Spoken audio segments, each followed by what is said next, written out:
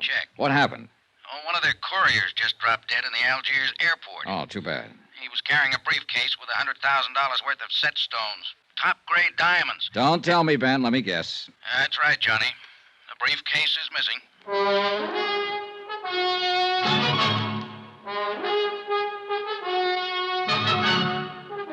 Tonight and every weekday night, Bob Bailey in the transcribed adventures of the man with the action-packed expense account, America's fabulous freelance insurance investigator. Yours truly, Johnny Dollar.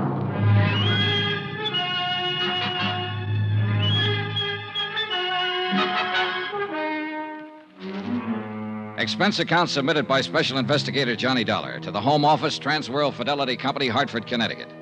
The following is an accounting of my expenditures during investigation of the Lorco Diamonds matter.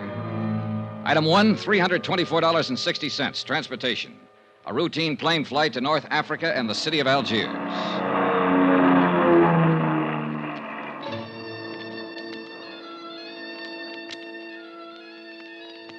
It was an easy trip, and I felt relaxed and comfortable. A feeling that was rudely terminated about 10 seconds after I got off the plane. You are Monsieur Dollar, are you not? Yeah, that's right. I am Inspector Marcus of the Algerian Customs Police. Oh, how are you, Inspector? Oh, quite well, monsieur, and vastly reassured now that you have arrived on the scene of the crime. Oh? You see, I have implicit faith in special investigators. I have encountered them in the past, so I have no doubt, but this little affair will prove most simple to you, monsieur. I see. I feel that in a mere matter of hours, voila, you will produce the guilty culprit like un lapin out of a chapeau. Inspector, I'm beginning to feel a cold wind from the north. That's odd for this time of year, isn't it? A mere passing breeze, monsieur.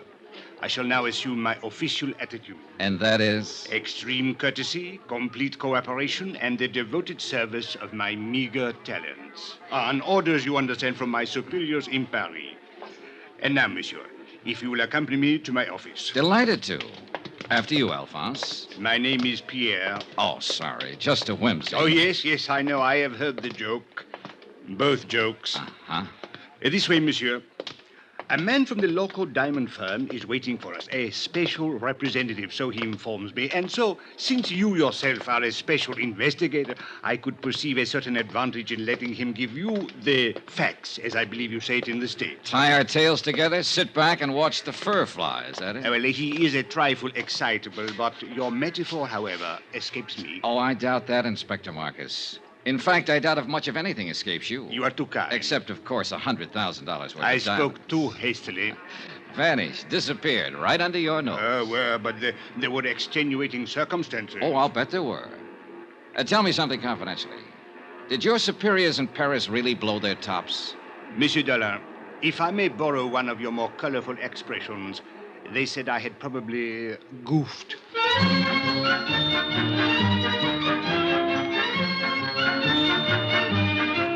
I'd met that same attitude before with local officials. To them, sending in an outsider implied they couldn't do the job themselves.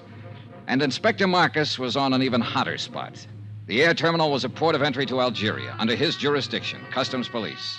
As he said, he'd goofed. Maybe.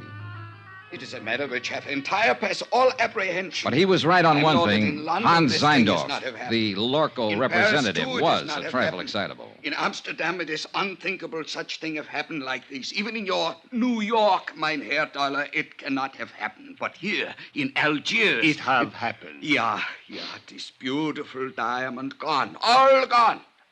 It's like barbarians. This Africa is no place for diamond. Maybe you ought to tell him that in Kimberley. It's differently there. It's entire different. All right, Mr. Zeindorf. Suppose you tell me just what happened.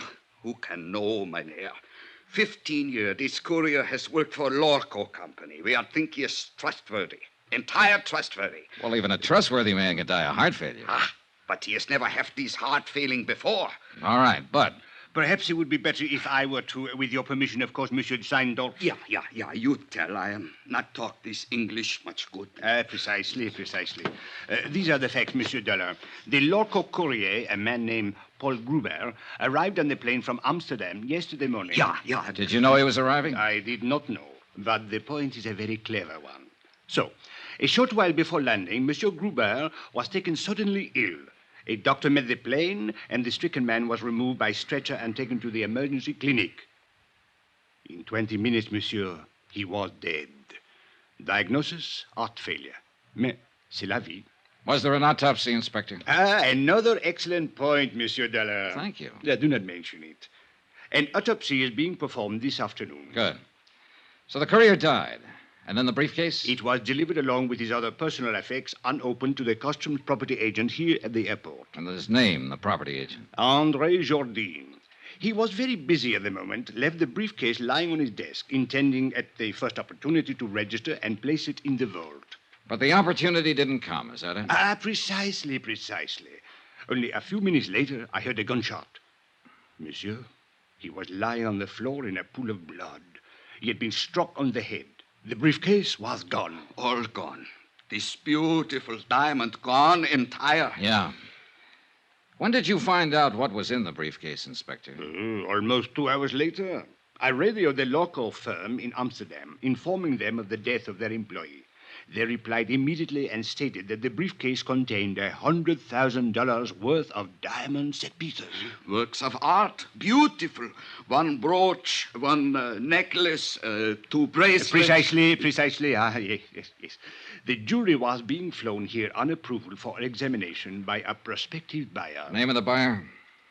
The Countess Maria de Tolia. What do you know about her? Monsieur Dollar, if you had seen her, you would not ask. She is exquisite, lovely, chic, charming, spirited, full of the joie de vivre. And no doubt loaded with potatoes. With a woman like that, who would ever inquire? I would. Since it looks as though she might be the only person in Algiers who knew that $100,000 worth of jewelry was coming in on that plane. May we. But she could not have known that the courier was going to drop dead in the airport. A good point, Inspector. Merci, monsieur.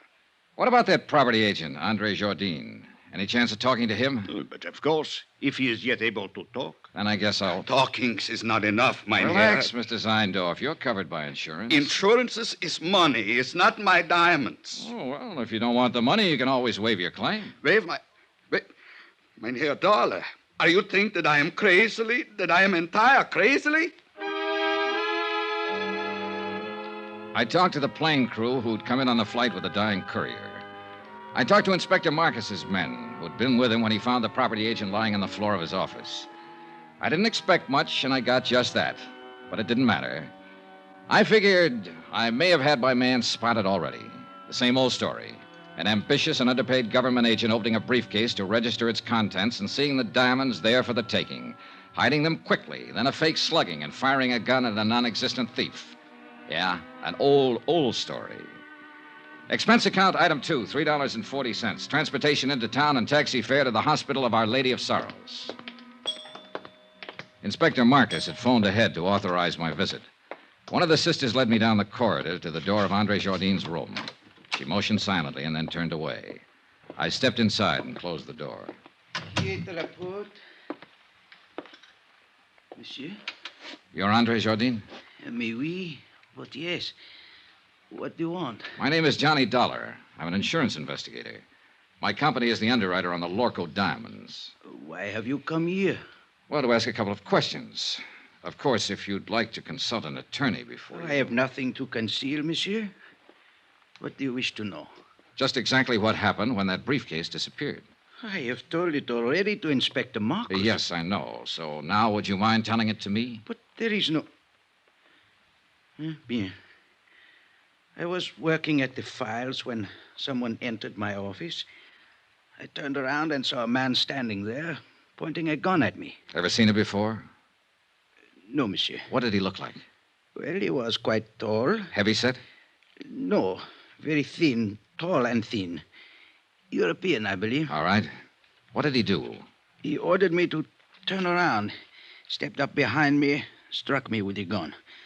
I fell against my desk. He grabbed the briefcase and ran to the door. You were still conscious? Oui, monsieur, but in terrible pain. I fumbled for my gun in the drawer of the desk and fired one shot. It is all I can remember. Uh-huh. You hadn't by any chance opened that briefcase? I had been too busy. And you didn't know what was in it? Not until they told me today. Andre, I wonder if you'd mind if I lifted a corner of that bandage and took a look at that wound on your head. If you are careful, it is very painful. Oh, sure, I'll be careful. Lie still now, please. It'll just take a second. I'll lift this edge and... I think I am lucky to be alive. Yeah, very lucky. Okay, thanks. It is nothing. Andre, do you happen to know the Countess d'Atolia? The countess. Oh, monsieur, she is unquestionably... Yeah, I know. She's lovely, exquisite, charming, chic. Well, thanks for your cooperation, Andre. A pleasure, Monsieur Dollar. Take care of that head. It's the only one you've got. You Americans are so whimsical. Oh, yeah, we're all crazily, entire crazily. My pet theory was starting to limp. That slugging wasn't phony. It had taken 14 stitches to close the cut in Andre's head. Whoever hit him hadn't been kidding. They meant it for keeps. I walked down the corridor and stood waiting for the elevator, thinking it over, trying to figure it out. But no go. I needed more facts. And a moment later, I got more facts. Monsieur Dollar, I thought I would find you here. A clever piece of deduction, Inspector. Merci bien, monsieur. Don't mention it. What's on your mind? There should be something. Well, there's got to be some reason for that smug grin. What happened? Did the thief confess? Au contraire.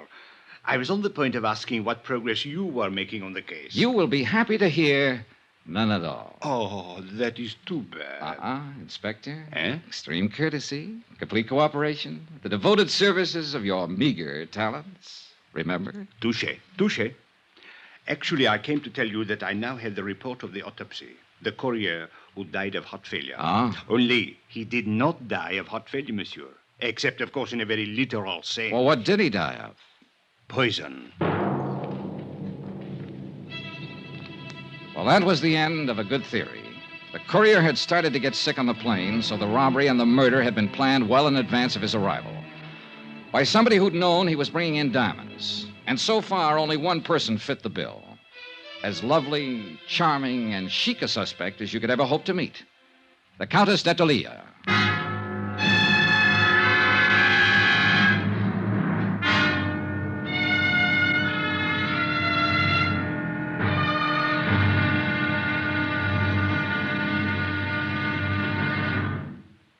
There'll be another intriguing episode in our story of the Lorco Diamonds matter tomorrow. Tomorrow, a lovely woman lies beautifully, and a sinister whisper drifts out of the Casbah. Join us, won't you? Yours truly, Johnny Dollar.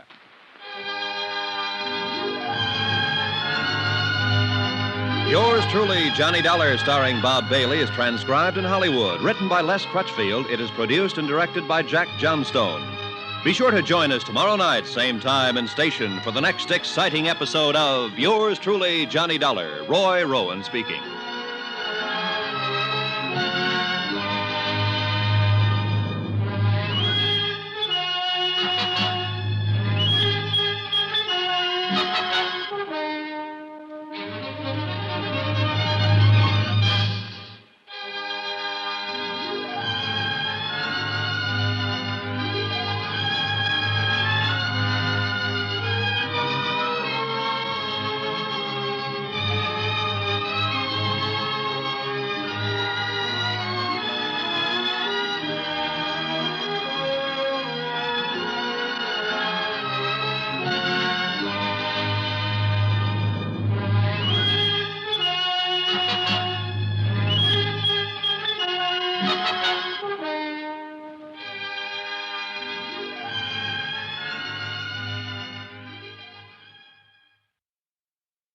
From Hollywood, it's time now for...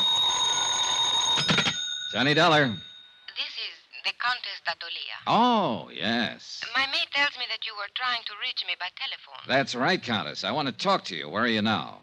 Well, at my residence, of course. Did you think I might come running immediately to your hotel, Mr. Dollar? Not after hearing your description. I'm seldom that lucky. What is it exactly that you wish to talk about? $100,000 worth of diamonds and a dead man. I'm a special investigator I for know who you are.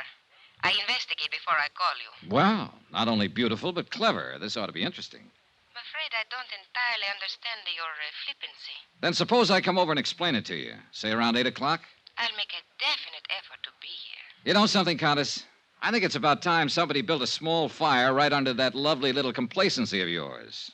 I'll be there at 8 with matches.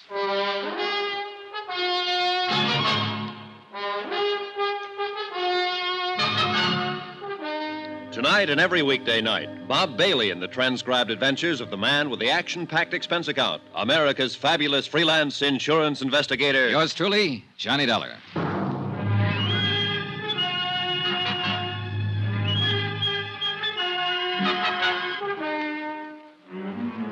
From Special Investigator Johnny Dollar, location Algiers, North Africa, to the Home Office, Transworld Fidelity Company, Hartford, Connecticut. Assignment, the Lorco Diamonds matter. Expense account continued. Item 4, $6.80, dinner and appetizers. I'm never any good trying to spar with a lovely female suspect on an empty stomach. I was finishing up on black Algerian coffee and white Algerian brandy when a slightly green-eyed Algerian police inspector sauntered up to my table. Mon Dieu, Monsieur Dollar. You special investigators really do live well. In the lap of luxury. Pull up a chair, Inspector. Join me in a sarsaparilla? It is on your expense account? Be my guest. Merci, monsieur. Bon, my favorite brand. Help yourself. Merci. Anything new? Nothing at all. A complete impasse. Allez, votre santé. Mm-hmm. What about the man who sat next to that courier on the plane? Find out anything about him? I'm still working on it, which is to say, of course, my men are working on it. You police inspectors really do live well. I have to do my own legwork. But the glory, Monsieur Dollar. To come into a mysterious affair which has all the local police baffled, and to solve it immediately in one brilliant feat of deduction, to leave everyone gasping with admiration, to make one's exit to the sound of great applause. Not so fast, Inspector. I'm still back there with that brilliant feat of deduction. You have not yet found the solution? Just on the verge. Then I will drink to your success. With your brandy, of course, and with your permission. Go ahead, drink up a storm. But I'm afraid I'll have to leave you pretty soon, but you can still go ahead. No, monsieur. I suggest you change your plans. You will learn nothing which has any bearing on this matter. Which plan do you mean? That of questioning the Countess d'Algiers. Now, who found that out? As a matter of fact, she phoned me and inquired about you. Oh, so that's how she investigated me. Went straight to headquarters. Mais oui. Remarkable woman. Talented, beautiful. Et cetera, and so on. And along with it, it's 9 to 1. She's in it right up to her pretty neck. No. She's really not the type. This is an excellent brandy, monsieur. An Algerian brand, I notice. All right, Inspector. Let's bypass the byplay and lay him out face up. I think I prefer it to cognac. I don't know how she does it, but she's got you hypnotized. Just mention of her name and you go into a tailspin, every cockeyed one of you. Exquisite. Lovely. Maybe so, but in my book, she's a real suspect. Elucidate, monsieur. Well, it's simple enough. She's the only person in Algiers, that we're sure of at least, who knew that a shipment of diamonds was coming in on that plane. Why? Because she's the one who ordered them. Monsieur, it is even simpler. She could not have poisoned the courier because she was not on that plane. She could not have stolen the briefcase from the customs property agent because it was done by a man. So, where is your case? An accomplice, a man, with the countess calling the shots for him. What man, monsieur? Well, you got a good point there. Merci bien. Monsieur. Don't mention it. But from the influence she seems to have, it might be any man in Algiers. Inspector, it wasn't you by any chance. You raise a very interesting point. Now, suppose the Countess should ask me to kill someone for her. I wonder what I would do.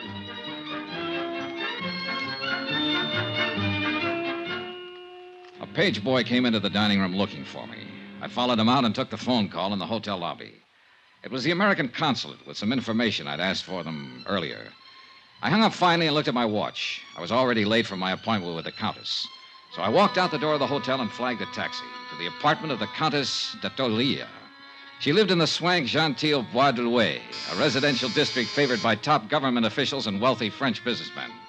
But the building she lived in was a little frayed around the edges, and the maid she'd mentioned was nowhere in sight. The pieces were starting to fit together. Good evening, Mr. Dollar.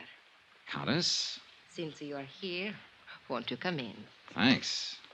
This way, please. I'm rather surprised that you came. I was really not expecting you. Yes, I know. Did Inspector Marcus find you? Look, suppose we get it straight right now. You seem to have a lot of influence with the inspector, and probably with his superiors, too, from what I hear. Sit down, Mr. Dollar. Thanks. Well, do we play cat and mouse for a while, or do you want to give up right now, hand them over, and, as they say, throw yourself on the mercy of the court? I would like a cigarette. You could always claim that you fell in with evil companions, or that a man led you astray. They're in the box there by your elbow. A tall, thin man, for instance, with his collar turned up and his hat pulled down, carrying a gun when last seen after slugging a customs agent at the Algiers airport. Mr. Dollar, are you opposed to smoking on moral grounds? No, but I'm opposed to murder. Have a cigarette? Thank you. Light? Is there any other way of smoking them? Mr. Dollar, I expected you to come here and be annoying, but I didn't know you were going to be insulting as well. That's just my mean personality. You seem to be under the ridiculous impression that I actually had something to do with this crime. I think you had plenty to do with it. A sort of arch criminal, perhaps? Or what is it you call them in the States? Big shot? Oh, Countess, you're a scream. I'll bet that courier died laughing. If you have a reason for these opinions, or believe you have a reason, I think you'd better tell me about it. Otherwise, good night. Oh, I have more than one reason. In the first place, I'm not certain that anyone besides you even knew the diamonds were being sent here. Except for the Lorco Company, of course, and they wouldn't be likely to advertise it. Mr. Dollar, all of my friends and most of my acquaintances have known for 3 weeks that I'd ordered that jewelry. Oh? Well, I have a copy here of a letter that was sent to you by registered airmail from the Lorco Company in Amsterdam a week ago today. According to post office records, you received it 2 days later. Remember it? Yes, I remember. It states the name, flight number, and time of arrival of that courier who was murdered. I said I remember. And it cautions you specifically not to give that information to anybody.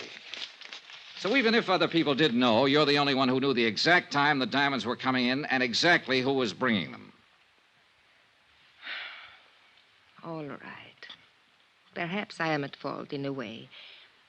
There was a cocktail party at the government club the same evening I got the letter. I forgot it for a moment and told someone about it. Who? Just a girl I happened to be talking What's to. her name? It doesn't matter. She was just stopping over on a world cruise. Anybody else hear you? I don't know. The place was packed.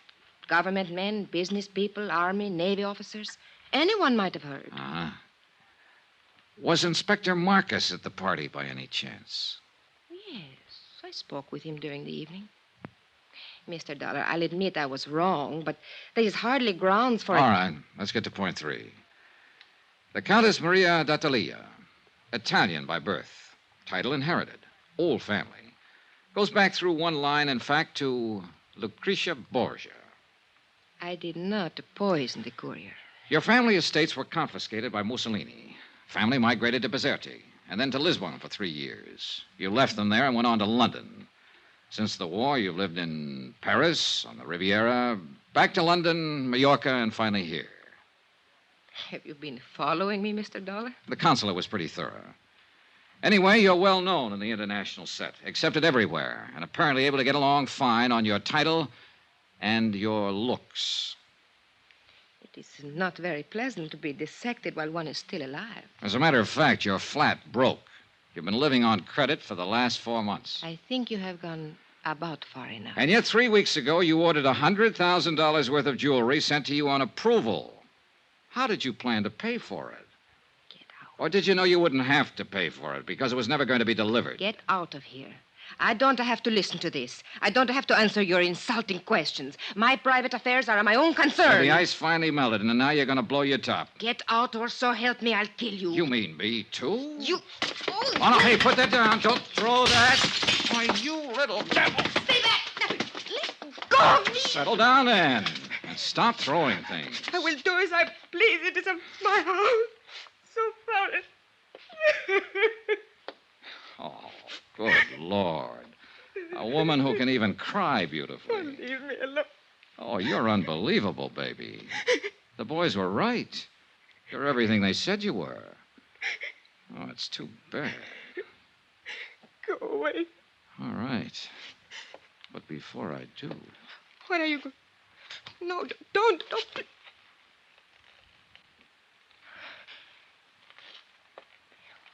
Why did you kiss me? It beats me. Just call it a sudden impulse. Then you have changed your mind? You don't really think I'm guilty? Oh, honey, I still think you're in this up to your ears. And I'll still bring you to trial if I can. And I still want to kiss you. You figure it out.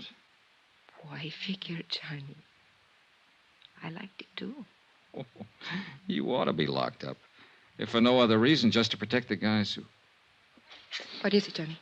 What are you going... That cigarette in the ashtray. Put it out fast. Get the windows open, all of them. Where's your kitchen? Back through the hall. Johnny, what are you going to do? Stay alive, if I can. It was gas fumes, one of the bottled gases they use for cooking in the higher-priced apartment districts. The concentration had been building up and finally seeped into the drawing room. If we'd lit another match, we'd have been blown to bits. The kitchen was dark, but I didn't dare snap a light switch. One spark would do it. So I held my breath and followed the sound and finally found the range. Every burner valve was wide open. I could vaguely make out a glass-pane door opening onto a terrace. I grabbed a breath of air and moved toward another door that looked as though it might open into a hall.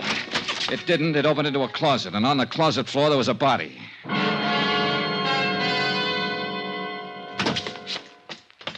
What happened, Johnny? Why did you go...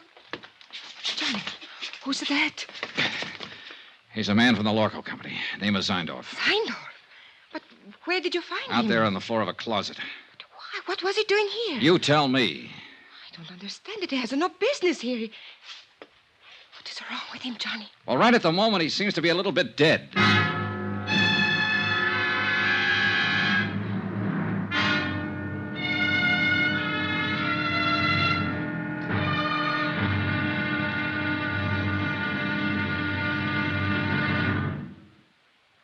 There'll be another intriguing episode in our story of the Lorco Diamonds matter tomorrow. Tomorrow, a desperate fight in an Algiers alley, a killer is named, and a lovely lady confesses her shame. Join us, won't you? Yours truly, Johnny Dollar.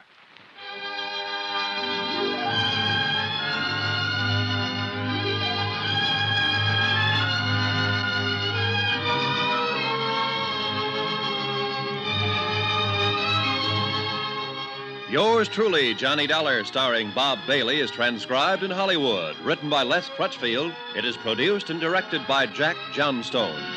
Be sure to join us tomorrow night, same time and station, for the next exciting episode of Yours truly, Johnny Dollar. Roy Rowan speaking.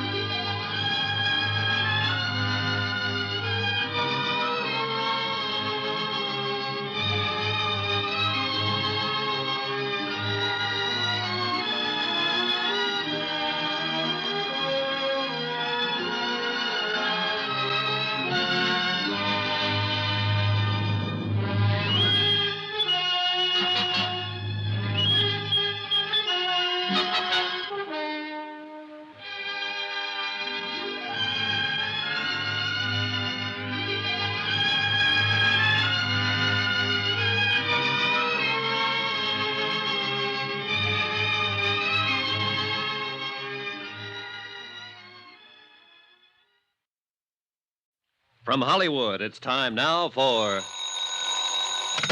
Johnny Dollar. Hello? Who is it? Hello? Hello? Johnny, who is it? I don't know, Countess. Maybe they weren't expecting a man to answer, or at least not me. I would not know about that. What about this guy who was lying unconscious in your closet? Would you know anything about that? No, Johnny. I didn't think you would. I'll give him another shot of those smelling salts. I think he's coming too. Good. Maybe he'll know about some of these things. Yes, he will. Some of them. And of course he will tell you. I was hoping it would not be brought out. I did not want you to know. Murder is usually brought out sooner or later. Not murder, Johnny. It is not that simple.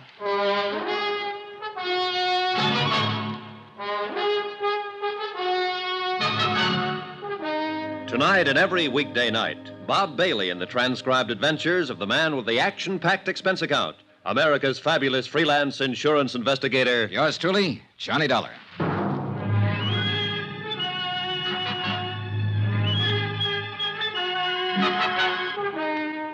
From Special Investigator Johnny Dollar, location Algiers, North Africa, to the Home Office, Transworld Fidelity Company, Hartford, Connecticut. Assignment, the Lorco Diamonds matter. Expense account continued. Item 6, $9.30, smelling salts and a bottle of scotch. The smelling salts were needed for a double-talking fellow named Zeindorf, who'd managed to get himself gassed half to death in a closet. A representative of your client who suffered the $100,000 loss, Lorco Diamonds of Amsterdam. The scotch was for me. Johnny, he doesn't like it. Should I go on holding them under his nose? Yeah, sure. Keep shoving them at him until he's strong enough to fight you off. That's how smelling salts work. A person has to come to in sheer self-defense. Nine, stop. Is more too plenty already. My nose is killed, dead, no more. Maybe you've been poking it into the wrong places. What were you doing in that closet, Mr. Zeindorf? It's nothing. I can tell you the entire thing in 2 words. Use more if you need them, but make it good. Nobody has found this beautiful diamond.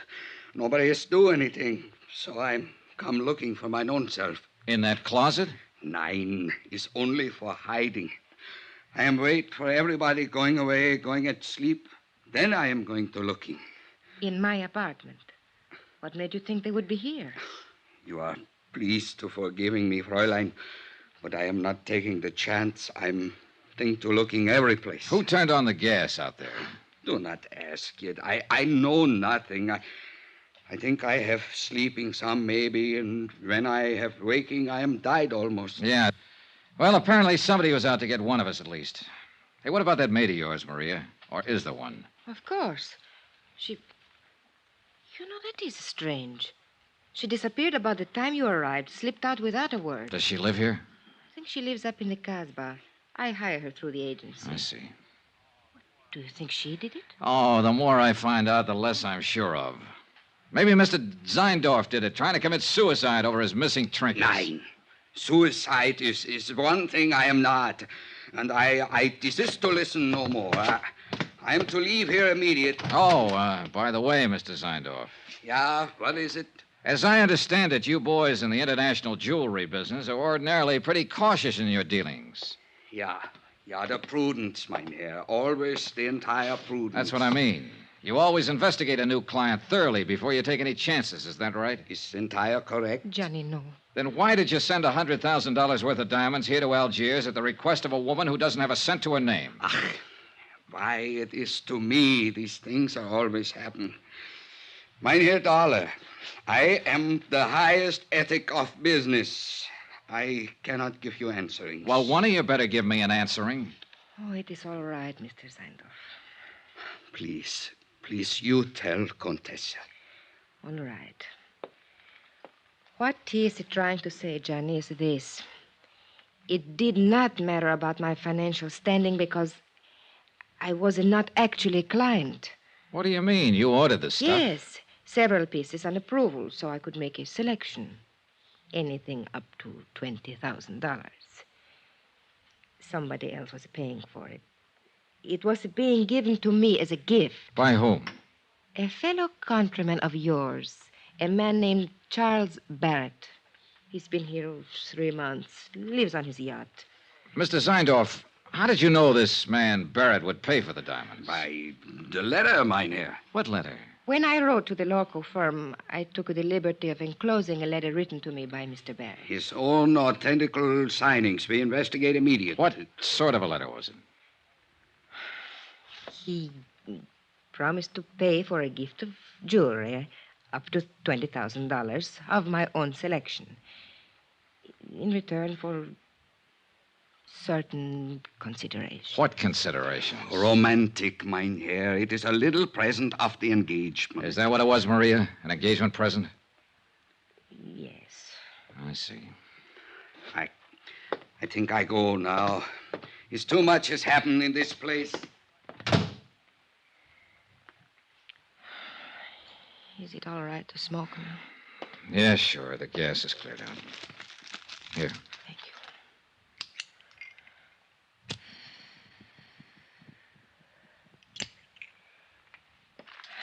I wish you hadn't kissed me, Johnny. I thought you said you liked it. I did. That is why I wish you hadn't. Are you trying to say that... Oh, relax, Johnny. I am not a child. No, I have not fallen in love with you any more than you have with me. But I could, very easily. What about this man, Barrett? What's he like? Oh, an overbearing, spoiled, middle-aged little boy. The price sounds kind of high. What else is there? Ever think of working? Where? At what? In Italy, yes. But you know what's open there for an impoverished countess. Yeah, I know. And I suppose you can't get a work permit anywhere else, is that it? Oh, forget it, Johnny.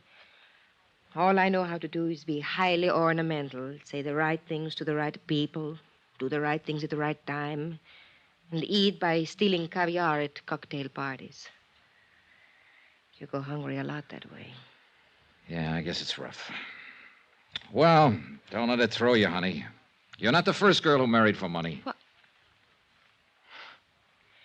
I guess you don't understand.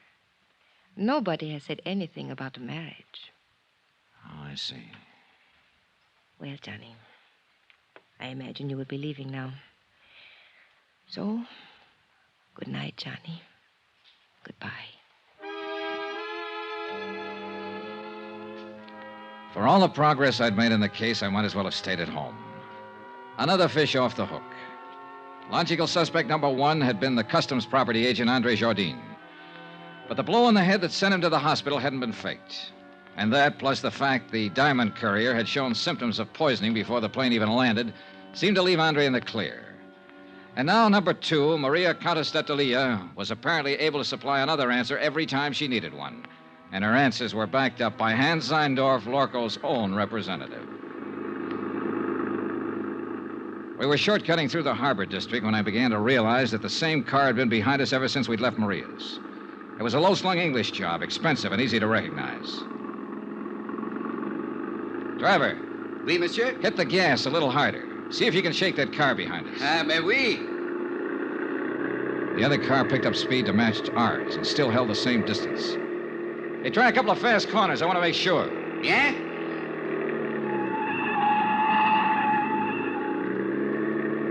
The next place where the street narrows down. Stop fast. Swing crosswise. Block off the road.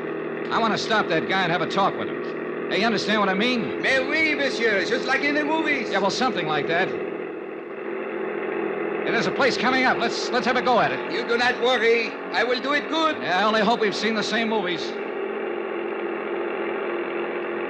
Now, monsieur. I was out of the cab fast and running back down the street. The other driver had jammed on his brakes and finally skidded to a stop against the curb. I reached for the handle, jerked the door open, and the man inside came out swinging. A big man, little on the beefy side, but plenty tough. I didn't know him, never seen him before. He fought silently and fought hard, but he was a sucker for a lift. I knelt down on the pavement and started to go through his pockets. I hadn't even noticed the other car pull up. Nom de chien, Monsieur Dollar. Huh? Do you merely plan to rob him, or do you also intend to cook him and eat him? Oh, you really get around, Inspector. A policeman must socialize, monsieur. It broadens the outlook. Come, we walk. My chauffeur will take care of reviving your victim. Do you happen to know the victim? May we? He's Monsieur Charles K. Barrett of Chicago. Maria's ex-boyfriend. Something of the sort, I believe. How did you happen to get here so conveniently? Oh, I was following you. Farther back, of course. Then why didn't you pitch in when the fight started? And spoil such a remarkable display of fisticuffs? Okay. It is true the footwork was mediocre, but the verve, the enthusiasm, the violence, superb, monsieur. I can't quite figure you, Inspector. Well, sometime we must talk about it. Monsieur, you will be most happy to know that we have identified the person who occupied the plane seat next to the diamond courier. Oh? They shared a bottle of wine during the flight. Undoubtedly, that is how the poison was administered. And who is the person? A man named Bobo. Bobo? Oui. He is well known in the Casbah. He is a thief, smuggler, dope peddler, and it is said he can be hired as a killer. Have you picked him up yet? Well, I have not tried to. Why not? Why not? Monsieur, in the Casbah, at the sight of a uniform, everyone vanishes, zzzt, like rabbits in their holes. The Casbah, huh? Another thing. The property agent who was struck on the head, Andre Jardine, He has disappeared from the hospital. Disappeared? How? His window was open. The room was upset. It was very odd. Yeah. Look, Inspector, I think I'll get on back to the hotel and get some sleep. No, as you wish. Yeah, I'll talk to you tomorrow. Maybe. Oh, there is one more thing, Monsieur Dollar. Huh? I think perhaps I should warn you of something in the event you should call again on the countess. Warn me of what? Well, 2 days ago, I installed a dictaphone in her apartment. You what? I must admit I found your conversation this evening most entertaining. Inspector, you are a rat. Oh, please do not concern yourself in the least. I am the soul of discretion. Maybe. Monsieur, I am a Frenchman.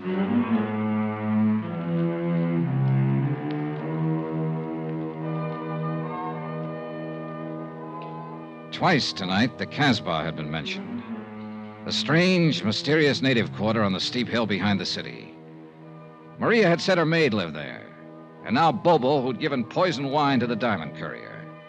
I had an angle, and I had some ideas. The picture was finally starting to make sense. But I needed some more answers. And the trail led into the Casbah.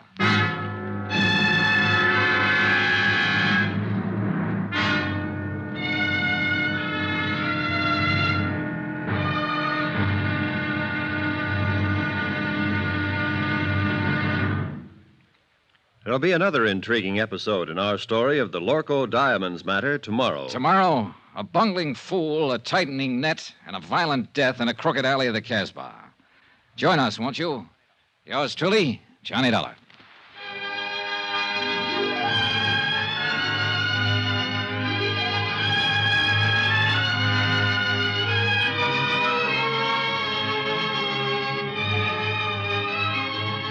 Yours truly, Johnny Dollar, starring Bob Bailey, is transcribed in Hollywood. Written by Les Crutchfield, it is produced and directed by Jack Johnstone. Be sure to join us tomorrow night, same time and station, for the next exciting episode of Yours truly, Johnny Dollar. Roy Rowan speaking.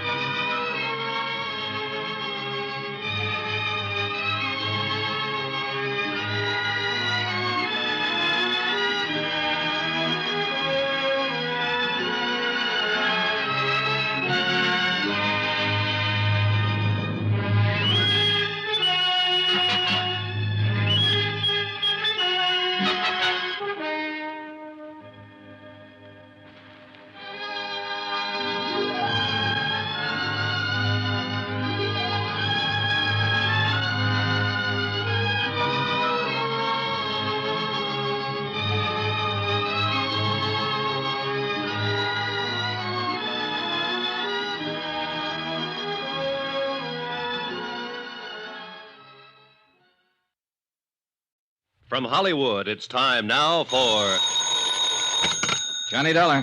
This is Abdul.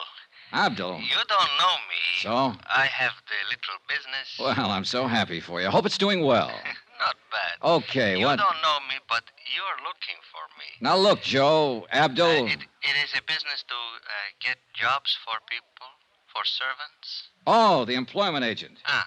Have you got the address of that girl who worked for the Countess d'Atolia? Oh, sure. You're very lucky. She's very pretty. You've got the wrong idea, Abdul. I just want to talk to her. Sure. Where does she live? For $20, I will remember. I'll give you 10. No, she's worth more. Look, knock it off. I gotta find her and talk to her fast while I'm still alive. And while she is.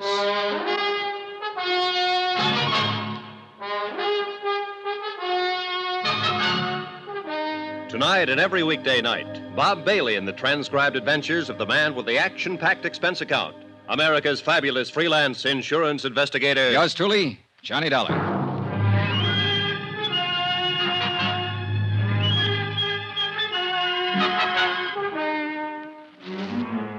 From Special Investigator Johnny Dollar, location Algiers, North Africa, to the Home Office Transworld Fidelity Company, Hartford, Connecticut. Assignment, the Lorco Diamonds matter. $100,000 worth missing. Expense account continued. Item 9, $15 even. Gratuity, tip, gift, bonus. Why kid about it? It was a bribe.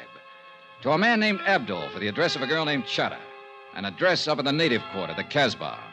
But the idea wasn't romance, no matter what Abdul thought. 4 hours earlier, in the Countess d'Atelier's apartment, somebody had turned on the gas and tried to kill one or both of us. It was 9 to 1 that the somebody was Chada the servant. I wanted to ask her why. I'd put my coat on and was just on the point of leaving my hotel. I slipped a gun into my side pocket and moved over to the door. Yeah, who is it? Charlie Barrett. The guy you beat the daylights out of a couple hours ago, you know what I mean? No hard feelings, Dal. I just want to talk it over.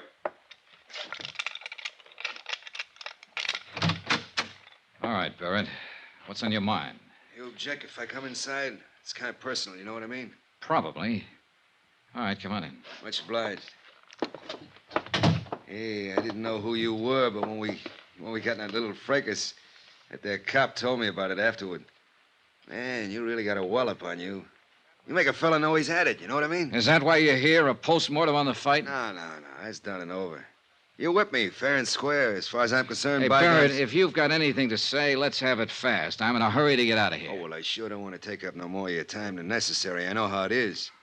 Of course, I'm on vacation now, but back in Chicago, I'm in the meat business. Look, Barrett, will you At please... least in a way I am. I'm in byproducts, actually. You know what they say? Use everything but the squeal. Well, I'm the fella that cans a squeal, you get it? Oh, brother. What I come here for was maybe to get it straightened out about that dame. Do you mean the Countess d'Atelier? Countess. Them titles are a dime a dozen. I can buy 'em, sell 'em like sausages. Well, what about her? Now, look, neighbor, I was figuring to come here and put it to you man to man. You know what I mean? I know what I'm beginning to think you mean. I figure when you seen my position, you'd want to do the square thing. Like anybody on the right side of the fence would. You with me, neighbor? You better drop that neighbor business. I've moved. Well, Dollar, the thing stacks up like this. Now, I already had my claim staked there before you even got in town. I got a lot of money invested in that dame. Barrett, so help me. I've been taking her around places, you know, feeding her, buying her, one thing and another. Why, I was even going to kick through for a 20-grand chunk of ice for her. Well, she and I had that fight last week. You what? That dame's got highfalutin ideas. What fight? What are you talking about?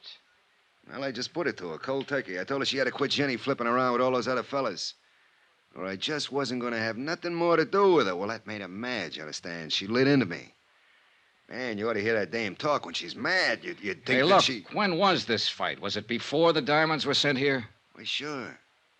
Sure, I said if that's the way she was going to act, she could forget about them diamonds. Well, I ain't seen her since or talked to her, but I just can't seem to get her off my mind. Now, look, Dolly, you was in her apartment there for 2 hours and 40 minutes tonight, and I don't like it. It bothers me. Strictly business, Barrett. And I gotta get going. Now, wait a minute, Dollar. Just wait a minute. We still got something to settle here. Like I told you, I got money. Barrett, get out. Hey, you better hold your horses. I don't know if you know the name C.K. Barrett, if that means anything to you. But I got influence back there in them United States. So it's the hard way, huh? Look, you just work for that company of yours. You're nothing but an employee.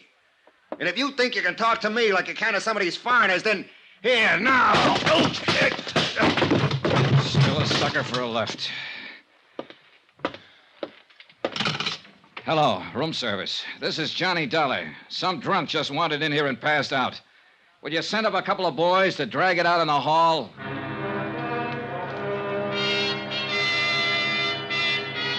Expense account item 10, $5.30. A tip to the bellboys and taxi fare to the Casbah.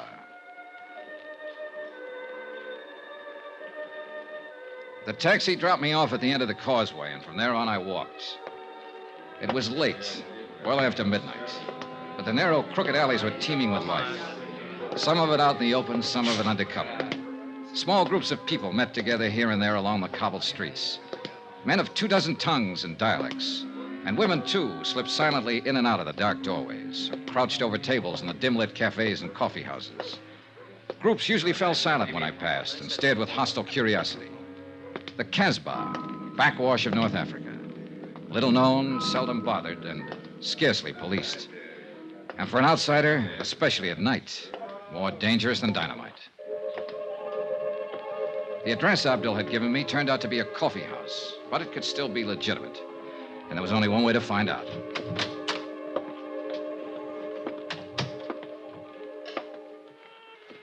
What do you want? I want to see Chata. What for? Private reasons. Chata's not here. Where can I find her? Take a seat. Table in the corner. Maybe she come. I took the seat, ordered coffee, and waited. A wrinkled old Arab squatted on a rug in the middle of the room and played strange, weird melodies. Gradually, the other patrons went back to their conversations, ignoring me completely. In fact, pointedly. 20 minutes passed.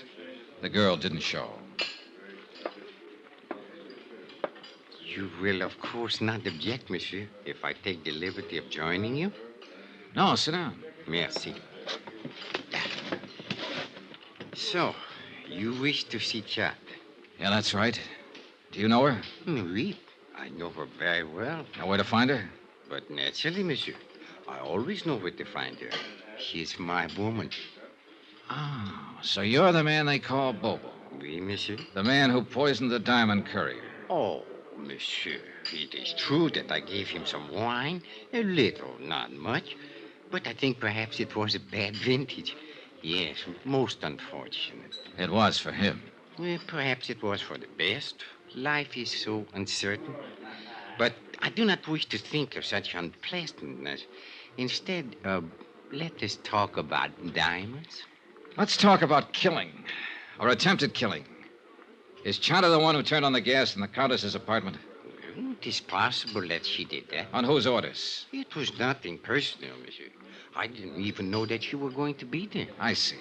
Then you really meant to... Diamonds, monsieur. That's enough of this foolish talk of killing. All right. All right, what about the diamonds? You were sent here by the company that has insured them. Is that not correct? Yeah, that's right. And this company would like very much to recover these diamonds? That's why I'm here. C'est bien. Now, I'm told that these companies sometimes give large rewards. Agree to an arrangement of a sort? Make a deal, you mean? With no questions asked. Yes, exactly. Now, is this thing true, monsieur? Is it possible that you would... Do you have the diamonds, Bobo? Well, let us say that I'm able to direct you to their location. You could almost call that a confession. What does it matter, so long as we are in the Casbah? Oh, yeah, sure. I imagine you have been spotted all over the place. At least 30, right in this room. I am in no danger here, monsieur. Tell me something. You didn't pull off this job by yourself. Who else was in on it? I only wish to talk about the diamonds. Well, can we come to an arrangement? Bobo, I don't make deals with murderers. It is better that you do not use such words, monsieur. It's true, though, isn't it? That is not the question. It is only that I resent the insulting way in Bobo! which you... Bobo, the gendarme! Why are you coming here? Bobo! Wait. Did you arrange for the police to come here, monsieur? I'm as surprised as you are, Bobo. Consider this matter of the deal. We will talk more at some other time, eh? Allez, The patrons rushed for the doors, and in 1 minute flat, the coffee house was empty. Even the owner was gone. I was the only one left. 3 minutes later, the inspector, with a flying squad of 20 men, came bursting in from the street. Well, Monsieur Dollar, I'm happy to find you are still alive. Why don't you get lost somewhere? For you, I think it most fortunate that we arrive in time. Oh, sure, in time to foul up the only lead I had in this case. To lose a suspect is better than to lose one's life, monsieur. Look, Inspector, I was holding a gun in my pocket, covering Bobo from the second he sat down at the table. But, monsieur, So 30 men or not, if it had come to a showdown, he couldn't have done a thing. Because he'd have been the first one to get it, and he's smart enough to have known that. But I thought Let's that... face it, Inspector, you've done it again. You goofed. But I was only thinking that perhaps... Mon Dieu, what is to happen next? The shooting was somewhere outside, but it hadn't been the police. All of the inspector's men were inside the coffee house. He gave them orders quickly, and they fanned out to search the area. The streets were empty now, dark and silent, not a soul in sight. We split up into pairs. I worked with Inspector Marcus for a while, then left him and searched alone along a narrow side passage. And that's where I found him. He'd been shot 3 times in the back, and he was dying. Monsieur Dollar. Yeah, Bobo. You can't forget that deal, I think. Yeah. It's a little too late for deals now. Who was in on it with you, Bobo?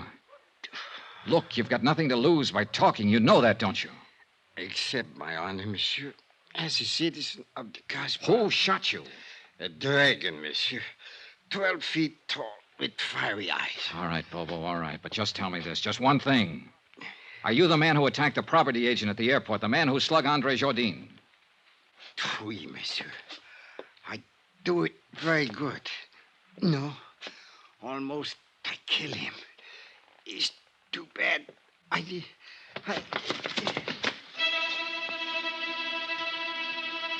A minute or two later, Inspector Marcus came up, and we stood there looking down at the dead man lying on the stones of the alley.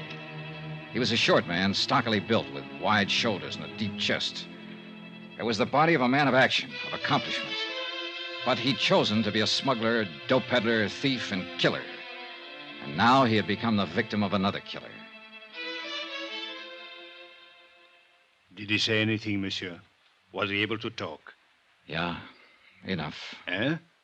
What is it you mean, monsieur? Do you know who is guilty of this? Yeah, that's right, Inspector. I know the whole story now. The whole filthy, rotten story.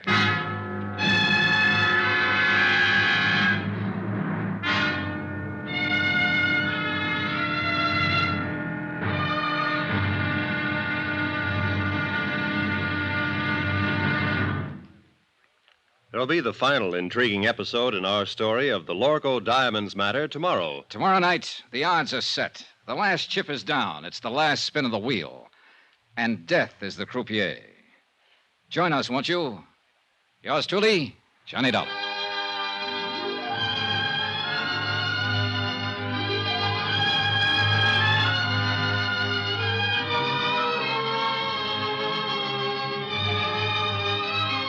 Yours truly, Johnny Dollar, starring Bob Bailey, is transcribed in Hollywood.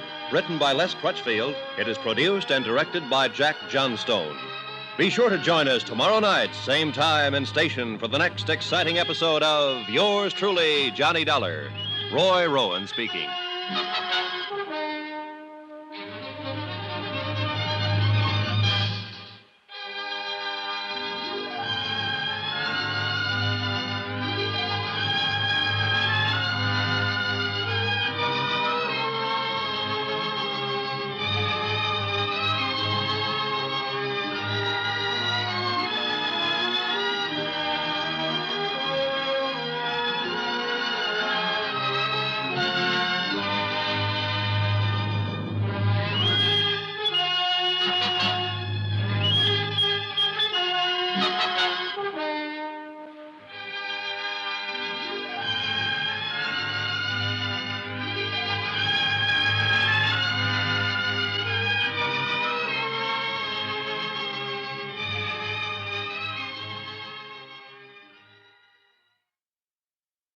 From Hollywood, it's time now for...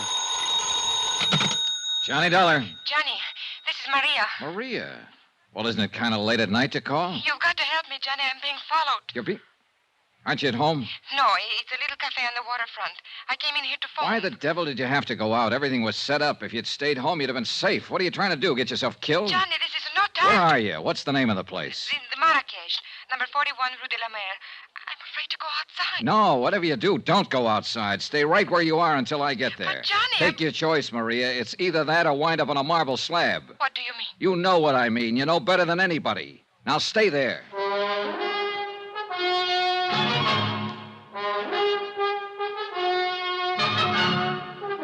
Tonight and every weekday night, Bob Bailey in the transcribed adventures of the man with the action-packed expense account, America's fabulous freelance insurance investigator. Yours truly, Johnny Dollar.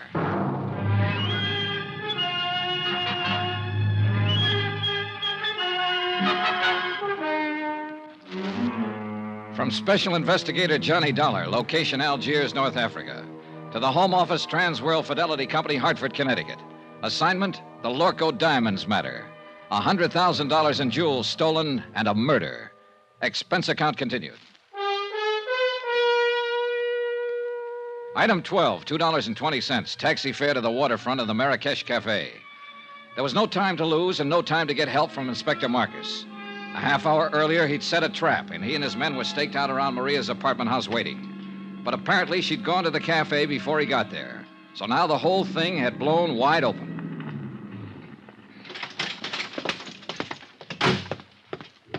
The Rue de la Mer was a dead-end street close to the water, deserted at this hour of night. A couple of dim street lights and a light over the door of the Marrakesh Cafe. Everything else was in darkness. There was no movement, no sign of life. Over here, Johnny. Oh, thank heaven you got here. No trouble so far. Huh? No. Except with that sailor over there. He finally passed out. Well, you're probably used to that kind of trouble. Cigarette? Yes, thank you. Now, what were you doing down here at this time of night? I was visiting a friend. Is that the friend's car parked out at the curb? Yes. Charlie Barrett, huh? The meat packer from Chicago who was going to give you the Lorco diamonds. Well, I figured he'd got over his mad spell. How did you know about it? He told me just before I knocked him out for the second time tonight. He said you two had a fight over a week ago, and that he told you he wasn't buying any diamonds after all. Well, it was just... For a while, I thought I had you tagged again. I wondered why you hadn't canceled the order when you'd been told he wasn't going to pay for the stuff. Johnny, it was just a talk. I knew he would come around. Yeah, well, that's about the way I figured it. Another explanation. So I let you off the hook again. Why, Johnny? Why have you been trying so hard? Trying what? To find some way of involving me in this. Well, the facts just seemed to turn up. I wasn't trying to find them. It made a big difference, didn't it? Learning about Mr. Barrett. Learning what about him? That I was accepting a $20,000 gift from him. Why should it? Your life's your own. It did, though. Before that, you were... Well, seemed to be interested. Sure. You're a very beautiful woman. And that's all it was? What more did you want? All right, Johnny. Forget it. I don't blame you. Hey, tell me something. What about Barrett? Now that you've kissed and made up, is the engagement back on again? I haven't decided yet, Johnny. Ah. Well, come on. Let's get out of here. I'll take you home. Do you think it's safe? There was no sign of anybody around when I came in. Whoever it was probably got scared off. Oh, I was scared to death. When I saw the lights of the cafe, I jammed on the brakes and ran for the door. The other car was right behind me. Get a look at the driver? No. How'd you get hold of Barrett's car? Borrow it? He gave it to me. Not a bad night's work. It's a good car. Get in. You really play rough, don't you, Johnny? Sometimes. It depends on...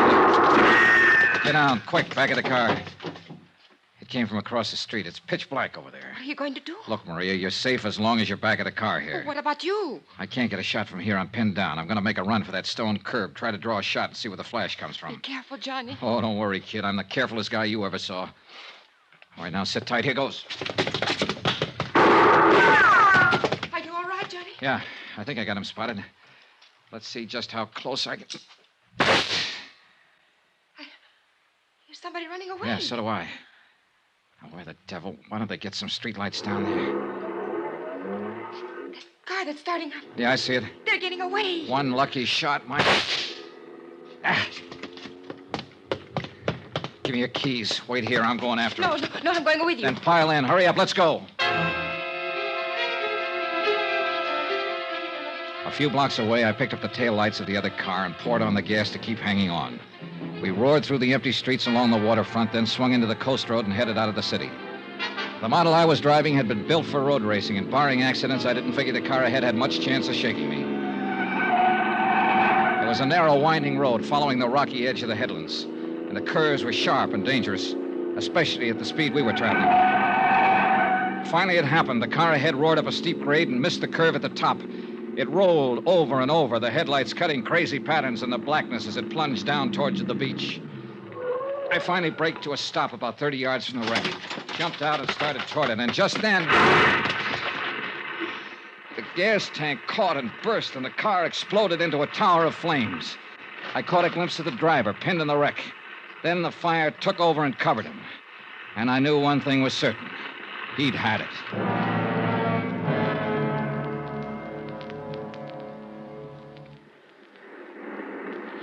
It's dying down. Yeah.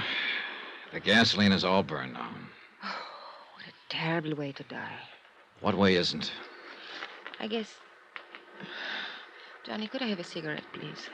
Yeah, sure. Here you go. Thank you. Yeah, light up, Maria, while you watch him burn. What a horrible thing to say. It's quite a relief, though, isn't it, knowing you're safe now? Well, of course it's a relief when someone has just tried to kill you and now you know that they... That's true, but it's not what I meant.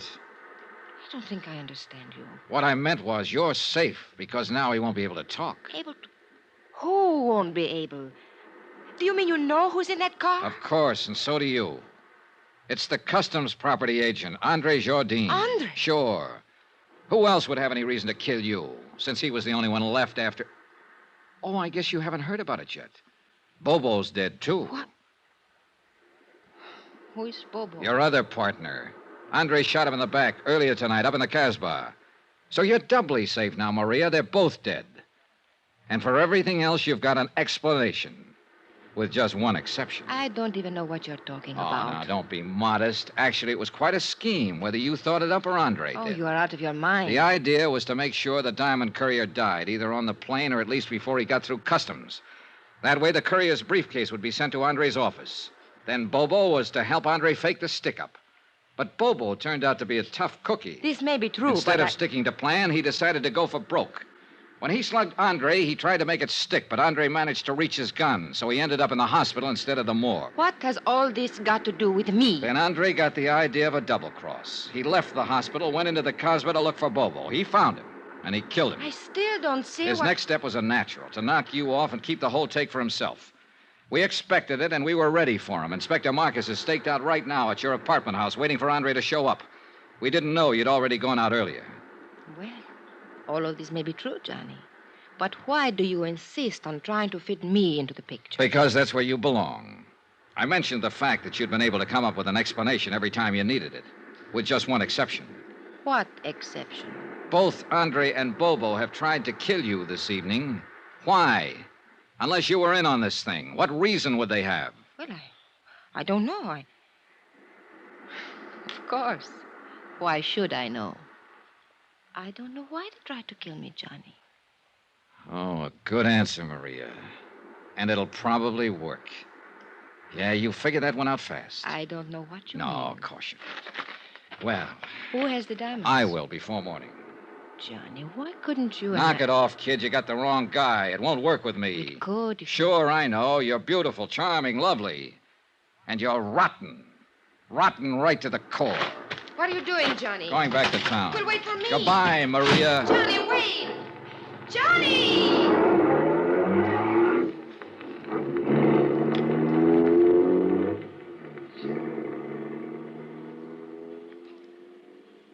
An hour later, I was out at the air terminal in the customs property office watching Inspector Marcus open a vault.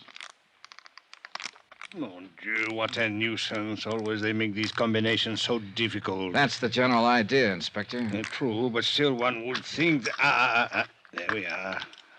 And now, if you are correct, Monsieur Dollar, we shall soon have our hands... There, on- that briefcase in the corner. Mais oui. It is the one. Good. Let's have a look at it. It will be necessary to force the lock. Here, pry it open with this. Looks like an easy one. It is merely a matter of... Voila. Ooh, beautiful, no? Yeah. Too beautiful. Tell me something, Monsieur Dollar. What made you know that Andre Jardine was guilty?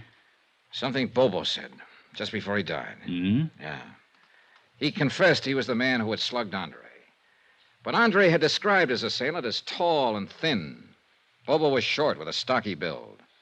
Andre had lied. And all this time, the diamonds were right here in this vault to which Andre, as property agent, had access. Can you think of a safer place? Hey, Inspector, what about Maria D'Attoria? Well, I am inclined to agree with you, Monsieur Dollar, but... well... Yeah, I know. Nothing but suspicion. Yeah, precisely. If I were to file charges and bring her to trial on such evidence as this, well, she would cry a little, perhaps, and look very beautiful. And, monsieur, the court would hang me, not her. Yeah, you're right. You could never make it stick. C'est la vie.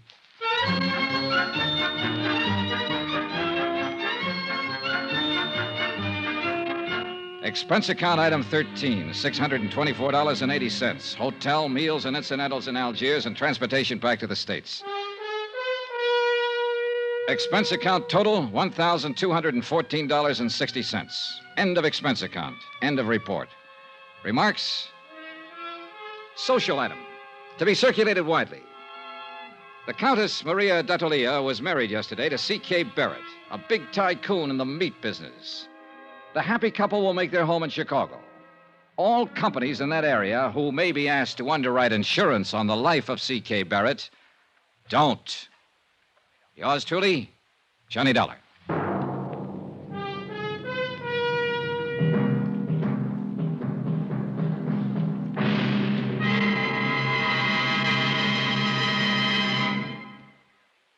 Remember, there'll be a new exciting story on Johnny Dollar beginning next Monday. Next week, the Bradrick matter, an exciting chase after a charming, beautiful girl.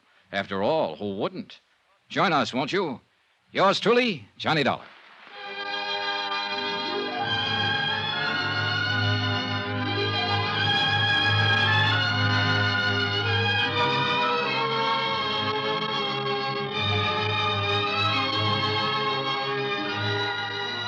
Yours truly, Johnny Dollar, starring Bob Bailey, is transcribed in Hollywood. Written by Les Crutchfield, it is produced and directed by Jack Johnstone. Heard in this week's cast were Lillian Bayef, Jack Moyles, Victor Perrin, C.K. Barrett, Lawrence Dobkin, Forrest Lewis, and Jay Novello. Musical supervision by Amerigo Marino. Be sure to join us on Monday night, same time and station, for another exciting story of Yours truly, Johnny Dollar. Roy Rowan speaking.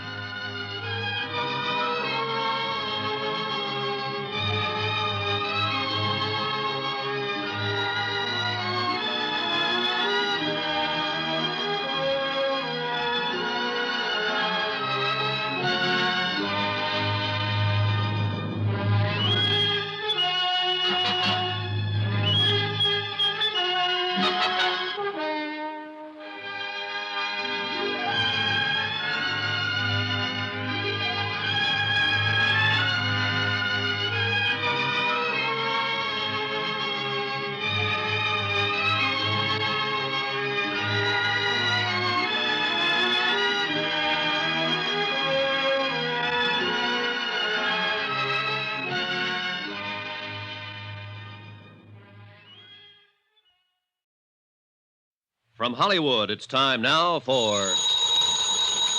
Johnny Dollar.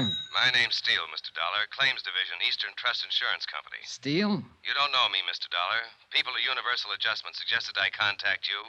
Thought you might be interested in helping me pay off a claim. Okay, tell me about it, Mr. Steele. One of our policyholders passed away last month, and we can't seem to locate his beneficiary.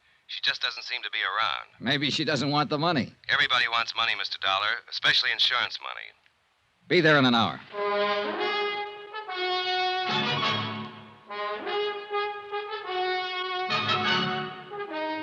Tonight and every weekday night, Bob Bailey in the transcribed adventures of the man with the action-packed expense account, America's fabulous freelance insurance investigator. Yours truly, Johnny Dollar.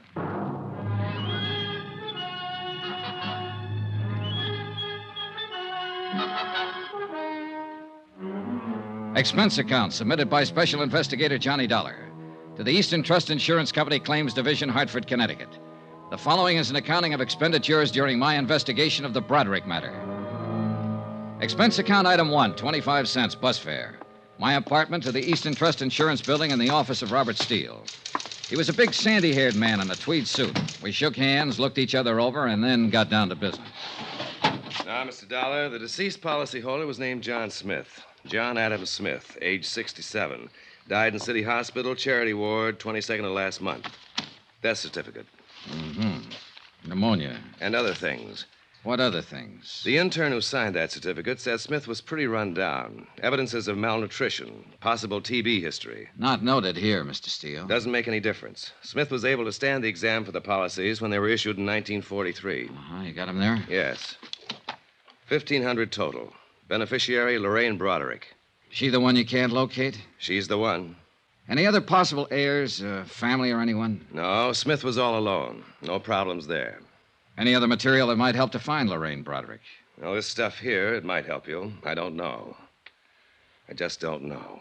You sound discouraged, Mr. Steele.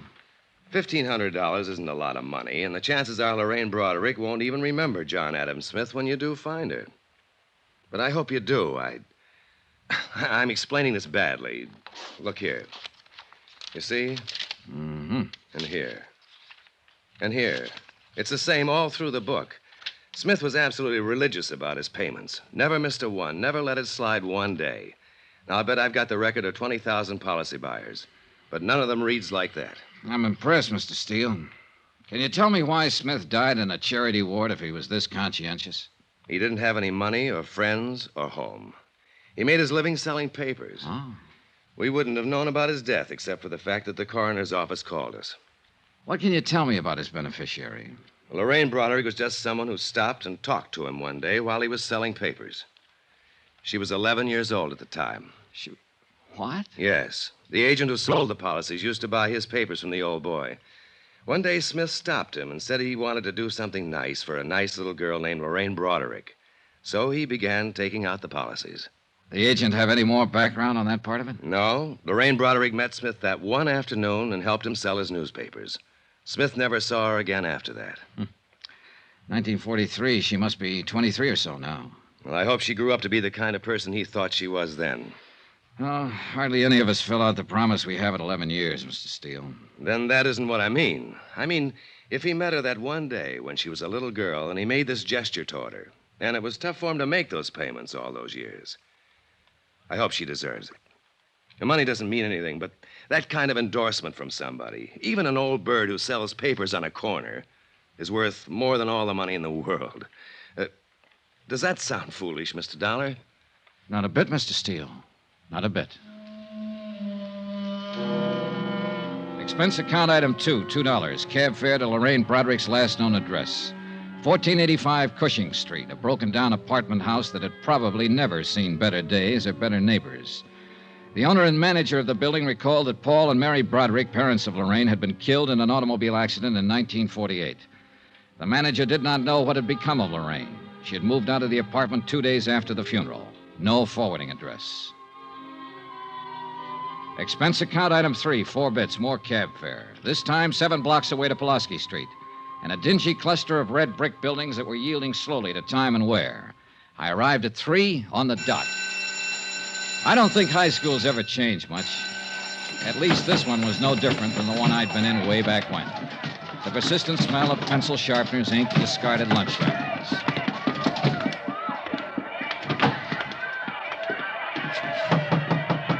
Yes? Sister Mary Regina? Yes, may I help you? Good afternoon, sister. My name's Johnny Dollar. I wonder if I could talk to you a moment. Dollar. Yes. Are you sure you shouldn't be speaking to Sister Amadea in the grade school? I don't believe we have any students named Dollar. Oh, no, this... sister. I don't have any children in school here. I've been hired by Eastern Trust Insurance Company to locate a beneficiary on one of their insurance policies. I thought perhaps you might help me. Well, I'll try, Mr. Dollar. I took a chance and came here because it was the nearest high school to the girl's address. Her name is Lorraine Bradrick. Lorraine Bradrick? Yes. The last trace I have of her was in 1948. She was about 17 then, possibly still in school, possibly this school. Lorraine Bradrick. Mm-hmm. Sound familiar, sister? In a way, yes. Oh, there are so many, Mr. Dollar. Yeah, I just met about 3,000 of them out in the hall. Yes, I know. 1948. Benson, Brady, Bradrick, Lorraine Mary Bradrick. Oh. Yes, Mr. Dollar, your guess was very good. She was here in St. Charles from 1945 to 48, yes. I wonder if there's an address listed there, home address. 1120 Seaton Place. Oh, my, that's quite far from here. Parents deceased, guardian. Oh. Anything wrong, sister? Why, I remember Lorraine now, Mr. Dollar. Her parents were killed in an automobile accident in her senior year. Yes, and she went to live with her uncle, James Bradrick, at this Seaton address. Oh, yes, I remember that lovely girl. She was in Sister Hildegard's class. That ties up with what I know about her so far, sister. Oh, I remember her so clearly. I can even see her face.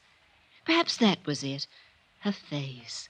Like an angel's, gentle and fresh and wonderful. The man who left her the insurance money must have thought the same as you do, sister. He saw her one day when she was 11. Oh, I have an annual from that year, Mr. Dollar. Would you like to see Lorraine? Yes. Right here. Yes, here we are. That's Lorraine Bradrick. Beautiful, isn't she? Sister Mary Regina pointed to a group picture on one of the pages. It was labeled Girl Fidelity. Lorraine Bradrick was in the first row, one of 30 or 40 self-conscious little girls wearing identical self-conscious expressions.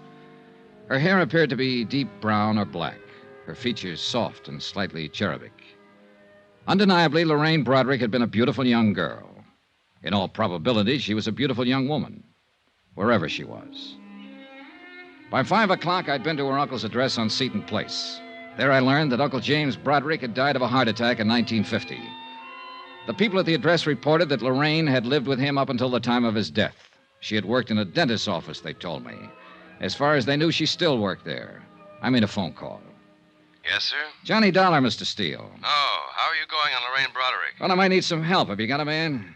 Sure. I've got her traced up to 1950, Steele. She worked for a dentist here in town. Uh-huh. Probably got her job in his office right out of high school. That meant she pretty well had to get it through a professional agency. That sounds reasonable. I got a man to check the agencies in town that specialize in that. Let me know.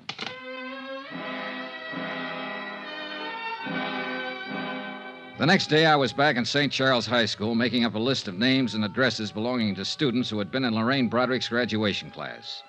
Out of the 10 names I chose at random, I was able to locate only 2. Both girls, both married. Both remembered Lorraine Broderick. Neither of them had seen her since graduation. Neither of them was able to furnish any helpful information. Expense account item 5, 10 cents, 1 phone call. Steele again. You want to take this down, Dollar? Yeah, okay. David Pollard. That's Dr. David Pollard. 2950 Tremel Lane. Lorraine Broderick went to work for him as a receptionist in 1949. Got it? Got it. What's his office address? Suite 210, Majestic Building.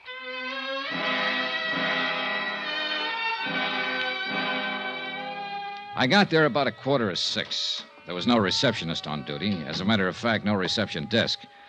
A stern-looking nurse in a rumpled-white uniform knew nothing of a Lorraine Broderick who might have worked for Doctor. Doctor was working with a patient. If I cared to wait for Doctor... Yes, what is it? My name's Dollar. I'm with the Eastern Trust Insurance Company. I don't need any today, Mr. Dollar. I'm not looking for a sale, Doctor. What? That's right. I'm trying to find a friend of yours. Who are you talking about? Lorraine Broderick. Oh. How is Lorraine these days? I don't know, Doctor. I'd like to meet her and find out. Well, you're looking in the wrong place. I can't help you. She hasn't been around here for a couple of years. Goodbye. Oh, wait. Well, what now? Well, you've got an awful big chip on your shoulder, Doctor. You won't even let me explain my business. I'm not interested in your business. I can tell you mine's been going on since 8 o'clock this morning, and I'm pretty tired. You finished now? Well, yes. Can I take you downstairs and buy you a drink? Sorry. What is it you want to know? Where I can get in touch with her. I don't know. She quit without notice a couple of years ago. Just didn't come back. Too bad, too. Do you have any idea where she might have gone? Just what is this for? To pay her some money we owe her. We can't locate her anywhere. Well, I'm sorry, but neither can I. Are you still trying? Not anymore. All I know is she just left one day about 2 years ago. She had a little apartment over on the west side. The manager told me she'd pulled out bag and baggage, and I haven't heard from her since. Were you on good terms with her, Doctor? Doctor? I'll take the drink.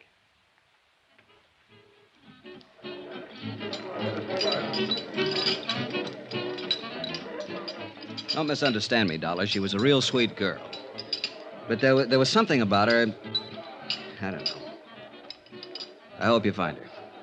Or maybe I don't. What are you talking about? She had plans of her own, plans she never told me about. Look, I was in practice 3 years when she came to work for me, fresh out of high school. With all of it, she still made me feel like a little boy in knee pants.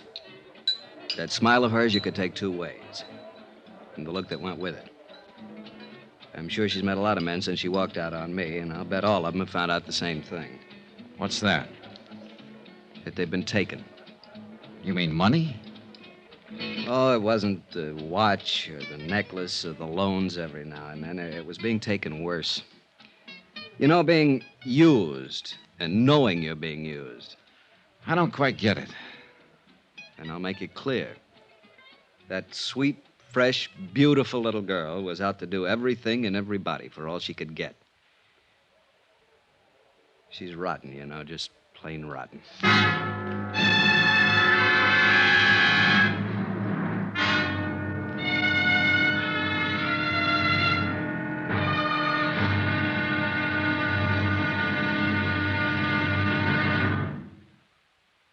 There'll be another intriguing episode of the Bradrick matter tomorrow. Tomorrow, the expense goes way up.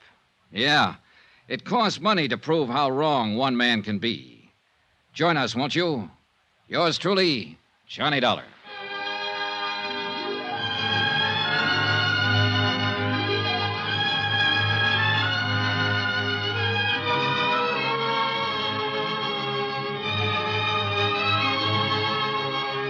Yours truly, Johnny Dollar, starring Bob Bailey, is transcribed in Hollywood. Written by John Dawson. It is produced and directed by Jack Johnstone. Be sure to join us tomorrow night, same time and station, for the next exciting episode of Yours truly, Johnny Dollar. Roy Rowan speaking.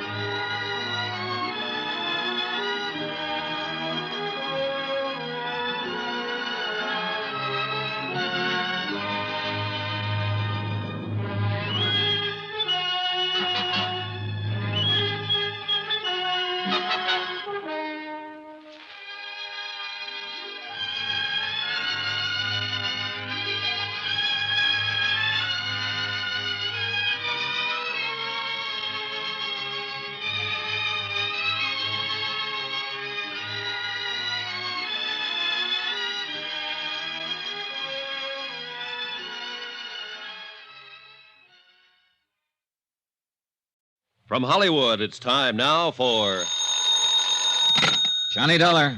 This is Carl Walden. There's a message here for me to call you. Oh, yes, Mr. Walden. I'm with Eastern Trust Insurance Company. We're trying to locate an insurance beneficiary named Lorraine Bradrick.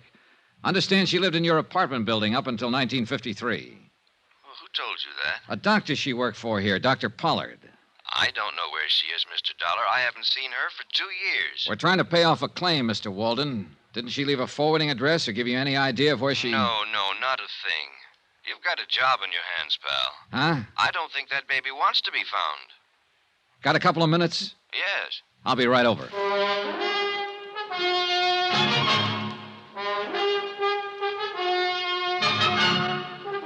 Tonight and every weekday night, Bob Bailey in the transcribed adventures of the man with the action-packed expense account, America's fabulous freelance insurance investigator. Yours truly, Johnny Dollar.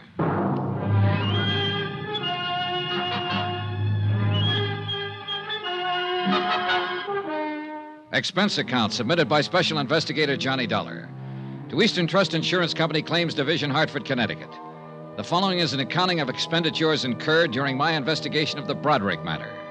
Lorraine Bradrick, that is, missing. Expense account continued. Item 6, $14 even, photographs. The photographer who had taken the pictures of the 1948 graduating class at St. Charles High School still carried the proofs in his files. Among them, 4 poses of Lorraine Bradrick. I'd stopped by to get them on my way out to see Carl Walden, apartment house manager. He hadn't changed his mind about anything since our phone conversation. No, sir, she doesn't seem to want anybody to know where she is. She'd have left a forwarding address or something like that. Instead, she pulled out in the middle of the night bagging baggage, and that's the last we ever saw of her. Just when was this, Mr. Walden? About the middle of December or so, 1953. Yes, it was a couple of years ago. Mm-hmm. Oh, you want one of these? No, thanks. I don't smoke. Can you think of any place she might have gone, Mr. Walden? New York City. Oh, why New York? Well, it's the closest place to go, isn't it, for somebody like her? I'm not so sure I know what she was like. I've had several different versions, Mr. Walden. Say, you talked to that doctor she worked for? Yeah. Boy, I'll bet his version was a pip. How do you mean? Well, she walked out on him.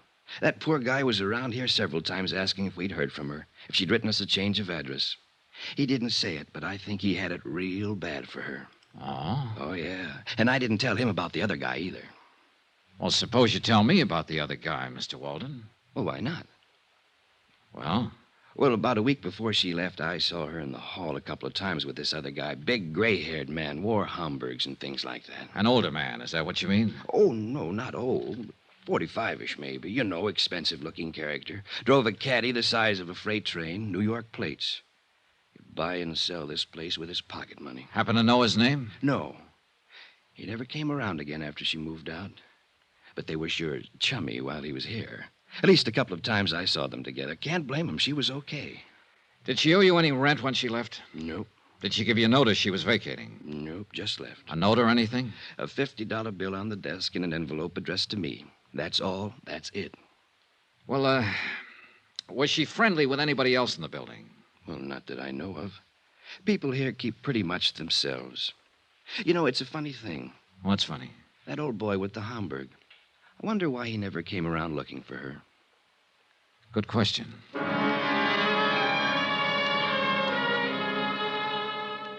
Expense account item 7, $22. Advertisements. I placed ads in the personal columns of every New York paper. Anyone knowing the present whereabouts of Lorraine Bradrick, please contact. I spent the rest of the day interviewing the Cadillac dealers in town on the off chance that one of them might have serviced the Cadillac with a New York plate sometime in December of 1953. No one remembered the man Walden had described. I even tried the service records. Impossible to check. The case was stalemated that way for 5 days. Last Tuesday, things picked up. Johnny Dollar. Hello? Hello, who is this? Johnny Dollar? Yeah. Can you hear me very well? Johnny, I'm calling from New York. Hey, who is this? Why, it's Lorraine. Lorraine. Yes, I saw your advertisement in the papers, Johnny. I wondered what you wanted. Johnny. Why, yes, that's what I always called you, isn't it? You never met me before in your life. Hey, what is this? Why, just a moment. Go ahead, Mr. Dameron. Mr. Dollar? Yeah. Just what is your business with Lorraine Bradrick? I want to find her to pay off an insurance claim. Now, who are you? I see. I'm sorry. I asked my secretary to say she was Lorraine. I've been listening on the extension. I'd like a little more explanation than that, Mr. Dameron, William Dameron, 424 East 47th Street. I know how all this must sound to you, Mr. Dollar, but I'm not trying to confuse you. Well, I am confused. Do you know Lorraine Bradrick? Yes. Then let's take it from there, Mr. Dameron. Expense account item 8, $15. Transportation and incidentals, Hartford to New York, for the purpose of seeing Mr. William Dameron, whoever he might be, and trying to gather further information concerning Lorraine Bradrick, wherever she might be. 424 East 47th was a 30-story job that housed, among other things, the Union Brokerage Company. This happened to be located on a ground-level suite. It also happened that Mr. William Dameron was president of same. He looked about the way I expected. Of course I knew Lorraine Bradrick, Mr. Dollar. I apologize again for that awkward subterfuge on the telephone. You say you represent an insurance company? That's right. May I see your credentials? Well, sure. Here you are. Investigator. Thank you. We're trying to pay off on a policy, Mr. Dameron. A man named John Smith left Lorraine Bradrick a small estate of $1,500. I see. Can you tell me where she is right now? I'm afraid I can't. Oh, sit down, Mr. Dollar. Sit down, please. Oh, thanks. I take it you knew her in Hartford. That's right, I did. She came here to New York with me. Oh? Let me assure you, there was nothing improper about it. I met Lorraine when she was working for a dentist there, a doctor, whatever it was. I happened to have had a little dental trouble on a trip there. I found the dentist and I met her. When I suggested she drive to New York with me, I did it with the understanding that we were to be married here. Uh-huh. You couldn't have known her very long, Mr. Dameron. A week. No one could have been more surprised than myself at my own conduct. And still more surprised when once we arrived here, Lorraine disappeared. Yeah, that seems to be a habit of hers. Tell me about it, Mr. Dameron. Look, you're talking to me, not the insurance company. Very well. It was Christmas Eve of 1952. Lorraine was staying with my sister Pauline up in Westchester County. I picked her up about 6 o'clock that evening to go to a party out on Long Island. Between here and Long Island, we stopped for gasoline. I left the car for a moment, and when I came back, Lorraine was gone. And, well, that's it. Did you see her or hear from her after that? No, I didn't. Did she leave a note in the car, a message of some kind? No. I don't quite get this, Mr. Dameron. You were going to be married after you knew her only a week. You brought her here to New York, and a few days later, she just stepped out of your car in a filling station and disappeared. It was quite reasonable from her point of view, I suppose. But not from mine. It doesn't make sense. Did you have a fight, an argument or something? Oh, no. Well, what was it? Nothing. I don't think I would ever have argued with Lorraine. Lovely, gentle, sweet. Yeah, I know. What about her things? What things? Well, her clothes out at your sister's. Didn't she send for them, or what? No, she only had 2 small bags. They're still there, as far as I know. Well, what did you do? Did you call the police? No, why? Well, I would if a girl I was going to marry disappeared like that. No, I'm afraid a call to the police would have been, well, rather awkward, a man in my position. Let me ask you this. Do you have any idea why she walked away? Yes. Perhaps it's of no practical value to you, though. Any information I can get will be helpful, Mr. Well, all right, then. I think Lorraine was frightened. Of what? Of life, Mr. Dollar. Not people or circumstances, but life. Yes. You say that with a lot of conviction. Yes. Lorraine had always been, well, a poor girl. She lived with a rather decrepit uncle for a time after her parents were killed in an accident, an automobile accident, she said. And I think that I offered her the happiness and security she had always longed for. But I also think she was not mature enough or adjusted well enough to accept it. This is of no value, is it? Well, it might be. Can you tell me if she ever spoke of any ambitions? Maybe she wanted to go on the stage or become a nurse, something. Lorraine simply wanted to be my wife and live here. I can see you find that difficult to believe when I'm almost old enough to have been her father. But that is not the reason Lorraine walked away from the car that night. Believe me, Mr. Dollar, unless I'm terribly mistaken, she was very much in love with me and wanted to marry me. Have you tried to find her, Mr. Dameron? No, I have not. I waited around the filling station that night hoping she'd return, but I didn't report the matter to the police, as I said before. I intended to hire private detectives to locate her, but then I gave that up, too. I'm afraid I don't understand this. If you loved her. Would this make it more understandable? Lorraine was a rational, normal human being when I left her in that car. No one forced her away from it, or me. The man at the filling station said she merely stepped out and disappeared down the street. She left of her own free will, for her own reasons. I think I see your point. Thank you. I've hoped that one day she would appear at my door, contact me, come to me. But she hasn't. The most matchless woman I've ever known. Is there any way I can help you more concretely? If you could tell me the exact location of that filling station. Yes, I believe I can do that, but why? Last place she was seen alive. Oh, that word alive. Just a word, Mr. Dameron. Have you spoken to many people who knew her? A few. The dentist she worked for, an apartment house manager, principal in her high school. Mm-hmm. Yeah, I think they all told me the truth. The what? The truth. You know, how it actually was. What really happened. Oh, Mr. Dameron, she would have run out on you in Westchester, taken a cab from your sister's place with her luggage, or she could have come to you and called off the marriage. Mr. Dollar, Now, looking at you and talking to you, anyone would be impressed by the fact that you're a reasonable and understanding man. I am. She could have left you a dozen easier ways, Mr. Dameron, but it doesn't stand to reason that she'd step out of a car on Christmas Eve on the way to a party and disappear. With no luggage, with the clothes on her back, and no more. Women don't do things like that. They want an overnight bag, a change of clothes, somewhere to go to. It doesn't make sense. But that's exactly what she did. They don't do it that way unless there's a mighty good reason. A real gilt-edged reason, Mr. Dameron. Something that says what's ahead is better than what's being left. How much did she swipe? What? What did she take? How much?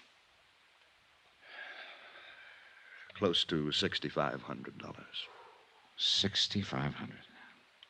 Lovely, sweet, gentle. She took it from the wallet in my overcoat while I was talking to the filling station attendant. I would have given it to her gladly. All of this, everything. But she had to steal it from me. She had to steal it from me like some common little thief. There's truly no fool like an old fool. Is there, Mr. Dollar?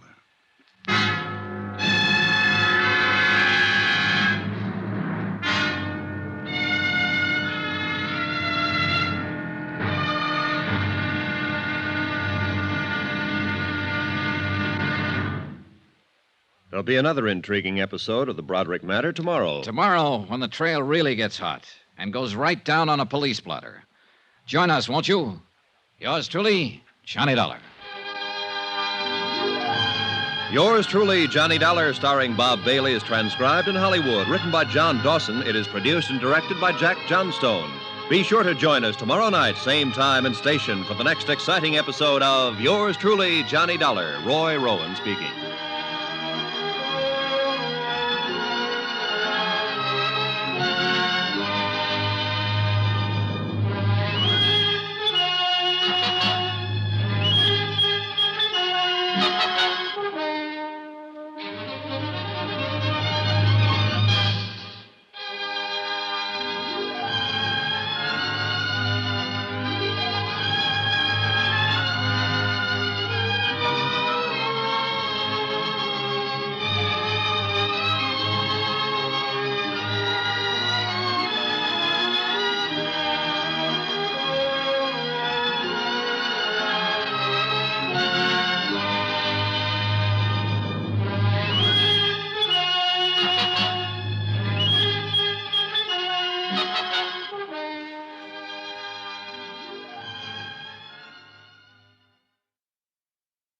From Hollywood, it's time now for Johnny Dollar.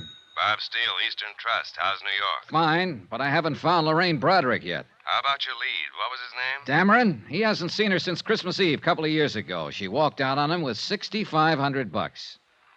What now? You, want to keep on with it, Mr. Steele? Sure, we have to pay her off, even if it is only $1,500.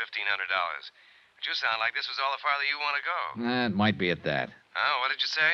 Look, a sweet old man left a nice little girl $1,500. Apparently, I'm looking for a grown woman who isn't very nice anymore. Beside the point, isn't it? Yeah, I guess so. Okay, Steele, I'm still on the case.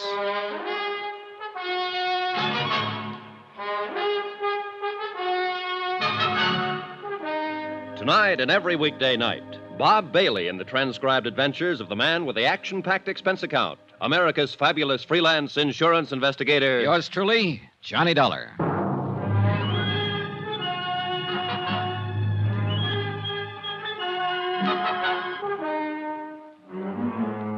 Expense account submitted by Special Investigator Johnny Dollar. Location, New York City, New York. To the Eastern Trust Insurance Company, Claims Division, Hartford, Connecticut. The following is an account of expenditures during my investigation of the Bradrick matter. Subject, Lorraine Bradrick.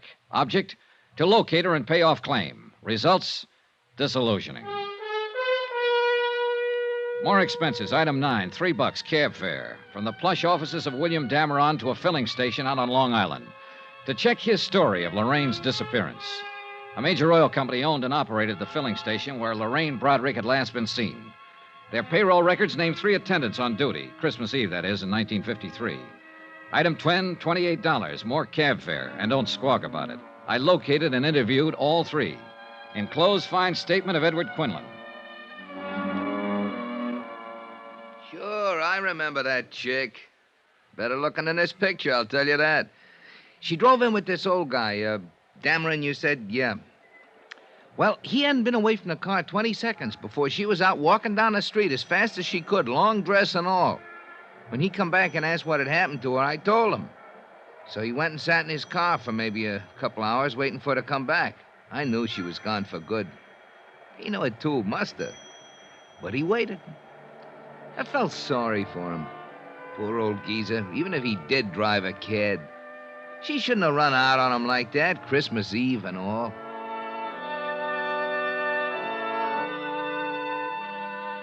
Pauline Dameron Whitfield, sister of William Dameron, living up in Westchester County, verified her brother's story.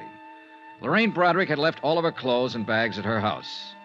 Mrs. Whitfield had not heard from her or seen her since Christmas Eve, 1953. A check of the luggage revealed no information that would be helpful in locating Lorraine Bradrick. The following morning at the New York Police Department downtown, I requested a missing persons investigation on Lorraine Bradrick. She was booked in under an alias, Jane Brown. When I got to court, she gave her right name, Lorraine Bradrick. What was the charge, Sergeant? Misdemeanor, drunk, disturbing a peace. $25 in night court, April 25th, 1953. That the only time she made the blotter? Yep. What's the address, Sergeant? 1346 Yardley. 1346 That's 2 Yardley, years ago. Thanks. At the address on Yardley, I learned that Lorraine Bradrick had moved 18 months before. Again, there was no forwarding address, but the landlady turned out to be quite talkative. I'm glad she moved away from here, Mr. Dollar. I'd like to help you find her, but I'm awful glad she moved away. Why do you say that, Mrs. Gaines? Noisy. Parties all the time. I run a quiet place, you know. Yeah, I'm sure you do. When she first come here to rent the apartment, I thought she was the quiet type. Nice. She looked like she was just out of finishing school or something like that. Oh, she couldn't have been more than 20 years old. Well, maybe a little more, 22.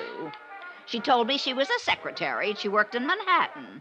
Well, I let her have the apartment, of course. She paid her rent in advance, in cash. But once she was in, it was a different story. Yeah. Did she tell you where she worked in Manhattan? No, she never quite got around to mentioning that. Anyway, she couldn't have worked very hard. All the dates she had, night after night, honestly. Do you happen to know any of them, Mrs. Gaines? I do not. Big, noisy parties. Well, did she go with any particular man? A smart little girl like that sticking to just one man? I don't know whether she was very smart at all. Was she friendly with anybody in the building? Nope. Any idea where she might have gone from here? Nope. All I can say is I'm glad she don't live here no more. I went back to police headquarters. It had occurred to me that hardly anyone is ever arrested for being drunk and disturbing the peace alone. I was right.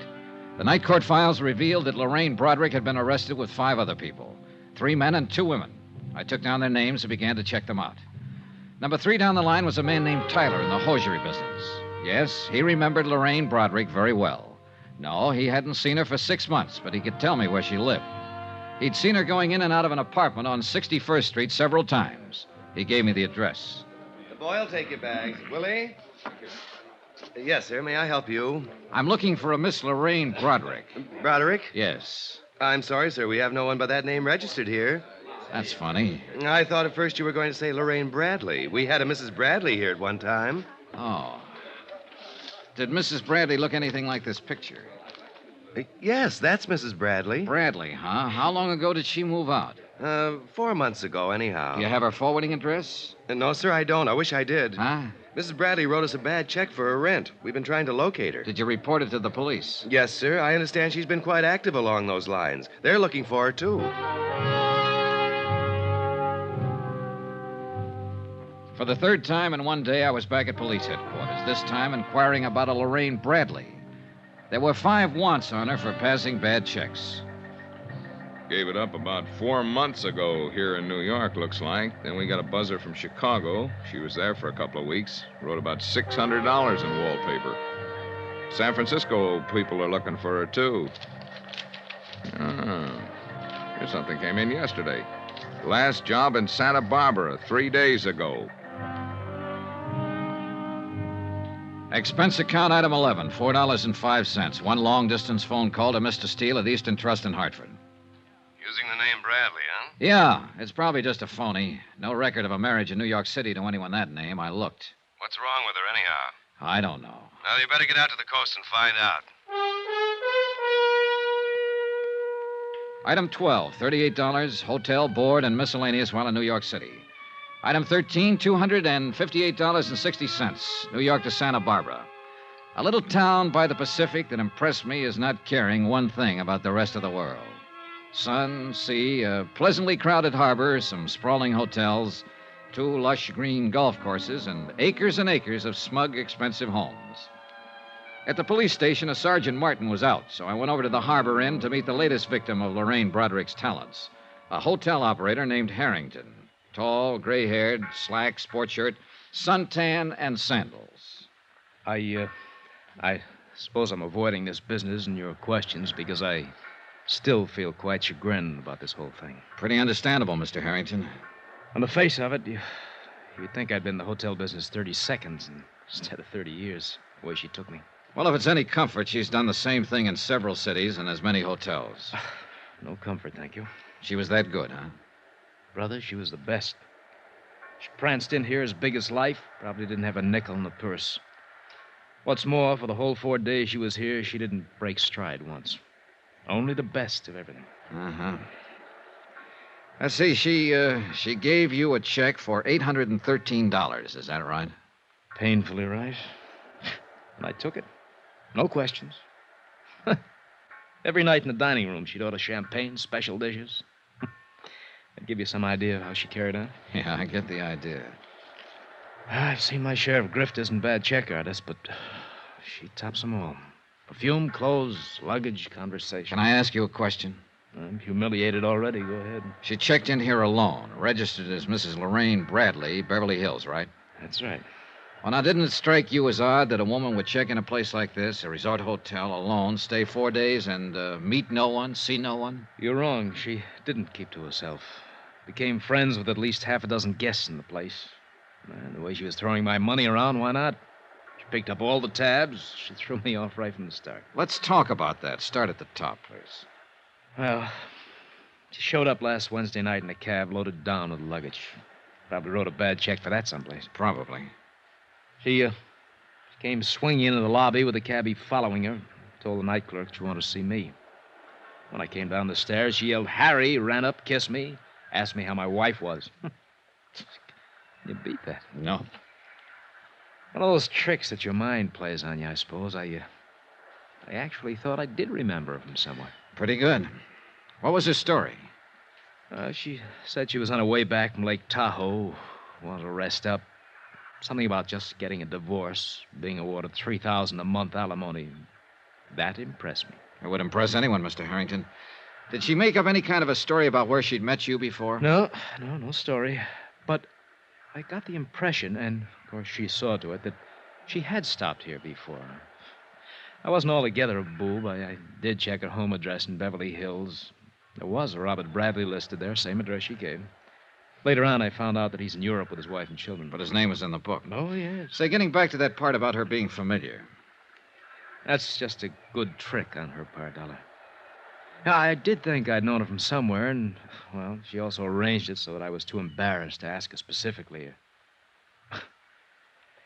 In all honesty, I suppose I wanted to have known her. Can you explain that? She was about the most beautiful thing I ever saw. She walked through that door right now and told me none of this was true. I'd probably believe her. Mm-hmm. Do you have a copy of her hotel account? I'd like to look it over. Why? Oh, the phone calls mostly. Maybe she contacted someone we can trace. No phone calls. Here. This check was drawn on a bank in Beverly Hills. Was it personalized? No. Maybe I should have thought something of that. Huh? Oh, not particularly. Well, here's this much. I can't stand to look it over. It makes me kind of sick. $813.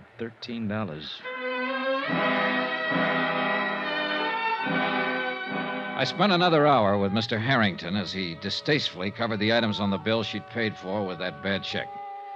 Later that afternoon, I met with Sergeant Martin, Santa Barbara Police, who reported that a woman answering Lorraine's description had passed bad checks in Burlingame, Santa Maria, and Ojai, California. Expense account item 14, $102.85. Transportation to Monterey and Santa Cruz, where I interviewed 2 other hotel managers who had filed complaints.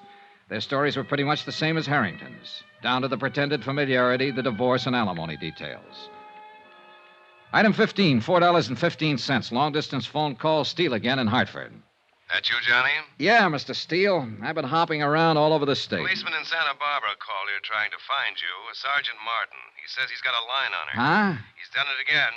Hop down to Malibu Beach. The man who runs the seaside inn there found out her check was bad 15 minutes after she left. Now get started. You shouldn't be more than an hour behind her. Mr. Steele, I'm on my way.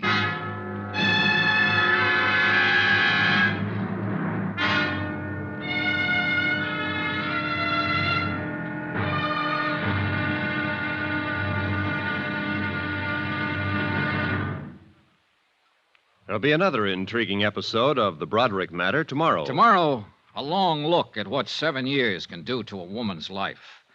Join us, won't you? Yours truly, Johnny Dollar.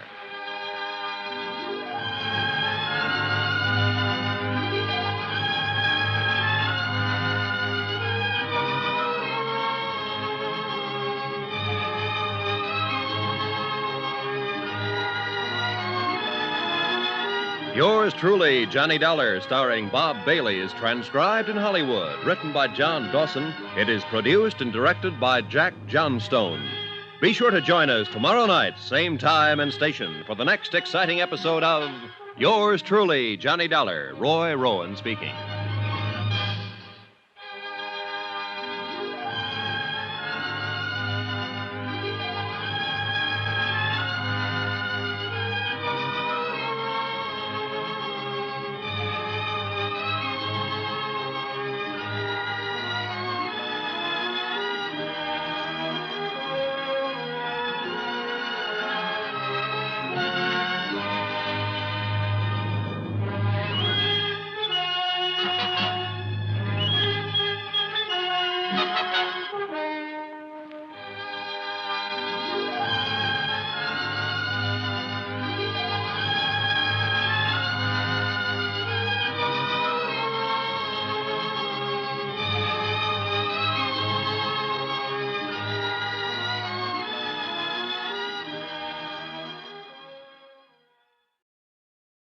From Hollywood, it's time now for Johnny Dollar. Dollar, my name's King, Malibu Sheriff Station.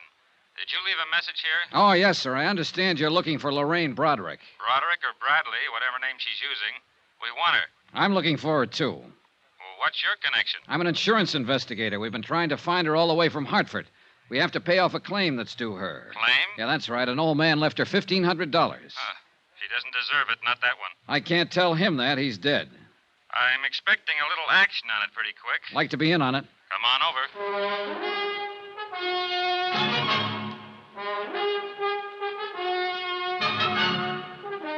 Tonight and every weekday night, Bob Bailey in the transcribed adventures of the man with the action-packed expense account, America's fabulous freelance insurance investigator. Yours truly, Johnny Dollar.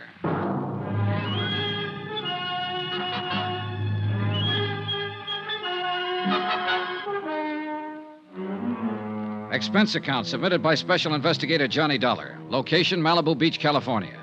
To the Eastern Trust Insurance Company, Claims Division, Hartford, Connecticut.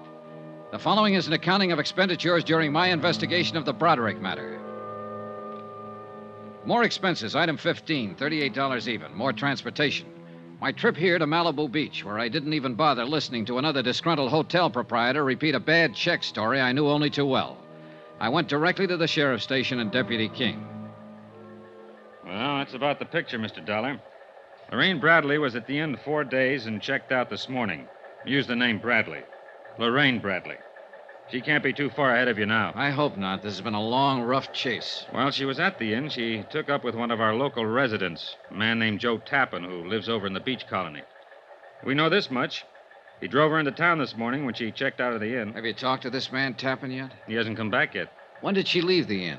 Oh, about 10 this morning. Uh-huh. After 2 now. It gives him just about time. He has a house over in the colony. We've got a man there. Colony? Down the road a piece. They call it that because a lot of movie stars built beach homes there 25 or 30 years ago. Movie colony, right in the beach. Oh, this Tappan, is he an actor? Yeah, when he gets work, which isn't very often. Mainly, he keeps suntan. Excuse me. Sure. Yeah, this King. Oh. Good, right away. Tappan just drove up to his house. Let's go. I went with Deputy King to talk with Joe Tappan. He turned out to be a healthy, muscular man in his mid-30s. By the time we got there, he was in trunks and sunglasses, sitting on a porch at the front of his house. He was a little stunned by the news we brought him. What? Lorraine a phony? But are you sure about this, Sheriff? That's the man at the Seaside Inn. Oh, no. No, I don't believe it. Is this Lorraine? Go ahead, look at it. Well, that looks like Lorraine. Yes, but I can't be sure. She's older. Well, I mean, the girl in this picture's pretty young. It's her, all right. Mr. Dollar's been looking all over the country for her. Hartford, New York City, up and down this coast. Well, come on. Let's go up to the house. I thought I knew her pretty well. How long did you know her, Mr. Tappan? Well, not long, but I knew her. I really did. When did you meet her? The first night she checked into the Seaside Inn. 4 days, then? Yeah. Want something to drink? No. No, thanks. Well, I think I'll have... No. I don't want to talk about her. We have to talk about her, Mr. Tappan. But I'm sure there's some explanation about the check. She'd have to explain quite a few checks. Right, Dollar? Yeah, that's about it.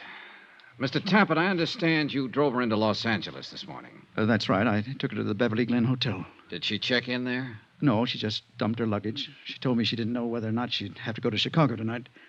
Something about a house she owned there that had to be rented or sold. Uh-huh. Did you leave her there at the Beverly Glen? No. She made a phone call and said that she had to meet her lawyer. Did she say where? A bar in Hollywood. The Topper, I think it was, on Cahuenga Boulevard. I drove her over there and left her. When was this? A couple of hours ago, I guess. About noon. How was she dressed? Black, strapless, wore a fur stole. Did she mention any names, tell you anything about herself? Oh, yes. She told me that 6 months ago, her little boy was killed in an automobile accident. He was only 2 years old. She said that was the thing that broke up her marriage to this Bradley. Uh-huh. And she told me that she needed to believe in something again.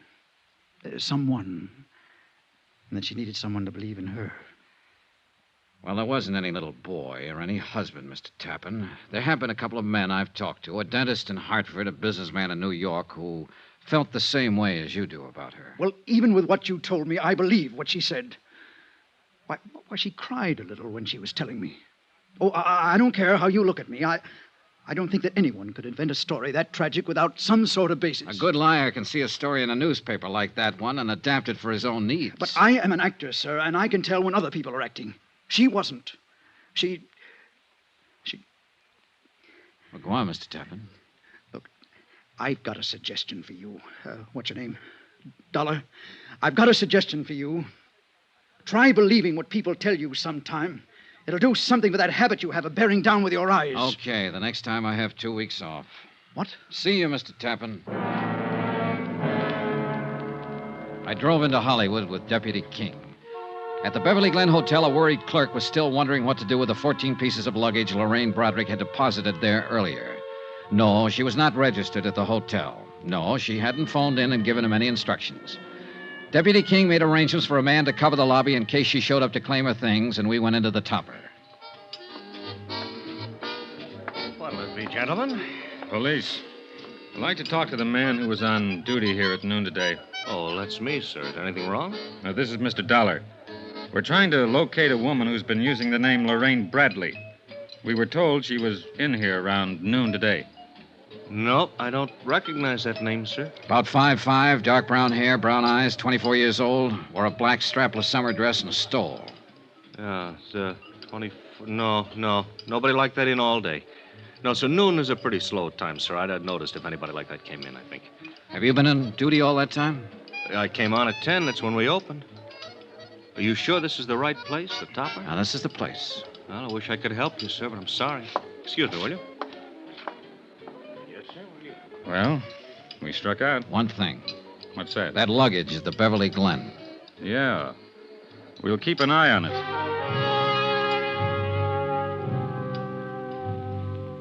Lorraine Bradrick did not return to the Beverly Glen Hotel that day to claim her luggage.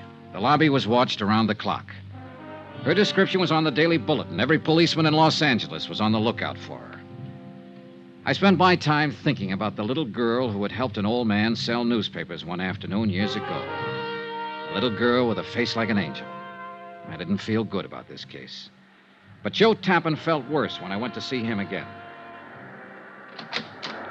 Well. Hi. Mind if I come in? What now, Mr. Dollar? Your girlfriend. What about her? I've been thinking about what you told us. So? So maybe you didn't understand what I told you. Now, look I'm here. not pushing my weight around, Tappan. But it seems to me you're a little stubborn in what you want to believe about her. How old did she tell you her baby was that she lost in a car accident? 2 years old. All right. 2 years ago, she was working for a dentist in Hartford, Connecticut. He was pretty much in love with her. She left him flat to take up with a man in the brokerage business in New York. She left him flat. took $6,500 when she did it. There wasn't any baby in her life then. Her name was Lorraine Bradrick. It still is. Now, would you like to see my file on her? I brought it along. No, thanks. I thought I'd better prove that part was a lie. So you proved it. Mind if I sit down? Help yourself. Thanks. Do you have anything else to tell me? I suppose I do, Mr. Tappan, since you don't seem to want to tell me anything. Now, just sit down, please. I've heard every man who knew her describe her, and I think I can understand why they feel the way they do.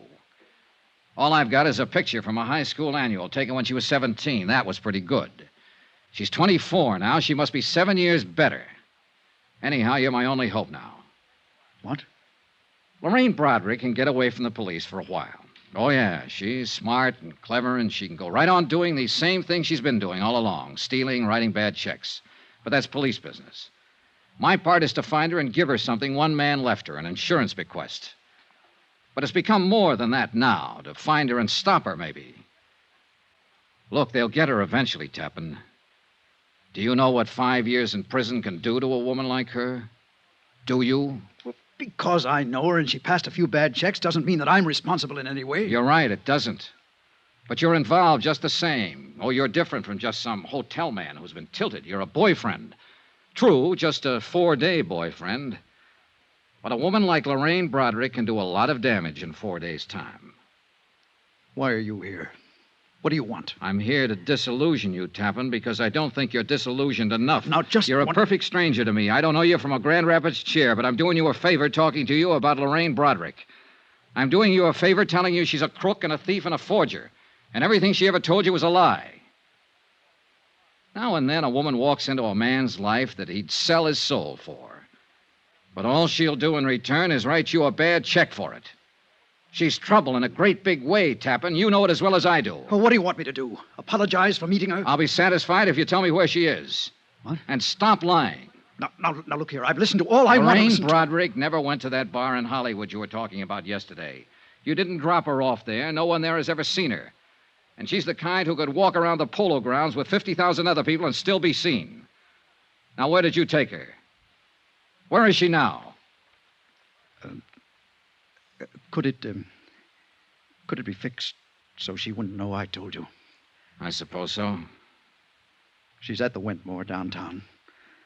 Registered under the name of Evelyn Brady. Oh, this beats me, Dollar. I just don't understand it. What do you mean? How what you told me is true. I know that. But an hour ago, she called me up here and she said, Joe, I love you. Now, that sounded true, too.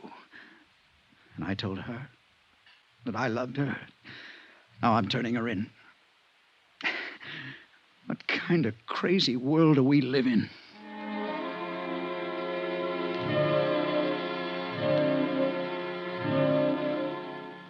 Expense account item 16, $14. Cab fare from Malibu to downtown Los Angeles in the Wentmore Hotel. A second-rate old-timer on Figueroa Street. A little different from the swank spots where Lorraine Bradrick had lived so gaily. The clerk told me she was in 1302. I walked down the hall to Lorraine Bradrick's room. The door was standing partially open. All of the lights seemed to be on. Hello? Hello? Hello, anybody? Move it! Huh? Get out of this room! What? Get away, or I'll jump! I'd found Lorraine Bradrick at last. Only she was standing on a ledge outside the window, all ready for a leap into eternity.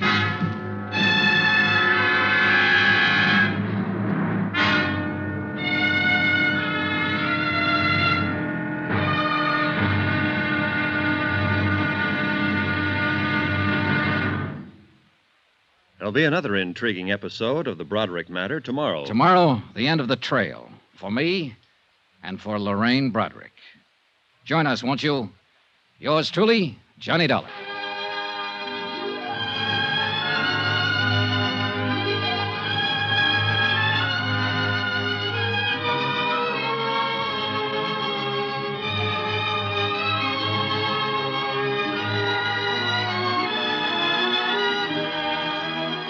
Yours Yours truly, Johnny Dollar, starring Bob Bailey, is transcribed in Hollywood. Written by John Dawson, it is produced and directed by Jack Johnstone. Be sure to join us tomorrow night, same time and station, for the next exciting episode of Yours truly, Johnny Dollar. Roy Rowan speaking.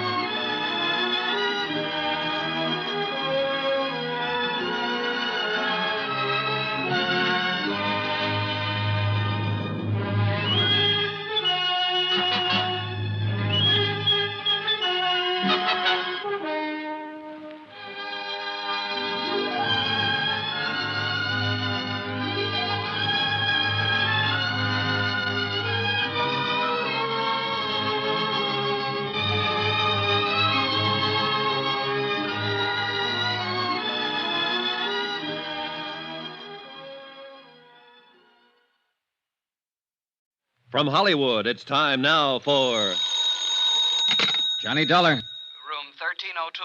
This is the desk clerk. I have a call here. Never mind the call. You call the police. Call the Call the police and tell them to hurry. There's an attempted suicide up here. Who is this? Shut up and do as I tell you. Now, just a minute. It won't do you any good. It won't do you any good at all. Wait a minute. Police, you, who cares? I'm going to jump anyhow.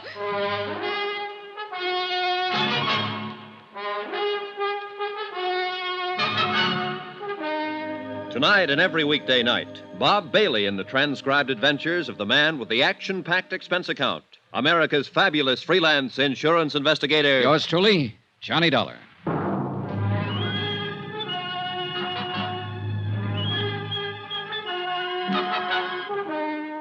Expense account submitted by Special Investigator Johnny Dollar. Location, Los Angeles, California. To the Eastern Trust Insurance Company Claims Division, Hartford, Connecticut. The following is an accounting of expenditures during my investigation of the Bradrick matter. An old man in Hartford died and left $1,500 insurance money to a little girl who had been nice to him one afternoon back in 1943. My job, get the money to her. Even if she might take it and jump off the 13th floor ledge of a building. Don't come any closer. I'll jump. Lorraine. Don't come any closer. It's cold out there. Don't you think you should come inside? I'm going to jump. Stay away now. Don't try to grab me. All right. All right, I'll do anything you say, Lorraine. Okay. What are you doing? Taking off my coat. Standing out there, it must be cold. Here. You take my coat. Don't come close. I'm not. I don't want your coat. All right, Lorraine. I never saw you before in my life. How do you know my name? I've seen you. No, you haven't. I remember people. And watch out. Just going to light a cigarette. I can light a cigarette, can I? Do you want one? No. Can I have one? Suit yourself. Are you a policeman? No. Where did you see me? In a picture. In your high school annual at St. Charles. St. Charles? What do you know about St. Charles? What's your name? Johnny Dollar? Are you from Hartford? Yes. Let me see your face in the light. Over there. Don't come near this window. Don't come near, or I'll jump right down there. That's right there. No, you aren't from Hartford. I never knew you. You're lying to me. No, I'm not. As room clerk of this hotel, I'm entitled to know. Oh. Go away! Get out of here! Get out of here or I'll jump! What? Get out. Go on, get out. Yes. Did you call the police? No, but I will. I heard you tell him about the police. I don't care. They can't stop me. Nobody can stop me. No, I suppose not, Lorraine. You can jump any time you want to. I can't stop you. I wanted somebody to call the police. I want them all down there. When the crowd's big enough, I'll jump. And I'm not afraid to do it. I'm not afraid. I know that. Lorraine, why don't you come away from the edge? I won't hurt you. Everybody hurts me. You would, too. Why do you want to jump, Lorraine? I have my reasons. Look, there's a couple of people down there who see me. They're looking up here. They'd like to see me jump. Look, they're stopping other people. They'd all like to see me jump. I don't think they'd like to see that at all, Lorraine. Oh, yes, they would. Those people down there would love to see it happen. You'd like it, too. No, I wouldn't. I want you to live, Lorraine. You're afraid, aren't you? Yes, I am.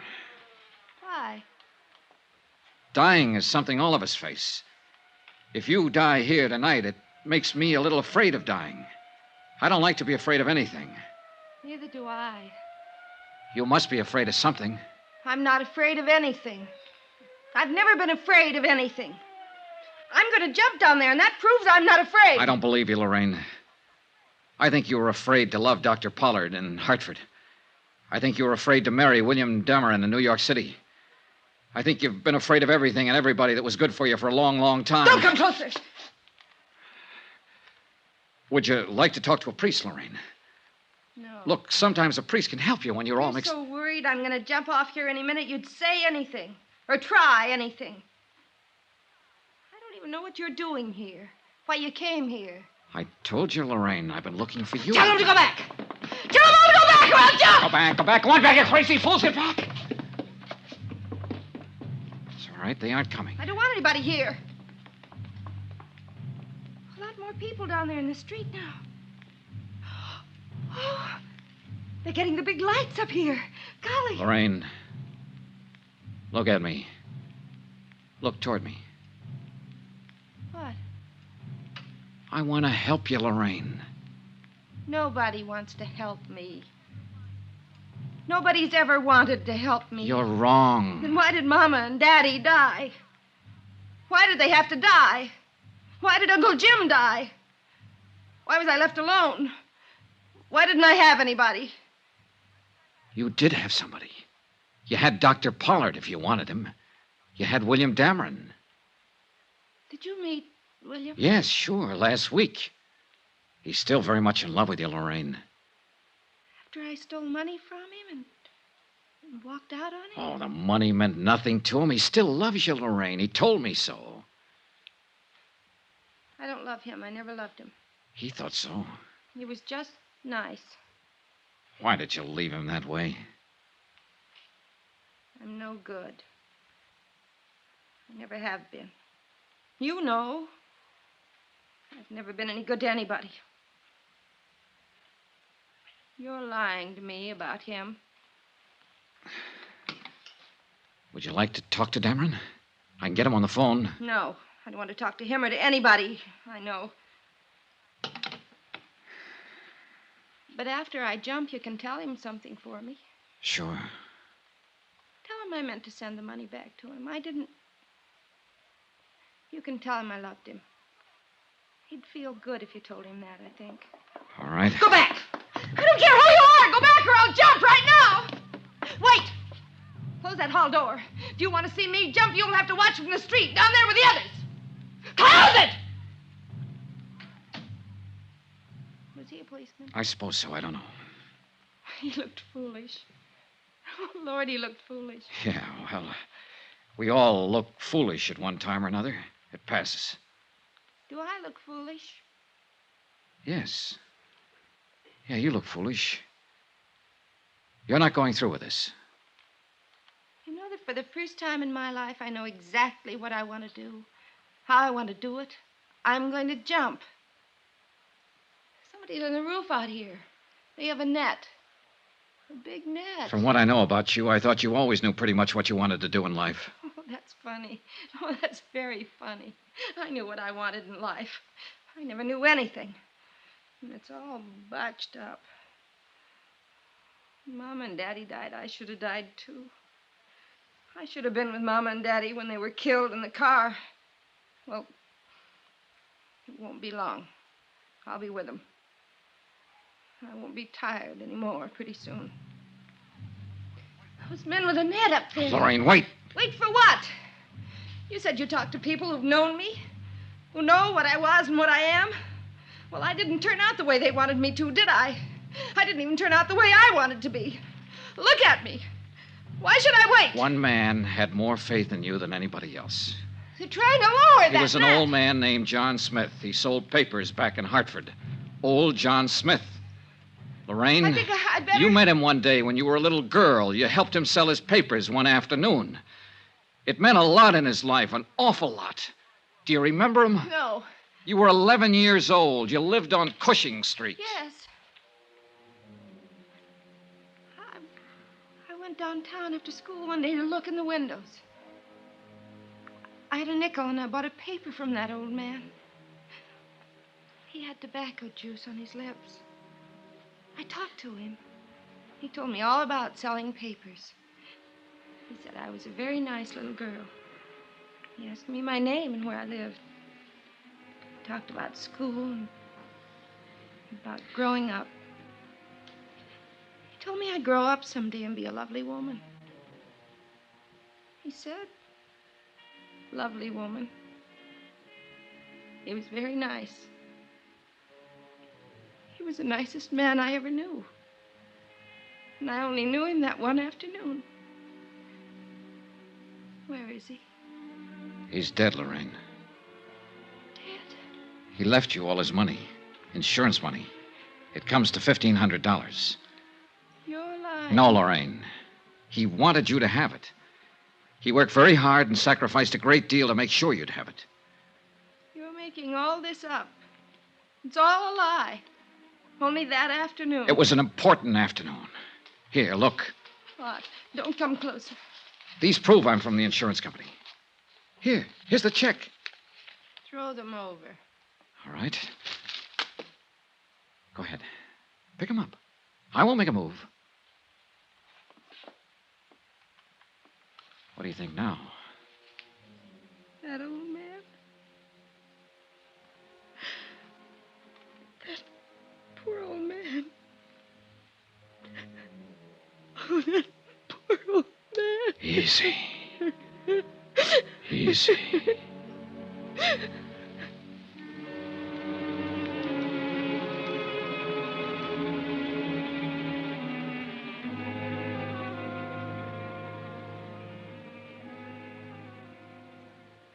Expense account item 17, $5.50, martinis.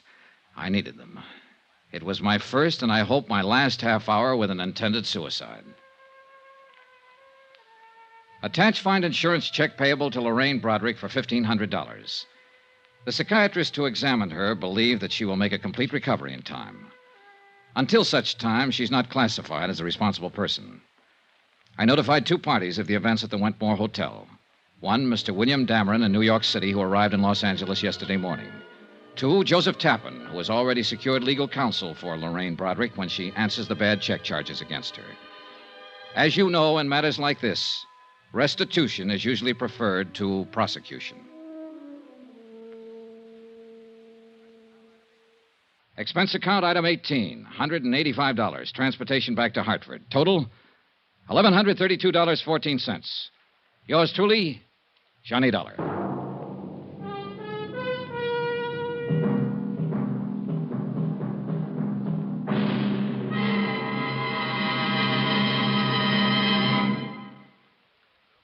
Remember, please, there'll be another intriguing story for you beginning next Monday night. Next week, the Cronin matter. A matter of keeping a sweet old lady from carefully and deliberately losing her life. Join us, won't you? Yours truly, Johnny Dollar.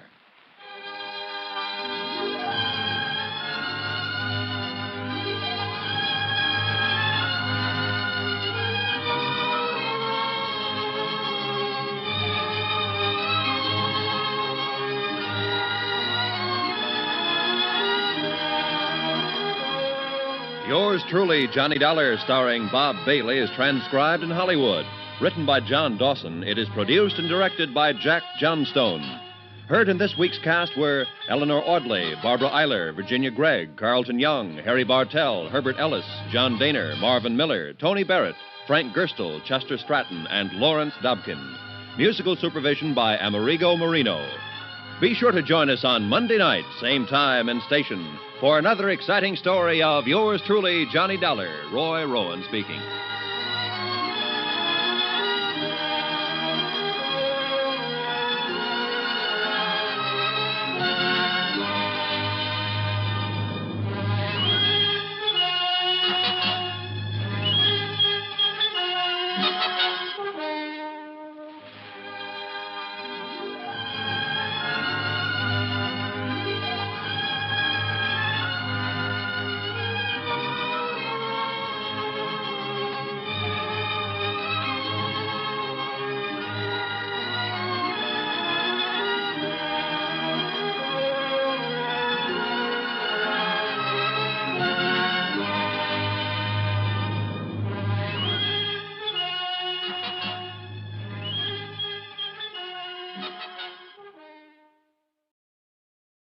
From Hollywood, it's time now for Johnny Dollar. George Atkins at Northwest Indemnity. Oh, hiya, Georgie. How'd you like to go to New York, Johnny, and get into the gay, mad world of the theater? Thanks a lot, Georgie, but no thanks. I'm not the grease paint type. I know, but Amy Bradshaw is. Amy Bradshaw? Yeah, we wrote a policy on her a couple of years ago. Look, if it's her autograph you want, why send me? It's not that simple. Anyhow, she's got all the fans she wants. I know. I'm one of them. I think she's great. Johnny, looks like somebody's trying to kill her. Georgie, I'll be right over.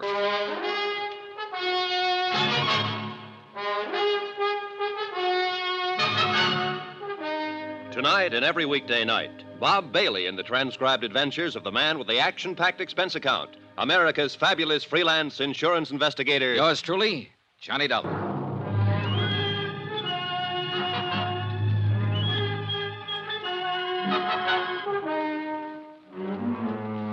Expense account submitted by Special Investigator Johnny Dollar to the Northwestern Indemnity Alliance, Hartford, Connecticut. The following is an accounting of expenditures during my investigation of the Amy Bradshaw matter. Expense account item 1, $16.50. Transportation and incidentals to New York City. I checked in at a hotel and then went over to the Criterion Theater on West 44th, where Amy was starring in a play called The Unguarded Hour. David Coleman, the director, was standing in the wings watching the third act on stage. David Coleman? Yes? I'm Johnny Dollar, insurance investigator, sent over by Northwestern Indemnity. Oh, yes, Mr. Dollar. I called them. Let's go over here where we can talk. Okay. How's the play going? Well, 22 weeks now. Been going along just fine until this business came up. How did it start? Last evening, just before curtain time, I dropped by Amy's dressing room. She looked, well, strange. How so? Pale, trembling. She was staring at a note in her hand that sounded like some sort of crank note. You know, you are an evil woman. You will be punished by sudden death, unquote. Have you reported this to the police? Oh, no. I was afraid that if I did, it might get into the papers, and we don't want that kind of publicity. I see. How about if I talk to Amy after the show? I told her you'd be down, and she'll talk to you. Oh, good. Well... Mr. Dollar, the strain of this whole thing's beginning to show up in her performance. She's making mistakes, and it rattles the cast, especially the young ingenue, Sheila Mitchell. Mm-hmm. Well, I'll see what I can do. There's always the possibility that it is just a crank note and that Amy will never hear any more of it. Well, that's what I'm hoping. But we might as well face another possibility. That somebody close to Amy is using the crank note as a cover. Has that thought ever occurred to you? Why, no. No, it hasn't, Mr. Dollar.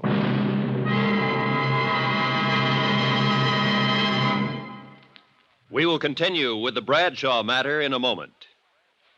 Friends, how'd you like to thrill your favorite youngster with some of the most exciting toys of the year? Picture the breathless excitement of any child surrounded by 6 gaily colored balloon-like giant animals up to 3 feet long, and all for the low, low price of just $1. Now, first you get Bounce-O the Clown with round pot belly and funny nose. Next comes Hoppy the Australian kangaroo. Third, there's Roscoe the roller skating bear. He's 2 feet tall and looks almost like real. Fourth, there's Whitey the fat indoor snowman. And fifth, Mortimer the giant mouse, 18 inches long and sure to scare the whiskers off any cat. That's 5 different giant animals. But now, hold your breath for the most sensational toy of all, the star of the whole Christmas season, the jolly giant talking Santa Claus, guaranteed to make everybody's Christmas a merrier one. He's a big roly-poly happy Santa. He stands erect on 2 legs, is actually over 3 feet tall and 32 inches around. Best of all, he actually talks. Just pull the tape and he says, "Merry Christmas" for all to hear. He's the biggest, merriest, talkingest Santa ever, sure to please your youngsters and spread good cheer.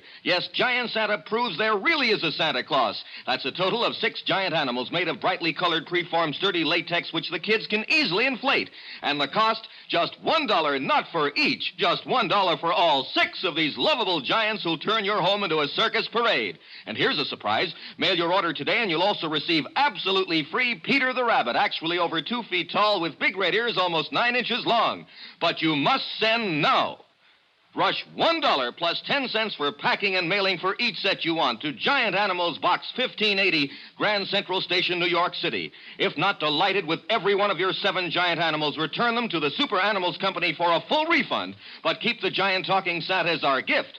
Order now. Supplies are limited. Rush $1.10 for packing and mailing for each set in cash, check, or money order to Giant Animals, Box 1580, Grand Central Station, New York City. That's $1 plus 10 cents with your name and address. Mail to Giant Animals, Box 1580, Grand Central Station, New York City. That's Giant Animals, Box 1580, Grand Central Station, New York City.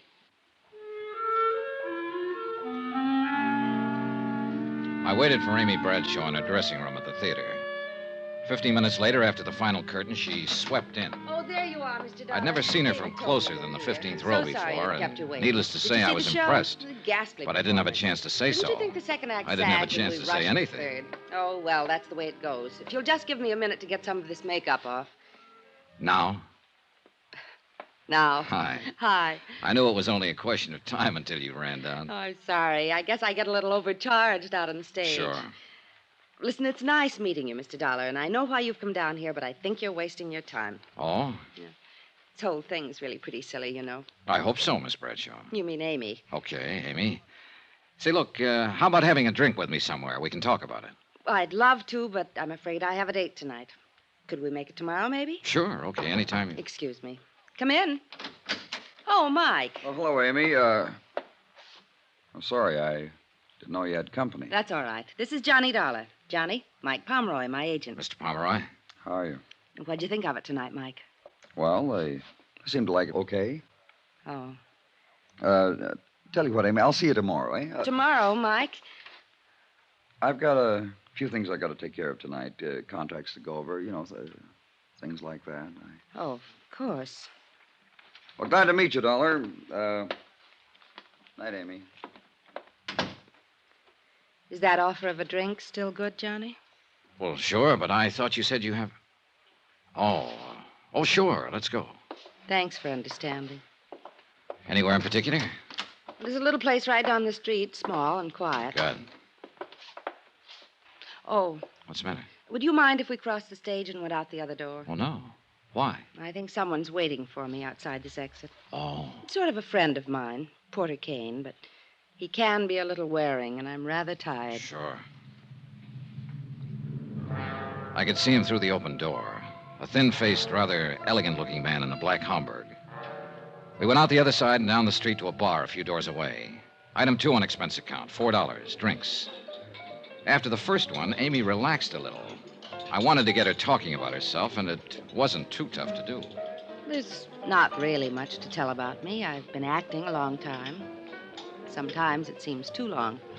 I've come a long way. Some people would say up. I hope it is. You make it sound pretty simple, Amy. I guess we do what we have to. All of us. I had to act, so. So, just like that, huh? Just like that. You've always gotten everything you wanted, haven't you? I think so. Hasn't anyone ever gotten in your way? No, Johnny, that's never happened. If it did. It looks to me like somebody's standing in your way right now. What do you mean? That threatening letter you got the other day. I told you, the whole thing's silly. There's nothing to it. Now, that's what you told me, but I don't think you believe it. Okay. So maybe I have worried a little about it. I wouldn't have if it hadn't been for... Oh, it was probably only my imagination. What was, Amy? Well, last night after the show, I felt like walking a little. I went west on 44th Street to Times Square, and as usual, it was crowded. I stood on the curb waiting for the light to change, and suddenly I got shoved out into the street. Oh? Right out into the traffic. I jumped back just in time. You see who did it? How can you tell in a crowd like that? I know. It was probably only coincidence that it happened right after I got that note, but... Oh, Johnny, I still just can't believe anybody's really trying to do me harm, but... I guess what's been making me nervous during the performance is staring out at that blackness past the footlights, wondering if there's somebody out there who hates me. Uh-huh. I guess I can't stand being hated, Johnny. I've got to be loved. Look, Amy, did it ever occur to you this might not be a crank out in the audience, that it might be someone closer to you? What? Johnny, that's impossible. Isn't? I don't have many friends. They've mostly to do with the play, but those I have are good ones. Who else besides your agent, Pomeroy? How about the director? David Coleman, He's a very old friend and one of the best. How about the producer? Emery's the last person in the world who'd wish me harm. On a dollars and cents basis, if nothing else. He and Dora both. Dora? His wife. I like her very much. Does she like you?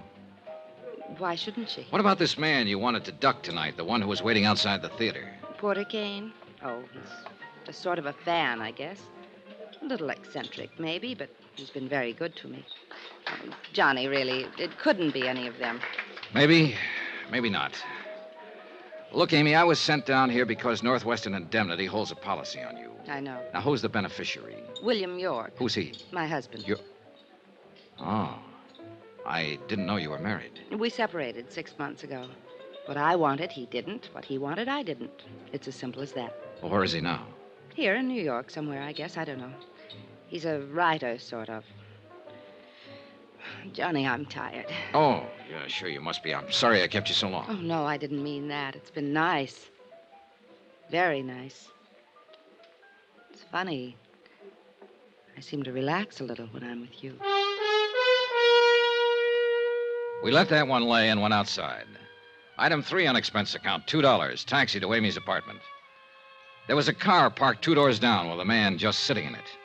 I saw Amy give it a quick look. Then as she said goodnight to me at the door, I noticed that she slipped the catch on it. I sauntered across the street and stepped into the shadows. A moment later, the door of the parked car opened and her agent, Mike Pomeroy, got out and went into the apartment house. Then I realized I wasn't the only one watching this. Half a block down the street, I could see a figure in a shadowy doorway. I ran toward him, but he took off around the corner. When I reached the corner, he was nowhere in sight. Amy might have been taking this thing only half seriously, but I was real serious about it now. She said she had some very nice friends. But I had a strong hunch that one of these very nice friends was out to kill her.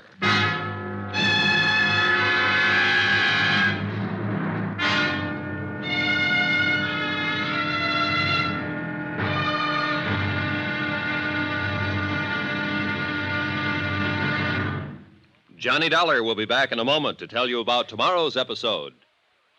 Friends, send for your set of some of the most exciting toys of the year. 6 giant inflatable toys for only $1, some up to 3 feet tall. You get Bounco the Happy Clown, Hoppy the Australian Kangaroo, Roscoe the 2 feet long roller skating bear, Whitey the fat indoor snowman, Mortimer the giant mouse 18 inches long, and last but not least, the great giant talking Santa, a roly-poly giant over 3 feet tall and 32 inches around the belly that actually says Merry Christmas out loud when you pull the tape. That's 6 sensational giant toys for only $1, made of sturdy, gaily colored latex that the kids can easily inflate. Send $1 for each set to Giant Animals, Box 1580, Grand Central Station, New York City. And if you order right now, you get Peter the Rabbit over 2 feet tall absolutely free. If not delighted with your Giant Animals, your money refunded immediately. Order today. You may never hear this offer again.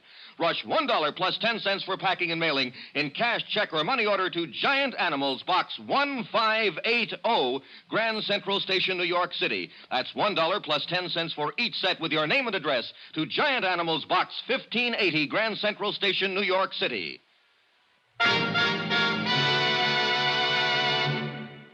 Now, here's our star to tell you about tomorrow's episode of the Amy Bradshaw matter. Tomorrow, the Criterion Theater again, and a third-act curtain that wasn't in the script. Join us, won't you? Yours truly, Johnny Dollar. Yours truly, Johnny Dollar, starring Bob Bailey, is transcribed in Hollywood. Written by Robert Reif, it is produced and directed by Jack Johnstone. Be sure to join us tomorrow night, same time and station, for the next exciting episode of Yours truly, Johnny Dollar. Roy Rowan speaking.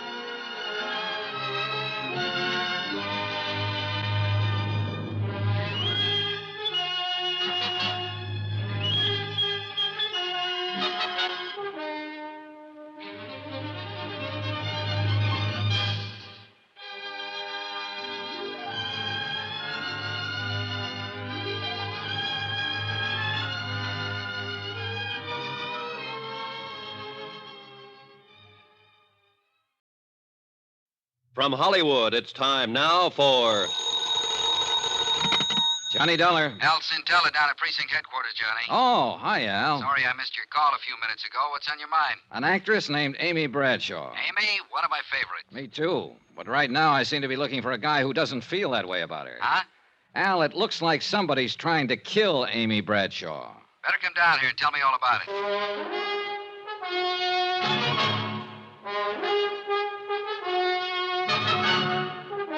Tonight and every weekday night, Bob Bailey in the transcribed adventures of the man with the action-packed expense account, America's fabulous freelance insurance investigator. Yours truly, Johnny Dollar.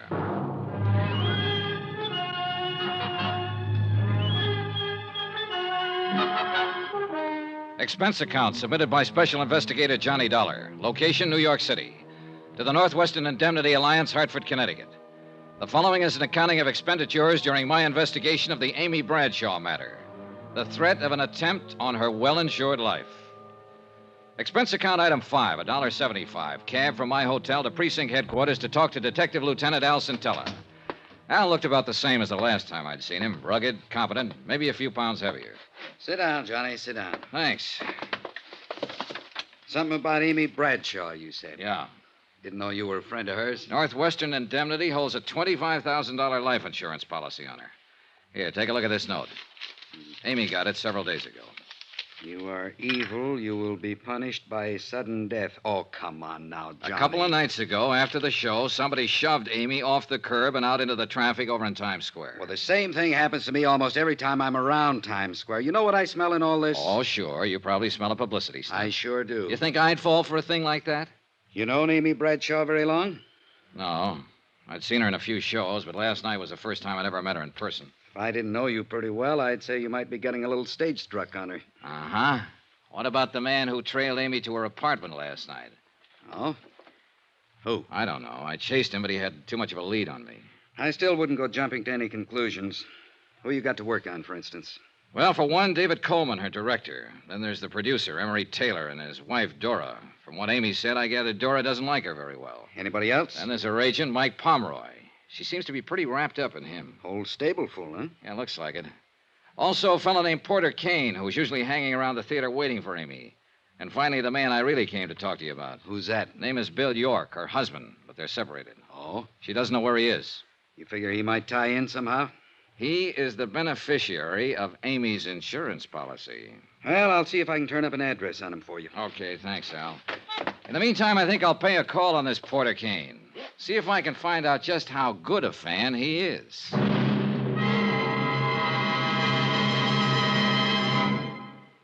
We will continue with the Bradshaw matter in a moment. Friends, how'd you like to thrill your favorite youngster with some of the most exciting toys of the year? Picture the breathless excitement of any child surrounded by 6 gaily colored balloon-like giant animals up to 3 feet long, and all for the low, low price of just $1. Now, first you get Bounzo the clown with round pot belly and funny nose. Next comes Hoppy the Australian kangaroo. Third, there's Roscoe the roller skating bear. He's 2 feet tall and looks almost like real. Fourth, there's Whitey the fat indoor snowman. And fifth, Mortimer the giant mouse, 18 inches long and sure to scare the whiskers off any cat. That's 5 different giant animals. But now, hold your breath for the most sensational toy of all, the star of the whole Christmas season, the jolly giant talking Santa Claus, guaranteed to make everybody's Christmas a merrier one. He's a big roly-poly happy Santa. He stands erect on 2 legs, is actually over 3 feet tall and 32 inches around. Best of all, he actually talks. Just pull the tape and he says, "Merry Christmas" for all to hear. He's the biggest, merriest talkingest Santa ever, sure to please your youngsters and spread good cheer. Yes, Giant Santa proves there really is a Santa Claus.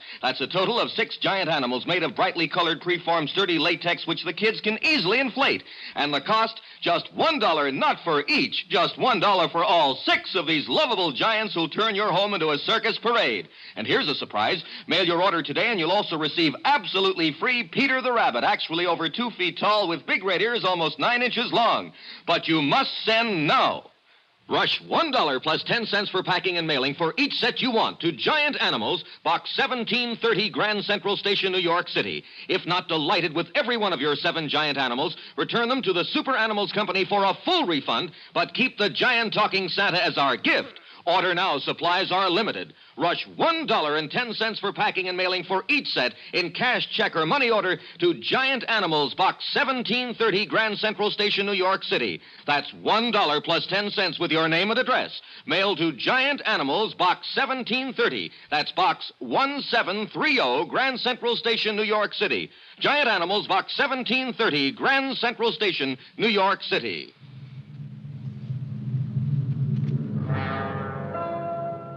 Expense account item 6, $225. Cab to the apartment of Porter Kane in the East 70s. It was an expensive-looking place. I got there about noon, but Porter Kane was just finishing breakfast, accompanied by Chopin. May I offer you a cup of coffee, Mr. Dollar? Oh, thanks. A blank, please. Yes. Now, you came to see me about Amy Bradshaw, I believe. That's right, Mr. Kane. I represent Northwestern Indemnity Alliance. They hold a policy on Miss Bradshaw. You perhaps want some sort of character reference on her? You, might put it that way. Well, in that case, you couldn't have come to one better qualified than I. You see, Amy is my career at present. Afraid I don't understand, Mr. Kane. Well, some years ago, I was relieved of the sordid but customarily necessary task of working for my bread and butter. The result is that I've been able to devote myself to a fascinating hobby. What kind of a hobby? I collect things. Oh? The objects of my interest vary, but they all have one thing in common. Oh? This signet ring I'm wearing, for instance. Yes, I noticed it. Very unusual. The crest is that of the Medici family, Renaissance Italy. The only ring of its kind in the world, so far as any of the authorities on that period are aware.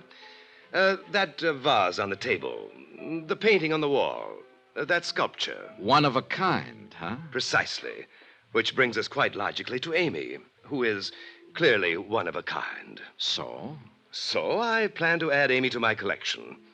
Just like that, huh? I'm certain Amy will see it my way in time. And I have time. Now, if you'll excuse me, I must dress for the matinee. Will I see you again, Mr. Dollar? Yes. You probably will, Mr. Kane. I was glad to get out of the hothouse atmosphere of Kane's apartment. Real weird, this character. And I had a hunch I'd better keep an eye on him. Item 7, $1.65. Cab fare that evening to the Criterion Theater. I arrived half an hour before curtain time and headed for Amy's dressing room. Then, as I approached her door... You listen real careful. I'll give it to you once again. You've been tossing wrong cues to Sheila for 3 nights now. You've been doing everything you can to upstage her and make her look bad. Mike, it's just that I've been nervous lately. Maybe I have made a few mistakes in my life. Amy, you know I've got plans for Sheila, and I don't want her looking bad in this play. You've got plans for Sheila. What about us? Amy, we can talk about that some other time. But for now, I just want you to understand. You're to lay off Sheila. I mean it. Is that a threat, Mike? Take it any way you like. It sounded like Pomeroy was coming outside, so I ducked around behind a piece of scenery and waited a moment. Then I went back to Amy's door. Oh, Johnny. Hello, Amy. You look tired. I am. I just had a little go-around with Mike. Pomeroy? Uh-huh. I've been fluffing some of my lines lately. He seems to think I've been doing it deliberately to make Sheila Mitchell look bad. But he's wrong. Have you found out anything yet, Johnny? No, not much. I still can't believe there's anything to it. It's so silly to let it upset me. It's silly even to give it a thought. Well, try not to, Amy. Let me worry about it. All right. Did I ever tell you it's nice having you around, Johnny? I left her dressing room and started for the alley door, but somebody stepped out in front of me. It was Mike Pomeroy. Hello, Dollar. Oh, hi, Pomeroy. I was just talking to Dave Coleman, the director. He told me he was the one who sent for you. He told me why. You didn't know about the threatening letter Amy got? No, I didn't. Look, Dollar, every actress I've ever known has gotten at least one note like that during her career. You don't think this should be taken too seriously, then? No. Amy's pretty nervous these days, and as long as you're around stirring things up, she'll be worried about it. If there's anything to be done about it, I can handle it. In other words, you want me to mind my own business, that it? You said that, Dollar. I didn't. It might not be a bad idea. Funny thing. When somebody tells me to lay off a case, my interest in it always doubles. After the final curtain, I went backstage to wait for Amy. The stage door was open, and I could see Porter Kane waiting in the alley outside. So I went over to him. Well, Mr. Dollar, good evening. Hello, Kane. On duty again tonight? Perhaps that's one way of putting it. I thought I might have a little chat with Amy after she's changed. I'm afraid she has a date. Oh? Do you happen to know with whom? Yeah, me. Mr. Dollar, are you suggesting that I'm to regard you as some sort of rival? Not at all, Kane. I'm just suggesting that I'm a friend of Amy's. I see. Good night, Mr. Dollar.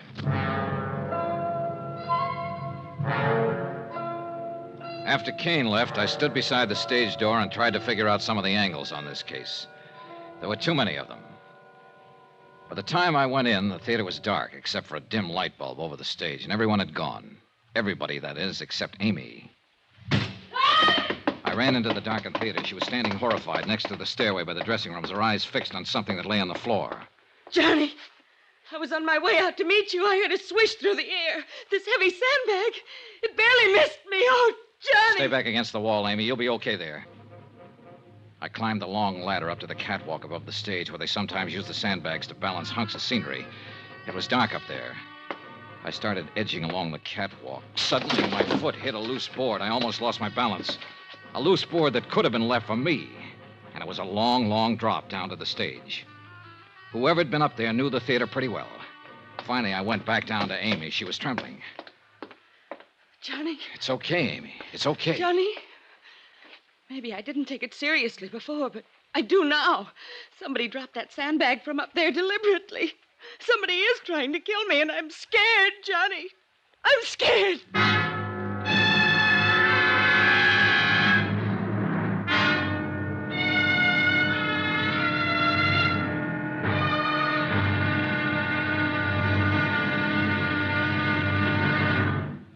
Johnny Dollar will be back in a moment to tell you about tomorrow's episode.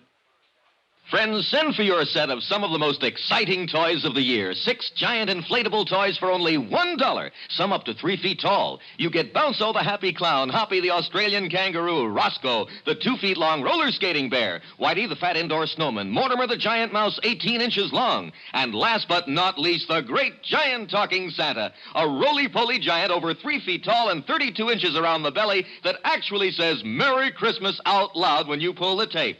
That's 6 sensational giant toys for only $1, made of sturdy, gaily colored latex that the kids can easily inflate. Send $1 for each set to Giant Animals, Box 1730, Grand Central Station, New York City. And if you order right now, you get Peter the Rabbit over 2 feet tall absolutely free. If not delighted with your giant animals, your money refunded immediately. Order today. You may never hear this offer again. Rush $1 plus 10 cents for packing and mailing in cash, check, or money order to Giant Animals, Box 1730, Grand Central Station, New York City. That's $1 plus 10 cents for each set with your name and address to Giant Animals, Box 1730, Grand Central Station, New York City.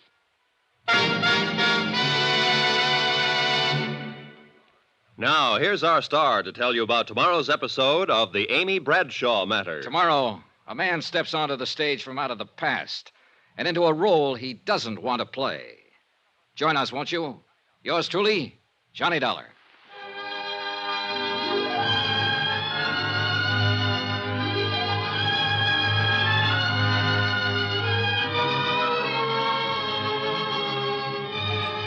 Yours truly, Johnny Dollar, starring Bob Bailey, is transcribed in Hollywood. Written by Robert Reif, it is produced and directed by Jack Johnstone. Be sure to join us tomorrow night, same time and station, for the next exciting episode of Yours truly, Johnny Dollar. Roy Rowan speaking.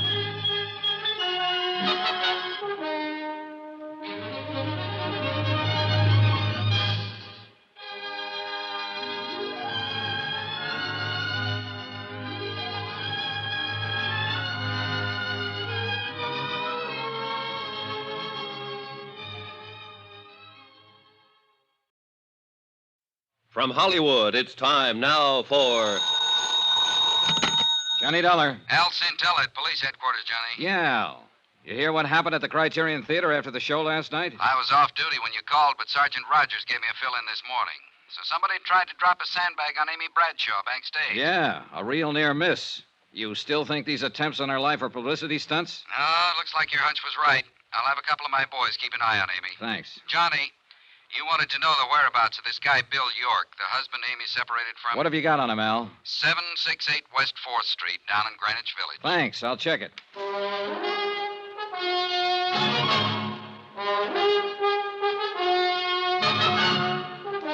Tonight and every weekday night, Bob Bailey in the transcribed adventures of the man with the action-packed expense account, America's fabulous freelance insurance investigator. Yours truly, Johnny Dollar.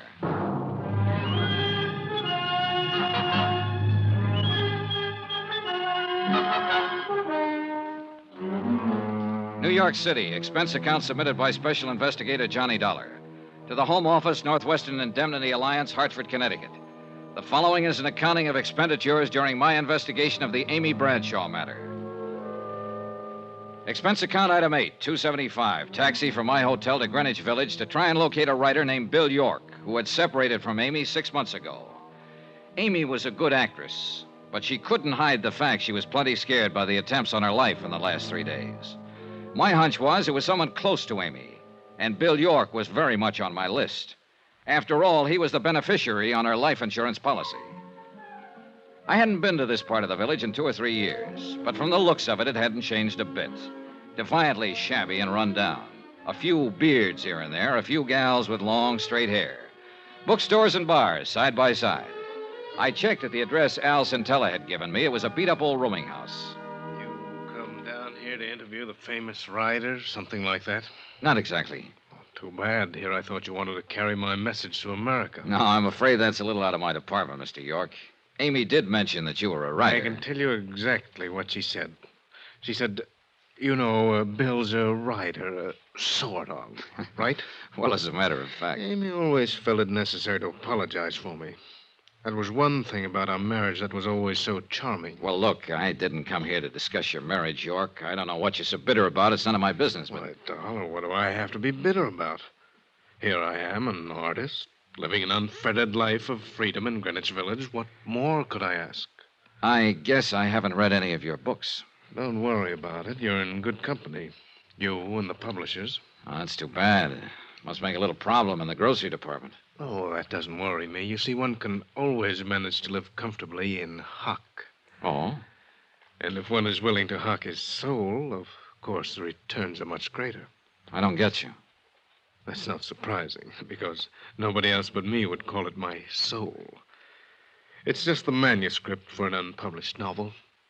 3 years of work and sweat and pain.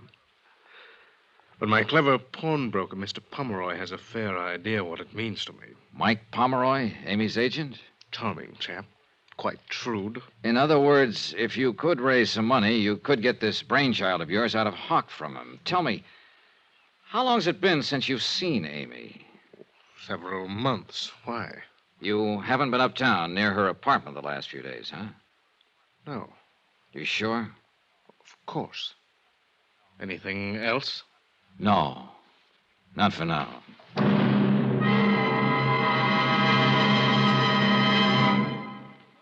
We will continue with the Bradshaw matter in a moment. Friends, how'd you like to thrill your favorite youngster with some of the most exciting toys of the year? Picture the breathless excitement of any child surrounded by 6 gaily colored balloon-like giant animals up to 3 feet long, and all for the low, low price of just $1. Now, first you get Bounzo the clown with round pot belly and funny nose. Next comes Hoppy the Australian kangaroo. Third, there's Roscoe the roller skating bear. He's 2 feet tall and looks almost like real. Fourth, there's Whitey the fat indoor snowman. And fifth, Mortimer the giant mouse, 18 inches long and sure to scare the whiskers off any cat. That's 5 different giant animals. But now, hold your breath for the most sensational toy of all, the star of the whole Christmas season, the jolly giant talking Santa Claus, guaranteed to make everybody's Christmas a merrier one. He's a big roly-poly happy Santa. He stands erect on 2 legs, is actually over 3 feet tall and 32 inches around. Best of all, he actually talks. Just pull the tape and he says, Merry Christmas for all to hear. He's the biggest, merriest talkingest Santa ever, sure to please your youngsters and spread good cheer.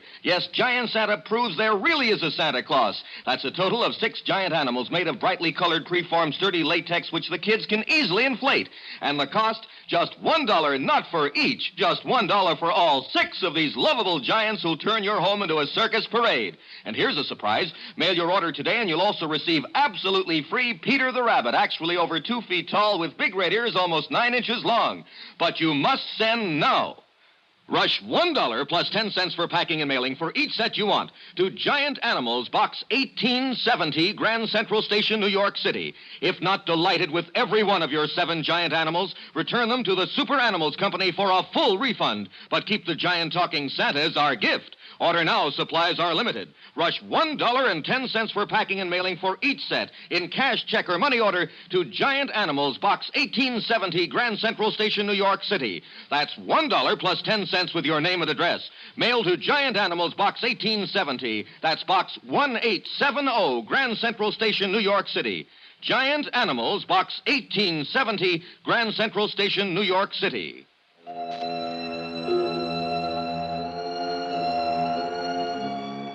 I was getting nowhere in my attempt to find out who was gunning for Amy Bradshaw, and I knew it. I called Mike Pomeroy, her agent, but he was out, so I took the next name on my list, the producer of Amy's play, Emery Taylor. Expense account item 9, $175, cab fare to Taylor's apartment in the mid-50s near the Museum of Modern Art. Taylor wasn't in, but his wife Dora was. She was sleek-looking and a little on the brittle side. She was sitting behind a small bar in the den, and she looked quite at home there. Drink? Thanks. Will your husband be back soon, Mrs. Taylor? Who knows? Yeah. Oh, thank you. What do you want to see him about? Amy Bradshaw. What about Amy Bradshaw? I wanted to ask him if he knew of anyone who might want to harm Amy for any reason.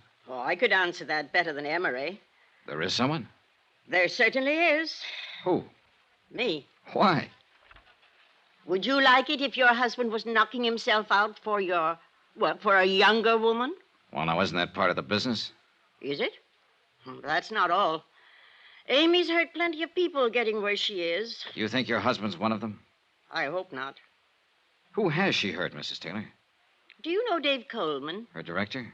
He was very much in love with Amy a few months ago. Oh, I see. I don't like to see someone I like get the way he was. One night here, he had a couple too many. He said, if he couldn't have her... Oh. Funny. How quick he got over it, though. Never says anything about it anymore, huh? Not a word. What about Porter Kane? Oh, you've met him. Is he one of them that Amy's hurt? No, he's not in that category. Whatever happened to hurt him must have happened at about the age of 5. What do you mean? Oh, isn't that when most of our troubles start? I wouldn't know. I once paid a psychiatrist $500 to tell me that's when mine started. Your troubles? Sure. Can't you tell, Mr. Dollard? I'm the mixed-up type. Aren't we all, Mrs. Taylor? I left her, still sitting behind the bar, and somehow I felt sorry for her. But she had given a new lead. David Coleman, Amy's director, who'd had it bad for Amy just a few months ago and had now completely recovered. Maybe. I made a mental note to have a little chat with Coleman that night. Then I put in another call to Mike Pomeroy. This time he was in, and I finally talked him into meeting me at a little bar on West 44th near the theater. But when I got there, I could see that he wasn't feeling very cooperative. Look, Dollar, I suggested once before, nice and polite, that maybe you should try minding your own business. I got the message, all right, Pomeroy, and now I've got one for you. I am minding my own business. This is what I was hired to do. The insurance company I represent holds a pretty hefty life insurance policy on Amy. And if she's in any danger, they want to know about it. But I told you before, I think this whole thing's pretty silly. I had a talk with Bill York, the writer, this morning. Even though he and Amy are separated, you know, he's still the beneficiary on her policy. So?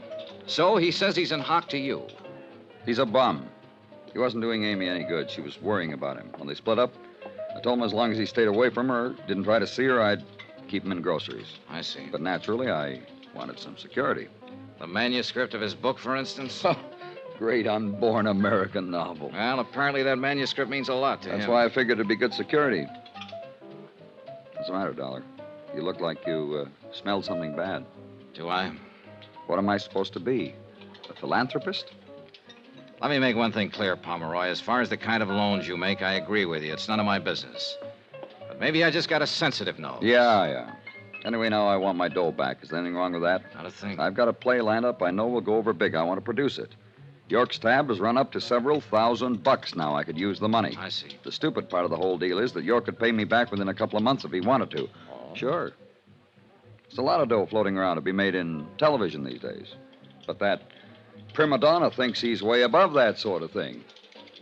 This play you want to produce, Pomeroy, will it star Amy? No. Sheila Mitchell. Oh. Well, thanks for the information. Be seeing you. I doubt it. On my way over to the Criterion Theater, I thought about Pomeroy. A rugged customer.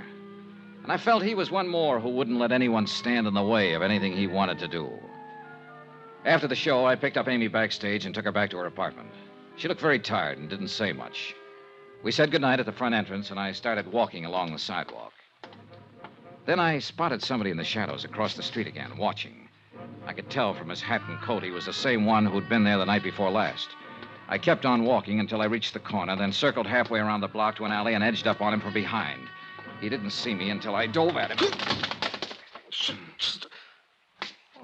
Well, Bill York. So, what are you doing here? So you haven't been near Amy for a long time, huh?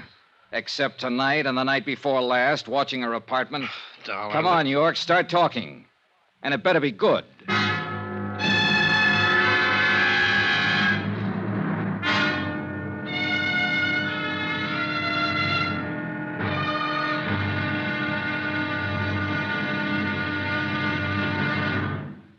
Johnny Dollar will be back in a moment to tell you about tomorrow's episode. Friends, send for your set of some of the most exciting toys of the year. 6 giant inflatable toys for only $1. Some up to 3 feet tall. You get Bounco the Happy Clown, Hoppy the Australian Kangaroo, Roscoe the 2 feet long roller skating bear, Whitey the fat indoor snowman, Mortimer the giant mouse 18 inches long, and last but not least, the great giant talking Santa, a roly-poly giant over 3 feet tall and 32 inches around the belly that actually says Merry Christmas out loud when you pull the tape. That's 6 sensational giant toys for only $1, made of sturdy, gaily colored latex that the kids can easily inflate. Send $1 for each set to Giant Animals, Box 1870, Grand Central Station, New York City. And if you order right now, you get Peter the Rabbit over 2 feet tall absolutely free. If not delighted with your Giant Animals, your money refunded immediately. Order today. You may never hear this offer again. Rush $1 plus 10 cents for packing and mailing in cash, check, or money order to Giant Animals Box 1870, Grand Central Station, New York City. That's $1 plus 10 cents for each set with your name and address to Giant Animals Box 1870, Grand Central Station, New York City. Now, here's our star to tell you about tomorrow's episode of the Amy Bradshaw Matter. Tomorrow, I find I have even more of a reason for keeping Amy alive than I'd realized. Join us, won't you? Yours truly, Johnny Dollar.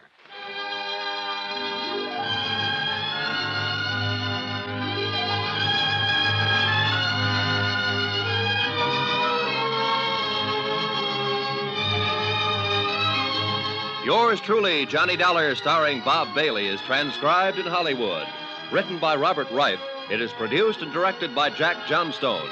Be sure to join us tomorrow night, same time and station, for the next exciting episode of Yours truly, Johnny Dollar. Roy Rowan speaking.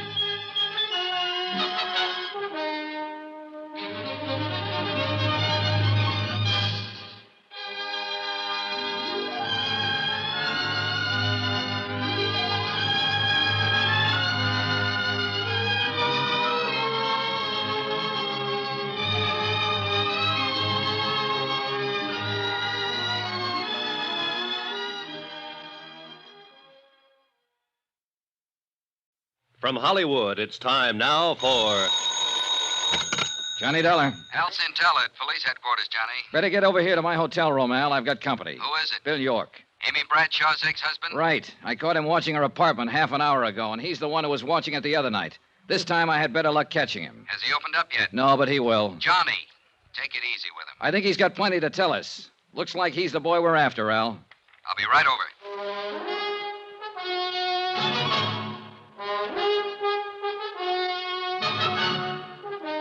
Tonight and every weekday night, Bob Bailey in the transcribed adventures of the man with the action-packed expense account, America's fabulous freelance insurance investigator. Yours truly, Johnny Dollar.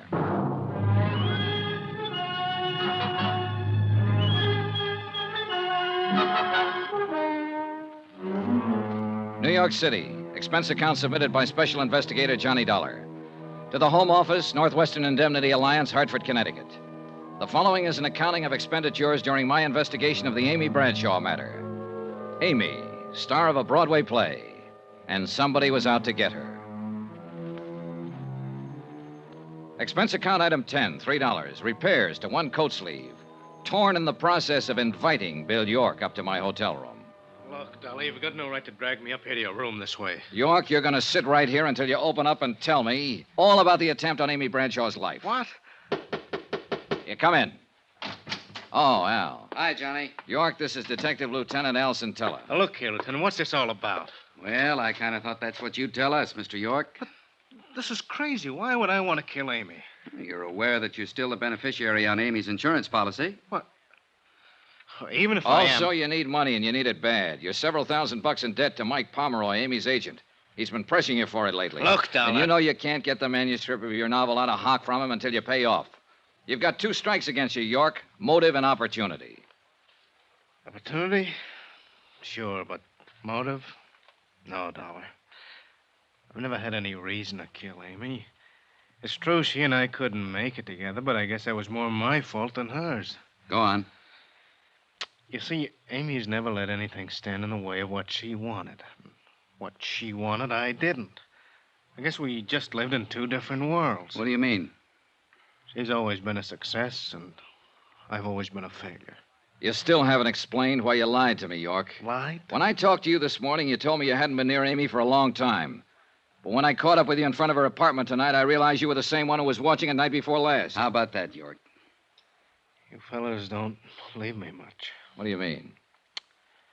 Sure, once in a while I go stand outside her apartment house, look up at the light on the window, maybe think a little about how things might have been.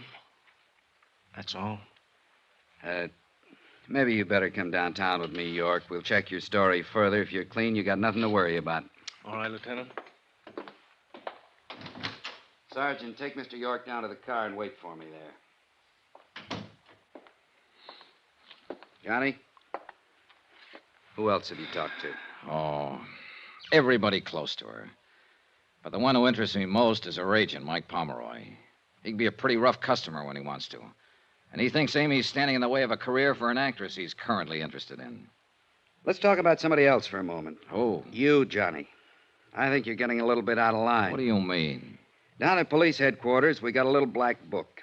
It tells us what to do and what not to do. It doesn't say anything about insurance investigators dragging possible suspects to their hotel room to question them. Listen, Al, when I'm assigned to a case, I usually try to break it any way I can. I know.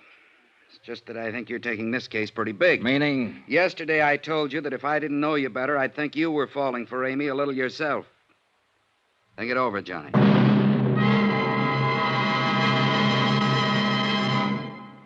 We will continue with the Bradshaw matter in a moment. Friends, how'd you like to thrill your favorite youngster with some of the most exciting toys of the year? Picture the breathless excitement of any child surrounded by 6 gaily colored balloon-like giant animals up to 3 feet long, and all for the low, low price of just $1. Now, first you get Bounco the clown with round pot belly and funny nose. Next comes Hoppy the Australian kangaroo. Third, there's Roscoe the roller skating bear. He's 2 feet tall and looks almost like real. Fourth, there's Whitey the fat indoor snowman. And fifth, Mortimer the giant mouse, 18 inches long and sure to scare the whiskers off any cat. That's 5 different giant animals. But now, hold your breath for the most sensational toy of all, the star of the whole Christmas season, the jolly giant talking Santa Claus, guaranteed to make everybody's Christmas a merrier one. He's a big roly-poly really happy Santa. He stands erect on 2 legs, is actually over 3 feet tall and 32 inches around. Best of all, he actually talks. Just pull the tape and he says, Merry Christmas for all to hear. He's the biggest, merriest, talkingest Santa ever. Sure to please your youngsters and spread good cheer. Yes, Giant Santa proves there really is a Santa Claus. That's a total of 6 giant animals made of brightly colored, preformed, sturdy latex, which the kids can easily inflate. And the cost, just $1, not for each, just $1 for all 6 of these lovable giants who'll turn your home into a circus parade. And here's a surprise. Mail your order today and you'll also receive absolutely free Peter the Rabbit, actually over 2 feet tall with big red ears almost 9 inches long. But you must send now. Rush $1 plus 10 cents for packing and mailing for each set you want to Giant Animals, Box 1907, Grand Central Station, New York City. If not delighted with every one of your 7 giant animals, return them to the Super Animals Company for a full refund, but keep the giant talking Santa as our gift. Order now. Supplies are limited. Rush $1.10 for packing and mailing for each set in cash, check, or money order to Giant Animals, Box 1907, Grand Central Station, New York City. That's $1 plus 10 cents with your name and address. Mail to Giant Animals, Box 1907. That's Box 1907, Grand Central Station, New York City. Giant Animals, Box 1907, Grand Central Station, New York City.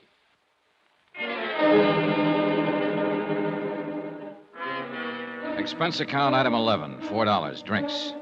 For me. I thought about what Al Centella had said. The possibility I was falling for Amy Bradshaw. Thought about it for 2 hours. Finally, I decided I had to find out if he was right. I went over to Amy's apartment. It was good of you to come over, Johnny. I just can't seem to sleep lately. Yeah. I noticed there's a policeman on duty down in the lobby. Lieutenant Centella arranged for that. It's funny. It should make me feel better, but it doesn't. It just keeps reminding me of it. A threat on my life. I'm glad you're here, Johnny. So am I. Awfully glad. Maybe I shouldn't say that, but... Do you hear any objections? Oh, well, who could... Excuse me. Yeah, sure. Hello? Yes? Oh, Porter. What? No, I'm sorry. No, really, Porter, it's out of the question. No, Good night, Porter. Kane, huh? Yes, I suppose he means well. But he can be rather annoying. Do you have a cigarette, Johnny? Here. Thanks.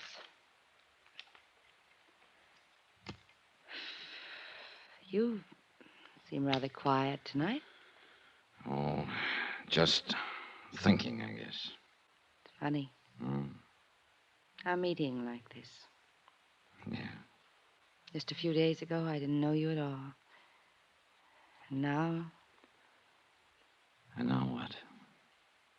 I don't know, Johnny. I don't know.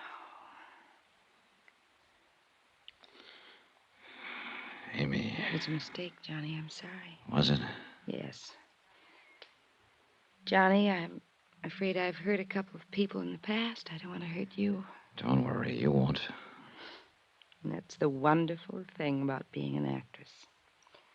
You play so many parts. The kiss, that was playing a part, huh? Even if it weren't, Johnny, it'd be no good. There'd always be something between us. It's right over there on the mantel. The clock? Yes. We can't turn it back. If I'd met you a long time ago before Mike, but I didn't.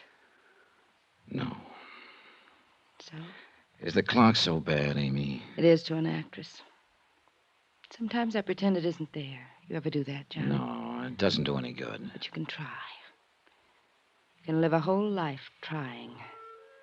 Isn't that really what we all do? I don't know. We go along playing our parts, doing what we have to do, pretending the clock isn't there. But all the while it is. And though we keep on fighting against it, we know we can't turn it back. We can't even stop it. One thing I'd accomplished, I guess. I'd decided I wouldn't be seeing Amy anymore after this case was wound up. Winding it up, though, was another question, and I was still as far from home as ever on it. But I couldn't seem to get Porter Kane and his quaint little hobby of collecting things out of my mind. Why, good evening, Mr. Dollar. Hello, Mr. Kane. Come in, come in. Thanks. I know it's late. I'm sorry. Not at all. As a matter of fact, I was hoping I'd see you again. I don't want to keep you. I see your hat and coat. No, there. I'm not going out. I've just come in. Oh. You said you were hoping you'd see me again? Yes, I enjoyed our other little chat very much. I suppose you came to talk some more about Amy Bradshaw. Matter of fact, Mr. Kane, I came to talk about you. Splendid. And about your hobby. Collecting. A fascinating hobby, Mr. Dollar. You take it pretty seriously, don't you? I've devoted most of my life to it. And I may say that I've succeeded rather brilliantly with it. Each item in my collection is incomparable, without equal. Yeah, one of a kind. And that, of course, is precisely why Amy is necessary to complete the collection. The crowning and final edition. Final? Yes. For your information, Mr. Dollar, when I've acquired Amy, I intend to cease my hobby. Oh. She will complete my collection. Without her, though, it is still incomplete. Mind if I ask you a couple of questions, Mr. Kane? Not at all. You seem to have been pretty successful with your collection. Have you ever run up against an item you wanted but couldn't get? Of course not. That just doesn't happen. Has it ever happened? I can't remember that it ever... Yes. Yes, it did happen once. When? When I was 9 years old. A playmate of mine had a lollipop that I admired greatly. He wouldn't give it to me, and he wouldn't sell it to me. What did you do? I did the only logical thing there was to do. I smashed the lollipop, Mr. Dollar.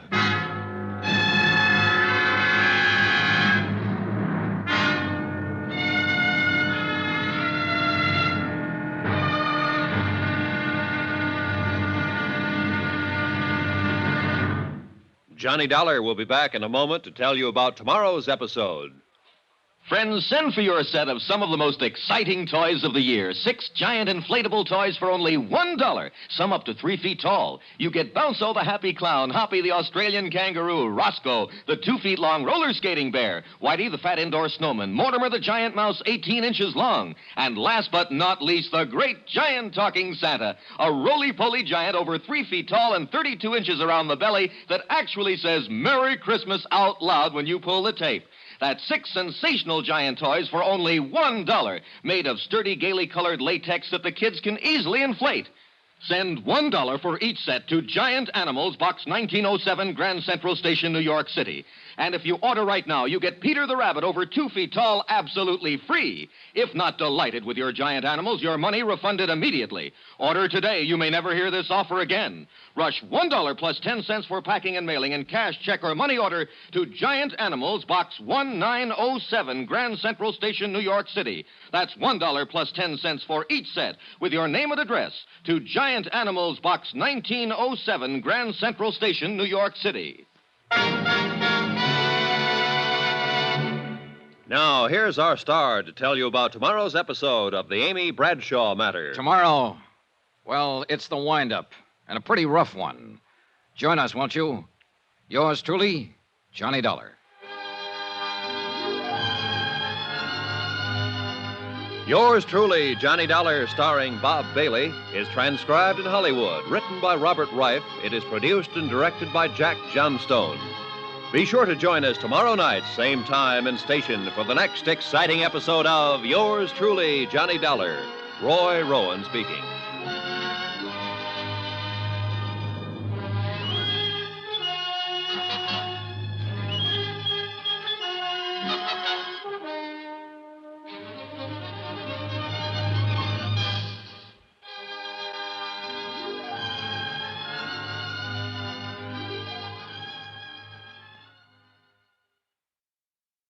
From Hollywood, it's time now for...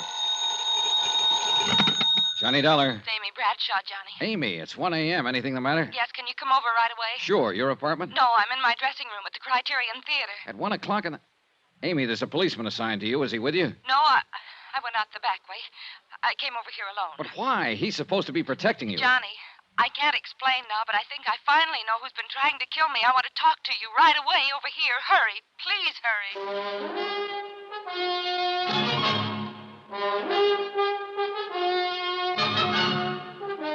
Tonight and every weekday night, Bob Bailey in the transcribed adventures of the man with the action-packed expense account, America's fabulous freelance insurance investigator. Yours truly, Johnny Dollar.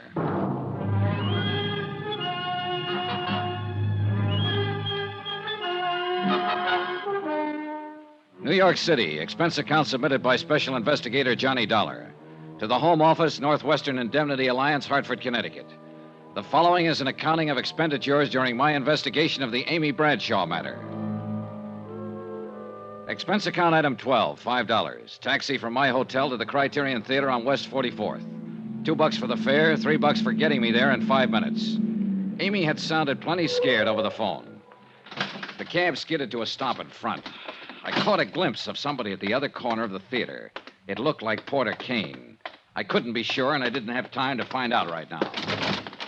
Backstage, it was quite dark, and I had to feel my way through some... The shot came from the direction of Amy's dressing room. Mike Pomeroy, her agent, was lying on the floor, dead. There was a gun on the floor, too, just inside the door. Johnny! Oh, Johnny! What happened, Amy? Amy, stop it! Tell me what happened. The door. Door? The shot. It came from the door. I ran outside the dressing room, across the stage, into the alley. No one in sight.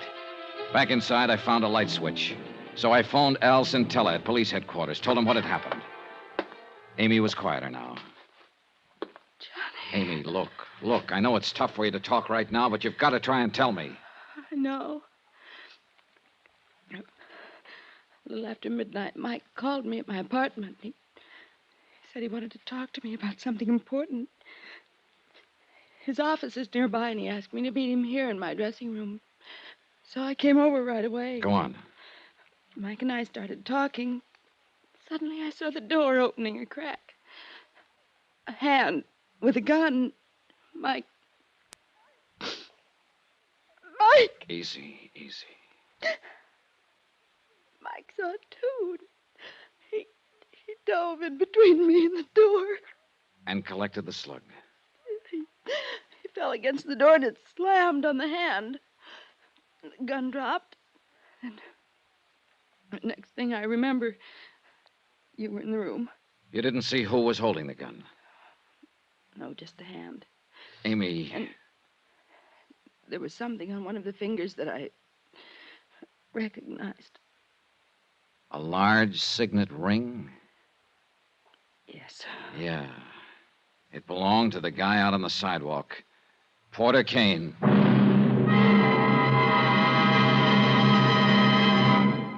We will continue with the Bradshaw matter in a moment.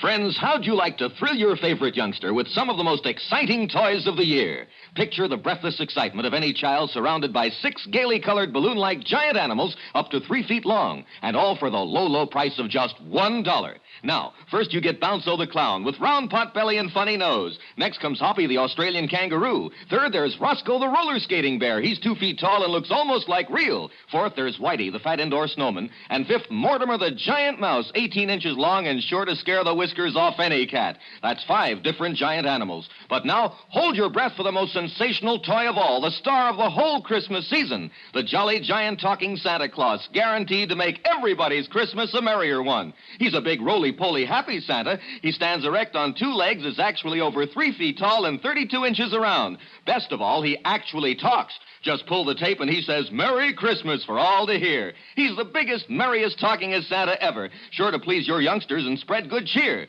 Yes, Giant Santa proves there really is a Santa Claus. That's a total of 6 giant animals made of brightly colored, preformed, sturdy latex, which the kids can easily inflate. And the cost, just $1, not for each, just $1 for all 6 of these lovable giants who'll turn your home into a circus parade. And here's a surprise. Mail your order today and you'll also receive absolutely free Peter the Rabbit, actually over 2 feet tall with big red ears almost 9 inches long.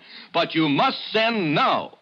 Rush $1 plus 10 cents for packing and mailing for each set you want to Giant Animals, Box 1918, Grand Central Station, New York City. If not delighted with every one of your 7 giant animals, return them to the Super Animals Company for a full refund. But keep the giant talking Santa as our gift. Order now. Supplies are limited. Rush $1.10 for packing and mailing for each set in cash, check, or money order to Giant Animals, Box 1918, Grand Central Station, New York City. That's $1 plus 10 cents with your name and address. Mail to Giant Animals, Box 1918. That's Box 1918, Grand Central Station, New York City.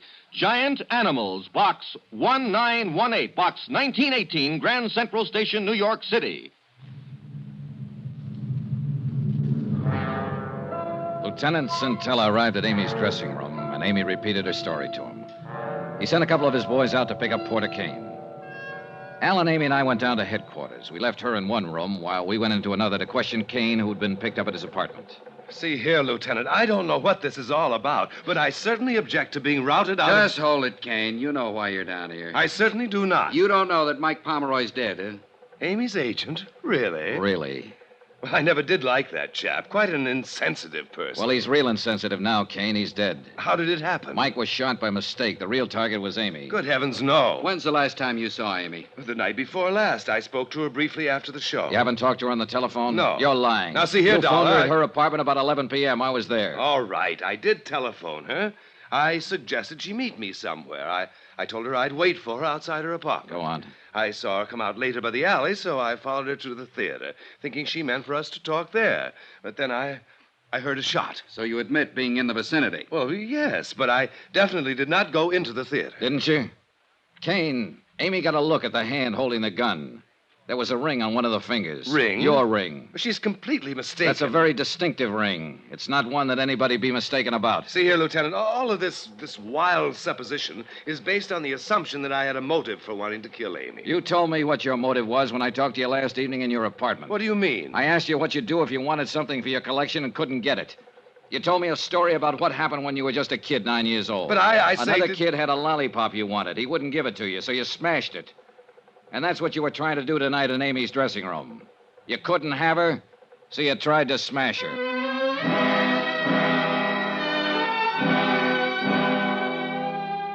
There wasn't much point in my hanging around. So I got Al Scintilla's permission to take Amy back to her apartment. We could wait there for any new developments. Amy didn't say a word all the way. When we got there, she sat in a chair staring at the wall. When she finally spoke, it was more like she was talking to herself. He's dead. Amy, He's dead because of me. stop talking that way. Mike Pomeroy jumped in the way of a bullet. If he hadn't, you'd be dead. Would have been better that way. Stop it, Amy. Johnny, Yeah. I think... You think what? Oh, just a minute. I'll get it. It was Al Scintilla down at police headquarters. When he finished talking, I didn't say anything. There wasn't anything to say. After I hung up, I stood there a moment, staring out the window. It had started to rain. I felt old and tired and empty and sick. I went back into the other room again. Amy was sitting there looking at me. Johnny, Yeah, Amy? was that call for me? No. Who was it? Lieutenant Scintilla. Oh, The gun that killed Mike Pomeroy. There were no fingerprints on it. You said you saw a bare hand with a ring on it holding the gun. A bare hand would have left fingerprints. You killed him, didn't you? yes, Johnny. The attempts on your life, you faked them, didn't you, to convince people you were in danger so you could kill Pomeroy and we'd think the shot was intended for you. Why, Amy? You know why. Yeah, I guess so. You loved Mike. You knew he was growing away from you. So fast. So very fast. You saw him get interested in a younger actress. You knew she was taking your place with him. To Mike, I was dead. I couldn't stand that. I really couldn't. So I started making it look like I was in danger. It wasn't very hard, Johnny. I'm a good actress. Yeah. After a while, I almost began to believe I was in danger. Something was after me, was hunting me. It finally caught up with me, and I did what I did. Which of us is the hunter, Johnny? And which is the hunted? Amy, Yes. I think one of Lieutenant Cintella's men is waiting for you out in the hall. All right. Just one thing, Johnny. What is it? I'll need something now. Something.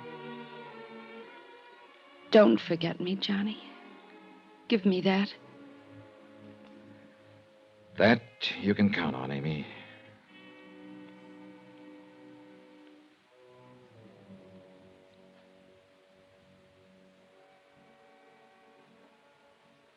She walked out of the room, and she didn't look back. I'm glad she didn't.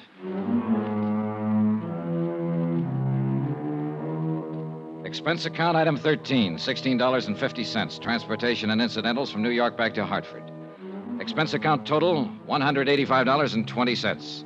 End of account, end of report. Remarks? Amy repeated her confession to Lieutenant Cintella. Her trial's coming up soon. Sweet case. Well, tomorrow's another day. So they tell me. Yours truly, Johnny Dollar.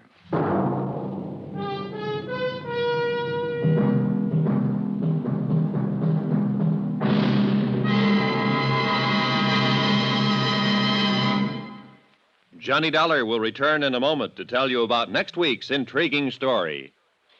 Friends, send for your set of some of the most exciting toys of the year. 6 giant inflatable toys for only $1. Some up to 3 feet tall. You get Bounco the happy clown, Hoppy the Australian kangaroo, Roscoe the 2 feet long roller skating bear, Whitey the fat indoor snowman, Mortimer the giant mouse 18 inches long, and last but not least, the great giant talking Santa, a roly-poly giant over 3 feet tall and 32 inches around the belly that actually says Merry Christmas out loud when you pull the tape.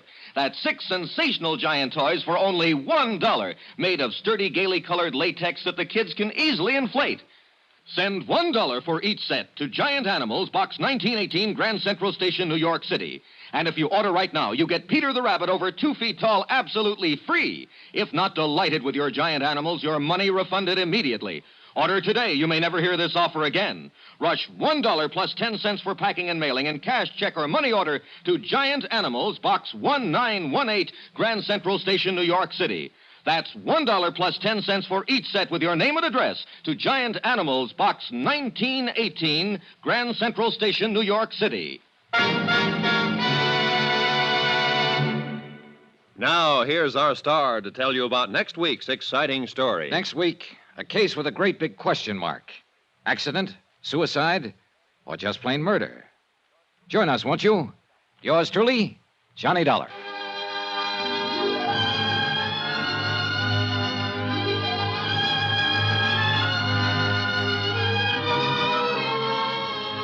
Yours truly, Johnny Dollar, starring Bob Bailey, is transcribed in Hollywood. Written by Robert Reif, it is produced and directed by Jack Johnstone.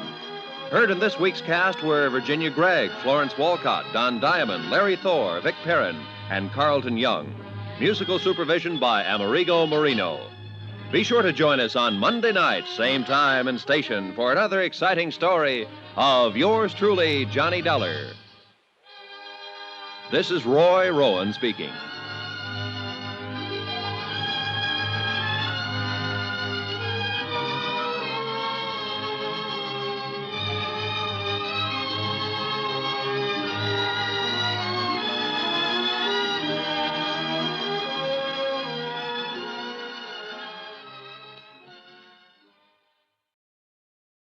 From Hollywood, it's time now for...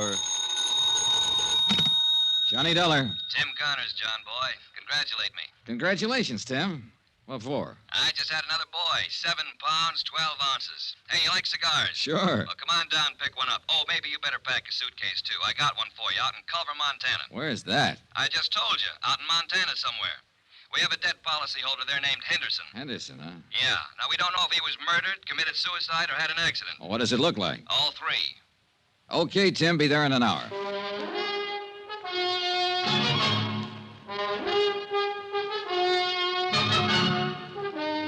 Tonight and every weekday night, Bob Bailey in the transcribed adventures of the man with the action-packed expense account, America's fabulous freelance insurance investigator. Yours truly, Johnny Dollar.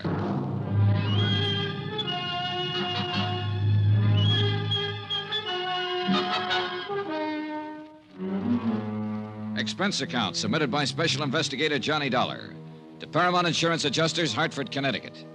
The following is an accounting of expenditures during my investigation of the Henderson matter, whatever it's going to be.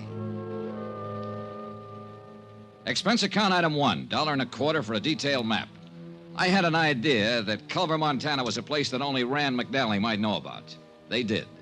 I found it tucked up in the high northern corner of the state near Great Falls. Hey, where's your bag? Home. I told you to pack it. Now, look, Give me a cigar, Tim. Tell me about the new boy and the new case. Okay, have a chair. There you are. I wouldn't smoke it if I were you. Terrible. Cost me $2 a box. Hey, you know something? I'm thinking of naming the new boy Johnny. Oh, tough case, huh? Yeah.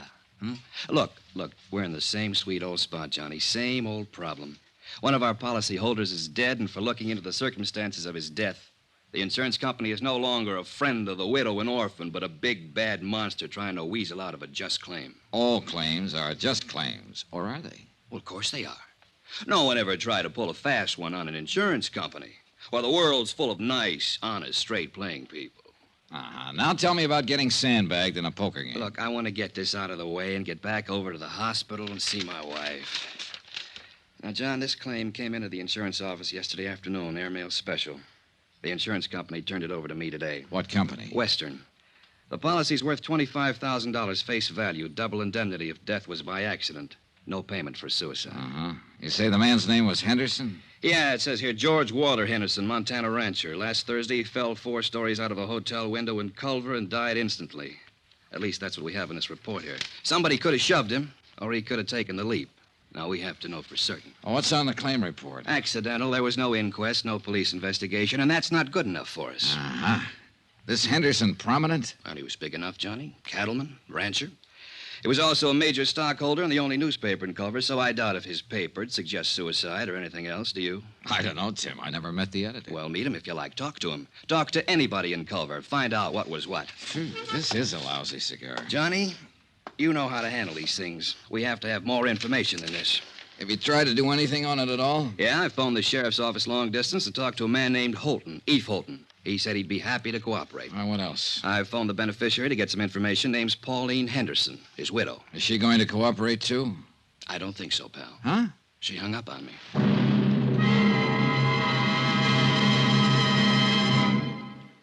We will continue with the Henderson matter in a moment. Friends, how'd you like to thrill your favorite youngster with some of the most exciting toys of the year? Picture the breathless excitement of any child surrounded by 6 gaily colored balloon-like giant animals up to 3 feet long, and all for the low, low price of just $1.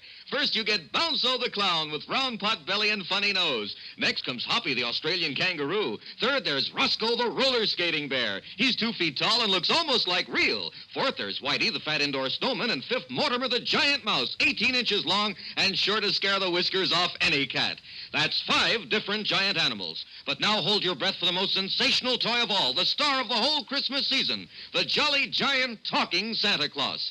Guaranteed to make everybody's Christmas a merrier one. He's a big, roly-poly, happy Santa. He stands erect on 2 legs, is actually over 3 feet tall and 32 inches around. Best of all, he actually talks. Just pull the tape and he says, Merry Christmas for all to hear. He's the biggest, merriest, talkingest Santa ever. Sure to please your youngsters and spread good cheer. Yes, Giant Santa proves there really is a Santa Claus. That's a total of 6 giant animals made of brightly colored preformed sturdy latex, which the kids can easily inflate. And the cost just $1, not for each. Just $1 for all 6 of these lovable giants who'll turn your home into a circus parade. And here's a surprise. Mail your order today and you'll also receive absolutely free Peter the Rabbit, actually over 2 feet tall with big red ears almost 9 inches long. But you must send now. Rush $1 plus 10 cents for packing and mailing for each set you want to Giant Animals, Box 90, Grand Central Station, New York City. If not delighted with every one of your 7 giant animals, return them to the Super Animals Company for a full refund, but keep the giant talking Santa as our gift. Order now. Supplies are limited. Rush $1.10 for packing and mailing for each set in cash, check, or money order to Giant Animals, Box 90, Grand Central Station, New York City. That's $1 plus 10 cents with your name and address. Mail to Giant Animals, Box 90, Box 90, Grand Central Station, New York City. Giant Animals, Box 90, Grand Central Station, New York City. Expense account item 2, $185.65. Airfare, Hartford, Connecticut to Great Falls, Montana. The nearest point I could make to Culver by air. Item 3, $3. I took the train to Culver. Sometimes when I'm having nightmares, I dream about the smelter stack standing up against the cadaverous hills that lie to the south of town. Everything, including the 3 or 4 feet of snow covered with a uniform dinginess, made Culver an ugly little town set in an ugly notch between 2 ugly mountains. The only hotel in town was the Butte. It happened to be 4 stories high. It also happened to be the place where George Henderson had met his death.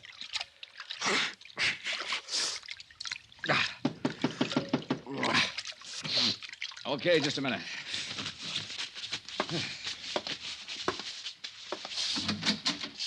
Mr. Dollar? Yeah. I'm Eve Holton, sheriff here. Huh? You're from the insurance people, aren't you? Yeah, that's right. Been expecting that you'd be in sooner or later. Well, I'm glad to meet you, Mr. Holton. Call me Eve, son. Everybody does. Hey, got a drink on you? No, I haven't. Well, I got one on me. Nice and chilly, too. Well, I'll see if there's some glasses around here, Sheriff. You didn't waste any time looking me up. No, I guess I didn't, son. Thought it'd save a little time this way. Knew you'd be looking me up sooner or later. Really thought we ought to have this drink together, private. May not have any more together while you're here. Uh-huh.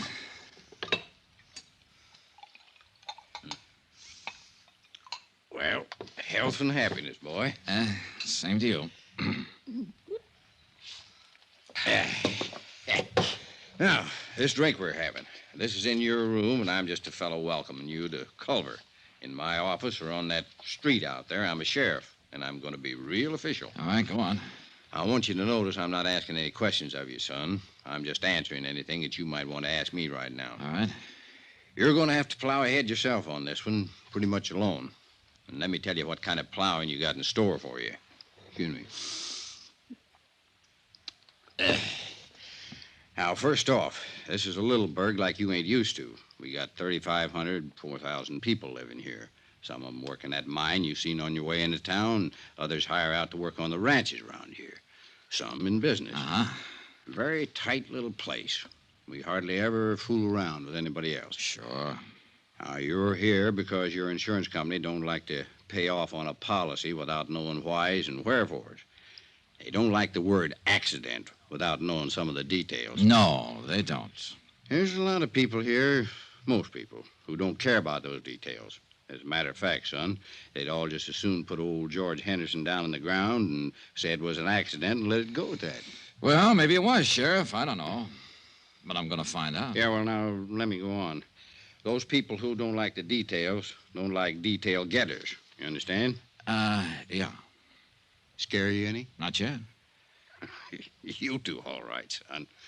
So, maybe you'd kind of like to get your coat on and come to a funeral with me. Starts at 3. Henderson's? Yeah. Give you a chance to look around, get the lay of the land. Okay, good idea. I wondered what kind of bull workers insurance companies turned out. I like you, Dollar. You're all right. You ain't bothering with any questions till you got some worthwhile asking. You tired? A little. Well, this won't take too long.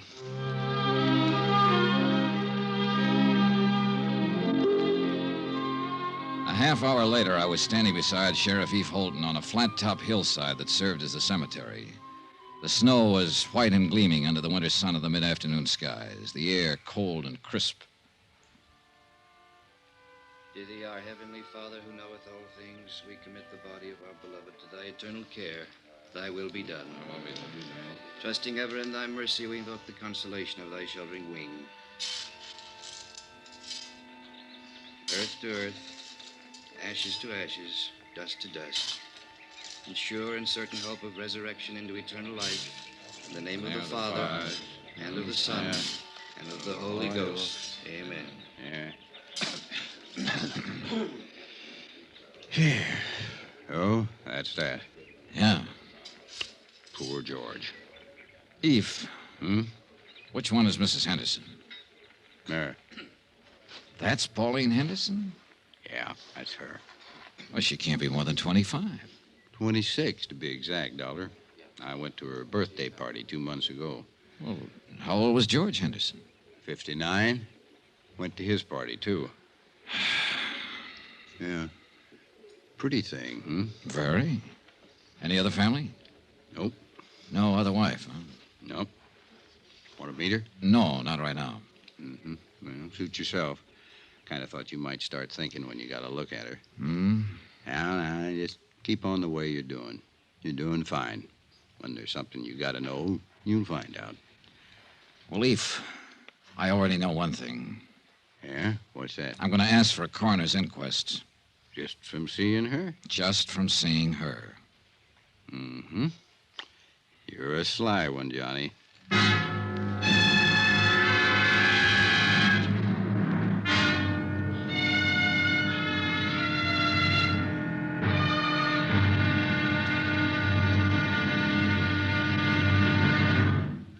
Johnny Dollar will be back in a moment to tell you about tomorrow's episode. Friends, send for your set of some of the most exciting toys of the year. 6 giant inflatable toys for only $1, some up to 3 feet tall.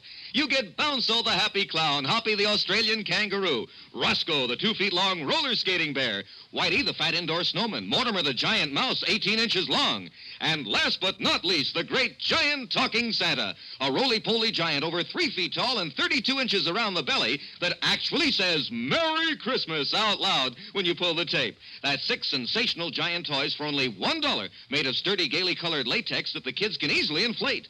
Send $1 for each set to Giant Animals, Box 90, Grand Central Station, New York City. And if you order right now, you get Peter the Rabbit over 2 feet tall absolutely free. If not delighted with your giant animals, your money refunded immediately. Order today. You may never hear this offer again. Rush $1 plus 10 cents for packing and mailing in cash, check, or money order to Giant Animals, Box 90, Grand Central Station, New York City. That's $1 plus 10 cents for each set with your name and address to Giant Animals, Box 90, Grand Central Station, New York City. Now, here's our star to tell you about tomorrow's episode of The Henderson Matter. Tomorrow, I find out how hard it is to believe what I see. And I see plenty. Join us, won't you? Yours truly, Johnny Dollar.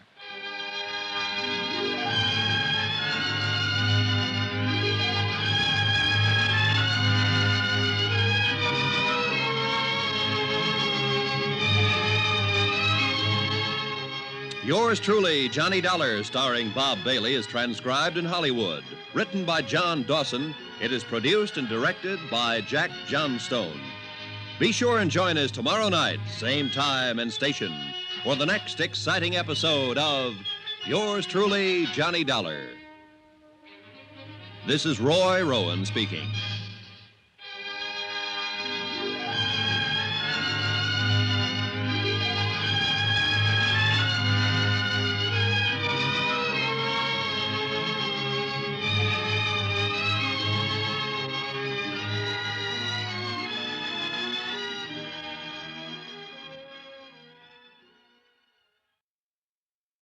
From Hollywood, it's time now for... Johnny Dollar. Keith Holton, how are you this morning? Oh, pretty good, Sheriff. How about yourself? Oh, I'm fine, dandy.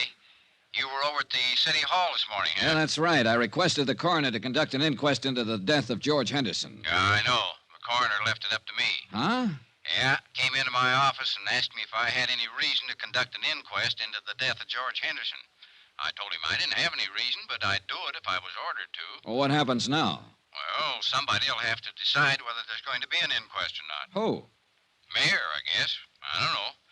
Anyhow, you stirred up some action, and you'll be getting it. Yeah, where? Just stay where you are, son. My guess is it'll come right to you.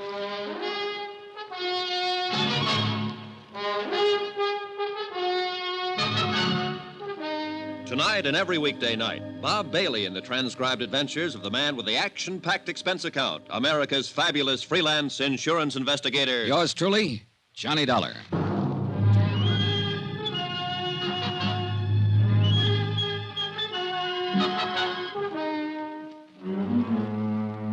Expense account submitted by Special Investigator Johnny Dollar to Paramount Insurance Adjusters, Hartford, Connecticut. The following is an accounting of expenditures during my investigation of the Henderson matter. The death of George Henderson of Culver, Montana, where I am today. A casual certification announced the death as accidental, having been received by a fall from a hotel window. No one in Culver seemed to be too worried about any of the details. But details are my job. That's why I requested the coroner's office to conduct an inquest. I took Sheriff Holton's suggestion and waited to see what my request flushed up in the dingy-colored mountains of Culver. An hour later, my first bird winged up to my hotel room. He was a tall, gray-haired man in a Stetson, earmuffs, and the western version of a Chesterfield. His Honor, Mayor Newton. Mr. Dollar, I want to talk to you about this request you made for an inquest into George Henderson's death. Yes, sir, Mr. Mayor. You are aware, of course, that George's death, and he was one of my beloved and personal friends for many, many years, was a great blow to the entire community. No, I didn't know that, Mayor Newton. Huh? Only the smallest part of the community were at his funeral yesterday afternoon. His widow and I'd say not more than half a dozen other people.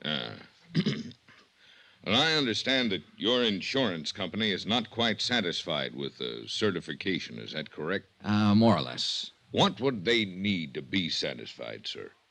An exact knowledge of how Mr. Henderson fell out that hotel window. I would rather no inquest were held into Mr. Henderson's death. Why? Why, sir, George Henderson is dead and buried.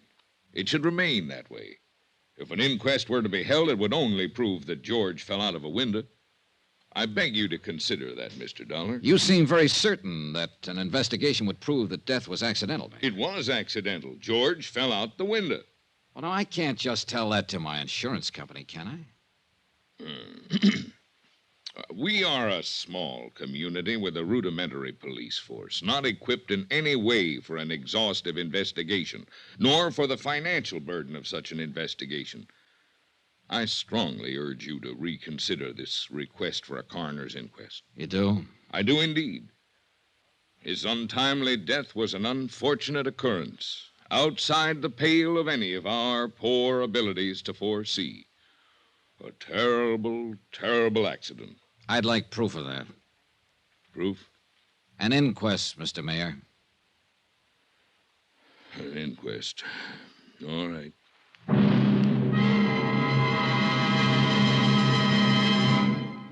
We will continue with the Henderson matter in a moment. Friends, how'd you like to thrill your favorite youngster with some of the most exciting toys of the year? Picture the breathless excitement of any child surrounded by 6 gaily colored balloon-like giant animals up to 3 feet long, and all for the low, low price of just $1. First, you get Bounzo the clown with round pot belly and funny nose. Next comes Hoppy the Australian kangaroo. Third, there's Roscoe the roller skating bear. He's 2 feet tall and looks almost like real. Fourth, there's Whitey the fat indoor snowman. And fifth, Mortimer the giant mouse, 18 inches long and sure to scare the whiskers off any cat. That's 5 different giant animals. But now hold your breath for the most sensational toy of all, the star of the whole Christmas season, the jolly giant talking Santa Claus. Guaranteed to make everybody's Christmas a merrier one. He's a big, roly-poly, happy Santa. He stands erect on 2 legs, is actually over 3 feet tall and 32 inches around.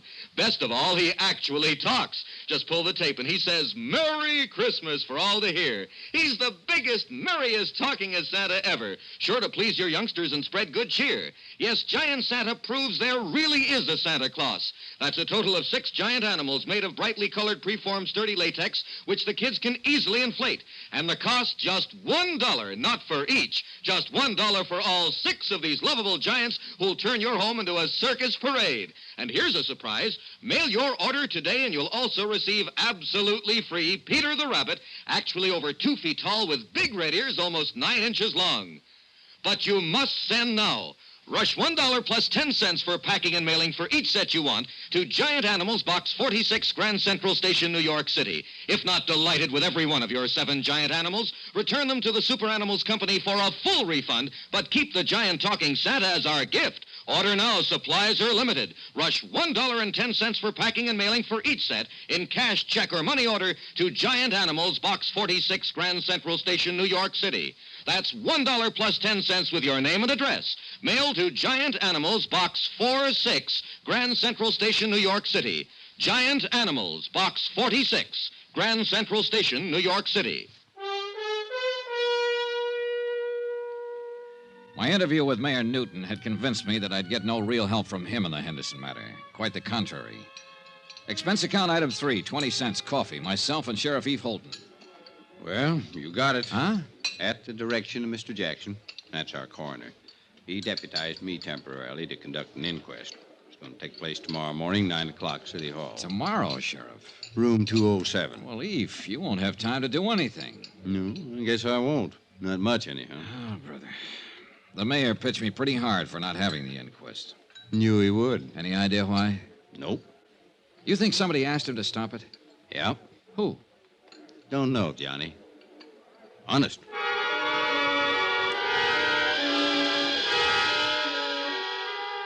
The next morning, I struggled my way against a belligerent north wind to City Hall and the inquest, if you could call it that. I sat in the back of the room and listened while a Dr. Horace Nam assured the 6-man jury that George Henderson was quite dead when he was called out of his office and examined him on the street. Dr. Nam reckoned George had died from a broken neck.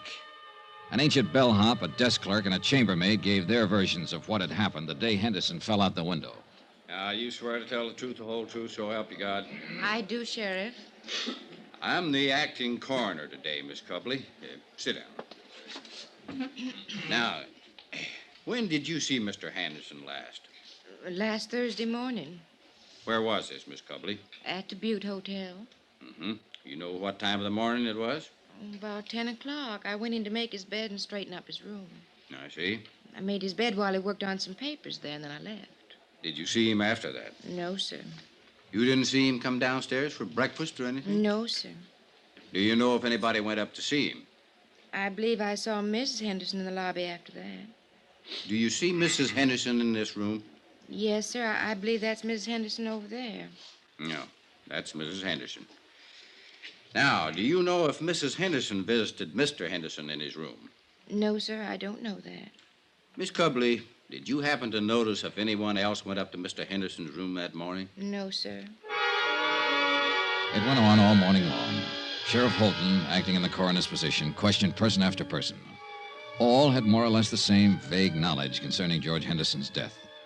I was most interested in Pauline Henderson's testimony. Now then, Mrs. Henderson, when did you last see your husband? Thursday. I went to see him about noon, maybe a little before. Where did you see him, Miss Henderson? At the Butte Hotel, in his room there. The same room he occupied prior to his death? Of course. The same room from which he fell? Yes. Were you alone when you went to see him, Mrs. Henderson? Yes. I must have left before 12:30. I had an appointment at the dentist. That was the last time you saw your husband alive? Yes. I was still in the dentist's chair when they told me he'd fallen out the window. What did you and your husband talk about, Mrs. Henderson? Must I answer that? Well, we're trying to determine something here. I'd appreciate it.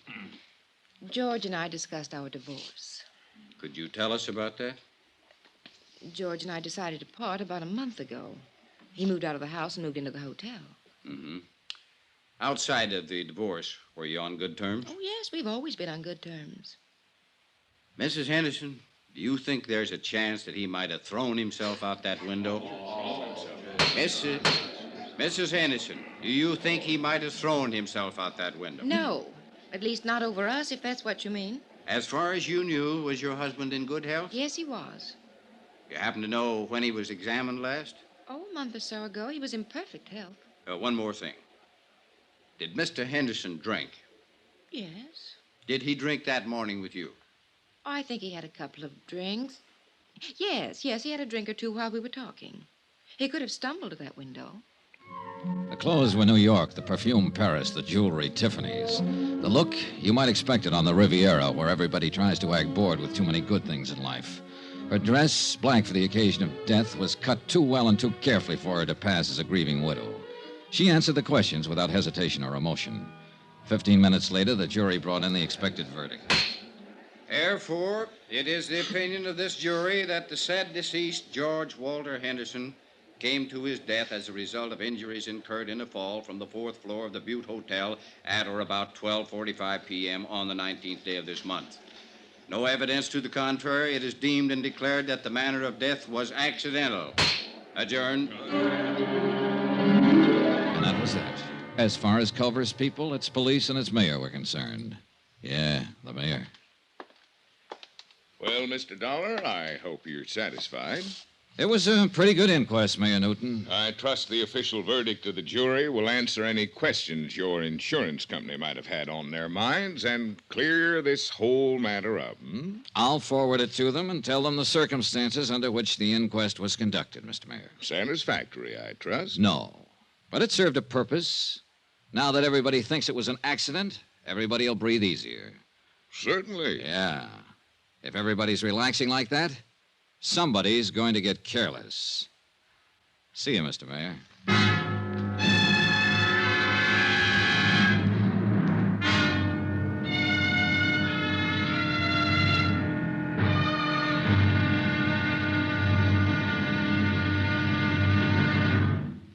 Johnny Dollar will be back in a moment to tell you about tomorrow's episode. Friends, send for your set of some of the most exciting toys of the year. 6 giant inflatable toys for only $1, some up to 3 feet tall. You get Bounce-O the happy clown, Hoppy the Australian kangaroo, Roscoe the 2 feet long roller skating bear, Whitey the fat indoor snowman, Mortimer the giant mouse 18 inches long, and last but not least, the great giant talking Santa, a roly-poly giant over 3 feet tall and 32 inches around the belly that actually says Merry Christmas out loud when you pull the tape. That's 6 sensational giant toys for only $1, made of sturdy, gaily colored latex that the kids can easily inflate. Send $1 for each set to Giant Animals, Box 46, Grand Central Station, New York City. And if you order right now, you get Peter the Rabbit over 2 feet tall absolutely free. If not delighted with your giant animals, your money refunded immediately. Order today. You may never hear this offer again. Rush $1 plus 10 cents for packing and mailing and cash, check, or money order to Giant Animals, Box 46, Grand Central Station, New York City. That's $1 plus 10 cents for each set with your name and address. To Giant Animals, Box 46, Grand Central Station, New York City. Now, here's our star to tell you about tomorrow's episode of The Henderson Matter. People do get careless tomorrow, all over Culver, Montana. Join us, won't you? Yours truly, Johnny Dollar. Yours truly, Johnny Dollar, starring Bob Bailey, is transcribed in Hollywood. Written by John Dawson, it is produced and directed by Jack Johnstone. Be sure and join us tomorrow night, same time and station, for the next exciting episode of Yours truly, Johnny Dollar. Roy Rowan speaking.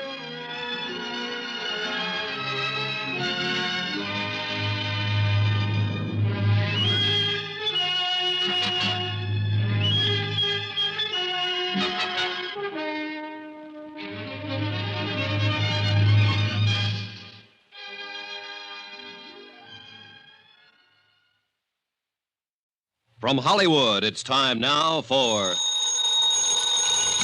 Johnny Dollar. Eve Holden, son. Hi, Sheriff. You put in a call for me, did you? Yes, I'm ready to go to work.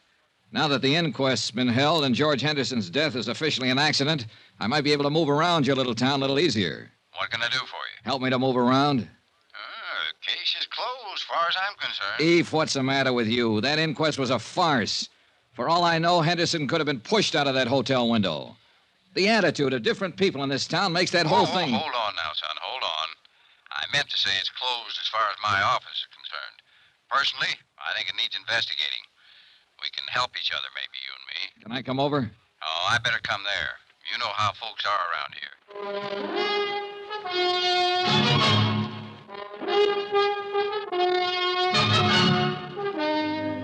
Tonight and every weekday night, Bob Bailey in the transcribed adventures of the man with the action-packed expense account, America's fabulous freelance insurance investigator. Yours truly, Johnny Dollar.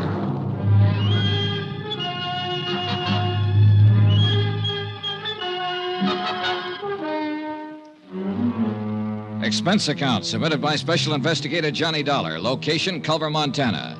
To Paramount Insurance Adjusters, Hartford, Connecticut. The following is an accounting of expenditures during my investigation of the Henderson matter. The question, accident, suicide, or murder? Expense account item 4, $3.48. 1 day later to Tim Connor's office in Hartford explaining the situation in Culver. I'll read it back to you, Mr. Dollar. Mr.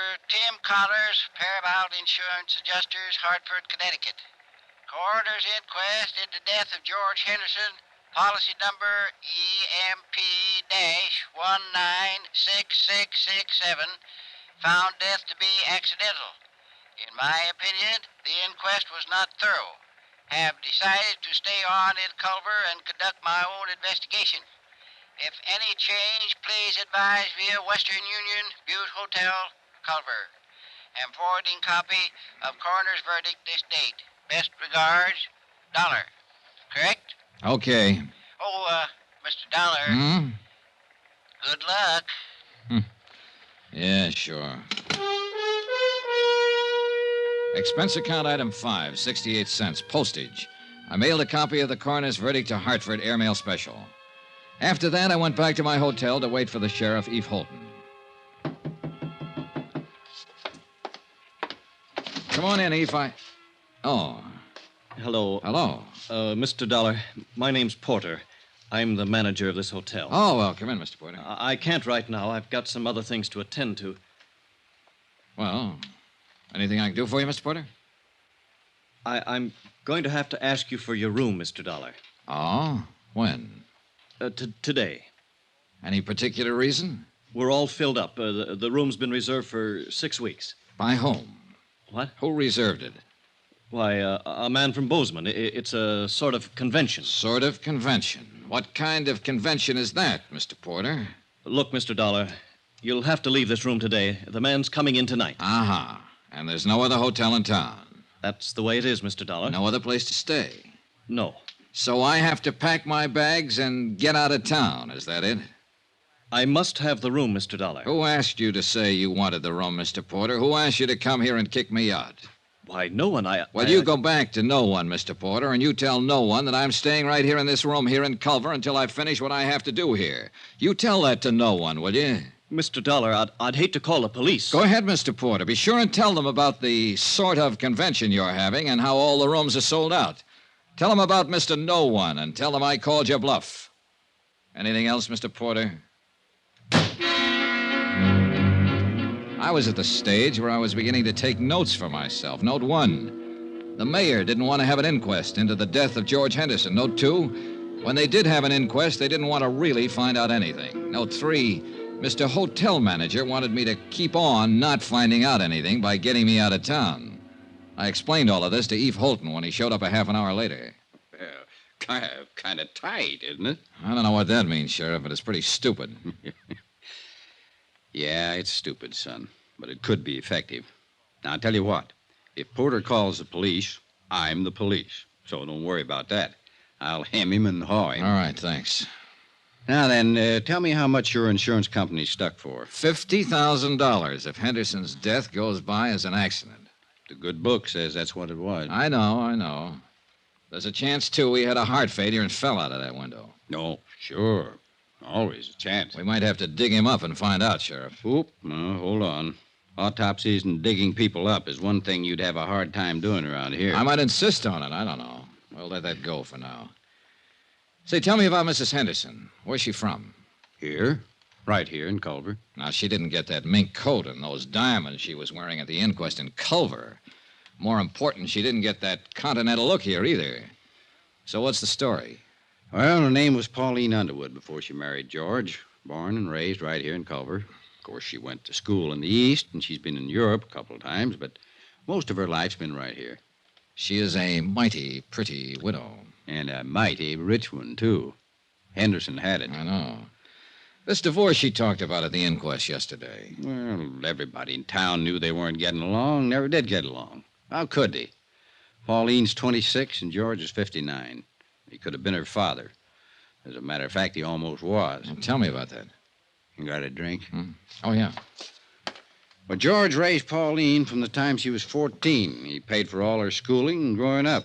She didn't have any folks after her old man died. George was pretty good to her. He sure was. Was he a friend of her parents? Well, Tom Underwood worked out at the ranch for George. When he died, there was Pauline standing around. Oh, yeah. Oh, thanks. And she eventually married him and his money, huh? Well, I wouldn't put it that way exactly. I think she liked him. Now, I've gone over what you're thinking, son. Those two were talking about divorce for some time. The papers had been drawn up for a settlement. She'd have got a lot of alimony and so on. Oh, Pauline had no call to push him out that window or have him pushed out. At least not for money. All right. Suppose he didn't want a divorce. Suppose he loved her and she came to the hotel room that morning and he pleaded with her to try all over again. Suppose she said no. Suppose she said no in a great big cold way. And George Henderson sat there and thought about it after she left. And he got sick all over and he walked over to that window and... Suicide? What do you think? You knew him. He wasn't the suicide type. Oh, nobody's the suicide type until they come to the end of the line, Eve. Then it's too late to interview them and ask them how they got there. Everybody seems to think it was an accident, so I'm just throwing words around. Well, you have a right to do that if you aren't satisfied, son. Hey, getting back to this hotel again. Who might want me to get out of town and not ask any questions? Anybody. Well, who? No idea. But it's somebody who has some feelings in this. Hey, who owns this hotel, Eve? Noah Baxter. Who's Noah Baxter? Rancher. Got a place about 15 miles from here. Pretty big man. Uh-huh. Friend of Henderson's? Yeah. And let me put that question a little different. Baxter a friend of Mrs. Henderson's? I don't know. Can you find out? I can try. Well, find out about him and any other friends, Eve. Friends that might be younger, that might have gone to Europe or school in the East. Yeah, sure. What are you thinking now, son? Well, now, if I were Mrs. Henderson and my husband fell out of a window in this hotel and killed himself, I'd hire a lawyer and I'd sue the hotel for damages. If the insurance company didn't pay off my claim, I'd hire a lawyer and insist that they pay that claim. I'd do those things right away, Sheriff, especially if I thought it was all legitimate. Yeah. Yeah. 2 hours later, I received a wire from Tim Connors. He requested me to look up a man named Thurber, an insurance broker living in Great Falls. Expense account item 6, $4.92, tank of gas. I borrowed Sheriff Holton's car and drove the 80-odd miles to Great Falls that afternoon. Mr. Thurber bought lunch. My lord, I hope there isn't anything to all this, Mr. Dollar. I just hope there isn't. George Henderson. Yeah, well, there isn't anything to anything yet, Mr. Thurber. I'm still trying to find out the facts. Oh, I knew you were over in Culver. I tried to call you there a couple of times. You were out both times. Finally, I put in a call to the home office in Hartford. I talked to this man, Connors, with the adjustment agency. Yeah. You see, Mr. Dollar, it's like this. I've been over in Jackson Hole for 5 days now hunting duck. We were way in, and I didn't hear about Henderson's death until I got back yesterday. Uh-huh. Now, look, Mr. Dollar, I don't know what reflection this will have on your attitude toward this case, but 2 days before I left, Mr. Henderson telephoned me here in Great Falls. He said he wanted to change the beneficiary on his policy. Oh, in other words, he was going to cut his wife out, huh? Yes, I suppose so. I know they weren't getting along. There'd been talk of divorce. Yes, I guess so. Uh-huh. Did he name a new beneficiary? Yes, a school teacher in Culver named Matilda Knickerbocker. Everybody calls her Maddie. What was his connection with her? None that I know of. I think it was just a name for him to throw in until he could decide on another beneficiary. Why, he didn't have... Wait a minute. Maddie Knickerbocker. Just a school teacher. Everybody knows her. He was awful mad when he talked to me that day. I could tell it in his voice. Now, here's what might interest you just a little more. The day I left on my hunting trip, Mr. Henderson phoned me again. He said to never mind. Mrs. Henderson was still his beneficiary. Had you changed the policies yet? No. Are you sure it was Henderson who telephoned you? Well, yes, I think it was him. Do you remember when you got the call? Oh, somewhere around noon, a little later, I guess. He died between 12:30 and 1. Then it must have been just before he fell out the window. He phoned you long distance from Culver, huh? Yes, sir. Well, he was supposed to have been in the hotel all morning, so he had to phone from his room. Well, you can check that, can't you? You'd be surprised how hard it is to check simple things like that around the Butte Hotel. Did you know Henderson very well, Mr. Thurber? He was a customer. I wrote a lot of insurance for him. Know his wife? Oh, yes. Well, tell me about them. Go ahead, Mr. Thurber. Now, look, accidents rarely have reason behind them. Suicides and murders always do. You don't think it was an accident? Well, let's say I've heard enough and seen enough to make it a draw so far. Go ahead, tell me about him. And I wish I was married to Mrs. Henderson. I mean, I wish she could see me. I think most any man who's ever met her hoped the same thing. Young men, old men, any kind. But she picked George. George was as tough and leathery as these mountains around us, exactly her opposite. But Pauline married him. He raised her. He was close to her all her adult life. Yes. But, Mr. Dollar, you know and I know she didn't have to marry him. She could have married anybody here in Culver or anybody in London or Paris. You see what I mean? Not quite. Well, I always had the idea that after she married him, she kept letting him know she could have had anybody else she wanted. Go ahead, Thurber. I think she married him for his money. I think she would have killed him for his money.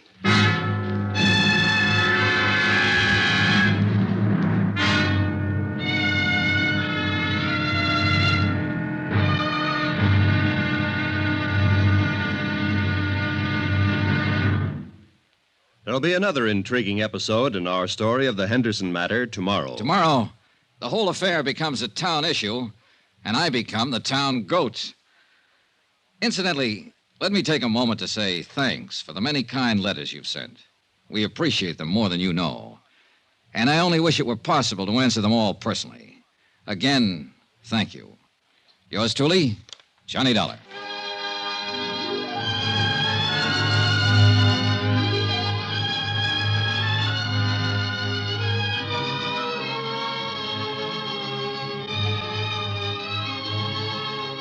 Yours truly, Johnny Dollar, starring Bob Bailey, is transcribed in Hollywood. Written by John Dawson, it is produced and directed by Jack Johnstone. Be sure and join us tomorrow night, same time and station, for the next exciting episode of Yours truly, Johnny Dollar. Roy Rowan speaking.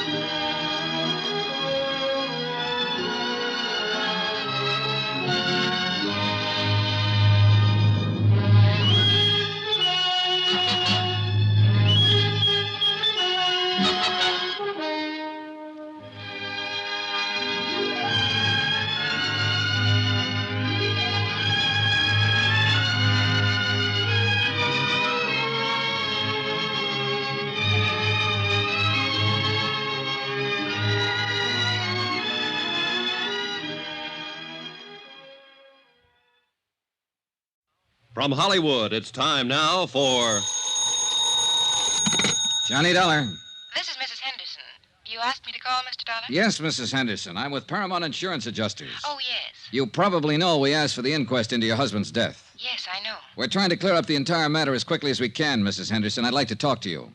Oh? Hate to trouble you at a time like this. Well, that's all right, Mr. Dollar. When do you want to talk? May I come out to the house this afternoon? There's a nice restaurant called Big Horn Lodge on the highway. How about meeting you there at, say, 4 o'clock? Good. I'll be there.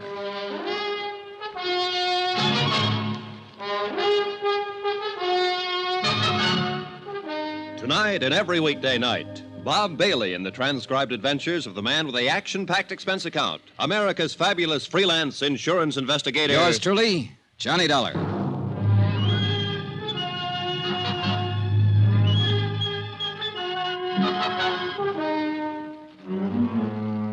Expense account submitted by Special Investigator Johnny Dollar to Paramount Insurance Adjusters, Hartford, Connecticut. The following is an accounting of expenditures during my investigation of the Henderson matter. Expense account continued. Item 7, $5. One pair of galoshes, believe it or not. It snowed in Culver, Montana during the night, all night. By morning, 14 inches of fine new snow covered everything in sight.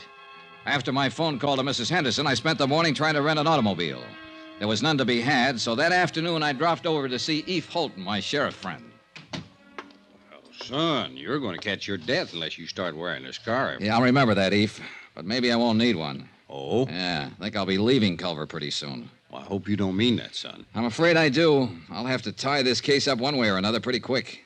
Why? My company wants me to get back home. I got a letter this morning. Oh, well, how can I help you? Well, for one thing, you can lend me your car again. I have a date with a lady out at the Bighorn Lodge. Pretty fancy. You can have the old thing anytime you want it. You know that, son. Who's the lady? George Henderson's widow. Yeah.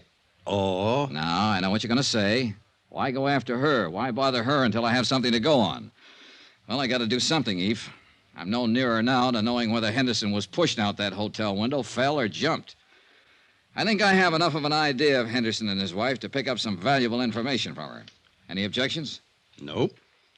Johnny, a couple of days ago, you asked me to look up people who might have been especially friendly to Mrs. Henderson. You still want to know about them? Yeah, sure. Well, I'm working on it. Anyone so far? Nobody I'd put in that category. What time do you have to be at the Bighorn? 4. It'll take you a while. Wouldn't hurt to start right now. She's parked out back. Okay, thanks, Eve. Good luck. And don't let her rang-dangle you, son. She could do it if she wanted to. Goodbye, Eve. 10 minutes later, I was on the road to Bighorn Lodge, which also happened to be the same road I'd traveled 2 days before to attend George Henderson's funeral.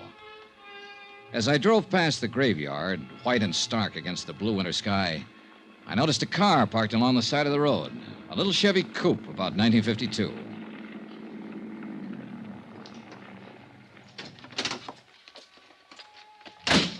There was the figure of a woman, all alone, standing by George Henderson's fresh grave. Her head was bowed. She didn't notice me as I walked up. A gray-haired woman, about 45, slight, delicate, gentle. Oh, I'm sorry. I didn't mean to start it. Oh, that's all right. Must be getting late. Dear, it is. Do I know you? Why, I don't know. I'm Mattie Knickerbocker. The name had startled me. The day before, an insurance broker in Great Falls had mentioned her. Told me that George Henderson had named her his beneficiary, then changed his mind a few minutes before he died. Your name's not Campbell, is it? No, Johnny Dollar. Johnny Dollar. You remind me of a boy I had in one of my classes once, Torrey Campbell. Oh, you're a teacher, Miss Knickerbocker? Yes. Everybody knows me, I think. Or at least I flatter myself that way. Well, I should be going. I knew Mr. Henderson, too. Oh? He was a wonderful man, George. He was very dear to me. I'll find it difficult getting used to the fact that he'll never be around anymore. George had a wonderful laugh, didn't he? Yes, he did, Mrs. Knickerbocker. I never really thought that he ever grew up. Of course, you knew him in a business way, and I'm sure he was very, very grown up in business. But it doesn't hurt to think of him this way now, does it? I don't think so, Miss Knickerbocker. I didn't come to his funeral. I didn't think I could bear it. I thought I'd just drive out this afternoon and say goodbye by myself. Well, I apologize for interrupting you. Not at all, please. Funny little things. The birds in the snow. Oh. Such tiny, wonderful little things. A little bit of God in each of them, Mr. Dollar, wouldn't you say? Yes, ma'am. I don't know why. I think George would like to know they're here, near him. Miss Knickerbocker, I have to tell you... No, you don't, Mr. Dollar. I know who you really are. Everyone in town knows. You seem like a nice young man. Was it curiosity that made you stop your car? Yeah, I suppose so. I apologize. Oh, you needn't. I'm just an old friend of George's, saying goodbye to him. Good afternoon, Mr. Dollar. Goodbye. Talking to Mattie Knickerbocker, I felt that for the first time, somebody, namely Mattie, had talked frankly and truthfully about George Henderson. I was still thinking of the frail, drab little woman with the nice blue eyes when I met Pauline Henderson at the Bighorn Lodge. What are these matters you want to clear up, Mr. Dollar? Oh, just some doubts in my mind about your husband's death. What do you drink? Pernod. Pernod. I learned to like it in France. All right. One Pernod, bourbon, a little water on the side. Yes, sir. You sound like George when you order. Hey, I like your Bighorn Lodge. And I have to say, when it's elegant in the West, it's elegant. I'd like a light, please. Oh, sorry. Sure. Thank you. Mrs. Henderson, do you mind if I don't stall any longer with the drinks, the smokes, and the compliments? I'm surprised you've stalled this long. I've heard you're a very blunt and impulsive man. I spoke to an insurance agent named Thurber yesterday in Great Falls, your husband's agent. Mr. Thurber told me that your husband wanted to name a new beneficiary last week. Really? Yeah. He named Matilda Knickerbocker. Mattie Knickerbocker. I'm not surprised, I suppose. Mattie's a lovely woman. I know George was very fond of her. Mr. Thurber also told me that Mr. Henderson changed his mind about that the day he died. In fact, he phoned Mr. Thurber in Great Falls and told him to leave the policy as it was. He did that a few minutes after you left his hotel room, a few minutes before he died. Can you explain any of that, Mrs. Henderson? Why don't you ask Mattie Knickerbocker? Because I don't think she'd know. I ran into her this afternoon, and I talked to her. Oh, not about this, just about other things. I'll look her up again if I have to. But it's you I want information from now. Then why don't you ask what you mean, Mr. Dollar? All right. Did something happen in that hotel room that made him change his mind about you? That's better.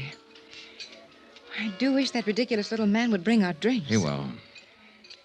Don't misunderstand what happened in the hotel room. George and I were going to be divorced. He moved out of the house a month ago. We went to his attorneys and drew up a tentative property settlement. You mean... Dunlap, Eder, Reardon, and Blake, Great Falls. They have a copy of that settlement. George was quite generous to me. So I didn't kill him for his money, if that's what you're thinking. Here we are, sir. Pernod, bourbon. Thank you. I didn't see George for 3 weeks or so after we made the settlement. Then we happened to meet one day in Culver, and... well, we had a rather bitter argument. It was one of those ridiculous things. We quarreled and parted very angrily. The whole thing was childish. My first impulse was to go right back to the lawyers and demand every unreasonable thing I could on the divorce settlement. I guess George's first impulse was to cancel me out as his beneficiary. Did you go to a lawyer, Mrs. Henderson? No. No, I cooled off. I cooled off considerably, Mr. Dollar. After all, George had been everything to me most of my life. I was truly sorry we never got along as man and wife. I'm glad that we made it up before he died. That morning. He apologized when I came by the hotel. I apologized. After I left, he fell out the window. Then I can assume that this business with the policies had to do with the argument. Assume what you like, Mr. Dollar. I can understand why you're annoyed by me and my questions. It's just that it's kind of hard for us to believe that a man involved in divorcing his wife would still name her as his beneficiary. I say that because of past experience. Oh, it's happened, but it's unusual. I could have told you that we were reconciled that day in the hotel, that we were going to drop the whole divorce matter, and that George was coming back to the house to live. Yes, you could have told me that, Mrs. Henderson. Mr. Connors in our home office in Hartford called you a few days ago. You hung up on him. Why? Well, I was very upset. I've never been a widow before. Uh-huh. I believe you, Mrs. Henderson. Sitting here like this. You're a lovely person, and I know it. And you know it. And this is a pretty nice place to conduct business. Why didn't you ask me to your home? I preferred to talk to you here. That's what I thought. I saved all the did your husband have any enemies and did he seem depressed questions for another time. But before I went to bed that night, I read and reread Mrs. Henderson's testimony given at the coroner's inquest. The next morning, I interviewed all of the people at the Butte Hotel who'd been on duty the day Henderson fell out the window. After that, I dropped in to see Eve Holton. Here it is, Johnny, right here. Personal effects of the deceased included 4 suits of men's clothing, 14 shirts, 5 pairs of hosiery. Was there a bottle in that room, Sheriff? Liquor? Yeah. No bottle. Nothing like it, son. All right. He didn't call down and have a bellboy bring him a bottle or send him any drinks. The chambermaid swears there was no liquor in his room all the time he lived at the hotel. You say he was a light drinker. Now, what light drinker takes a nip before he has his breakfast? Who said he had a drink that morning? Mrs. Henderson. What? On the witness stand, under oath at the inquest. She testified that her husband had a drink before she came up to the room and while she was there. Now, mind you, she didn't say he was drunk, but she did say he had been drinking. You read over that transcript. So? So I think she threw that in, made sure it got in, because it's sometimes hard to believe that a cold, sober man will walk out of a hotel window and kill himself accidentally. A drunk or a drinker might do it. You and I and everybody at that inquest somehow got the impression that Henderson was slightly tipsy that morning, and Mrs. Henderson saw to that. Now then, if Henderson had a drink, I want to know where he got it. Tell me, Eve. No bottle in the room, no bottle brought up to the room. Where did he get that drink? That's a pretty good question, son.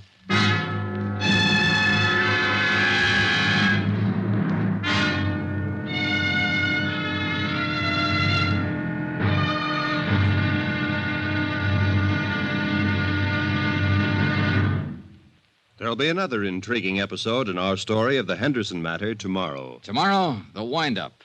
Yeah, the whole case blows sky high. Join us, won't you? Yours truly, Johnny Dollar.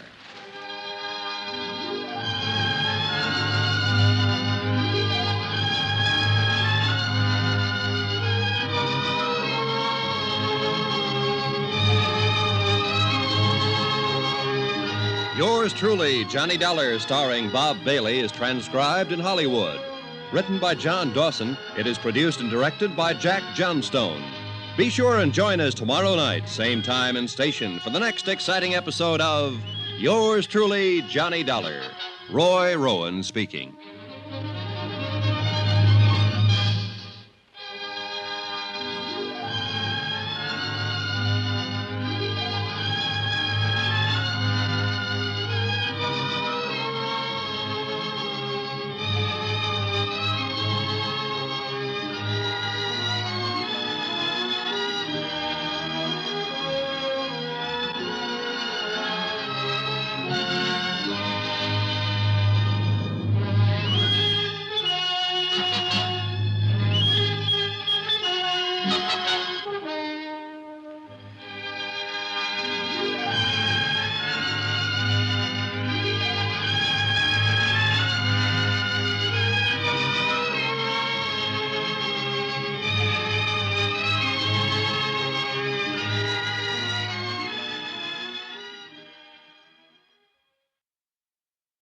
From Hollywood, it's time now for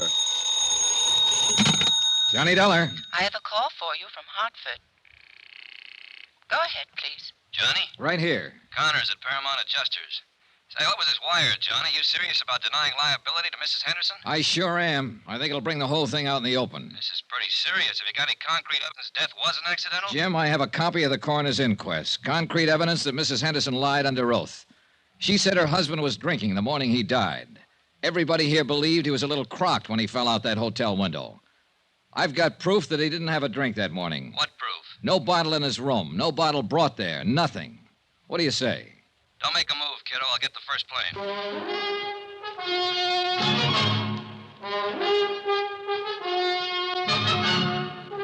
Tonight and every weekday night, Bob Bailey in the transcribed adventures of the man with the action-packed expense account, America's fabulous freelance insurance investigator. Yours truly, Johnny Dollar.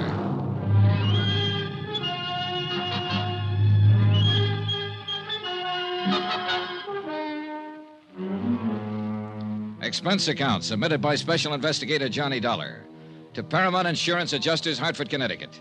The following is an accounting of expenditures during my investigation of the Henderson matter. Sheriff Holton agreed that there was enough of a doubt about the circumstances prior to George Henderson's accidental death to warrant an official re-examination of all the facts.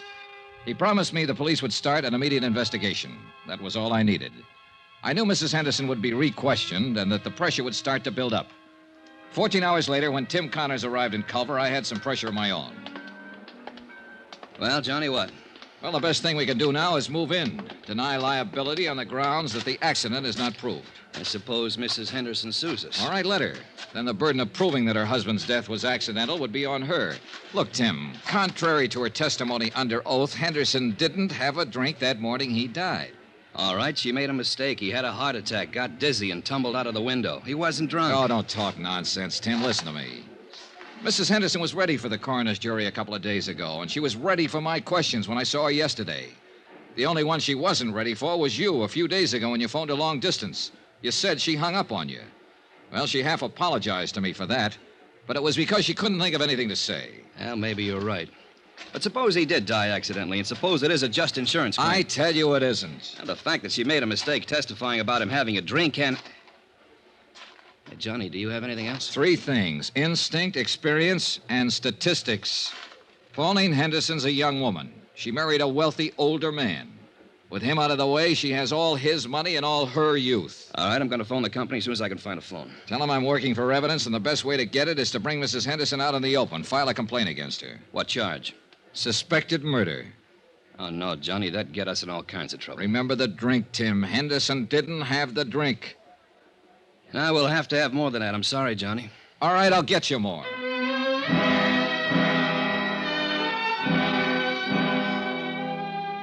An hour later, I was with Sheriff Holden comparing notes. He reported that after questioning Mrs. Henderson, she admitted she might have been mistaken about Henderson drinking the morning of his death. She wasn't sure. But Eve Holton said what we both were thinking. You went in front of the coroner's jury and gave a misleading impression, son. Made us think that George was drunk and stumbled out the window. Well, we better find out who helped her pull this off. Sheriff Holton had every man in his office working on the case by then. It was a long, tedious job of combing over everything in Pauline Henderson's background to find a possible accomplice. About 5 in the afternoon, I drove to the Henderson ranch with Holton. Mrs. Henderson was out, but we interviewed one of the servants. That's right, sir. Once, twice a week. Uh-huh. You know where she drove to on these trips? I have no idea. Mrs. Henderson get up early in the morning, be gone all day. How do you know she went out of town? Well, she generally take a small suitcase with her, change of clothes. You don't take those when you're visiting a friend in town, do you? Tell us what car she'd use on these trips. The Cadillac. Always come back covered with mud and ice. Always have to be washed up. Mr. Henderson used to complain about that. About the car being dirty? About the trips, mostly. He and Mrs. Henderson had some pretty good arguments about him. He'd say Mrs. Henderson shouldn't visit that man. What man? Just that man. I never knew who it was they argued about. You've known Mrs. Henderson quite a long time, huh? Yes, sir. Knew her when she was a little girl, when she first came here. Saw her grow up, go away to school, go away to Europe, come back a little more grown up and a little different every time. Were you surprised when Mr. Henderson married her? Well, no. Well, yes, guess I was. Because she was so much younger? Not that so much. I mean, well, Mr. Henderson, he had something about the plains and cattle and the mountains about him. When he moved, it was as big as all them things. Mrs. Henderson was different. She didn't fit in here? Is that what you're trying to say? I think she fit. Not like him, though. Before they were married, they were sort of like good friends. I mean, they'd ride horses and go hunting and laugh and talk about different things. Mrs. Henderson, she traveled Europe, saw so many things and places in the world. She fit here, but then she didn't belong here. I feel awful about Mr. Henderson's being dead. If there was anything wrong with the way he died, I'd like it to be fixed. Mrs. Henderson will probably fire me for talking like this, but I don't care. This house isn't the same no more.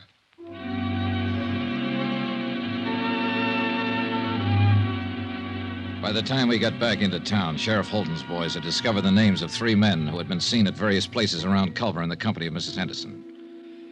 Rod Tyler. Oh, who's he? Mining engineer. He's been away from here for over a year now. See, now, here's another one, Sam Pollard. Sam died 6 months ago. Hey. What?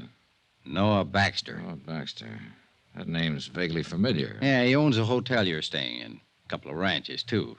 Well, he might have been the one who tried to have you thrown out. Oh. He also owns the mayor. Young man? About 30, 35. Let's go see him. Another drive. this time north of Culver to the Baxter Ranch. We found Noah Baxter busy with his help, shoring horns on cattle. A lean, tall man with thin features. If you're trying to find out if I've been seeing Pauline on the sly while she'd been married to George, why didn't you come right out and ask? All right, and have you? No, not on the sly. There's nothing between us. George knew any time she came over here to see me. He was a good friend of mine. I'm sorry he's dead. Pauline's a good friend of mine, too. I'm sorry you people are thinking what you are about us. Let's go up the house. It's getting cold. All right, Stan, that's enough for today. No, I got to ask you this. Where were you last Thursday? The day George died, Sheriff? Yeah. I was right here. Can you prove that? Sure. Ask anybody. You boys want a drink? No, thanks. No. Well, I do. Mac! Mac! I get it myself. When was the last time you were in Culver, Mr. Baxter?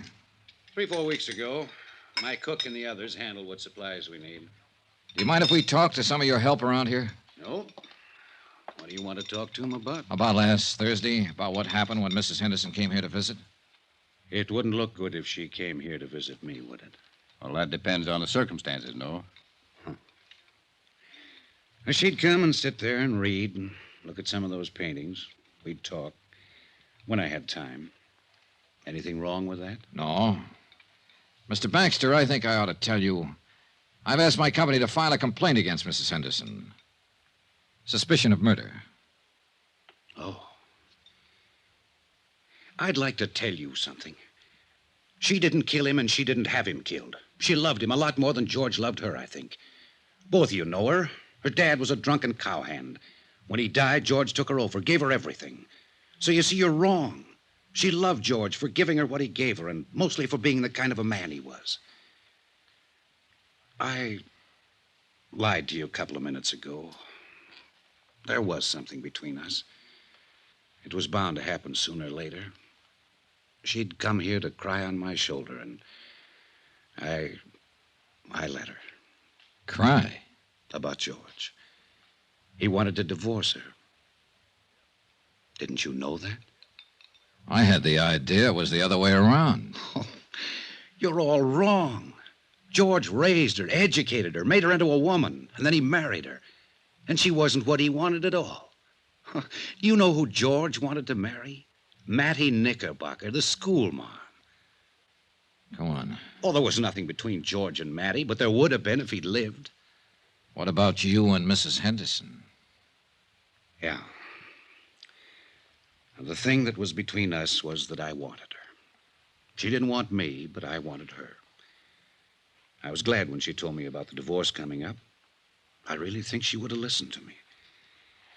But she wanted to be married to George. She really loved him. Sure you don't want one of these? No. No. And I really loved her.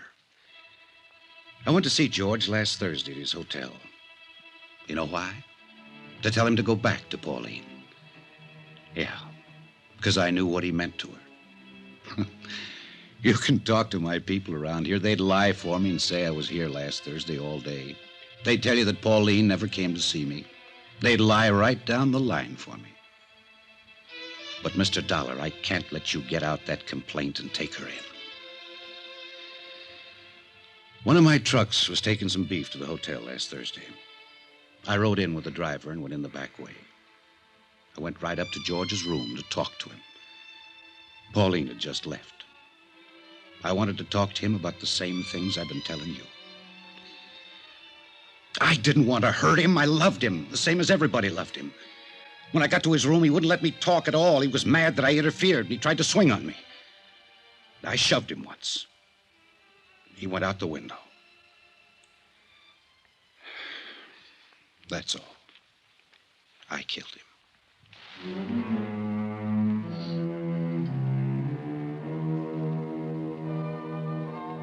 Expense account, item 8, $58.15, hotel and food while in Culver, Montana.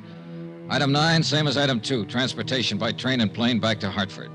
Item 10, $88, miscellaneous. Expense account total, $802.50. Remarks? We still had to pay double indemnity. Mattie Knickerbocker, Pauline Henderson, Noah Baxter, they'll pay another way. With the hurt that comes to nice people. Yours truly, Johnny Dollar.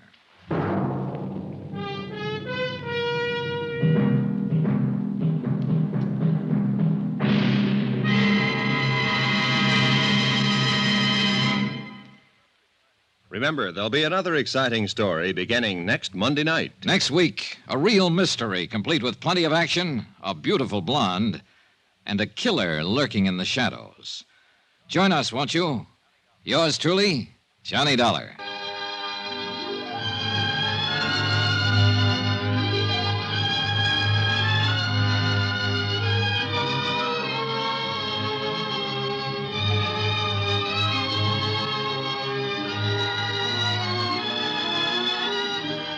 Yours truly, Johnny Dollar, starring Bob Bailey, is transcribed in Hollywood. Written by John Dawson, it is produced and directed by Jack Johnstone. Heard in this week's cast were Lillian Baeff, Irene Tedrow, D.J. Thompson, Herb Ellis, Marvin Miller, Forrest Lewis, Bob Bruce, and Russ Thorson. Musical supervision by Amerigo Marino. Be sure to join us on Monday night, same time and station, for another exciting story of yours truly, Johnny Dollar. This is Roy Rowan speaking.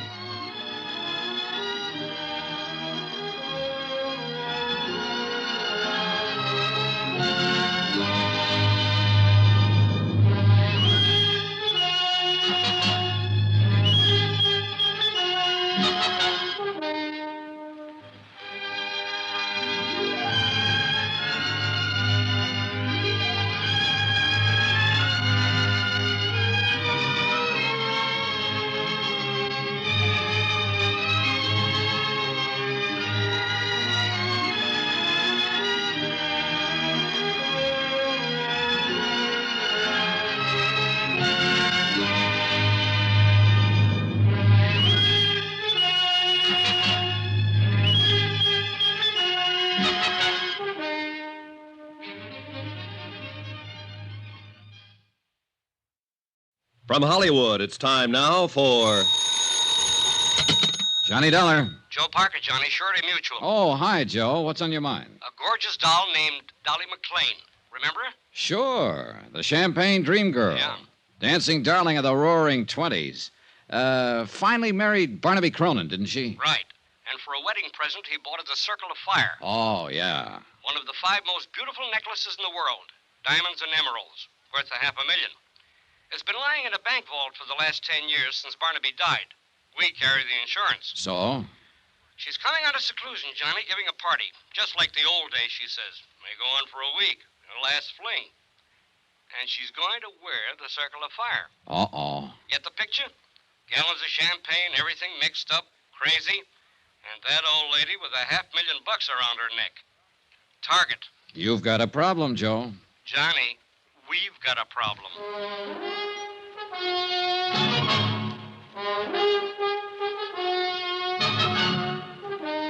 Tonight and every weekday night, Bob Bailey in the transcribed adventures of the man with the action-packed expense account, America's fabulous freelance insurance investigator. Yours truly, Johnny Dollar.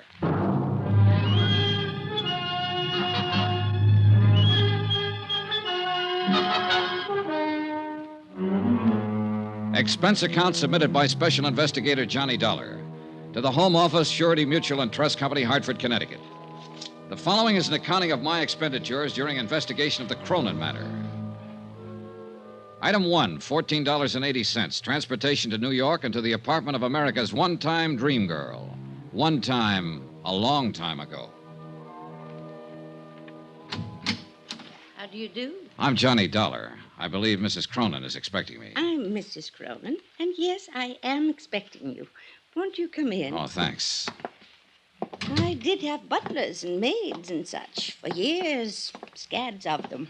But since Barnaby passed away, I've just hibernated, you might say. Oh, in here, Mr. Dollar. Thank you. 10 years now in this same little apartment. As you can see, I've just been living like a little mouse. It looks very comfortable. Oh, I suppose it's comfortable enough, but... Oh, Sylvia, I'd forgotten you were still here. Mm-hmm. But not for long, Mrs. Cronin. Oh, no. Please stay. We'll have some tea or sherry or something as soon as... Oh, you two, do you know each other? No, I'm afraid we don't. Oh, but of course not. How could you? Sylvia, this is Mr. Dollar. Miss Blake. How do you do, Miss Blake? Hello. Mr. Dollar's here to talk to me about, something or other. I'm not quite sure what, as a matter of fact. It won't take but a few minutes. If Miss Blake would excuse us. Sure. Go ahead. Have at it. Well, if you'll come this way, Mr. Dollar. Don't you leave now, Sylvia. Not a chance. I just spotted your bottle of tea. I'll have one or two with soda, if you don't mind. What's so... Oh, I see what you mean. You young people. In here, Mr. Dollar. You by any chance Johnny Dollar? Yeah, that's right. Why, Miss Blake? Just wondered. Well, here's looking at you. And, brother, I wouldn't be in your shoes for $1 million. No? How about $500,000? That, I'll admit, might interest me. Well, shall we... After you, Mrs. Cronin. Thank you. Wonderful girl, a born comedian. Yeah, she's a scream. What is she, an actress? Oh, no, she writes things for magazines and things like that. Sit down, Mr. Dollar. She came to interview me one time. That's how I met her. I see. She wrote a piece about my necklace, the Circle of Fire. Sylvia Blake. Oh, sure. Articles about gems, famous stones, jewel robberies. That's her. Oh, she's fascinated by the subject. She's coming to my party. Oh. Why don't you come to my party, Mr. Dollar? Fine, I'd love to. In fact, that's why I'm here. Oh? Joe Parker over at Surety Mutual is kind of worried about this party, Mrs. Cronin. He's afraid you might invite people like me. What? I mean, people you don't know.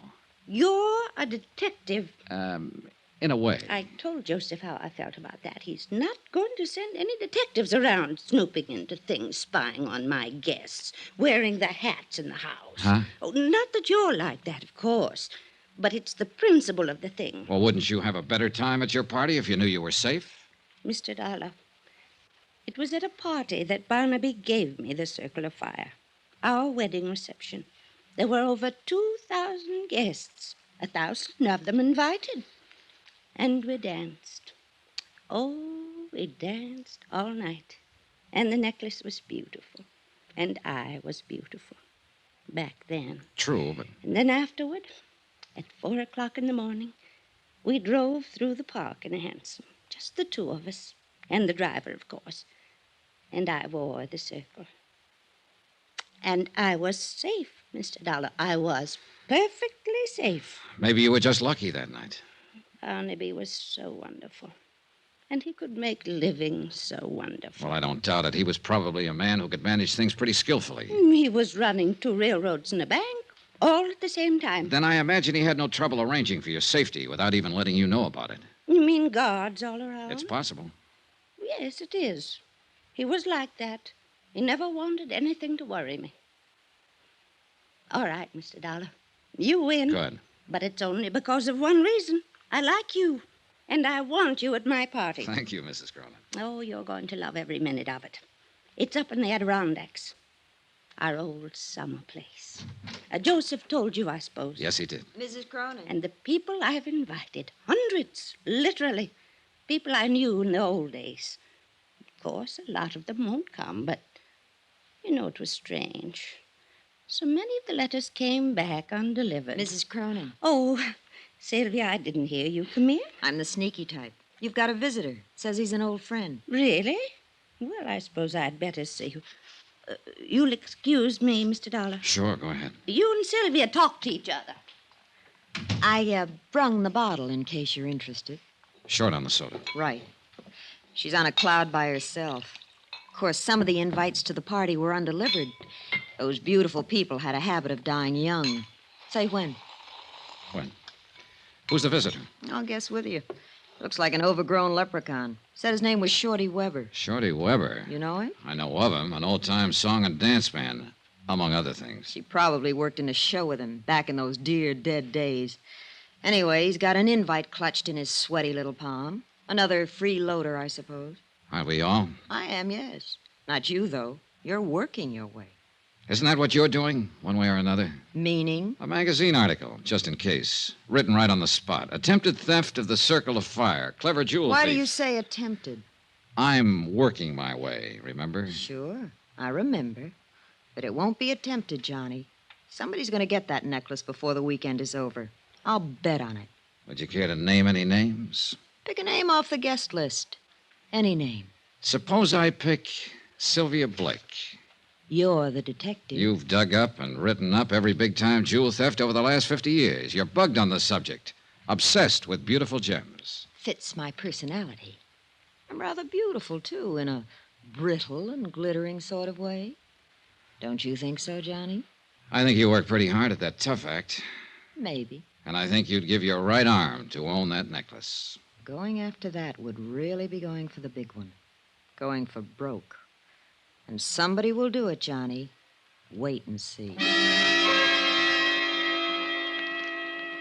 She left a few minutes later with the bottle under her arm and a chip on her shoulder. With the girl gone and the scotch gone, there seemed to be no point in me hanging around any longer. So I went looking for Mrs. Cronin to say goodbye. I didn't find her, but I did find her caller, Shorty Weber. He didn't hear me come into the room. He was too busy. He was hunched over Mrs. Cronin's writing desk, going through her mail. You won't find it there, Shorty. Who's that? Hold it, Shorty. Don't try to reach for it. I wasn't gonna. Honest, I wasn't. Turn around. Put your hands up against the wall. You got me all wrong. I wasn't gonna relax. do nothing. I was just 38, coming. stub barrel, clip holster. Nice gun. It belongs to a friend of mine. Bad business, Shorty. An ex-con packing a gun. Oh, I guess you're Johnny Dollar. She said you was here. And I know what you're thinking, Mr. Dollar, but you're wrong. Why, Dolly, Mrs. Cronin, she's an old friend of mine. I tried to get her to marry me once, over 30 years ago. A lot can happen in 30 years. Does she know you've served time in prison? Yeah. She thinks I was on tour, Europe and Australia. She never reads a paper or hears anything. Don't tell her, Mr. Dollar. Please don't. You know, it's quite a coincidence, Shorty. It was Jules that time. A big affair in New Orleans. And you were hired as an entertainer. A diamond bracelet, wasn't it? And you were caught cold. It's the only time in my life I ever done anything like that. And I went again. Not, especially not to her. Why, I'm planning to look out for her at this party. That's why I bought the gun. And is that why you were going through her mail there? Yeah. I wanted to see who was coming. I learned things while I was doing time.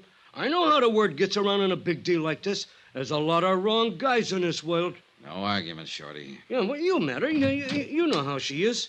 She's a babe in the woods on something like this. Should my ears be burning, or is it some other babe, you mean? Not for me, Dolly.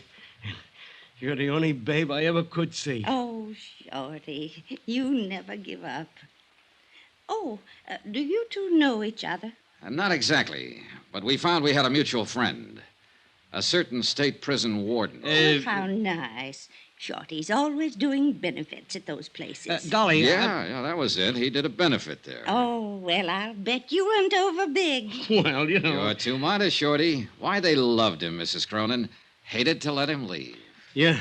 Well, speaking of leaving, I got a shove now. Don't take any wooden nickels. It was crazy and corny and sad. The whole idea. I guess the sadness of it hit me when I was saying goodbye to Mrs. Cronin at the door. The gaiety slipped for a moment, and suddenly she was old and tired. And at the same time, she was a scared little girl. And then she said something strange, and the shivers ran up my back. Do you believe in premonitions, Johnny? Well, I have a hunch now and then.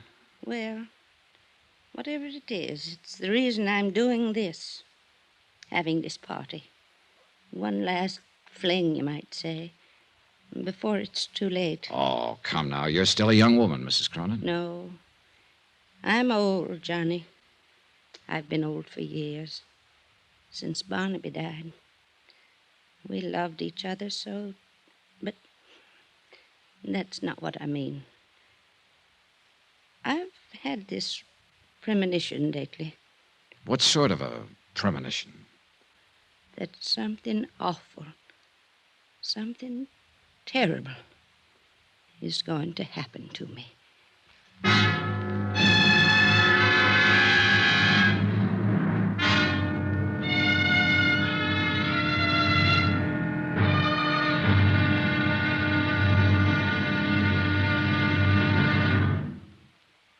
There'll be another intriguing episode in our story of the Cronin matter tomorrow. Tomorrow, a man who's afraid of his shadow, a girl who's afraid of nothing, and a stranger who strikes in the dark.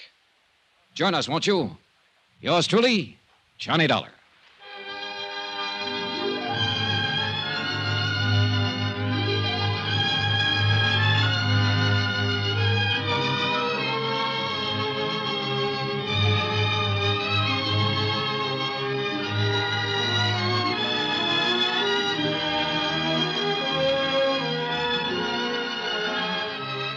Yours truly, Johnny Dollar, starring Bob Bailey, is transcribed in Hollywood. Written by Les Crutchfield, it is produced and directed by Jack Johnstone. Be sure to join us tomorrow night, same time and station, for the next exciting episode of Yours truly, Johnny Dollar. This is Roy Rowan speaking.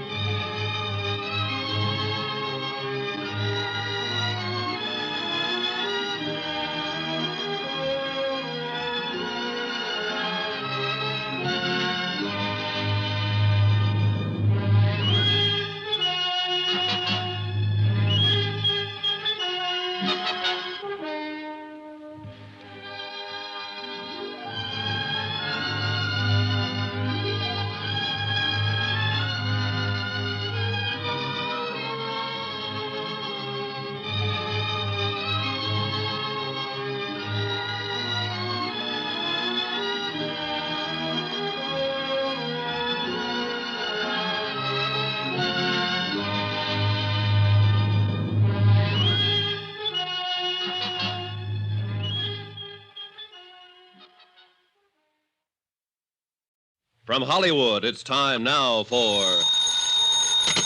Johnny Dollar. Mr. Dollar, this is Jason Prell. Jason I Prell. manage Mrs. Cronin's trust fund. Oh, sure. We haven't met, of course, and I know that I'm overstepping the ordinary bounds of propriety, but I simply have to talk to you immediately, if possible. Well, can't it wait until train time? You're going with us up to a party in the Adirondacks, aren't you? Yes, I am, but it'll be too late then to make very much difference.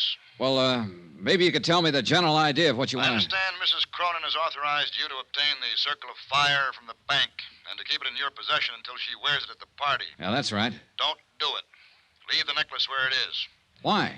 It's a long story, Mr. Dollar, and it goes a long way back. The whole thing is a lot more complicated than you realize. Well, I'm beginning to realize it. Just exactly what is it you're worried about? I'm worried about Mrs. Cronin's sanity.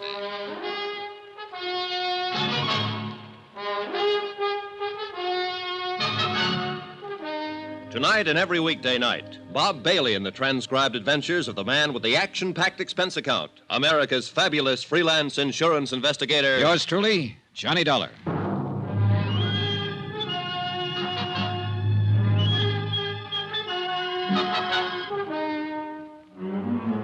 From Special Investigator Johnny Dollar, New York City, to the Home Office Surety Mutual and Trust Company, Hartford, Connecticut. Assignment, the Cronin matter. Expense account continued. Item 4, $1.80. Taxi to the offices of the Daily Times Courier for a look at the morgue files on Mrs. Cronin. The clipping started with the year 1916, when a bright-eyed, wide-eyed kid named Dolly McLean danced her way out of the chorus lines of a two-bit musical and straight into the limelight of Broadway. One hit show after another, hits just because she was in them. And parties, balls, social affairs. The Dancing Darling. A critic tagged her with a name in her first write-up, and the name stuck. So she danced away the mad, crazy years that followed World War I. And like everybody else, she lived it up. There were rumors of engagements, love affairs, the Baron this, Count that, one after another. Shorty Weber was mentioned a few times. And Jason Prell was in from the beginning, as a promoter, though, a business manager, not as a lover. Her friends were mentioned, hundreds of them. Then Barnaby Cronin came into the file. Boy wonder of the business world, the Golden Prince. Engagement, marriage, and Barnaby's fabulous gift to his new bride, a $500,000 necklace of diamonds and emeralds, the Circle of Fire. Then Barnaby's sudden death, Mrs. Cronin's seclusion. End of file. Expense account item 5, $24.30, transportation, hotel, and incidentals. And a taxi to the railway station to find the special coach Mrs. Cronin had chartered to haul her guests to the Adirondacks and to her roaring 20s weekend party. I purposely got there early, but one of the guests was even earlier. Mr. Dollar, wait. You are Mr. Dollar, aren't you? That's right, but I don't think... Jason Prell. Oh. I thought you might come down early to meet the bank messengers. Thank heaven you did. Well, I'm afraid I don't... Dollar, I've known Dolly McLean and Mrs. Cronin for over 35 years. All that time, I've managed her business affairs, arranged her personal contacts, been like a father to her. Yeah, I've read the newspaper clippings. Newspaper stories can be misleading sometimes. They build things up. Sensationalism. It's true, of course, that Dolly and I had some quarrels. Who doesn't?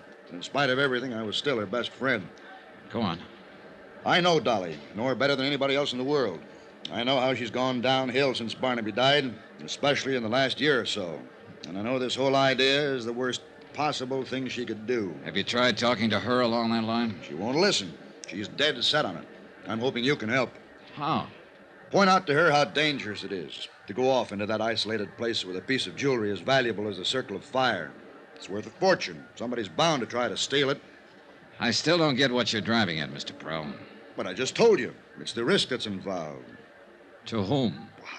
Mrs. Cronin, of course. She knows about the risk. She's willing to take it. She doesn't know what she's doing. Hey, you said something on the phone about her sanity. Are you trying to imply that she's... No. Not yet. But she's not well. She's burned herself up back in those early years, and she hasn't much left. The only thing that keeps her going has a crazy kind of belief. Belief? Dolly believes in people. So do I, Mr. Prell. Well, yes, of course. But Dolly's whole thinking hinges on it. All the people she knew back in the heyday, the people she calls her friends, in her book, they can do no wrong. She lived in a dream world, still does, like a fairy princess. But it never really existed. Things weren't like that back in those days, Mr. Dollar. So I've heard. Most of the people she thought of as friends were only trying to use her. Barnaby and I would block them off, take care of things when things had to be done, and let her go on living happily in her never-never land. And now, that's the only land she has to live in. Is that what you mean? Exactly. Why, some of those friends would cut their mother's throat for a tenth of the value of the circle of fire. Those are the guests she'll have at their party. Well, I've already been told once that somebody will steal that necklace before the weekend is over. Do you want to add your prediction? I think somebody will try. And that's all that's needed to start that dream world of hers falling apart and to make her face things the way they are. May I ask you a question, Mr. Prell? Oh, yes, of course. This trust fund you're managing that her husband left for her, just how big is the setup? Barnaby Cronin was a wealthy man, Mr. Dollar, but he had his ups and downs like every business investor. The capital is adequate for her support, but not much more. Is the necklace a part of the trust capital? It's her own personal property. Otherwise, I could have prevented it from being taken from the bank. You have complete control of the trust, then? Yes. Barnaby knew that she had no understanding of business matters. I see. She's old, Mr. Dollar. Older than her years. Tired. All that keeps her alive is her belief in the past. Yeah, her dream world, where everybody loves her and protects her. Where she's still a dancing darling. And if that dream world is destroyed, she'll be destroyed along with it. Now, phone the bank, Mr. Dollar. Ask them not to bring that necklace here. I'm afraid they think I was crazy. Why? Because I've got it with me, Mr. Prell. I picked it up myself 2 hours ago. Then heaven help us all.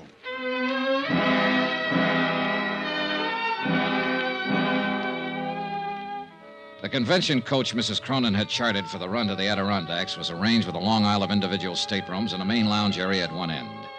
It could accommodate 50 people, but when the train pulled out, there were only 6 of us in the coach. 6. Out of the hundreds of friends she'd had in the old days when she was in the big time and on top.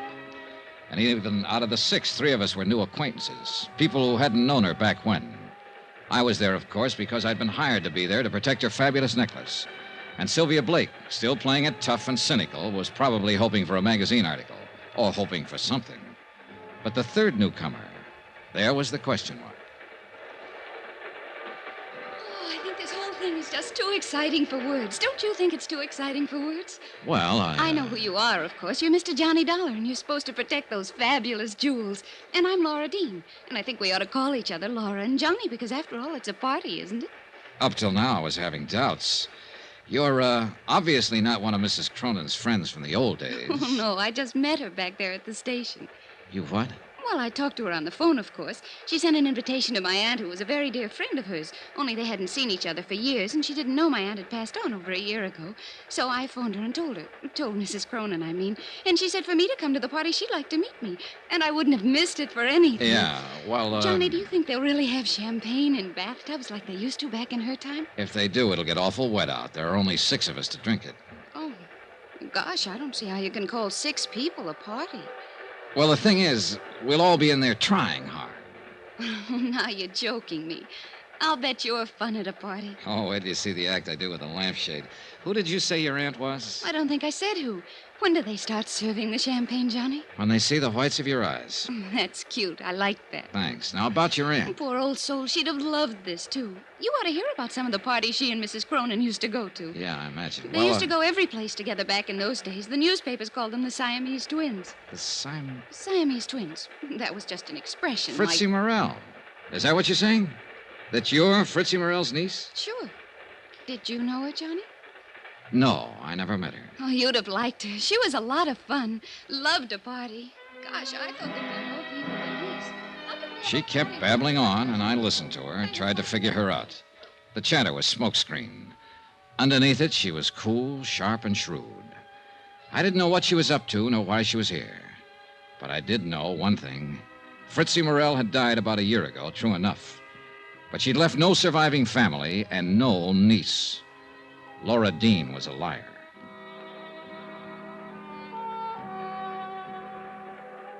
I hadn't seen Mrs. Cronin since we pulled out of the station. She'd greeted us, then gone right to her stateroom and stayed there. And when I saw Jason Prell come hurrying from that direction, I could read the look on his face even before he reached me. Mr. Dollar, please. Mrs. Cronin? Yes, go to her at once. What is it? What's wrong? She was suddenly taken ill, very ill. Hurry.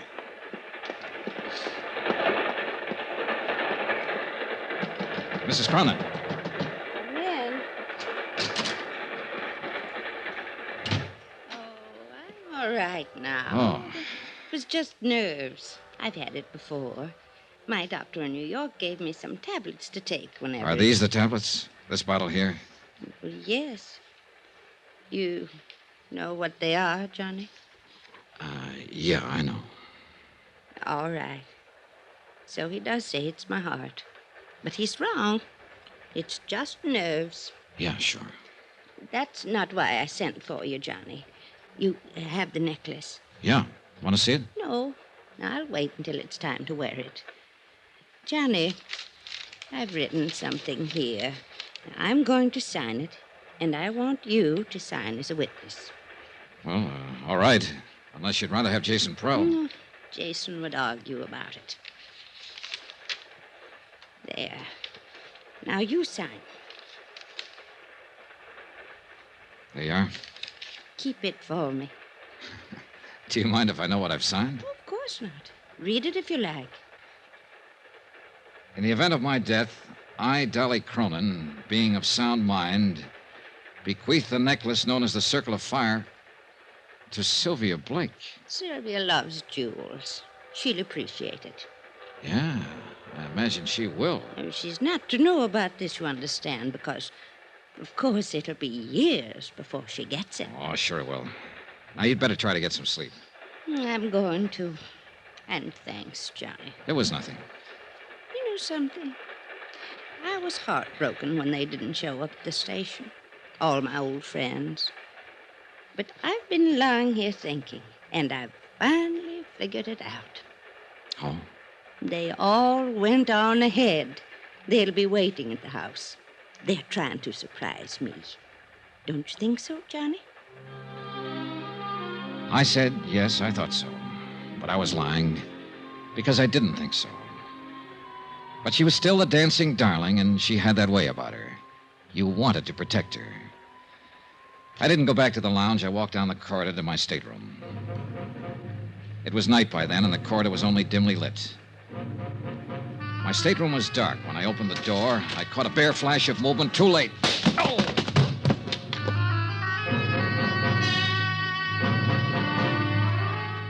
When I came to minutes later, I was lying on my stateroom floor, blood seeping from a cut in my head. I felt in my inside pocket for the bulky leather case that had held the necklace. It was gone.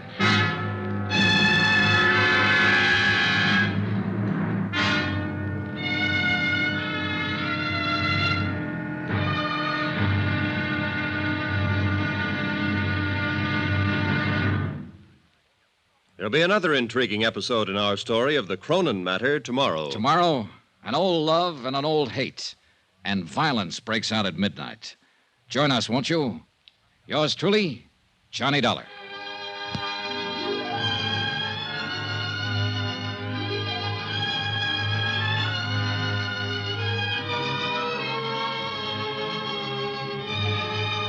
Yours truly, Johnny Dollar, starring Bob Bailey, is transcribed in Hollywood. Written by Les Crutchfield, it is produced and directed by Jack Johnstone. Be sure to join us tomorrow night, same time and station, for the next exciting episode of Yours truly, Johnny Dollar. Roy Rowan speaking.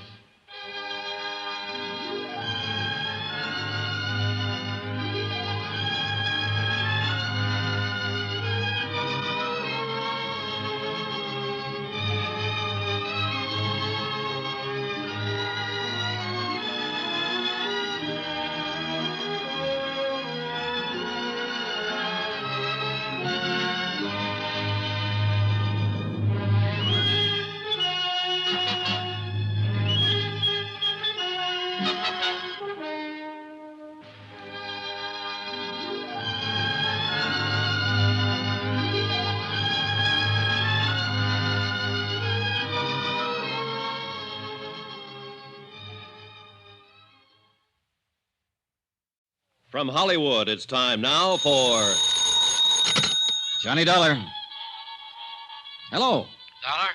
You're the Mrs. Dollar that's been trying to phone me? Is this Dr. Bigby? That's exactly who it is, and I'm very busy right Look, now. Dr. Bigby, I want you to come out here just as soon as possible. It's the old Cronin summer place, about 5 miles up the river from where... Oh, I know where it is, I know. What are you doing up there? The house has been closed for years. Mrs. Cronin opened it up for a party this weekend, but she was taken ill on the train coming up, and I want... Is Dolly out there? Yes, she's the one I want you to look at. So she's back. After all these years, she's come back. She had a prescription from her doctor in New York, but she's taken the last of it. It's apparently her heart. I'm sorry, Mr. Dollar. I'm very busy tonight. Oh, what? Much too busy, and then there's a storm coming up, and I have a patient someplace, I think. Now, wait a second. If you're a friend of Dolly's, Mrs. Cronin's, do one thing. Take her back to New York. Now. Tonight.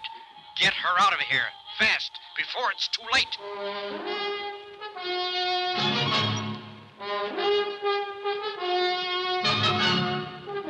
Tonight and every weekday night, Bob Bailey in the transcribed adventures of the man with the action-packed expense account, America's fabulous freelance insurance investigator. Yours truly, Johnny Dollar.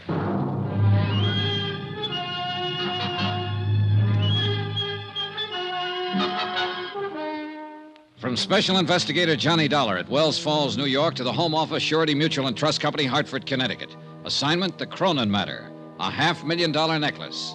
Expense account continued. Item 7, $5.40, taxi. I figured I'd find Dr. Bigby in one of the local pubs, but I covered them all in about 30 minutes. No sale. And unfortunately, Bigby was the only doctor in Wells Falls. Worse, the local druggist couldn't fill Mrs. Cronin's prescription.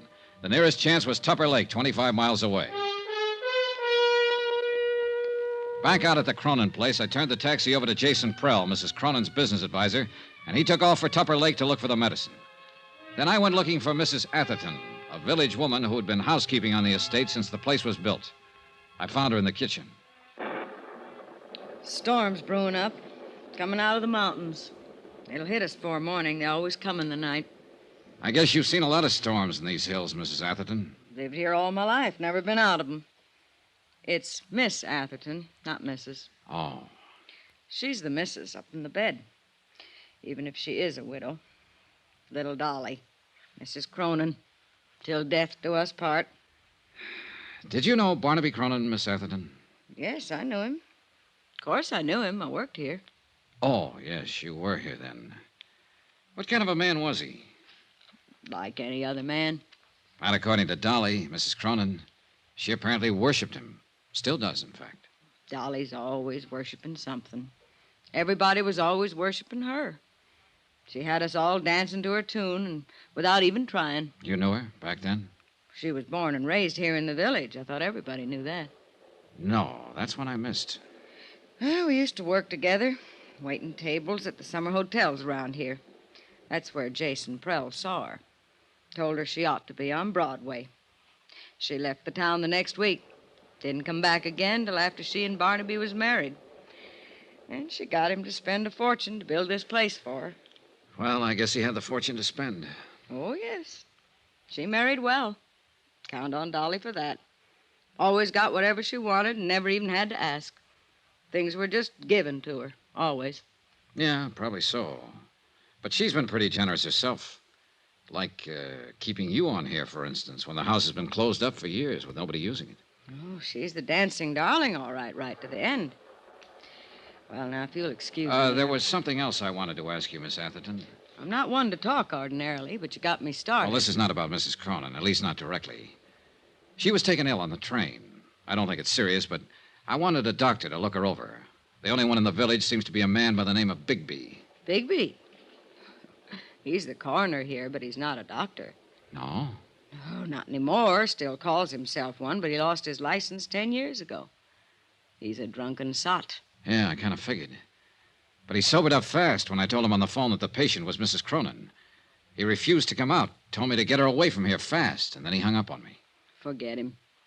He couldn't do her any good. But I'd like to know why he acted that way. Do you happen to know any reason? Bigby is a drunk. Who knows what his reasons are? I thought you might. Better ask him. What difference does it make anyway? He can't help her. Nobody can. What do you mean? She's come back, finally. For the first time in all these years. Took sick on the train. That wasn't any surprise to her. She knew it was going to happen. Well, I guess she halfway knew. She knew. It's like with an animal. When it's hurt or sick and it comes home to die, and that's what she's done. She's come home to die. No, I think you're wrong there, Miss Atherton. I don't think she's anywhere near that sick. Barnaby didn't think so either when he came back here to die. Barnaby died here? Yes, in this very house. A heart attack, it was called. He came up on the afternoon train and... That's strange. It was the same kind of night. A storm like tonight. Strange how things move in patterns. Were you here with him, Miss Atherton? Barnaby died alone. And the doctor? Bigby? Miss Atherton, was the doctor... I'm sorry. I was thinking. The bridges were washed out. Bigby didn't get here till the next morning. Wouldn't have mattered. He couldn't have done anything. Nobody could have. When it's time for a thing to be done, it's done. Nobody can stop it. Nobody. It was a strange evening, ominous and oppressive, with a feel of violence in the air. Even the house itself added to the feeling. Furnished lavishly in a style 30 years forgotten, it seemed garish now, old and tired and lonesome. Like Mrs. Cronin herself, who'd planned a grand party for all her old friends, and instead lay ill and alone in the bedroom upstairs. The Queen gave a party, and nobody came. All dressed up, no place to go. Yeah, gloomy evening. Jason Prell came back from Tupper Lake with a medicine. Miss Atherton served a dinner of sorts, served it in silence, and we were left to our own devices. 5 guests in a mansion built for 100. Prell stayed pretty much to himself. Lovely Laura Dean, with that air of knowing innocence, inveigled Shorty Weber into teaching her some of his old dance routines. And they cranked up an old phonograph in the music room. And me, I just stood at an open window and watched the rain come down and tried to think. That's the perfect touch. It's exactly what the evening needed. That music? Now, Sylvia. Really cornball, isn't it? No, Johnny. I meant the thunderstorm. An isolated old mansion, fabulous necklace of diamonds and emeralds, weird housekeeper, a hostess lying ill, and now rain. Shades of a House of Usher. That'll make a good lead for your magazine story. I should have stayed in New York and just written it, not lived it. Oh, I thought you were the big take-a-chance girl, Miss Blake. Danger, mystery, adventure. Don't those things appeal to you? Maybe. Is there any of that lying around somewhere? There may be, before the night's over. Well, all I can see at the moment is sheer boredom. You have to know where to look. In the bottom of that scotch glass, for instance? Oh, just killing time. Oh. I've been wanting to ask you, Johnny. How'd you get that cut on your head? It's a long story. It happened on the train, I know that. You didn't have it when we left. A sudden stop. I fell over my suitcase. Sure you did. Backwards. Huh? It's on the back of your head. Somebody made a try for it, didn't they? On the train coming up. Well, I don't know what they were trying for. There wasn't time to ask. Maybe they even got it. That's the way you were betting, wasn't it? That it wouldn't be just an attempt. That somebody was going to get it and get away with it. Did they? Is that what happened? Is it gone? All right, just stand there and grin then. Oh, rain. I'm going back to the city tomorrow. You are? Well, don't smother me with your pleading. No, stick around, Sylvia. Things may get better, including the music. You know, in a way, I hope somebody did get the Circle of Fire. Why? What good is that fabulous necklace doing her now, lying up there? She's had everything she ever wanted. Life's been too easy on her. She doesn't deserve it. She ought to lose it. Her life or the necklace? The necklace, of course. You know, for reasons I can't go into, I think you'll be sorry you said that someday. Sorry? Why? She's a woman who's had everything. You're pretty predator, aren't you? Hurt and afraid. Am I? You feel something big may have passed you by, and you put up that tight, bright front for protection. But inside, you're tied in knots. And what is your recommendation, Doctor? A man, perhaps? That's the usual advice. Now, you said it. I didn't. Well, you're a man, Johnny. Why don't you smooch with me? It'd be a way of passing the evening, killing time. All right. What are you... Johnny, wait! Johnny, why did you do it? Because you wanted me to, and because I wanted to. Adventure, mystery, danger. Who's bored? Who's going back to the city? Those doctors are right.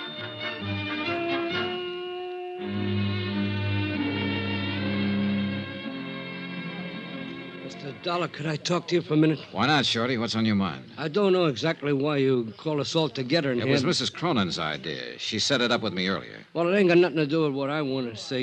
You seen me in a bad light there yesterday at Dolly's apartment. Well, you found a gun in me. You know about my record. It made it look bad. I know it did.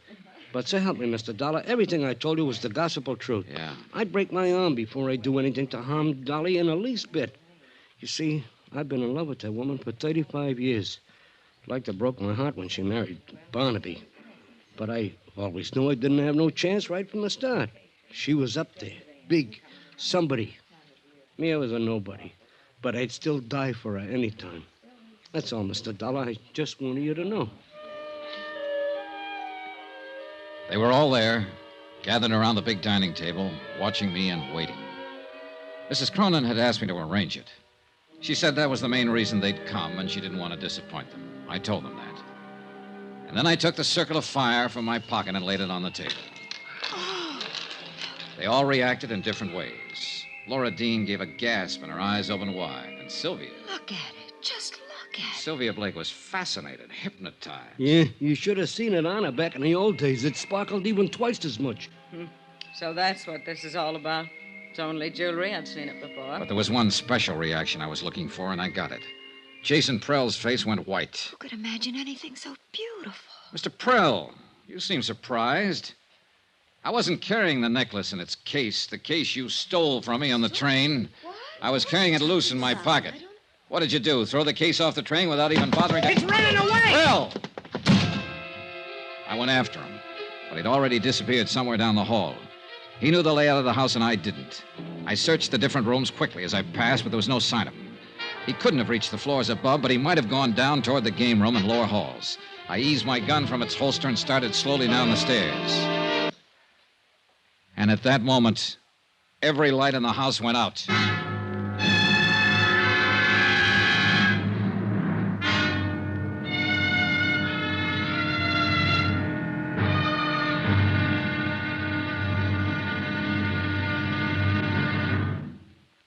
There'll be another intriguing episode in our story of the Cronin matter tomorrow. Tomorrow, a white lie, a bullet from the darkness, and death comes in out of the rain.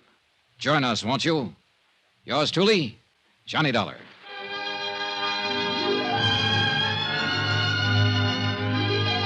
Yours truly, Johnny Dollar, starring Bob Bailey, is transcribed in Hollywood. Written by Les Crutchfield, it is produced and directed by Jack Johnstone. Be sure to join us tomorrow night, same time and station, for the next exciting episode of Yours truly, Johnny Dollar. Roy Rowan speaking.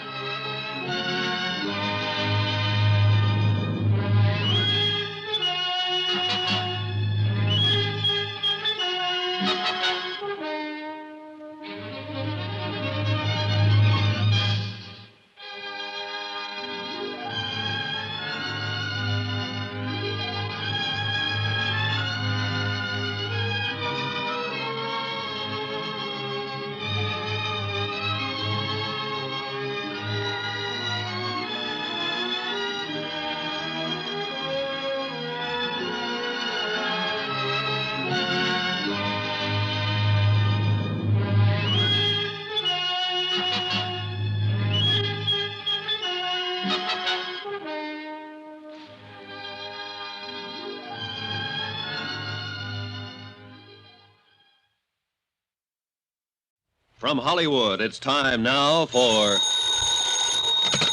Johnny Dollar. Hello, Sheriff. I can't hear you for the storm. We were cut off before. Hello? Is that you, Sheriff? I said... Hello? You get cut off again, Mr. Dollar?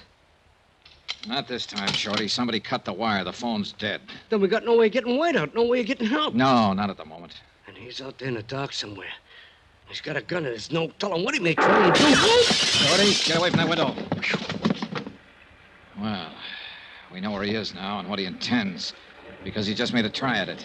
What are you going to do about him? Only thing I can do, Shorty, go get him before he gets me.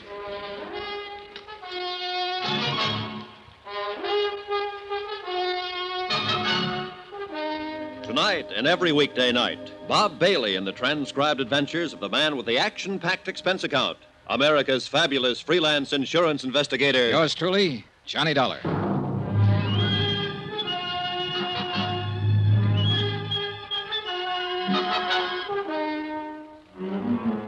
From Special Investigator Johnny Dollar at the Cronin Estate, Wells Falls, New York, to the Home Office, Surety Mutual and Trust Company, Hartford, Connecticut.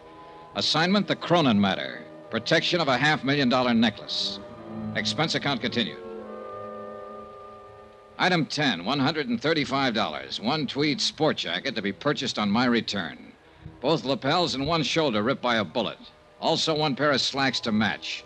Destroyed a few minutes later in the mud, slush, and underbrush in the grounds of the Cronin place while pursuing a suspect who'd already tried twice to kill me and who made a third go at it when I stepped out of the side door of the house. Tony, away from the door, quick. Whew, boy, that was close. Yeah. He can see the door opening, but he can't see us, not in this mess. He's desperate. He's shooting blind. Look, Shorty, why don't you go on back in the house? There's no reason for you taking chances like this. You're taking them? With me, it's a job of work. I get paid for it. I told you earlier how I felt about Dolly, I mean. I don't know what Jason Prell's game is, Mr. Dollar, but if it's against her, then I'm against him. I'm staying. All right, it's up to you. Thanks for giving me the gun back. Emergency, that's all. You've got a prison record, Shorty. You know what it means if you're caught with a gun. Yeah, I know. Hey, good. I figured Prell would give himself away if he kept that up. I got him spotted now. Where? At the base of that tall pine, a little to the left. Watch for it, the next flash of lightning. There, yeah, now I see it. I know the one you mean. Then stay here and keep him pinned down. It's a good spot. You've got cover from the wall of the terrace there. What are you going to do? Circle around and come up beside him. Just throw a shot at the base of that pine tree now and then. Keep him tied down. Keep him busy. You got it? Right. And good luck. I left the shelter of the house and started edging through the shrubbery. The undergrowth was a regular jungle. It would have been impossible to slip up on Prell without his hearing if it hadn't been for the storm.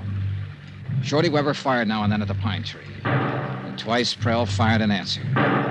Jason Prell, so-called friend of old Mrs. Cronin, knew I had him tagged. At first, I'd been guessing mainly, but he didn't know it. And he'd lost his head and made the guess prove out. And now he was apparently ready to risk murder or death rather than face a prison term. was within 30 feet of him. He hadn't heard a sound. He was still firing at Shorty over on the terrace.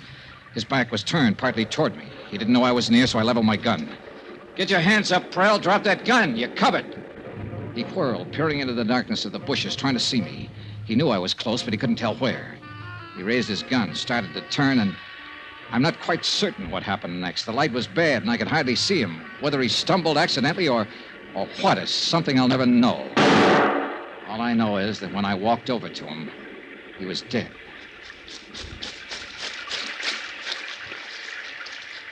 He was no good, Mr. Dollar. I always thought so, but Dolly swore by me. He had her fool.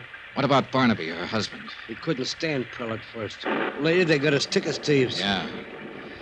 Well, it's a mess, Shorty, a real mess. Old things that should have stayed dead and buried on the bottom, they're all coming to the surface now. Tell me something, Mr. Dollar. Yeah? What about Dolly? Is this thing going to kick back on her? Will she get hurt by it? Yeah, Shorty, I'm afraid she will. Pretty badly.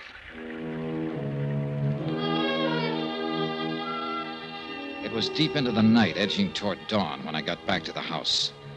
I changed out of my wet clothes, went to the game room, and got Dolly's necklace from under a chair cushion. I'd stuck it there when Prell had pulled the main switch and put the lights out. Then I went upstairs to look in on Dolly Cronin, quietly, just to check.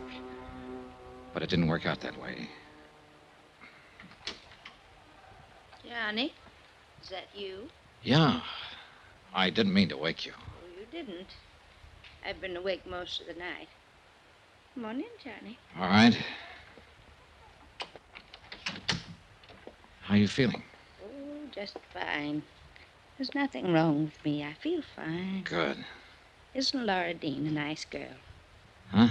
Yes, she is. And I'm glad she came. Company for you, Johnny. Oh, yeah.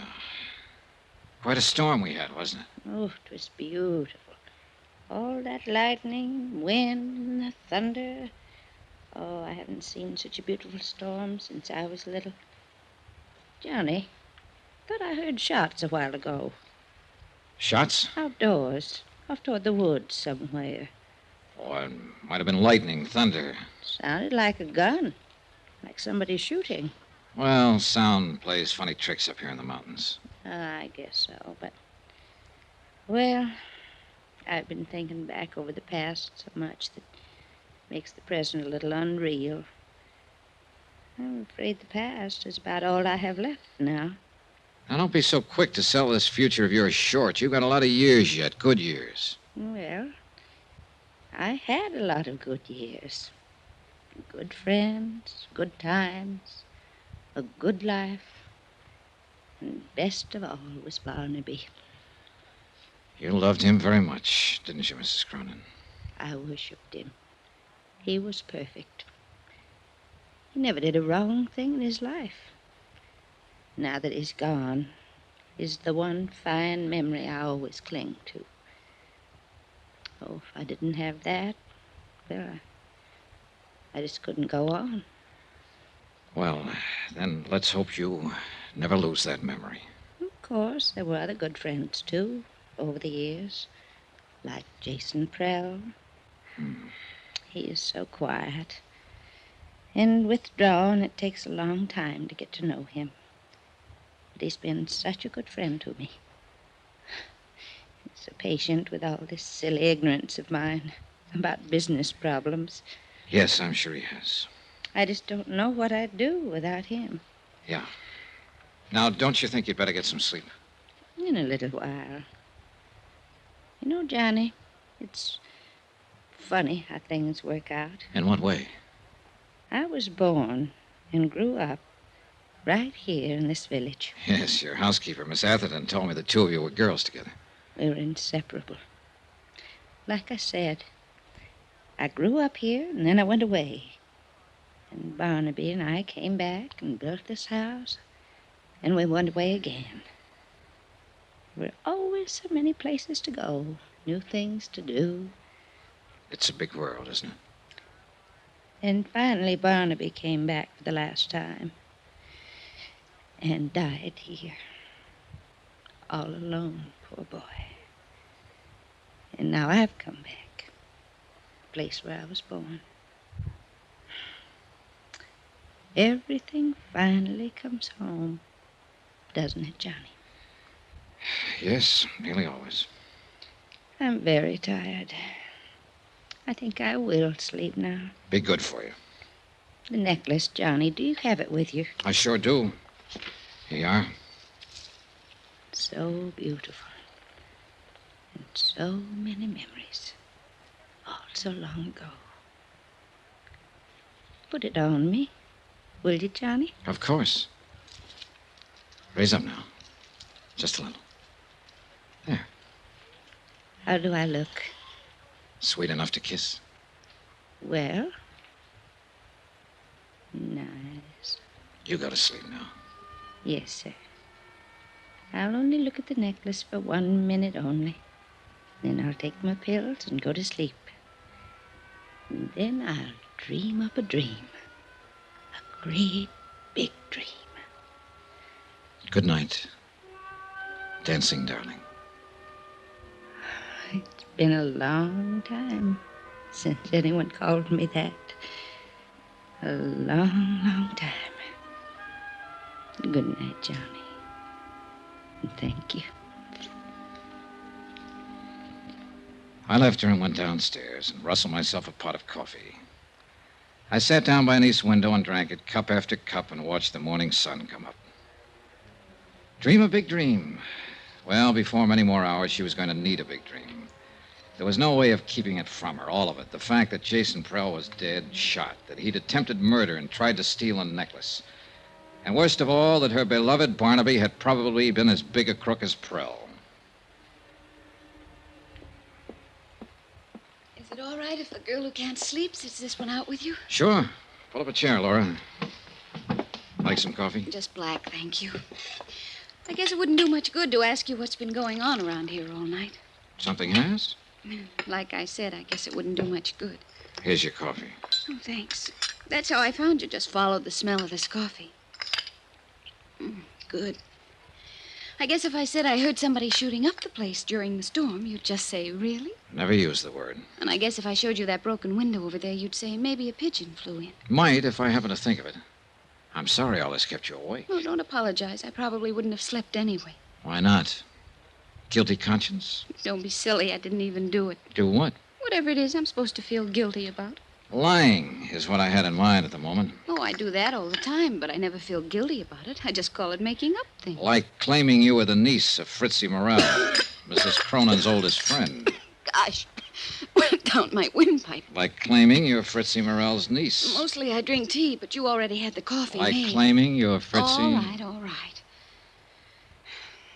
How'd you find out? Nothing very spectacular. She just didn't have a niece. I wasn't sure, but I thought she must. Everybody her age has at least one niece. What was the idea? Well? Well, I lived in the same rooming house she did. She liked me, talked to me a lot before she died last year. So when the invitation came last week, I got the idea of going as her niece. I didn't mean any harm by it. I just wanted to go to the party. All right, relax. That's about the way I figured it. Well, it turned out to be quite a party, didn't it? I hope I never see another one like this as... Johnny, what's wrong with her? It was Miss Atherton. I got up slowly from my chair as she walked toward us and then stopped a few feet from the table. Her eyes were fixed on something far away, and the look on her face was strange and grim. I think I knew even before she spoke. Mrs. Cronin is dead.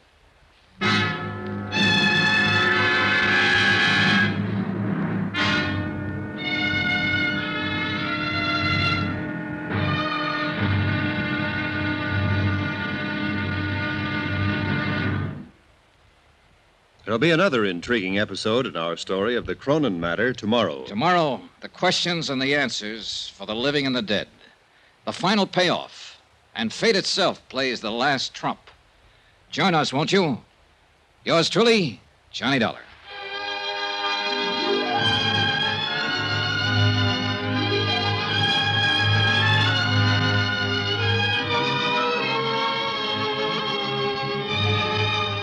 Yours truly, Johnny Dollar, starring Bob Bailey, is transcribed in Hollywood. Written by Les Crutchfield, it is produced and directed by Jack Johnstone. Be sure to join us tomorrow night, same time and station, for the next exciting episode of Yours truly, Johnny Dollar. Roy Rowan speaking.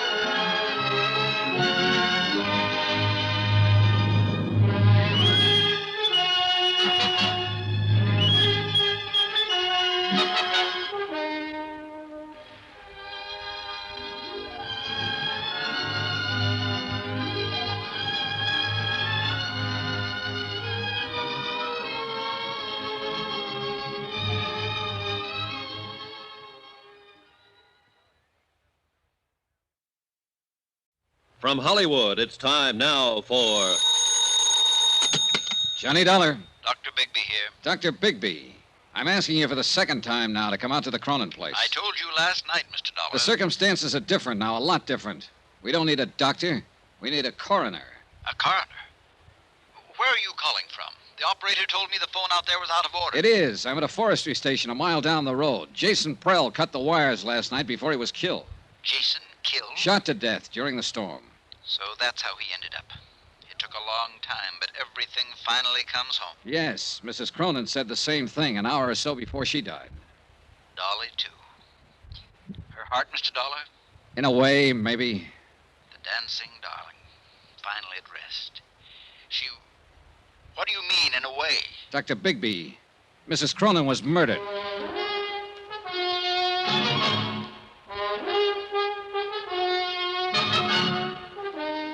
Tonight and every weekday night, Bob Bailey in the transcribed adventures of the man with the action-packed expense account, America's fabulous freelance insurance investigator. Yours truly, Johnny Dollar.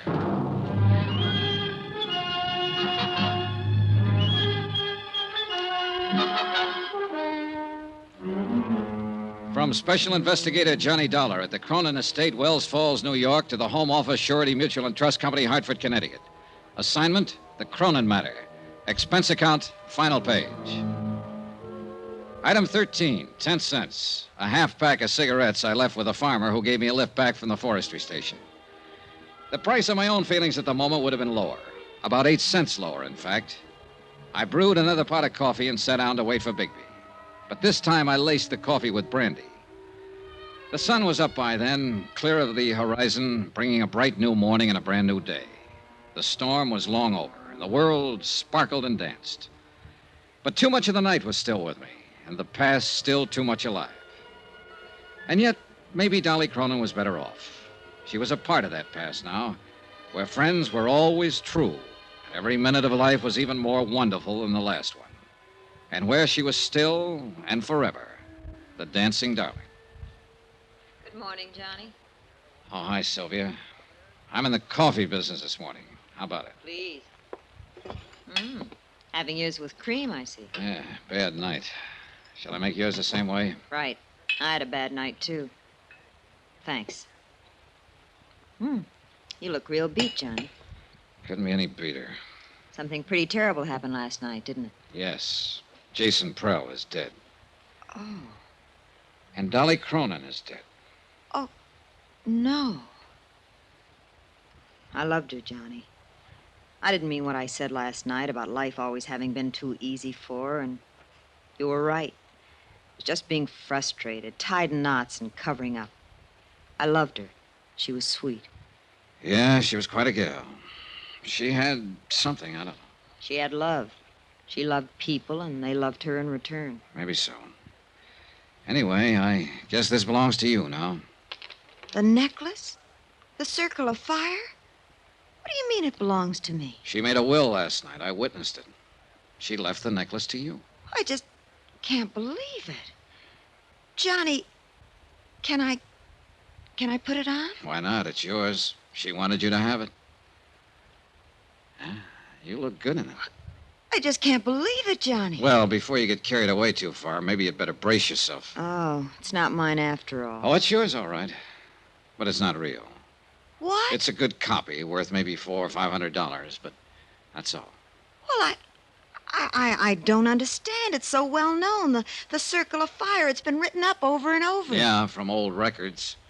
But nobody's really examined it for years, since before Barnaby Cronin died. It's been locked up in a bank vault until I took it out. Was there ever a real one? Yes, originally. But it was broken up and disposed of years ago. Jason Prell knew it, was in on the substitution, I suppose. That's why he was so desperate to steal it from me and get rid of it before I found out it was a copy. He knew that if that deal came to light, it would call attention to some of his other activities, worse ones. What do you mean? Prell had complete charge of Mrs. Cronin's estate. He told me it was worth practically nothing. But according to records I saw in New York, it amounted to over $1 million in the beginning. He was stealing her blind all these years. Oh, it was easy. She was alone in the world, knew nothing about business. She trusted him, thought he was her friend. She trusted everybody, much too much. Well, she sure trusted the wrong ones, including her husband. Barnaby? Sure. What do you think disposed of the necklace and slipped her a copy after making such a big deal out of his fabulous wedding gift? A phony. And she worshipped him. The king. In her book, the man who could do no wrong. Well, in the business book, he didn't do much else but wrong. According to the records, most of his deals were pretty shady, especially after he and Prell teamed up. Yes, Miss Atherton? Dr. Bigby is here to see you. All right, show him in. Mr. Dollar, I wouldn't believe too much of what he says. He's a chronic drunk. Yes, I remember you telling me. Show him in. Yes, sir. Well, I was just thinking, Johnny. Mrs. Cronin didn't know any of this, I assume. no, she was safe in her dream world. And she thought she was giving me the real necklace. That's right. It's crazy. And kind of wonderful, isn't it? Just like that, she gave me something she thought was worth $500,000. Just because I was nice to her and liked her. You know something, Johnny? What? I'm just as glad it is a copy. It's beautiful, and I love wearing it. I'd have been scared of the real one. And I'll always remember that, like that dream world of hers, she thought it was real. One more question left, but a big one. The question of murder. And I already had the answer. I was sure of it. And I knew there was nothing I could do about it. Dr. Bigby was a man under 60, but he looked years older, a harried man, tired and worn. He sat down for a moment and we talked. And I began to realize that here was another man who'd been under Dolly Cronin's spell, and who was shocked and hurt by her dying. It was a remarkable thing and a difficult one to explain, Mr. Dollar. Like many another, I suppose, I often wondered why I felt the way I did about her. It was a sort of magic she had. Yeah, I know. Even as a girl here in the village, she had that same power and had it without knowing it. Everybody loved her. No, not quite everybody. At least one person didn't. Yes, you mentioned on the phone the word murder. That's right, Dr. Bigby. Who killed her? A man we can't touch because he's already dead. Jason Prell. Well, he's done about everything else, I guess. I wouldn't put it past him. What do you base it on, Mr. Dollar? A bottle of pills. Prell supposedly went to Tupper's Lake last night and got a prescription filled for Mrs. Cronin. She took some of it this morning, an hour and a half before she died. There it is. I'd seen the bottle on the train coming up with a few tablets left on the same prescription. And these are different. Well, you're right on one count, Mr. Dollar. Those aren't what the prescription calls for. What do you mean, one count? I talked to the druggist at Tupper's Lake on the phone last night.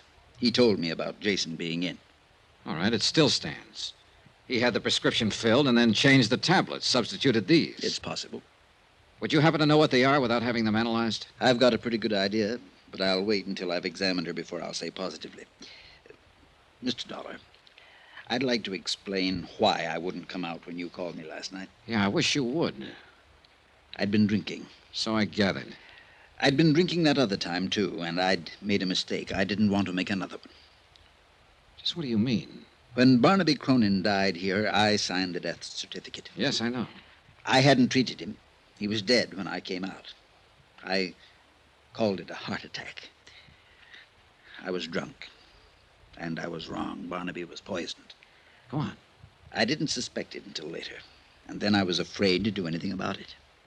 I'd signed that certificate, and I knew it would break me. So I kept still, and I consoled myself with drink. And finally, it broke me. So the same end result was achieved. Look, Dr. Bigby, if Barnaby Cronin was here alone, then how was he poisoned? Alone? He wasn't alone when he died. She was here with him. Mrs. Cronin? Of course not. Why do you think he was always making trips up here, always by himself? I didn't know he was. For years, every week or two, the whole village knew about it. She was here with him that night. She's the one who called me, asked me to protect her good name. She's the one who poisoned him. And now she's had another try with the same poison. But why? Ask her why. Ring for her and ask her. That won't be necessary. Well, I'll go on up and make my examination. Well, Miss Atherton, I'm asking, why? He was planning to break off our relation. He told me that night. She'd finally won. That silly little fool had finally won. But I didn't let her win. I killed him. You're confessing to murder, you know. It doesn't matter now. I've accomplished everything I meant to accomplish. So it was you who changed the tablets in her prescription bottle and substituted the poison. Of course. It was so easy. For once in my life, things were just as easy for me as they'd always been for her. Will you have the sheriff come out, Mr. Dollar? I'd like to make my confession.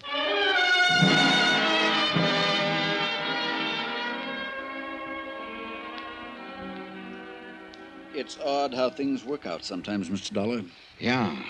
Mrs. Cronin said something like that last night. I was pretty certain when you showed me the tablets, but I wanted to make my examination first. What do you mean? After Barnaby died and I started to suspect Miss Atherton, I managed to steal the poison from her in order to analyze it. I substituted harmless tablets of the same general appearance. And those are what she's kept all these years? What she gave to Mrs. Cronin? That's right. They were perfectly harmless. But in that case... Dolly Cronin died from a heart condition. The tablets had nothing to do with it. In a sense, Dolly died the same way she lived, from natural causes. Expense account item 14, $83.90. Incidentals and transportation from Wells Falls back to Hartford. Expense account total, $263.30. End of account, end of report. Remarks? The insurance angle here seems a little muddy. Premiums were paid for years on an item that didn't exist. And yet, no claim was filed, and none will be. So, well, I leave it to your legal eagles. Me, I'm beat and tired and maybe a little sad. I've come out of this with a kind of nostalgia. And for a time and place I never even knew. And I'm halfway in love with a girl back in that time and place. A girl I've never seen. Oh, sure, I know. It's a dream world and a dream girl, and none of it exists. But it's too bad. I wish it did. Because she must have been a honey. A real sweetheart. A dancing darling. Yours truly, Johnny Dollar.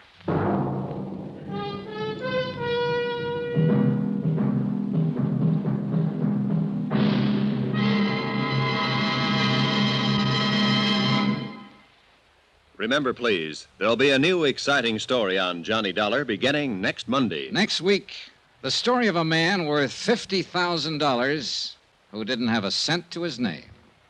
Join us, won't you? Yours truly, Johnny Dollar.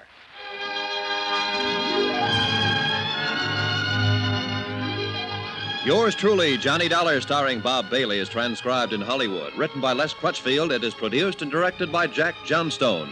Heard in this week's cast were Virginia Gregg, Shirley Mitchell, Vivi Janis, Barbara Fuller, Benny Rubin, John Daner, and Parley Bear.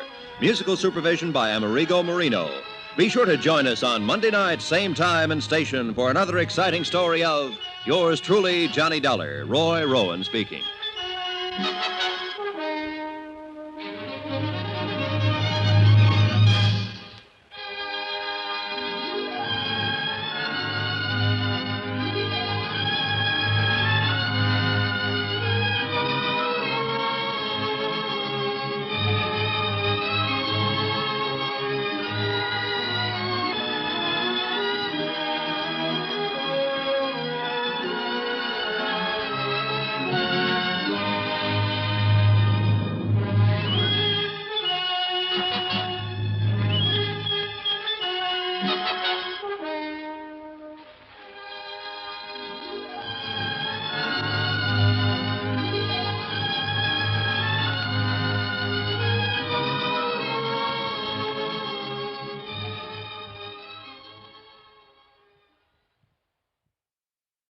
From Hollywood, it's time now for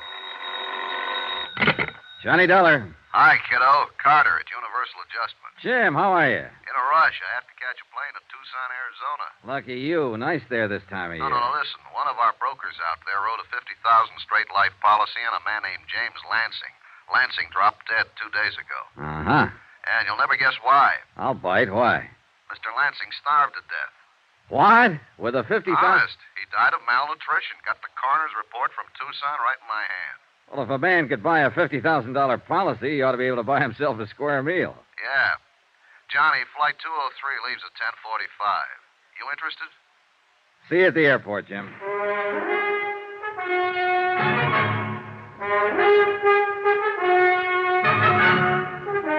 Tonight and every weekday night, Bob Bailey in the transcribed adventures of the man with the action-packed expense account, America's fabulous freelance insurance investigator. Yours truly, Johnny Dollar.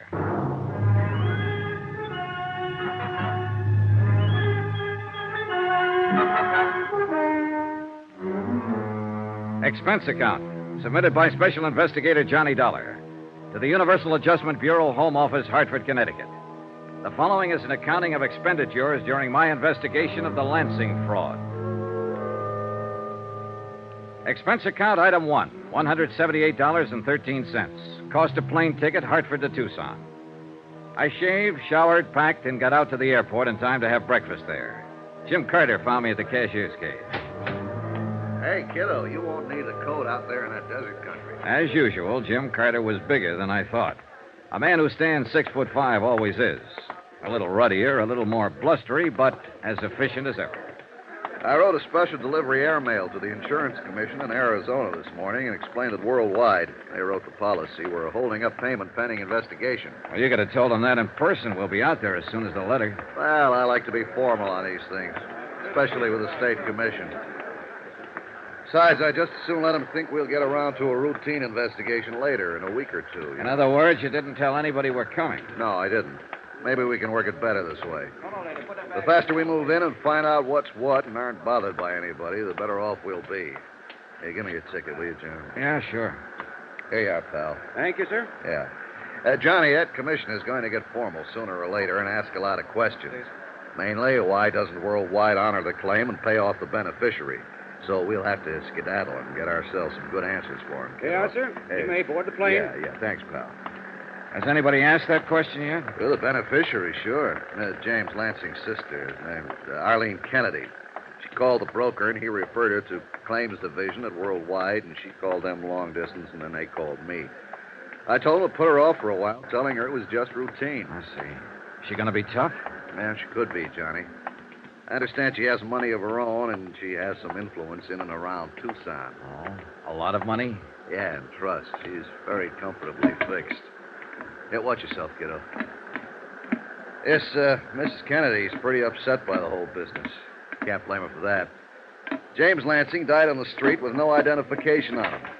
By the time police found out who he was, a routine PM had already been performed to determine cause. You know, the county was going to bury this guy. With $50,000 worth of insurance? Yeah. Imagine that. Oh, excuse me, lady. The postmortem never had happened unless Lansing dropped dead on a public street. Yeah, I see what you mean. So I requested the coroner's office in Tucson to hold the body until we can get something done. Better fix your seatbelt, Jim. Oh, yeah. First thing that occurred to me when I saw the PM findings was that it might not be James Lansing at all. Chronic heart condition, lung history, debility. Doesn't sound like anybody worldwide would insure.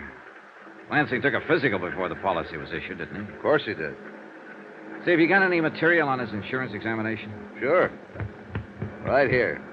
Standard form. James Lansing was 100% okay when the policy was issued a couple of years ago. Malnutrition, lung history, chronic heart. Hey, how could he get in that bad shape in 2 years? That's a pretty good question, Johnny.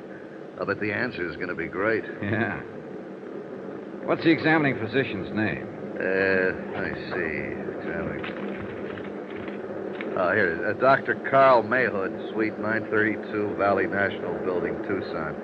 He's our first job, Johnny. Hey, cute stewardess. Yeah. Well, back to business, kiddo. It was a long trip, and I spent most of it going over the material in Jim Carter's briefcase. By the time we circled Tucson Airport at 4:45 in the afternoon, I had the facts pretty well in mind.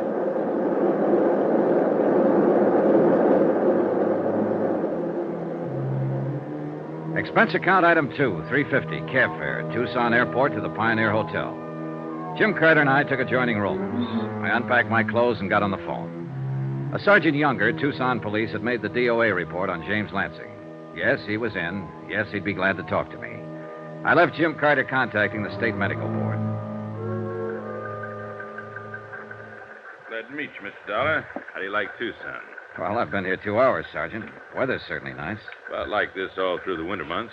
Just a little warm in the summer, though. Yes, sir. Now this Lansing matter. Yeah. There isn't really much to tell you, Mr. Dollar. One of the cars answered the call. A man was found dead in the doorway of a jewelry store about 4 blocks down the street. Uh-huh. This was day before yesterday, Sergeant? Yeah. Mm-hmm. I went down to the scene and called the coroner's office. No identification on him, so we started to check him out. Took us a little while. By the time we got a make on him, the coroner had already performed an autopsy. Yeah, I understood that was about the way it was. Say, tell me, how did you identify him as Lansing? One of his prints matched up on our cards here. Lansing was booked on a traffic beef a year ago. Otherwise, we'd still be trying to make him. You're sure it's Lansing over in the morgue? Yeah, we're sure. His sister came down, identified him. Name of Kennedy. Yes. Well, what did Mrs. Kennedy have to say about the cause of death? Nothing. That malnutrition bit didn't do a thing for her, huh? Not a thing, no, sir. We all thought Lansing was some sort of a transient. You know, just some old bum until we identified him. Uh-huh. Any witnesses see him die? No, we haven't found any. According to the coroner, he'd been dead an hour or so before anybody noticed him at all. Happened early in the morning. I see. Say, did Lansing have any other business down here other than that traffic violation? Nope. All right. Who do I have to see to get into the morgue? Well, I'll phone the coroner for you. Won't be any trouble there. You want to go over now? No, later on, maybe. Dollar. Yeah? Death was from natural causes. There's no doubt about that. Yeah. Then no matter how much you investigate, you people are going to have to pay off. Well, aren't you? Maybe. We just have to be sure of one thing. What's that? That we insured the right man.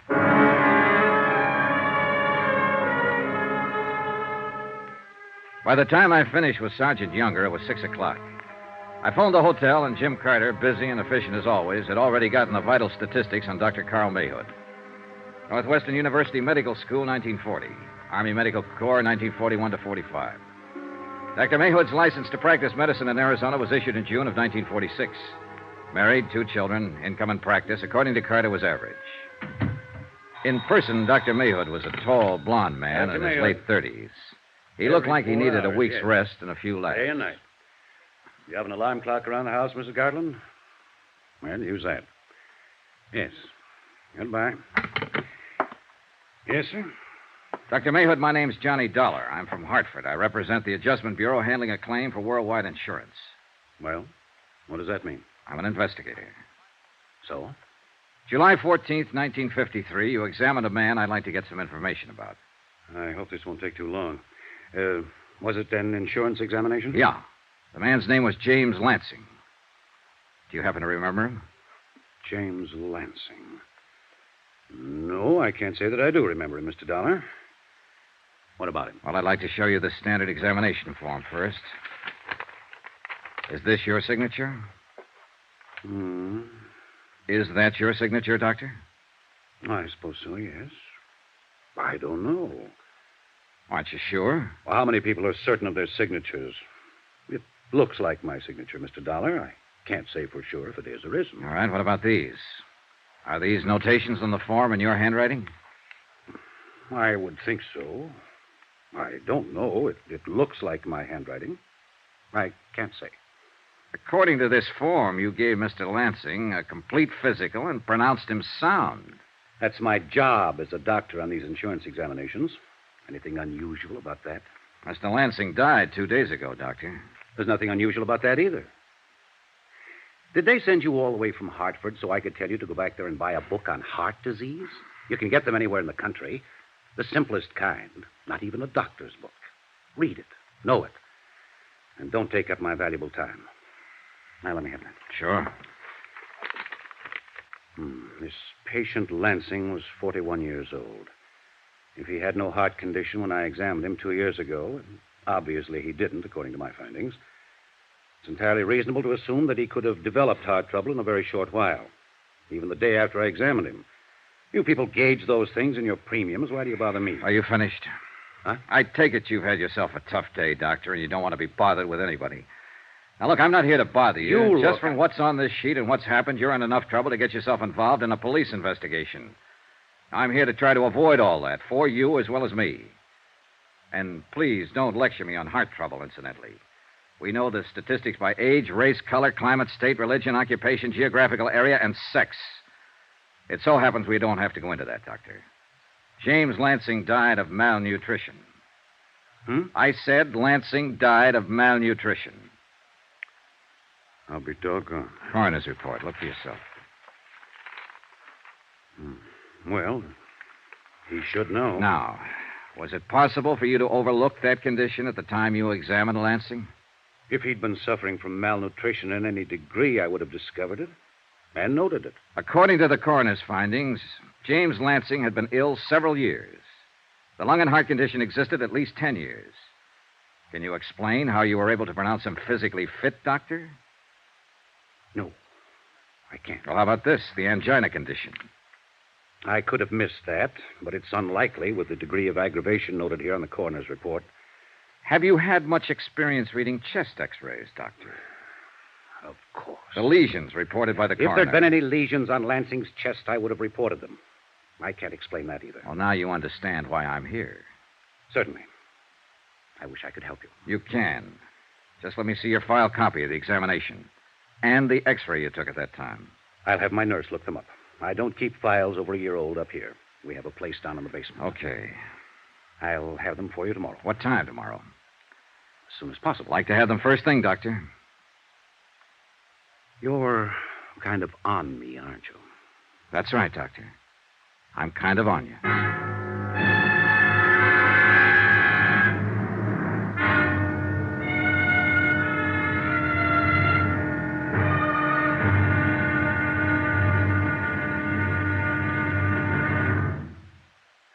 There'll be another intriguing episode in our story of the Lansing fraud tomorrow. Tomorrow, $50,000 is a good price for a killing. Most anybody will listen for that kind of money. Join us, won't you? Yours truly, Johnny Dollar.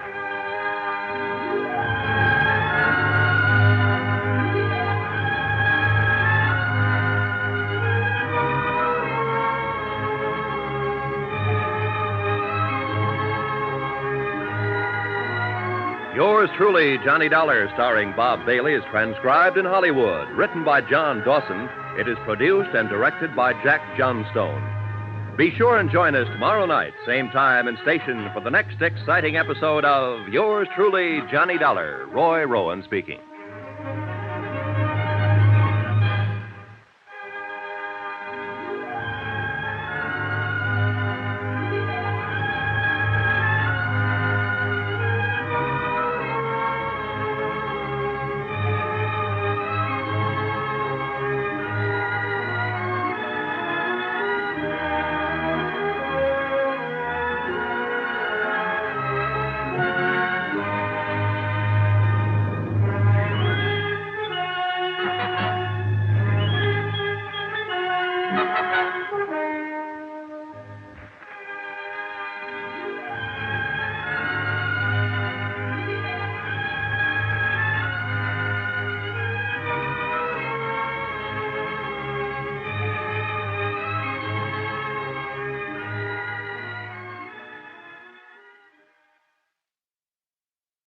From Hollywood, it's time now for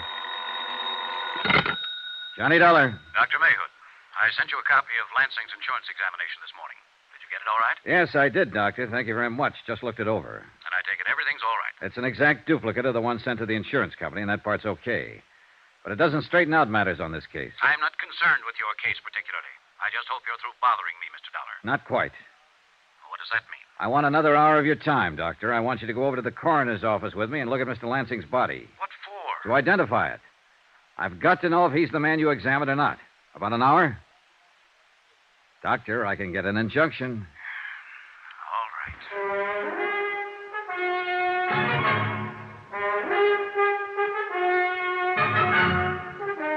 Tonight and every weekday night, Bob Bailey in the transcribed adventures of the man with the action-packed expense account, America's fabulous freelance insurance investigator. Yours truly, Johnny Dollar.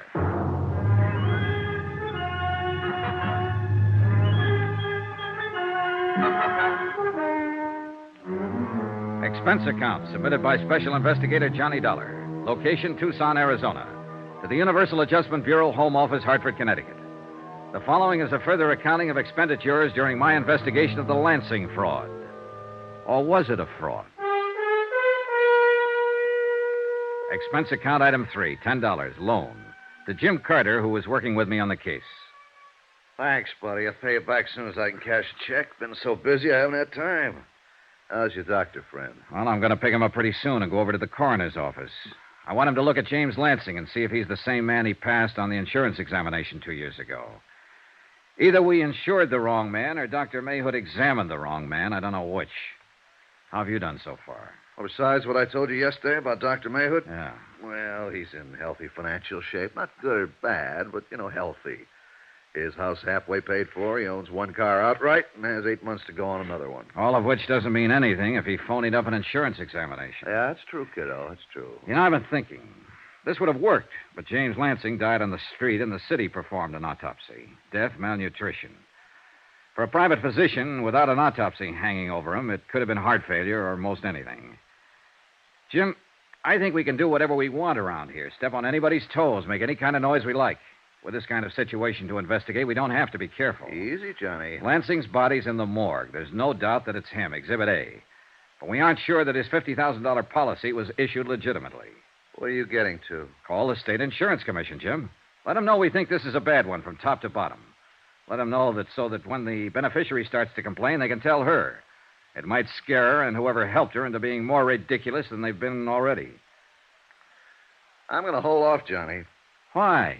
Until I see how you and Dr. Mayhood make out at the morgue. Expense account item 4, $2, cab fare. From my hotel to the Valley National Building. I picked up a scowling Dr. Mayhood, and we drove over to the coroner's office. Mr. Dollar, this is a waste of your time and mine. Sorry to inconvenience you, Doctor, but it's necessary. I suppose so. And I suppose you have a job to do. But I have a job, too.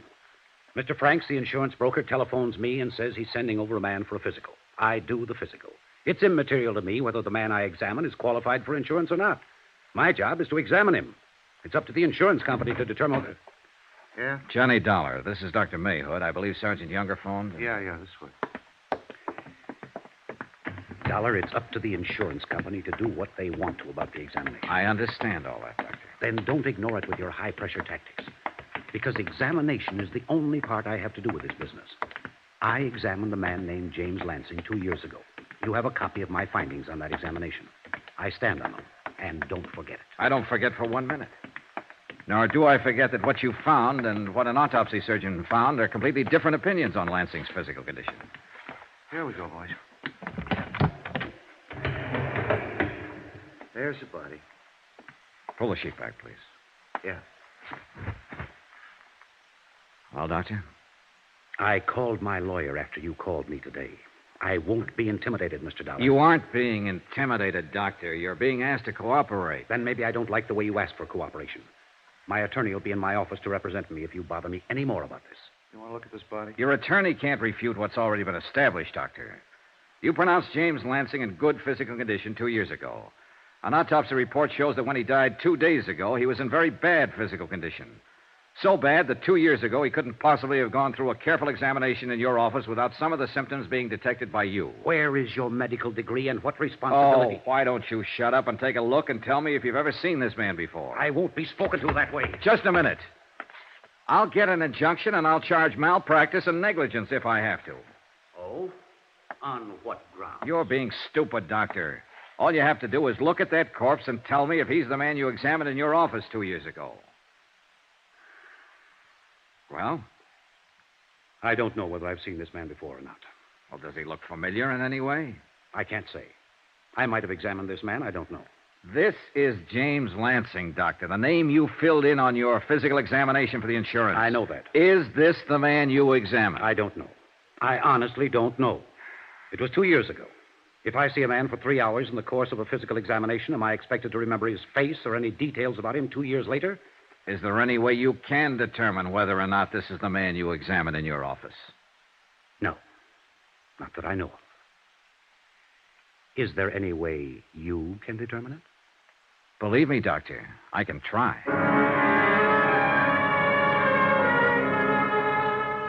And I did try. That afternoon, over the protest of Dr. Mayhood, I took all of the personnel connected with his office down to the morgue. A nurse, a receptionist, the x-ray technician, and a laboratory worker. None of them recognized the body of James Lansing. Expense account item 5, 10 cents, one phone call to Jim Carter, who'd spent the day preparing the necessary forms for the insurance commission and gathering data on Lansing's beneficiary. You think Dr. Mayhood was in on it? He's too mad, too belligerent, Jim. You don't sound too sure. Well, and maybe he just strikes me as an inept doctor. Well, let's say Mayhood's way down on my list. He examined a man who said he was James Lansing. It could have been anybody. All right, we'll let it go that way for a while. Any ideas? I'm on my way out to Lansing's old address. He had an apartment on the other side of town. I want to see how he's lived out there. Still want me to go ahead with the insurance commission? Yeah, go ahead.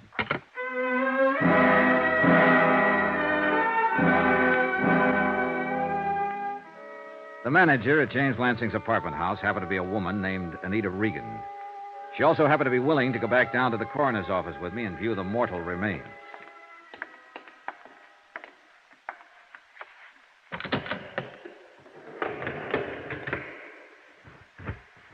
There you are. Oh, Have you ever seen this man before, Mrs. Regan? yes, sir. That's Mr. Lansing, apartment 34. You're positive? Oh, yes. I've seen him every day for almost 2 years. Okay. Want to smoke? I want to get out of here. Oh, sure. I don't know why I'm acting this way. He doesn't look any different now than he's looked before. I've seen him stretched out like that 100 times. What? I mean, almost like that. Out, stony. Only I guess it's because I knew he was just drunk then, not dead. Oh, I see. He was crazy carrying on the way he did. Whew. Feels good to be out in the sunlight again. Yeah. I'll take that smoke now, Mr. Dollar. Oh, sure.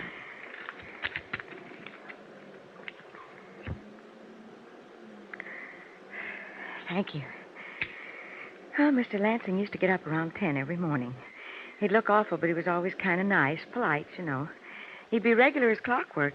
He'd walk past my door and tip his hat and go right down to the store and come back in a little while with a sack of groceries, a bottle of milk for his cat, and some donuts for himself, and some booze. Uh-huh. And then he'd just lock himself up in his apartment and stay there all day, drinking. Real alcoholic, huh? Well, I'd say so.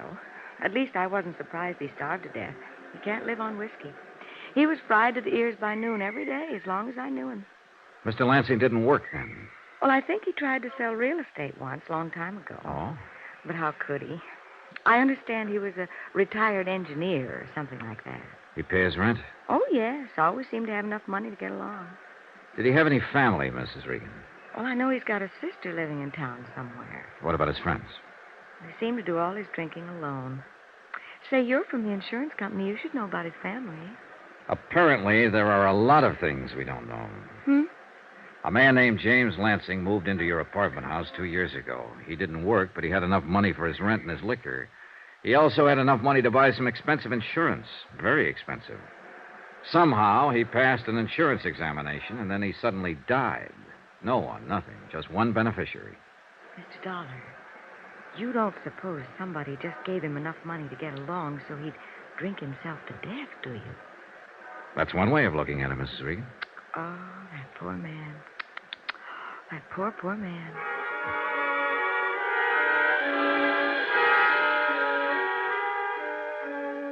I spent another hour with Mrs. Regan, gathering as much background as I could about the last 2 years of James Lansing's life. I also spoke to the janitor of the building and 2 of the tenants. They all verified the fact that Lansing had been drinking heavily for better than 18 months prior to his death. No one seemed to know why. Jim Carter had an answer. I talked to our man in L.A., Johnny. Lansing lived there before he came to Tucson. He had several arrests for drunkenness, never married. One time he made his living as an engineer. Finally, he got fired for drinking on the job. Yeah, just one of those chronic cases. First arrest was back in 1939. How's the beneficiary holding up? The sister? Yeah. Well, Mrs. Kennedy was pretty upset when the insurance commission notified her we were in town making an investigation, indignant, put out, things like that. She wanted to know how long it'd take. This all comes secondhand from the insurance commission. Johnny, a broker named Hillary Franks sold the policy. What have you got on him? Hillary Franks has represented Worldwide Insurance in this area for 17 years. You're stalling, kiddo. Sure, I'm stalling, Jim. Because we're right down to the meat of it now, and it makes me sick. There's only one person who stood to benefit by having James Lansing insured. That's the beneficiary, his sister, Arlene Kennedy. So? Jim, you know as well as I do, somebody else had to take the physical examination in Dr. Mayhood's office. Someone had to help her arrange that. Someone had to help her get Lansing's signature on the policies. She couldn't have pulled it off by herself without gumming it up. She had to have expert help. Hillary Franks. Yeah, Hillary Franks. 17 years, broker, Worldwide Insurance Company. Okay, the salesman's the first one to come under suspicion in a case like this, outside of the beneficiary. So let's get on with it. All right, Jim. One thing. What? Hillary Franks knows we'll be looking at him, and he knows he's under suspicion. That worry you? A little bit. After 17 years in the business, he should also know where we're going to be before we get there. If he did something as dumb as try to work a $50,000 fraud on his own insurance company, he might do something even dumber. If so... Well, what's the 38, Jim? Here. From now on, Johnny, you better carry this.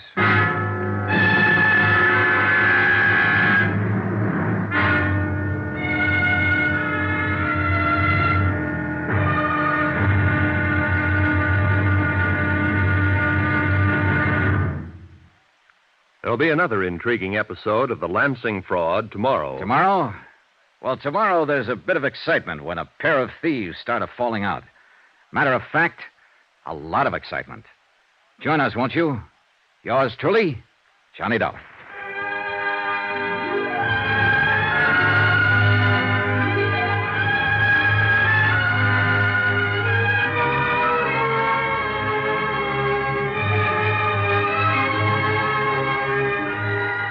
Yours truly, Johnny Dollar, starring Bob Bailey, is transcribed in Hollywood. Written by John Dawson, it is produced and directed by Jack Johnstone. Be sure and join us tomorrow night, same time and station, for the next exciting episode of Yours truly, Johnny Dollar. Roy Rowan speaking.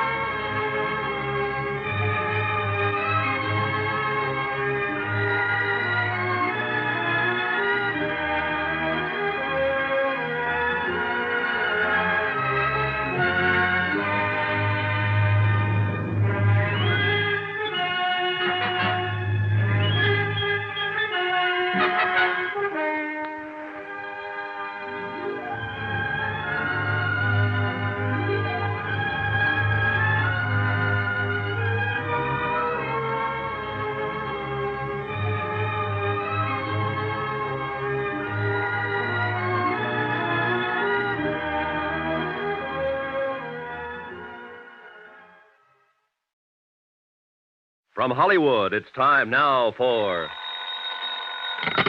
Johnny Dollar. This is Arlene Kennedy. You called my home, Mr. Dollar? Oh, yes, Mrs. Kennedy. I'm with Universal Adjustment Bureau. We're investigating the matter of James Lansing's death. Your what? We're investigating your brother's death before we take action on your claim as his beneficiary. Under the circumstances, we have to do this, Mrs. Kennedy. I'd like to talk to you about it, if I may. How would you like to talk to my lawyer, Mr. Dollar? Sure, if you think it's necessary. I'd rather talk to you first. Why? Well, frankly, the insurance company isn't satisfied that this is a legitimate claim. You mean you're not satisfied? All right, then I'm not satisfied, and I represent the company in this matter. Look, we won't get anywhere this way, Mrs. Kennedy, if you'll just...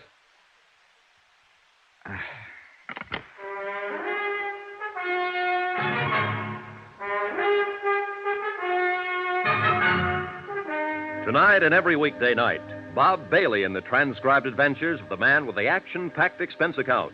America's fabulous freelance insurance investigator. Yours truly, Johnny Dollar.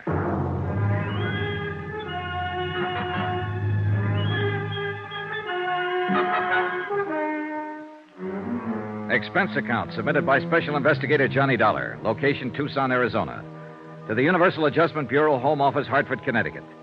The following is an accounting of expenditures during my investigation of the Lansing fraud. $50,000 worth.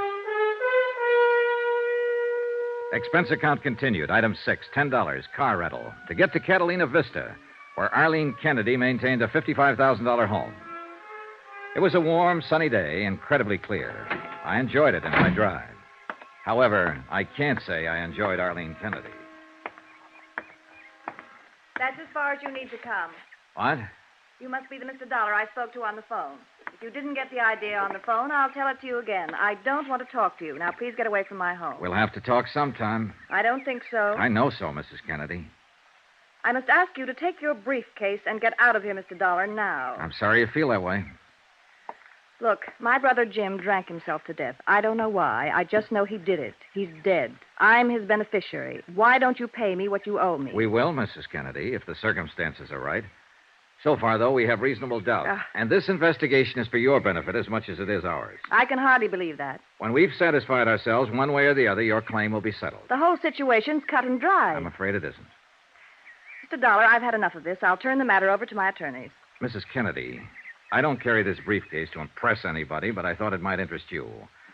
I have in it a copy of the physical examination your brother took 2 years ago when he applied for his insurance policy. I have a copy of the coroner's report and the results of the autopsy. I don't care what you have. Then maybe you'd just be interested in the conclusion. We have to discredit one item or the other. That's why we can't take any action on your claim yet. Goodbye. Wait. What is it you want to know? I haven't seen my brother in well over 2 years, 3 years. I can't tell you a thing about him. Were you on good terms with him? Of course I was. I was the only one he had in the world. He left me his insurance money, didn't he? Did he leave you anything else? He didn't have anything else. I understand there was a trust in the family. He spent his a long time ago. I understand you're a widow, Mrs. Kennedy. I don't see what bearing that has. Do you have any dependents? No children, if that's what you mean. The money from the policy would have gone to you alone. Let me correct you. The money will come to me alone. I don't know what you people think you can do trying to weasel out of this payment, but I've already spoken with my attorneys, and they've advised me to sue for an immediate settlement and damages. Perhaps I can save you some fees and your attorney some time, Mrs. Kennedy. Where can I contact them? Never mind. You'll find out soon enough. I hope you won't allow them to go so far as a courtroom without speaking to me. We'll see about that, too. I don't need your advice. Now, look, I'm going to tell you exactly what I'd tell them. You can pass it on to them. Your brother could have died quietly in his bed one night, and any doctor would have pronounced him a heart failure, and your claim would have been honored without delay. But James Lansing made the mistake of dropping dead on a public street, and the police took over, and before he was properly identified, an autopsy had been performed. And I intend to sue the city for that kind of liberty. They had no right to... They had every right. An unknown man dead on the street from unknown causes. Now, don't be childish. Because of that autopsy, we know your brother couldn't possibly have passed an insurance examination 2 years ago or 10 years ago. Not with the amount of bad health he'd collected. But he did pass it. The insurance company accepted him as a client. They issued a policy, and you can't deny it. Jim came to me the day after he took out that policy and told me I was his beneficiary. You said you hadn't seen him for well over 2 years. He took the exam a year ago last July. All right, I saw him that one time. Look, I'll lay it right on the line, Mrs. Kennedy. We don't think your brother ever took that physical examination. What? Someone else went up to Dr. Mayhood's office and took it for him. Someone who could pass it. Mrs. Kennedy, we aren't fools, and we don't like to be fooled. Now, we're going to find out who that someone was and how it was done. We're used to all sorts of tricks in this business and all sorts of bluffing, too. You can sue us for a settlement. You can sue us all over the place. With what I have right now, I'd be willing to meet you in a courtroom. I'm talking facts to you, Mrs. Kennedy, and I wish you'd talk them to me. Get out of here. Get out of here, you cheap snooper, before I call the police and have you thrown out. Some more expenses. Item 7, $6, lunch, for Jim Carter and myself. We'll pass the cream, Johnny. Thanks. Well, what do you think, Jim? Mrs. Kennedy? Yeah. Well, it's hard to say. She's going to make it as tough as she can for us, judging from her attitude toward you this morning. How does the commission feel? Well, they feel very badly that something like this has come up. They've requested us to act with discretion and to act swiftly. They're certain the entire matter can be settled without legal action. Pass the sugar, please. Uh-huh. Aren't they going to cooperate? They're not going to do anything until we show cause. They did mention that their action will take place in 10 days, so that means we've got 10 days to write such a statement. Tell me what you've learned about Mrs. Kennedy. Well, she was widowed 5 years ago. Her husband was a lawyer. He left her $40,000 in insurance and $15,000 in debts. Her family, the Lansings, had money at one time. Enough so that she gets 1/2 of 1/10 of 1% of an oil company out on the coast. It pays her about $750 a month. She managed to clear her house out in Catalina Vista and drive a Cadillac. But she could use $50,000. Of course she could use $50,000. Everybody could. Johnny, when are you going to start on the insurance agent? Hillary Franks, I've already started. If I know my Mrs. Kennedy, she won't call a lawyer or anybody else right now. She'll talk to her agent, Mr. H. Franks, and he'll have to come to us. I don't have to go to him. Johnny. When you buy a radio and it goes bad, you call up the store. They didn't manufacture the set, but you complain to them just the same. Same thing with insurance. You don't call up the company, you call up the agent who sold it to you. Hillary Frank has to call me, Jim, just to look legitimate. I hope you're right, kiddo.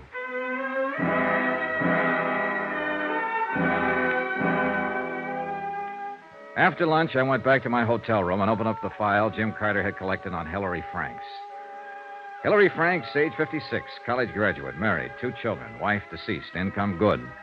No record of any kind for any offense. Highly thought of by worldwide insurance officials. The 17 years with the company sort of got me. He started as an agent when he was 39. This is Hillary Franks, Mr. Dollar. Yes, sir. I understand you're in town on a little investigation for the Home Office. Wonder if we could have dinner. As a matter of fact, I was going to call you, Mr. Franks. The policy I'm working on was written by you. Yes, I understand that. Mrs. Kennedy, the beneficiary, called me today. Seemed very upset. I thought perhaps we could discuss it over dinner. Anything wrong with right now at your office? Why,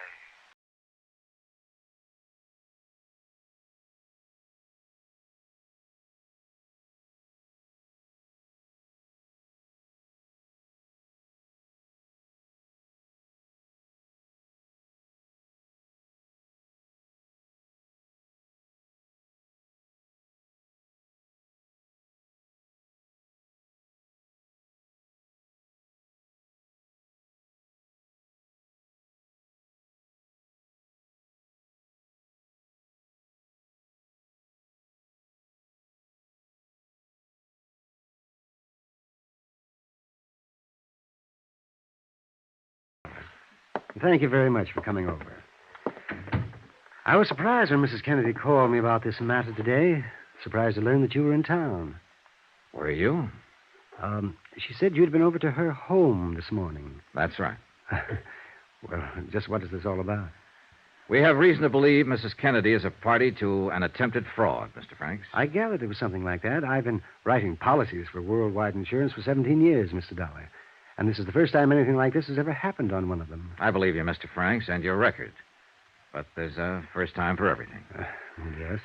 I'm here to find out all I can about the circumstances under which you sold the policy to Mrs. Kennedy's brother. Nothing unusual about it, Mr. Dollar. I think there was. Eh? James Lansing was a bachelor. He lived in a fairly nice apartment on the other side of town. No dependents. Now, what made James Lansing a prospect for life insurance, Mr. Franks? Well, it's more of a personal thing, really, I suppose. My wife and I were interested in buying a home a couple of years ago. There was one we liked in Catalina Vista. The real estate agent happened to be James Lansing. That's how we first became acquainted. Uh-huh. Mrs. Franks and I saw Lansing, 2 or 3 times. Had dinner together, you know. And I managed to sell him the policy. I understood he was an engineer. He had been at one time in Los Angeles. And he was only engaged in the real estate business here for a very short time. Really a matter of a few months. I see. Did he do very well at it? I don't think so. I don't think he worked hard at it. You see, he had a fairly comfortable income from money left by his father. You didn't buy the house from him? No. Too much? No. Mrs. Franks died rather suddenly about that time, and I had no need to buy a home. But out of the association, you interested Lansing in buying insurance from you? Yes. What kind of a man was he? What do you mean? Well, just your opinion, Mr. Franks.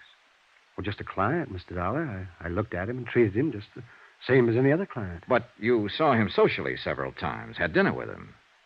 Do you do that with all your clients? I might. Remember, he was trying to sell me something, too. Ah, sure. How'd he look? What? Well, pale, thin, emaciated, what? Oh, he looked fine to me. Did he drink much? Well, I don't recall. Think. It's important. Well, I don't recall. Then I'll recall for you, Mr. Franks. Lansing did drink a lot on those occasions. As a matter of fact, he was soaked up most of the time. Oh, now, that's not true, Mr. Dollar. You know as well as I do, he was an alcoholic in Los Angeles, and he was an alcoholic here in Tucson. He died of malnutrition, a direct result of his alcoholic condition. Well, I'm not a doctor. I had no way of ascertaining that. You don't have to be a doctor to smell booze, Mr. Franks. Did you ever meet his beneficiary? You mean his sister, Mrs. Kennedy? No. I think I told you she telephoned me today. Never met her at all? No. Mr. Franks, I'm going to leave you for a while, and I want you to think about all we've discussed. When I come back, I might ask you the same questions again. And I'll expect some different answers.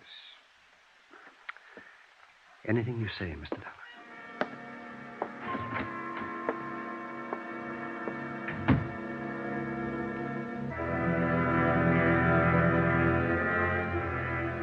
Hilary Franks, 17 years insurance broker, was a bad liar. He was worse than that. He was a stupid, awkward, unprepared liar with no idea of what he was up against. He knew I was going to get him and get him good, and he didn't know what to do about it. I almost felt sorry for him.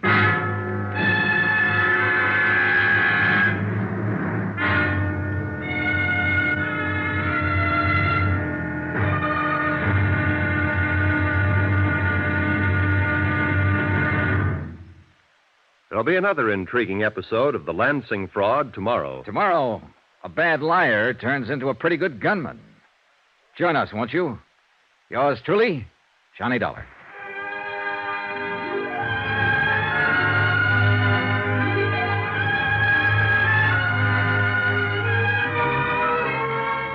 Yours truly, Johnny Dollar, starring Bob Bailey, is transcribed in Hollywood. Written by John Dawson, it is produced and directed by Jack Johnstone. Be sure and join us tomorrow night, same time and station, for the next exciting episode of Yours truly, Johnny Dollar. Roy Rowan speaking.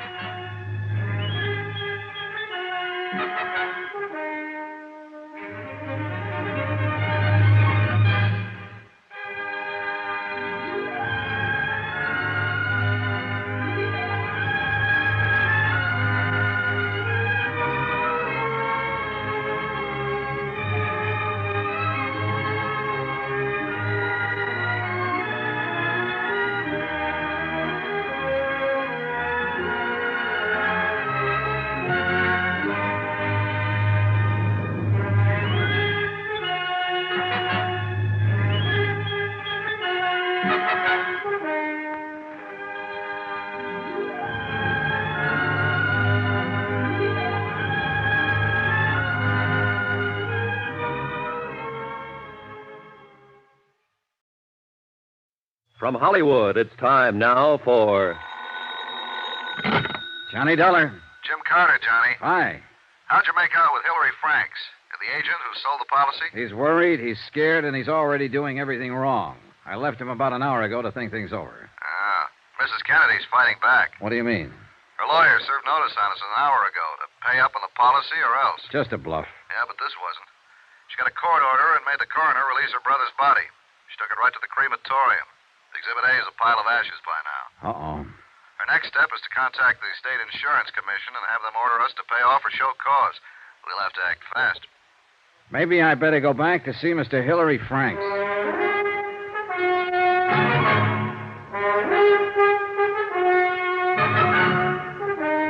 Tonight and every weekday night, Bob Bailey in the transcribed adventures of the man with the action-packed expense account, America's fabulous freelance insurance investigator. Yours truly, Johnny Dollar.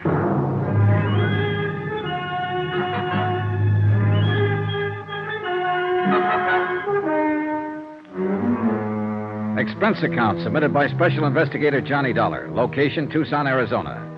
To the Universal Adjustment Bureau, Home Office, Hartford, Connecticut.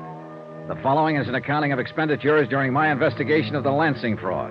$50,000. And by now I was sure it was fraud. Expense account, item number 8, $5. Stenographic services. I dictated a hastily composed letter to the State Insurance Commission advising them that Worldwide was withholding payment on the claim of Mrs. Arlene Kennedy pending a complete investigation of the circumstances of her brother's death. I enclosed copies of the original physical examination and the coroner's autopsy findings, pointing out that in our opinion it was impossible for James Lansing to have successfully passed an insurance examination in the first place. I enclosed copies of statements from the examining physician, Dr. Mayhood, and the members of his office staff, all of whom were unable to identify the body of James Lansing.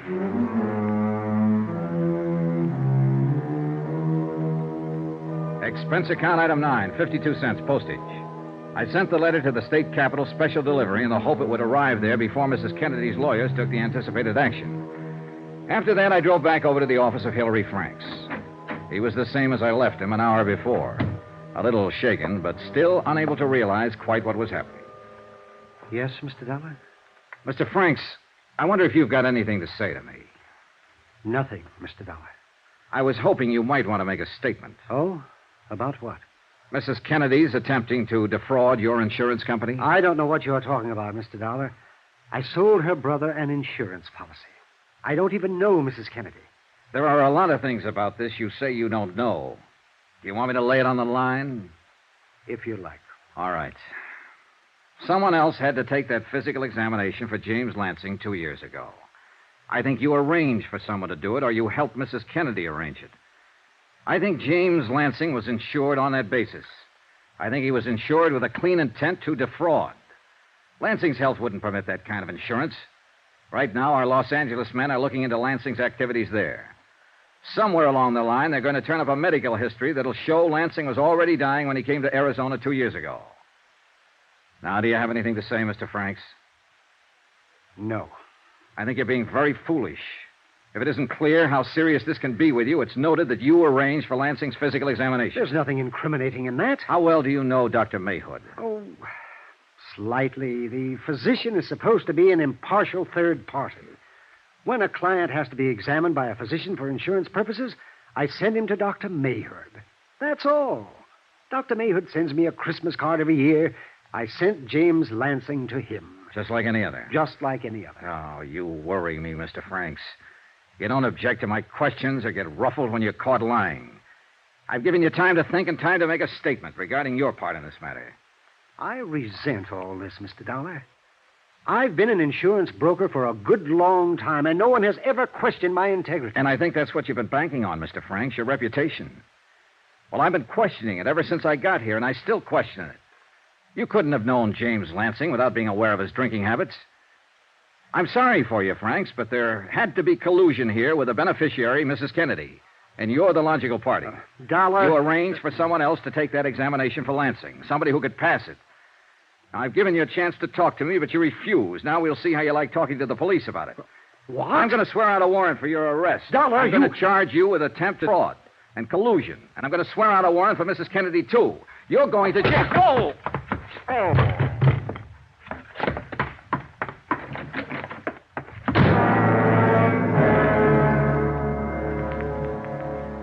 In the 3 minutes it took me to recover from the blow from the paperweight and get my breath inside of me and my feet under me, Hilary Franks was well out of the way and out of sight.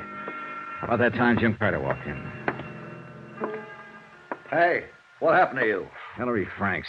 He got scared, swung a paperweight at me, and beat it. Well, if he's playing rough, I don't want to take any chances. No, put that phone down. He hasn't admitted anything yet. Smacking him on the side of the head is admittance enough for me. No, I want a statement. I think I can get one. You have to find him first, and he's running. He won't run far, Jim. What makes you so sure? Hilary Franks doesn't know how to run.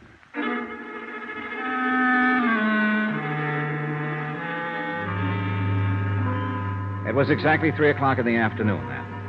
At 3:25, I was back out in Catalina Vista knocking on a familiar door. And the same familiar things began to happen all over again. What do you want? I'm here to tell you about the trouble you're in, Mrs. Kennedy. Hilary Franks gave it all away. Gave what away? Who's Hillary Franks? What are you talking about? About that insurance policy that was written up and issued in your brother's name. You're the one who stood to gain most by your brother's death after having someone else take an insurance examination for him. But you had to have help to pull it off. Hillary Franks helped you. For what reason or how you got him to do it, I don't know. But I do know a man with a 17-year record as insurance broker is ruined. You're crazy. I don't know anybody named Hillary Franks. Now get out Oh, of here. stop it, will you? I told him how he stood in this matter a half hour ago, and he socked me with a paperweight and beat it. I've had about enough But of he you, isn't going to Mr. run far. Principally because he doesn't know how to run, Mrs. Kennedy. He'll cool off, and he'll begin thinking about all this business in a new light. A few minutes ago, it dawned on him what he'd done. He'd kicked his whole lifetime right out the window. He'd been found out. He's lost all around. And he's going to be mad about that. And you're the one he's going to be mad at because you got him into it. I told you, I don't know anybody named Hillary Franks. That's the last time I'll say it. He'll probably want to kill you, Mrs. Kennedy. What? I said he'll think about all this, and he'll probably want to kill you. Do we talk now? I don't see why. I've done nothing wrong. Who did you get to take that physical for your brother? I don't know what you're talking about. You got your brother drunk enough to sign the insurance papers, didn't you? I had nothing to do with my brother taking out life insurance and naming me his beneficiary. That was his business. Now that he's dead, it's my position to receive the payment. That's all. Okay, Mrs. Kennedy. We'll get it all from Hillary Franks. Yes, why don't you do that?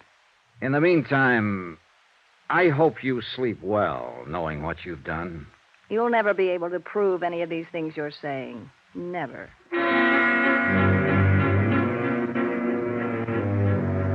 And for 24 hours, it looked as if Mrs. Kennedy might have been right. There was no way to involve her unless we had a statement from Hillary Franks, and he was still missing.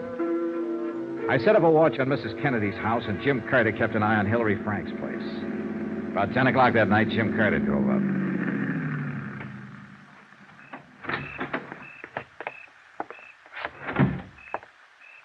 Hiya. Hi. Any action? No. Mrs. Kennedy's been in all the night. No one showed up. Mm-hmm. How about Frank's place? No. No one there when I left an hour ago. You'd think he'd come back for a suitcase or some money or something. Yeah. Hey, Johnny. Mm-hmm. I called in the police. Oh. In the name of Worldwide, I filed charges of attempted fraud and collusion against him. They issued a warrant half an hour ago. He's on an APB and all the local bulletins. Well, I suppose you had to do it, Jim.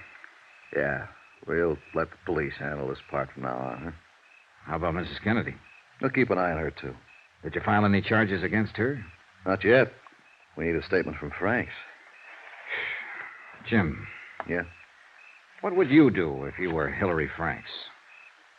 Try to grab an airplane. Maybe go down to Nogales, cross the border. Look up a friend, borrow some money. Get out and keep traveling. What? He won't do anything like that. Won't he? He'll find himself a place to sit down and think.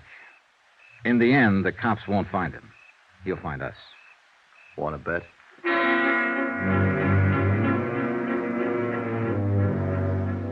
By the next morning, the police had still been unable to locate Hillary Franks. I left Jim Carter in the room on a long-distance call to the Insurance Commission, advising them of the events up to date. Drove out to Hillary Franks' office. I noticed two police officers loitering across the street as I walked in the front door.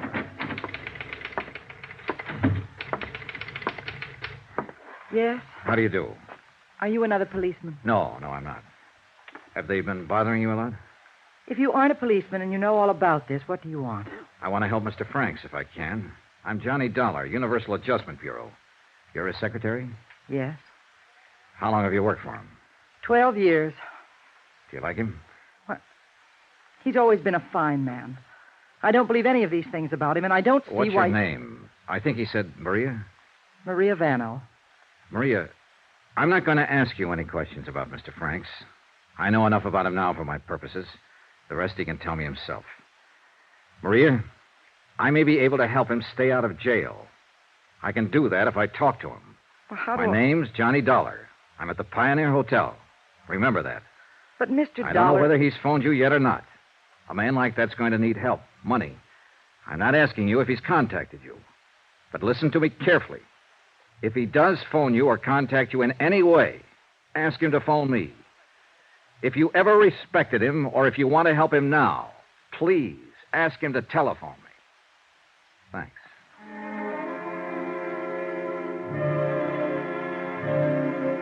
I drove back to the hotel and waited for results. Another 12 hours went by. Hilary Franks was still missing, and Mrs. Kennedy was still refusing to admit anything. Finally, about 11 o'clock that night, my phone rang. Johnny Dollar. Hello. This is Hilary Franks. Where are you? Never mind. Dollar, they know all about me back at the home office, I suppose? Yes. I'd like to explain some things to you so you can pass them on. I'd like the people back there to know why I did it. Well, before I leave town. You won't get far. The police are looking for you. Oh, I can get away all right. Mr. Franks, Worldwide doesn't want to prosecute. The notoriety would be bad for them. If you'd make a statement, sign it, I think I could talk them into dropping the whole matter. Maybe we'd better get together. Come on over. Oh, no, I'm not that crazy. Do you know how to get to the San Javier mission? I can find it. In 15 minutes? Right. And Dollar? Yeah? It's right out in the open. If you bring the police, I'll use a gun. I bought one this morning. All right, Mr. Franks.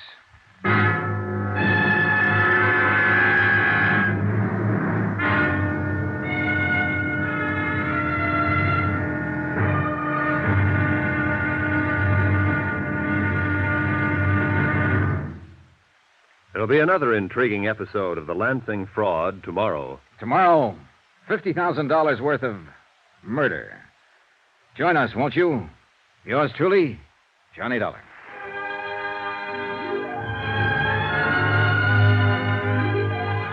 Yours truly, Johnny Dollar, starring Bob Bailey, is transcribed in Hollywood. Written by John Dawson, it is produced and directed by Jack Johnstone. Be sure and join us tomorrow night, same time and station, for the next exciting episode of Yours truly, Johnny Dollar. Roy Rowan speaking.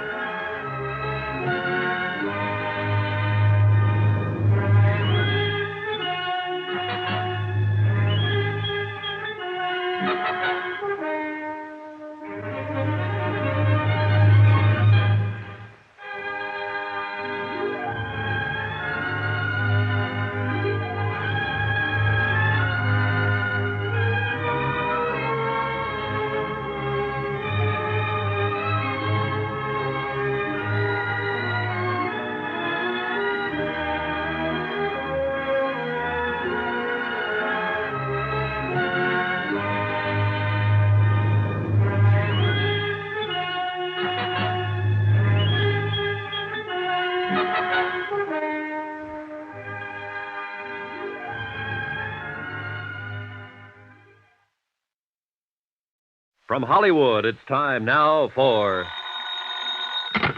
Johnny Dollar. Jim Carter, Johnny. Anything on Hilary Franks? He just telephoned me 2 minutes ago. What? I'm on my way to meet him now and try and make a deal. I told him if he'd give me a statement about the attempt to fraud Worldwide on Lansing's $50,000 policy, I'd do my best to have them drop charges. Well, you didn't make any promises, Johnny. I couldn't make any promises, Jim, but I'll do my best to see that the charges are dropped if he gives me that statement. Well, if he gives you that statement, I'll help you. Where are you meeting him? At a place near here. He knows every cop in the area is looking for him. Yeah? Be sure he doesn't give you a bullet, kiddo.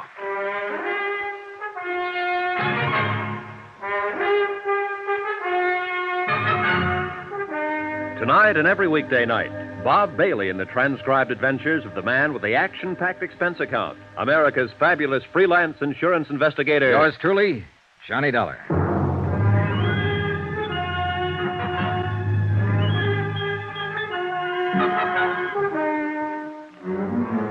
Expense account submitted by Special Investigator Johnny Dollar in Tucson, Arizona to the Universal Adjustment Bureau, Home Office, Hartford, Connecticut.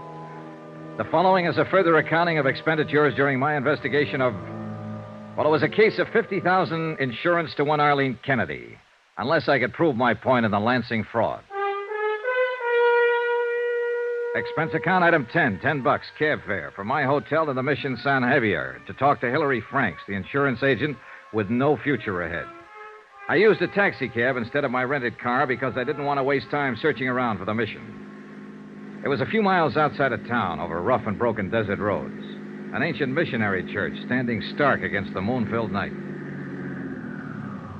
Here we are, mister. Good. Here. Keep the change. Well, don't you want me to wait for you? No, I'll get back okay. Not many places to call a cab from out here. Yeah, I know. One of the Padres, your friend? No, I'm new around here. You all right, mister? You feel all right? You loaded or something? No, why? We're coming out here at midnight. Well, it's just a whim, friend. Don't worry about it. I bet sure would. Mister? Yeah? You gonna meet somebody here or something? Why? I just saw a guy standing over by the bell tower. Oh, thanks. Good night.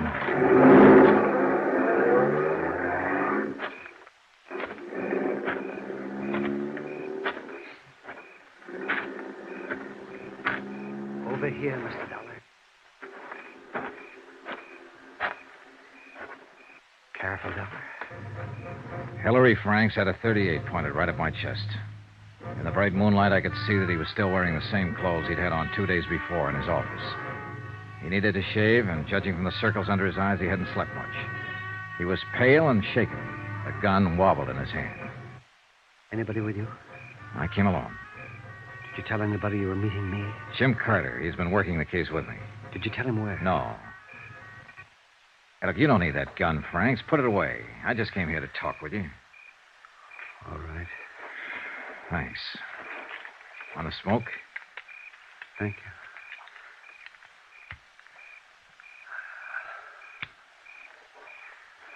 Why did you talk to Carter?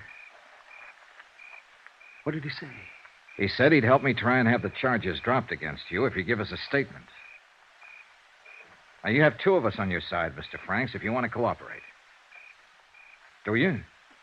I want to straighten out what I can, Mr. Dollar. Well, now's the time to do it. What was your deal with Arlene Kennedy, James Lansing's sister and beneficiary? I met Arlene Kennedy right after my wife died. I guess I was very low. Oh, that's perfectly natural. I became interested in Arlene because we had a great many things in common. So I thought. I mean, she was a widow and had no one except her brother, James Lansing, in Los Angeles. And we went together, and eventually I asked her to marry me. But she laughed at me. Why? I guess I'm not an exciting man, a witty one, or even an interesting one, Mr. Dollar. Mrs. Kennedy made me feel as though my whole life had been hopeless, useless. Raising children, selling insurance.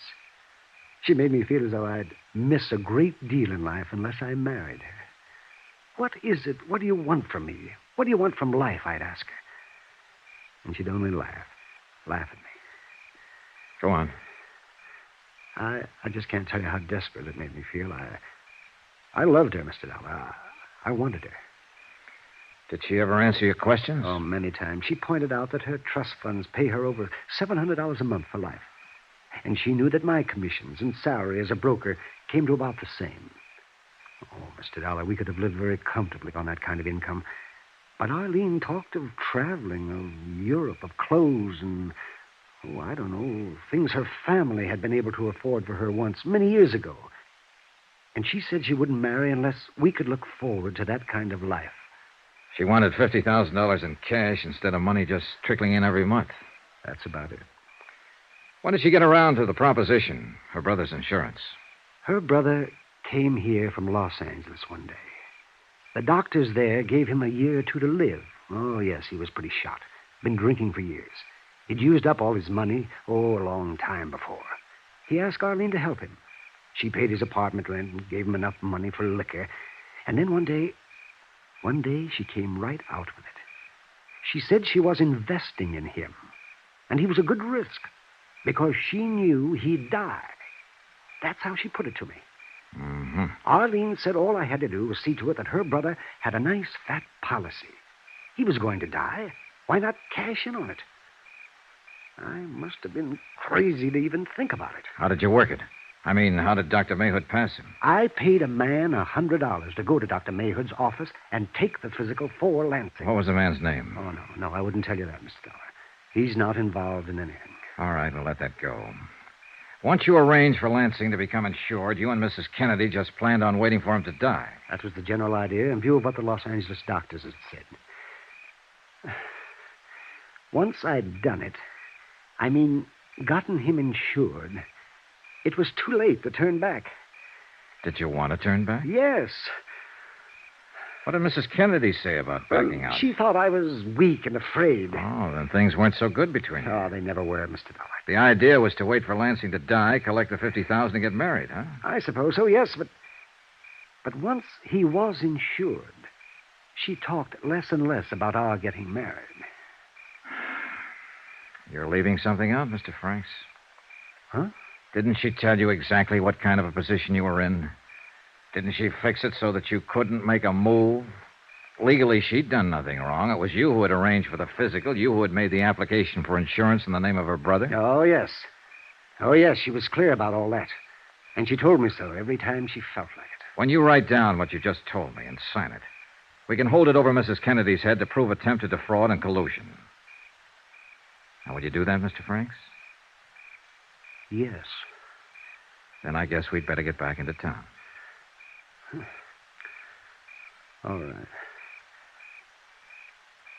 Come on, Mr. Franks.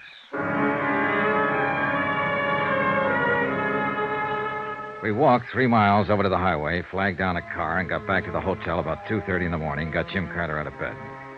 Enclosed, fine notarized statement of Hillary Franks explaining his part in the matter regarding policy 678JN23L.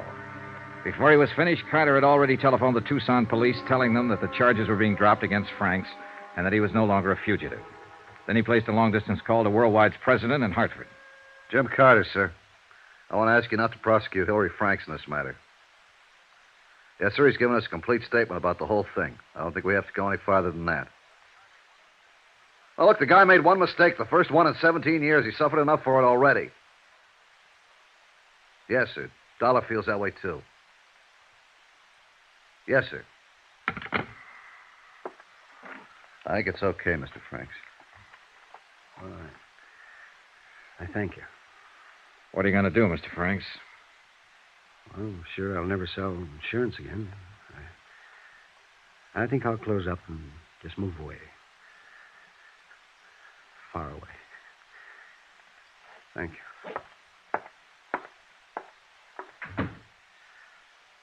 Poor guy.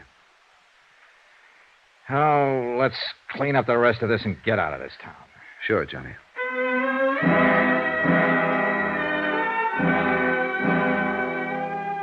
Hillary Franks pulled out of Tucson that afternoon. When Mrs. Kennedy was shown a carbon of the enclosed statement of Hillary Franks, she instructed her attorneys to withdraw the suit against Worldwide. Expense account, item 11, $75. Hotel and board while in Tucson. Item 12, $402.15. Plane tickets, Tucson to Hartford for Carter and myself. We were scheduled to leave at 1:30 in the morning. 2 hours before plane time, I dropped by Mrs. Kennedy's house to have her sign a release of all claims on the insurance company. And for other reasons.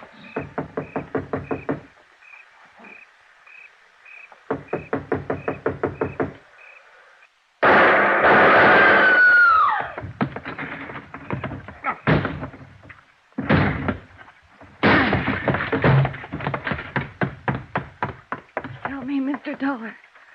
Please help me. I carried Arlene Kennedy to the couch, and I did what I could for her. I phoned the police and told them to bring an ambulance. After that, I began looking around. I found a dark stain on the window still leading outside of the back of the house. On the floor, a blood-stained letter opener. There was no gun in sight anywhere. I decided if I had been stabbed with a letter opener, it would be easier to try to make it out the back way than risk the street that was bound to be full of policemen any minute. I was right. Hillary Franks was on a ledge of rock that rose above the back of the house. I ducked behind some cactus plants. Get away from me! You know I won't. You know I wouldn't when I let you walk out this afternoon. Johnny Dollar! That's right. Now put that gun away and come on off that ledge. Get away! Go away! You missed by a mile. You don't know anything about shooting a gun. Come on down. Stay where you are! Don't do anything foolish! I'm coming after you. I'll shoot!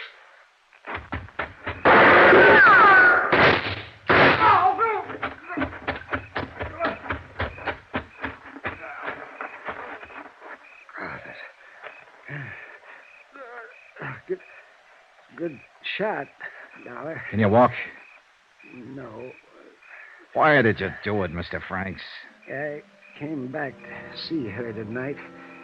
She laughed at me, said if we had gotten the insurance money, she was planning to run away with someone else. Oh. She just used me all along. Mrs. Kennedy was dead when the police got there. Hilary Franks died en route to the receiving hospital. Item 13, $15, hotel. One more night in Tucson. Expense account total, $1,121.13. Yours truly, Johnny Dollar.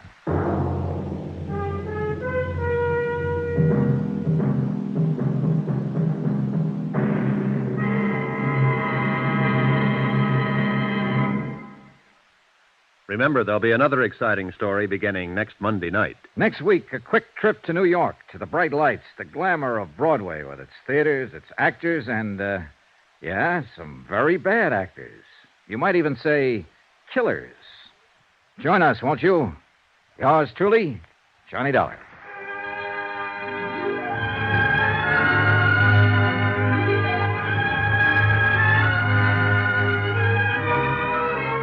Yours truly, Johnny Dollar, starring Bob Bailey, is transcribed in Hollywood. Written by John Dawson, it is produced and directed by Jack Johnstone.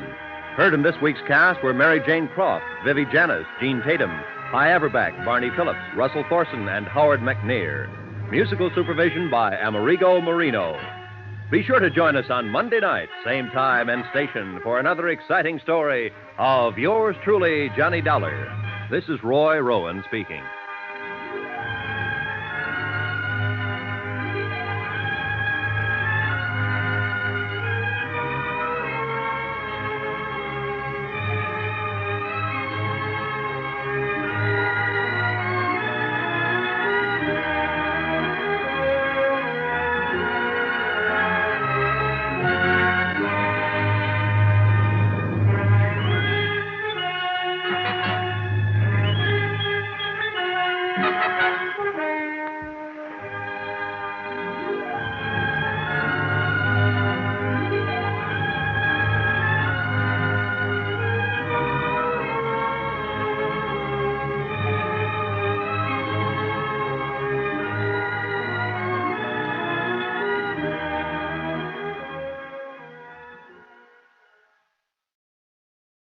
From Hollywood, it's time now for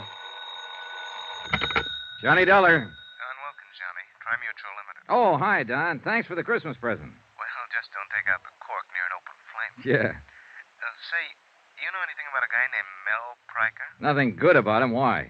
Got himself killed last night. Murdered. Pryker was born to be murdered.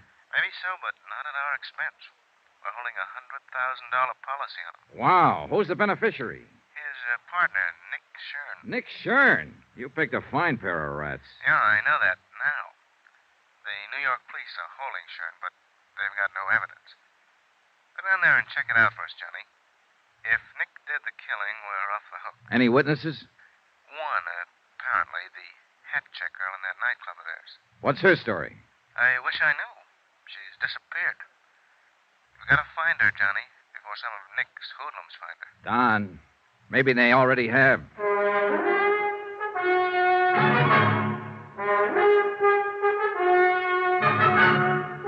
Tonight and every weekday night, Bob Bailey in the transcribed adventures of the man with the action-packed expense account, America's fabulous freelance insurance investigator. Yours truly, Johnny Dollar.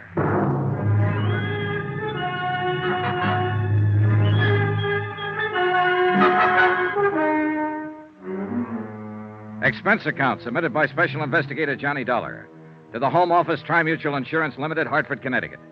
The following is an account of expenditures during my investigation of the Nick Shern matter. Item 1, 2280, transportation to New York, tips and incidentals, and taxi fare to the office of Lieutenant Ed Rafferty, Homicide Division, the man in charge of the case. Oh, hiya, Johnny. How have you been? Not bad, Ed. How's the homicide business? Terrible. Did you look at that teletype? Shoplifting. 5 complaints right in a row. The week before Christmas, that's all we get. Shoplifters. Mel Pryker wasn't shoplifting. Oh, you working on it, Johnny? Yeah, the insurance angle. Nick Shearns, the beneficiary. $100,000 policy. Well, you got a tough one, boy. Shern killed him all right, but I don't think we're going to be able to stick him. Come on in the office. Hey, you know what that kid of mine wants for Christmas? Marilyn Monroe? Oh, next year, Johnny. He's only 10, you know. Go ahead. Okay, thanks. No, he wants a motorbike. Can you tie that? 10 years old, and he says he needs a motorbike. Have a chair. Okay. Well, look, I know a factory representative here who'll make you a good deal on one, Ed. Oh, now, forget it, Johnny. No, I was 14 before I even had a pair of roller skates. And then I had to buy them myself. Yeah, kids are spoiled today. That's the half of what's wrong with them. There's the file on the case. What little we've got. Okay. Uh-huh. Yeah, how'd it happen, Ed? You mean, how do I think it happened? That's good enough for me. Mel Pryker and Nick Shern were both in the rackets for years, as you probably know. Yeah, I've heard rumors. Well, a while back, they teamed up and opened a string of supper clubs. That's where Pryker got it, in their main club, the Ches Colette. Strictly legitimate, huh? Well, more or less, I guess. They could afford to be. The dough they were making and arguing over, according to the word around. That's the reason for the killing, the way you see it. Sure. Nick figured if half was good, all the take would be twice as good. And the insurance on top of it. You're a fast one, Johnny. Anyhow, several people heard the shots about 2:30 in the morning, it was, right after the club closed, but none of them bothered to report it. The clean-up crew came in at 3 and found Pryker's body. He was lying in his office, shot twice, gun on the floor beside him, no prints. It was his own gun, and it was kept there in his desk. Where was Nick Shern? Well, we picked him up an hour later at another one of their clubs. The manager was with him, and, Benny Stark. Now, he was... Benny, yeah, I know. Trigger man for Nick's mob in the old days. 15 years overdue for hanging. That's our Benny. Anyhow, they both swear that Nick was there from 1:30 on. Uh-huh. What about a paraffin test, Ed? Positive, clear to the elbow, and you can throw it out the window. What do you mean? Earlier that evening, Nick spent 2 hours at a shooting gallery uptown firing a pistol. Ooh, smart, huh? He really planned for it. He really did. If without a witness, we haven't got a chance. I understand there was a witness. Some girl who was mixed up in it. Easy, Johnny. You're talking to a Rafferty. So the girl's Irish. Miss Kathleen O'Dare. Old country, back 3 generations. County Kildare. Then naturally she's as innocent as a newborn babe. Naturally. Then how does she figure? Well, a taxi driver who knows her said that he saw her leave the club 5 minutes after the shots. She denied it, said that she left at closing time. Well, now, in my book, she was lying. Scared to talk, huh? Paralyzed. And with plenty of reason. You know Shern's reputation. Well, what about the cab driver? Now, I changed his story. He said it might have been some other girl he saw. Oh, no, don't tell me, Ed. Let me guess. That's right. His name's O'Toole. Yeah. And I forgot to mention that Kathleen's pretty. Naturally. Anyhow, I let her go. I had to. And when I went around to talk to her this morning, she'd flown the coop. Any chance some of Nick's boys grabbed her? I don't think so. It looked more like she came home, packed in a hurry, took her kid, and blew. Kid? 8-year-old daughter. Irish and a mother, too. I was on sacred ground. Oh, I was fingering me gun. No, seriously, Johnny. Would you find her? She may be able to break Nick's alibi, and it's our only chance. And it might be her only chance. Nick Sheeran's not the boy to leave a loose end lying around. I know. I've got 30 men checking bus depots, airlines. And no luck, huh? In this mess at this time of year, I'm a hard-boiled cop, Johnny. I've got no Christmas spirit. I'm glad it only comes once per annum. Well, there's not very much to go on, that's for sure. I'll see what I can turn up, Ed. Check with you later. All right, that's fine. Oh, by the way, Johnny. Yeah? About that friend of yours. What friend? The guy with the motorbikes. How would I be getting in touch with him? Oh, yeah. His name's Ralph Sterner. He's in the phone book office in the Mackley building. Hard-boiled cop. Well, they're kids, only young ones. Yeah, sure. Now, you find that O'Dare girl. Find her, keep her alive, and get her to talk. How long have I got to find her? What do you mean? Nick Shern. How much longer can you hold him? Johnny, he was turned loose an hour ago. So that was it. A lot of maybes, a lot of questions, and a lot of pressure. A job to be done and done fast. Find one Kathleen O'Dare, former hat check girl at the Chez Colette. Keep Nick Shern's hoodlums away from her, and persuade her to talk. And 3 to 1, Nick was looking for her, too. He was free now, on the loose, and he might be anywhere. Only the way it turned out, he wasn't just anywhere. He was in one particular place. Yeah, Johnny? Parked right smack in front of the precinct station. Over here, Johnny. He was sitting in the back seat of a sedan, and his trigger man, Benny Stark, was at the wheel. Been there a long time, hasn't it, Johnny? About 5 years, as I remember it, Nick. It was that warehouse robbery over in Queens when you got away with $40,000 worth of furs. You've forgotten. I was acquitted on that one. Oh, yeah, I know. After they pulled the only witness out of the East River, his feet in a bucket of cement. Just coincidence. I never seen him before. You've seen Miss O'Dare before. Sure I have. She works for me. She's a good kid, Johnny. So I hear. I wouldn't harm a hair on that girl's head. She'll be relieved when I tell her that. Get in. I want to talk to you. No. Sorry, Nick. I like it fine just the way it is. In the car, I'd be outnumbered. You got me all wrong, Johnny. I don't play that way anymore. What about Benny? Has he reformed, too? Well, if that's what... Benny, go take a walk. Yeah, boss, but... I said go take a walk. Okay.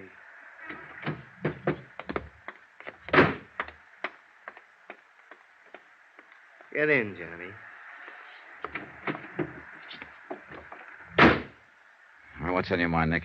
You working on this case? Yeah, I'm on it. Why? That's what I figured. I was talking to my lawyer in there and saw you go to Rafferty's office. I guess the insurance company's going to try to welch on that claim. It's your party, Nick. You talk. I got a better idea. What's that? You know, it's real nice out in Las Vegas this time of year, Johnny.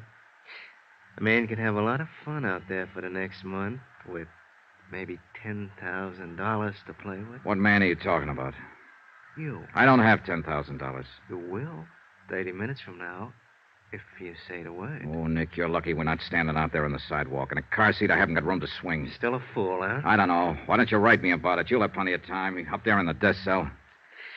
Suppose I didn't make any claim on that policy. And you wouldn't have any reason to stay on the case. No sale, Nick. $100,000 is a lot of money. I'd want to find out why you didn't make a claim. You know why. You're out to pin this on me, and so are the cops. A man with a record hasn't got a chance. You should have thought of that before you killed Mel Pranker. Want to know something, Johnny? I didn't kill him. Well, I'm betting you did. What do you care who killed him? You're not shedding any tears over it. No, but I'd sure hate to see you get away with it. And I'd hate it even more if anything happened to that girl. Kathy O'Dare? Now, what could happen to her? She just might fall in the river. She probably thinks she's safe as long as she hides from the police and refuses to talk. She doesn't know you very well. You had me all wrong, Johnny. You know, you hear a lot about peace on earth, goodwill toward men around this time of year. But I don't have much goodwill toward the kind of rat you are. And I figured there'd be more peace on earth if you weren't on it. Push me, and maybe that's what'll happen. Well, at least that's fair warning. Yeah, it's fair warning. I'm going to tag you for this, Nick. You can count on it.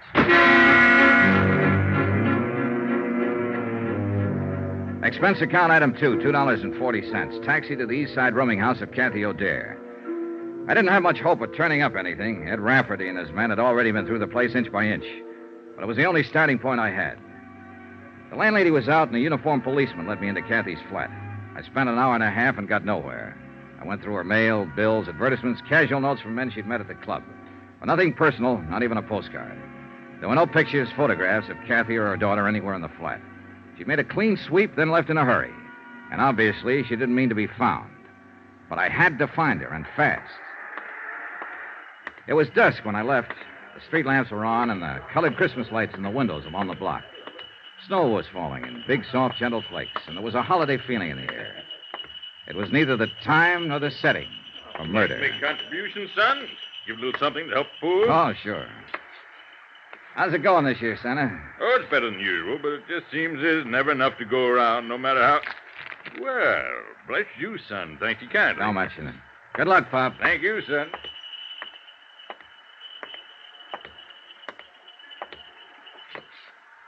Well, the city ought to clean the streets better. I've been waiting for you. Sorry, Benny. It's not my day for punks. Got some friends who want to talk to you. Start walking, Johnny, down the alley. It's dark down there. Start walking. This ain't just my hand in my pocket. It better be, Benny, with 2 cops standing up there on the porch watching. What are you talking about? There ain't no cops. I smashed him in the mouth and knocked him flat, followed it up and kicked his gun. All Got it. He rolled over, came to his feet, and rushed me. I was hoping he'd...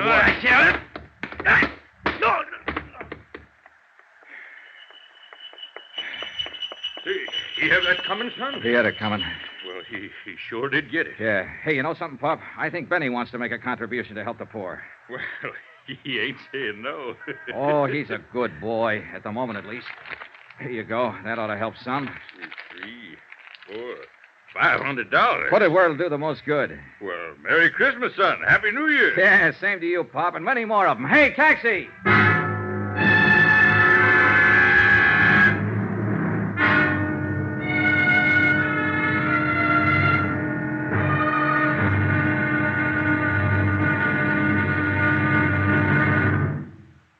There'll be another intriguing episode in our story of the Nick Shern matter tomorrow. Tomorrow, an old lady with a broken arm, a shivering girl, and bullets in the snow. Join us, won't you? Yours truly, Johnny Dollar.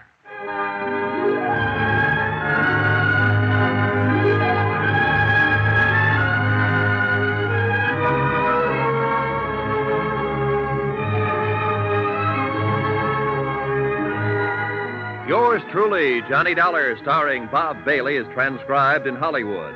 Written by Les Crutchfield, it is produced and directed by Jack Johnstone. Be sure to join us tomorrow night, same time and station, for the next exciting episode of Yours truly, Johnny Dollar. This is Roy Rowan speaking.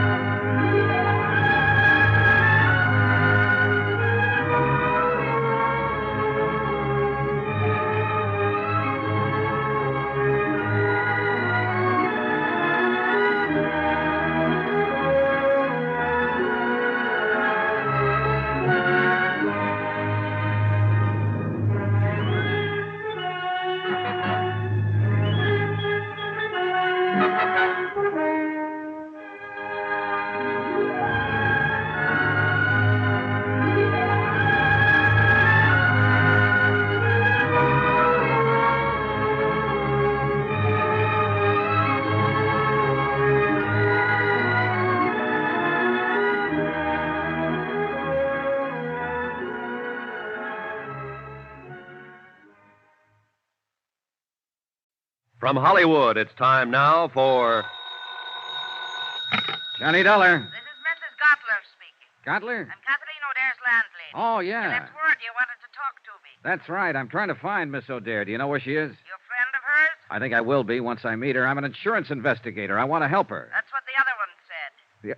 What do you mean? What other one? Fella that come up here a while ago, short, mean-faced, shifty-eyed. Benny Stark? Was that his name? He didn't say, Mr. Dollar. I guess he was too busy. Busy? Doing what? Breaking my good right arm. I'll be right over.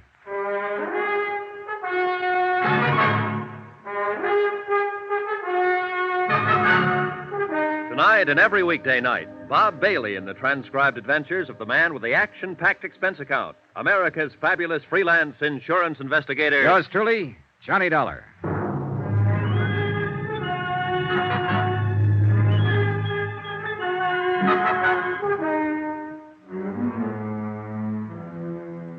From Special Investigator Johnny Dollar, New York City, to the Home Office, Tri-Mutual Insurance Limited, Hartford, Connecticut.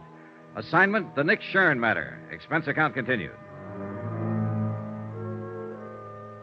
Item 5, $2.30. Taxi to Mrs. Gottler's rooming house, the place Kathy O'Dare had called home until she disappeared.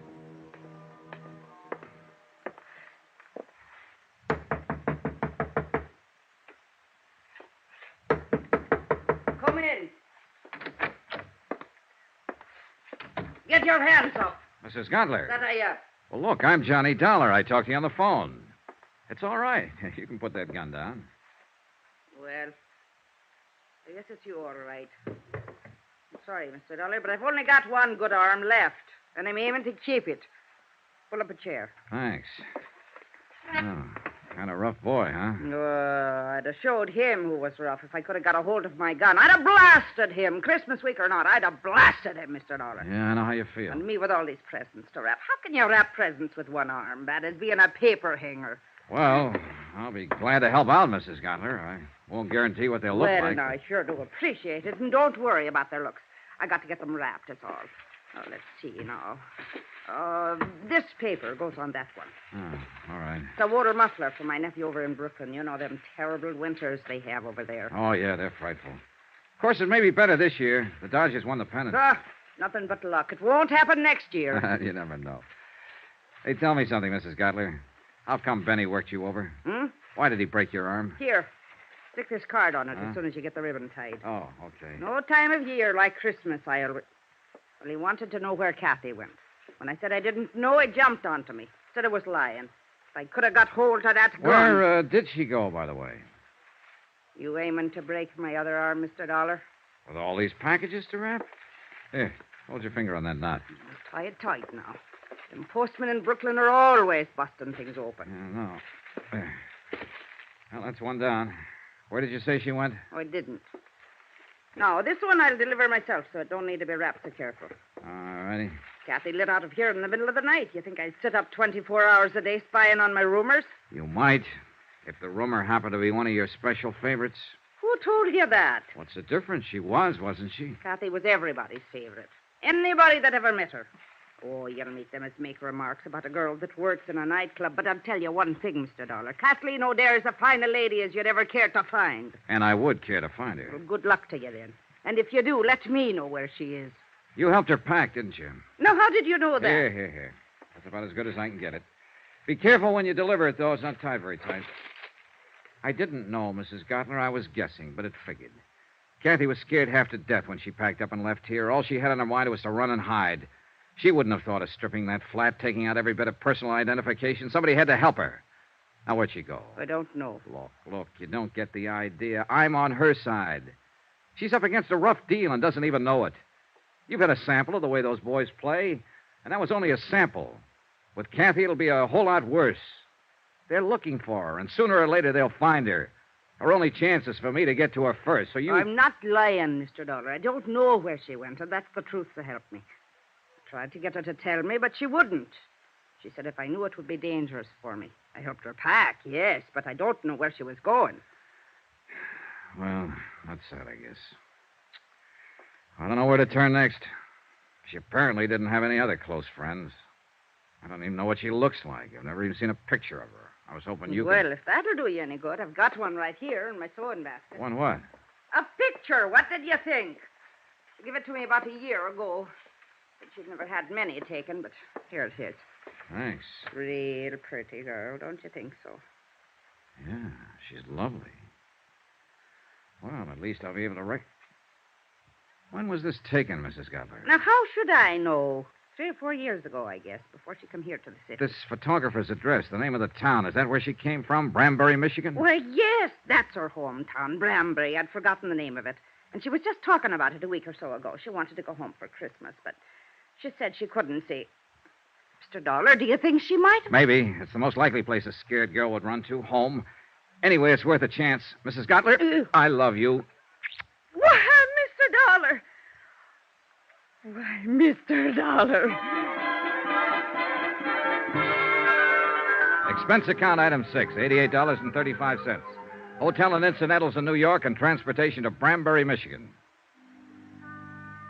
Branbury turned out to be a lumber village, half hidden among the pine-covered hills. It was a little bigger than a wide spot in the road, but not much bigger. A foot of new snow had fallen within the past 24 hours. A fluffy white blanket lay softly on the trees and the housetops and filled the deep hollows in the frozen ground. Men in bright red flannel shirts drove horse-drawn logging sleds through the forest trails, and their shouts sounded sharp and clear, a crystalline tinkle in the icy air. Branbury looked like the place where Christmas was invented. It was beautiful, and very quiet when it came to putting out information. I found it out first when I tried the local telephone operator. Number, please. I just checked in here at the hotel, operator. There doesn't seem to be a phone book, so... People steal them, that's why. Traveling people going through. Oh, souvenir hunters, I suppose. How's that? Look, I wanted to call the O'Dares. Could you put... Not O'Dare's. There ain't but one. That's old Mike. Oh, and that's the one I want to call. Would you mind ringing him? Won't do no good. He ain't there. He's slabbing up at number 4 mill today. Well, actually, it's his daughter I want to talk to. Yeah, that's right, Kathleen. Do you know her? Just growed up with her's all. Oh, well, would you mind... You a friend of hers? No, I've never met her, Where but... you from? I came here from New York, What's but your name? Johnny Dollar. Now, would you please ring She don't Kathleen live here. She lives in New York City. I know where she lives. In what give you the idea she'd be up here. I'm psychic. You're what? Look, where can I get in touch with her? I wouldn't know anything about it, Mr. Dollar, and I can't give out that kind of information. You better go on back to New York and write her a letter. Let me talk to your supervisor. Supervisor? Well, I'm all there is, so I guess that's me. Start talking. Forget it. You're welcome. I got the same kind of runaround from the hotel proprietor. As soon as I mentioned Kathy, he suddenly forgot his own name, age, and the time of day.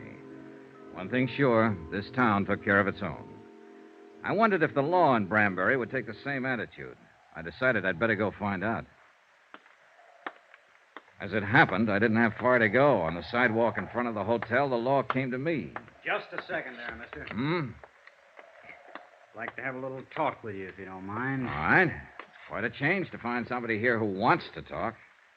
I understand you just got in from New York. Here on business? Look, you know why I'm here, but now everybody in town knows. Got any identification on you? Yeah. Have you? My name's Martin, Dan Martin. I'm the deputy sheriff in charge of this part of the county. Oh, then you're just the man I was looking for. Is that so? I'm Johnny Dollar, insurance investigator. I'm looking for a girl named Kathleen O'Dare. Do you know where she is?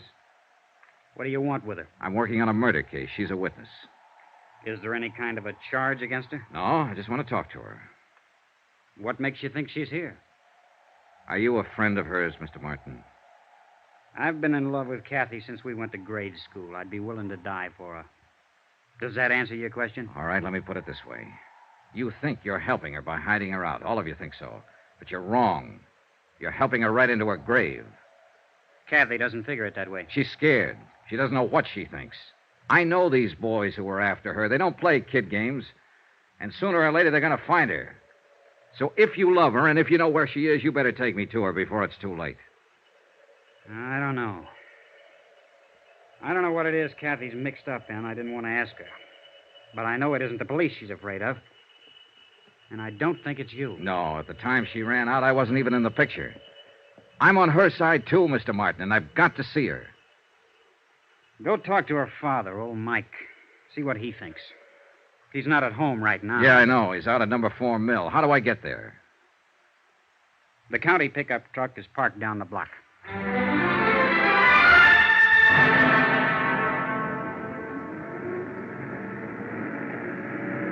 The tire chains bit into the packed snow and pushed the 4 miles of logging road behind us. It was late afternoon, and the sun had dropped behind the timbered slopes, throwing a pale sheet of cold yellow against the western sky. Here and there, a few scattered lights were coming on, in the windows of the village and the bunkhouses of the lumber camps. Bright white sparks against the darkening shadows. Emptiness, loneliness, and somewhere in it a frightened girl in hiding. A girl who'd run away from the city of 100 million lights and from an unsolved murder.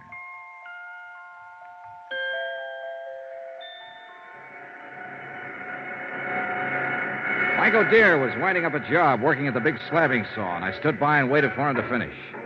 Be right with you, Mr. Dollar. This is the last one. Okay.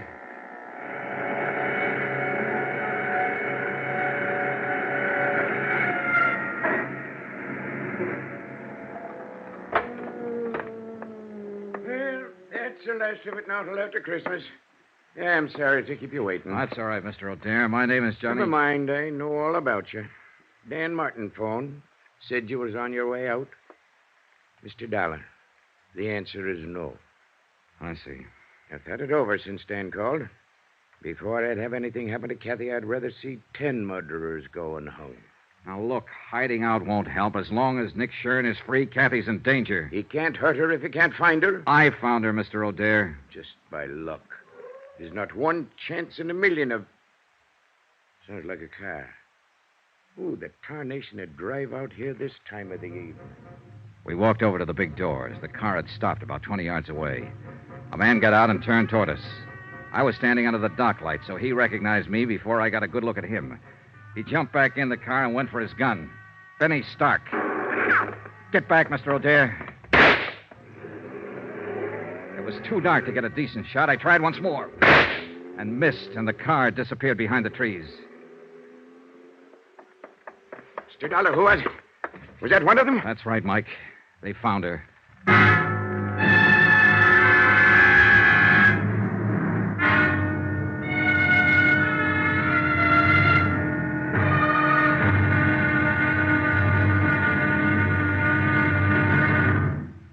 There'll be another intriguing episode in our story of the Nick Shern matter tomorrow. Tomorrow, a lonely vigil in the snow. A killer prowls the night. And a lovely lady vanishes. Join us, won't you? Yours truly, Johnny Dollar.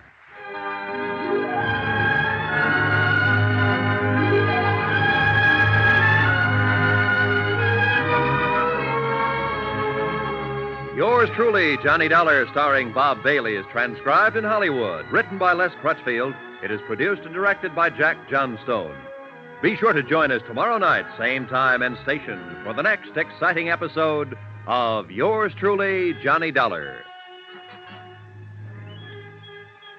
This is Roy Rowan speaking.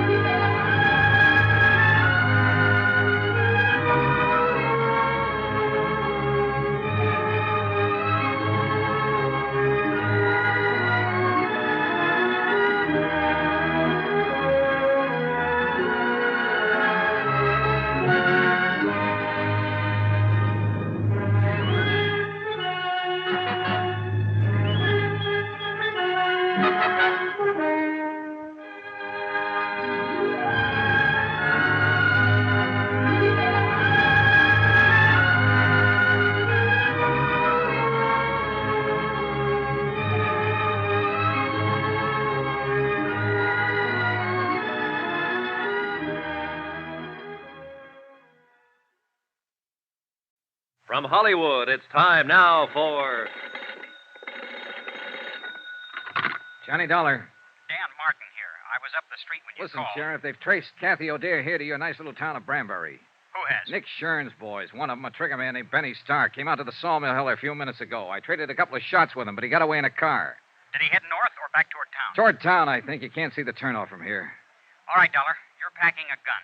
Will you take the pickup truck and block that turnoff? Hold it until I can get somebody out there to relieve you? Right. How many deputies you got? Deputies? Uh-oh. What about volunteers? Is this Benny Stark the man Kathy's afraid of? He's one of them. Then I'll have volunteers. 20 men within a half hour, armed with deer rifles. And every one of them a dead shot.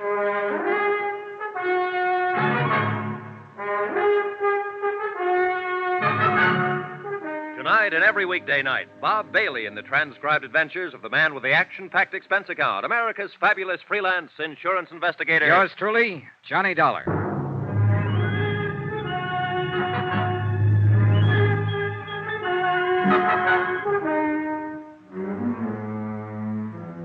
From Special Investigator Johnny Dollar, location Branbury, Michigan, to the Home Office, Tri-Mutual Insurance Limited, Hartford, Connecticut.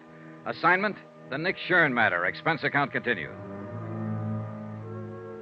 Item 8, $3.60 for 2 packs of cigarettes and a pint of Applejack, borrowed from the foreman's locker at the sawmill. I figured these as standard equipment for holding down a roadblock at 10 degrees above zero. And Mike O'Dare agreed with me 100%. Well, I'll tell you one thing. They can make it out of corn, rye, barley, make it out of gold if they want to. But they'll never come up with anything better than what they make out of apples.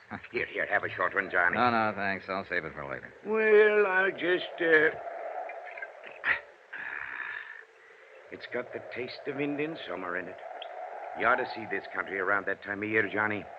Breaks your heart, it's so beautiful. Well, it's beautiful now with the snow on. And it would be more so if there wasn't a killer running loose in it. Johnny, I want to ask you something about my daughter. And I want you to answer me honest. All right. It's no use trying to fool you. She's here, all right. I know. But she hasn't told me what it was that happened in New York. What she ran away from. And somehow I figured it was just as well not to ask her. Your sheriff, Dan Martin, said practically the same thing. Dan's been in love with Kathy since he was 12 years old. He's a good man. Solid. So I figured. Anyway, she was scared. Scared half to death. And she'd come home for help, so we tried to help her. What was it you wanted to ask me, Mr. O'Dare? You mentioned a murder case, Johnny. You didn't give any of the details, just said that Kathy was a witness.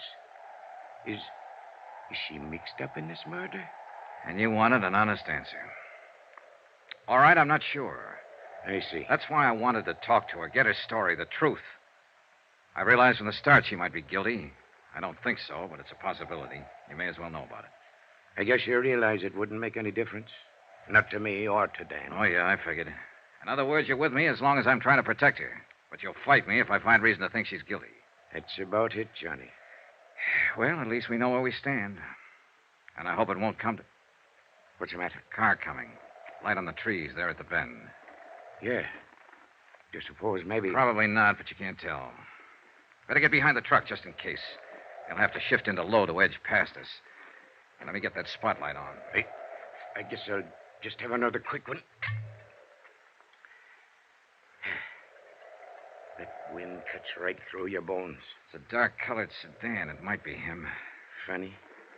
I'd been hoping for 2 months that Kathy'd come home for Christmas. And I didn't figure I'd be out here in the woods, hiding behind a truck, waiting to shoot it out with somebody that wanted to kill her. It's a crazy world. Keep your head down, Mr. O'Dare. Yeah.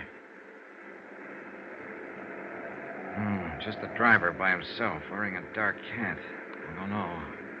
You know, that kind of looks like... Huh? By golly, it is. What? That's Ted Perkins' old wreck. No doubt about it. And All right, you better wave him out past. He probably thinks we need help. It's all right, Ted. It's Michael there. Go ahead. We don't need anything. Yeah, we're all right. Thanks anyway. Well, there's one thing about people around here. They mind their own business and don't ask no questions. And they don't answer them often either. How's that Applejack holding out?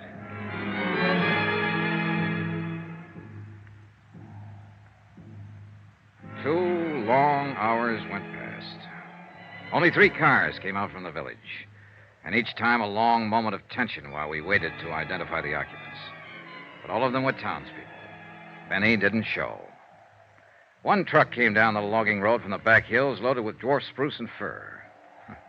Peace on earth, goodwill toward men. We were waiting for an assassin, but the truck only carried Christmas trees. The night was crystal clear with bright stars hanging low in the blackness, but it kept turning colder and colder. Until even the Applejack didn't help much.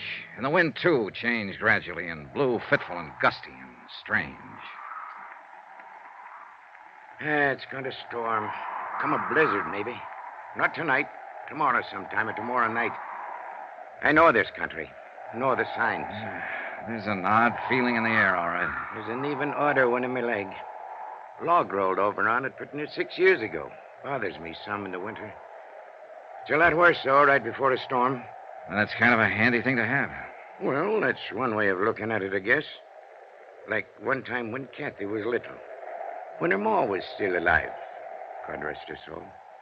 We had a big measles epidemic here in Branbury, and every night Kathy used to add a line to her prayers. She'd say, "And please let me catch the measles so I can stay out of school like the other kids." Now she's wanted as a witness in a murder case. And somebody's prowling out there in the dark trying to find her and kill her. Little Kathy, who never harmed anybody in her whole life. Some things just don't make sense, Johnny. Some things never have. There was another time once when men like Benny were prowling in the dark, trying to find a little child and kill him. And he hadn't harmed anybody either. That was nearly 2,000 years ago. Yeah, so it was. I like you, Johnny. Kathy will like you, too, and little Jill. Oh, there's a pair for you. That kid looks more like her mother did at her age. Another car coming, Mr. O'Dare. Yeah, so there is. And this just might be the one. Maybe. I sure wish that Applejack hadn't run out.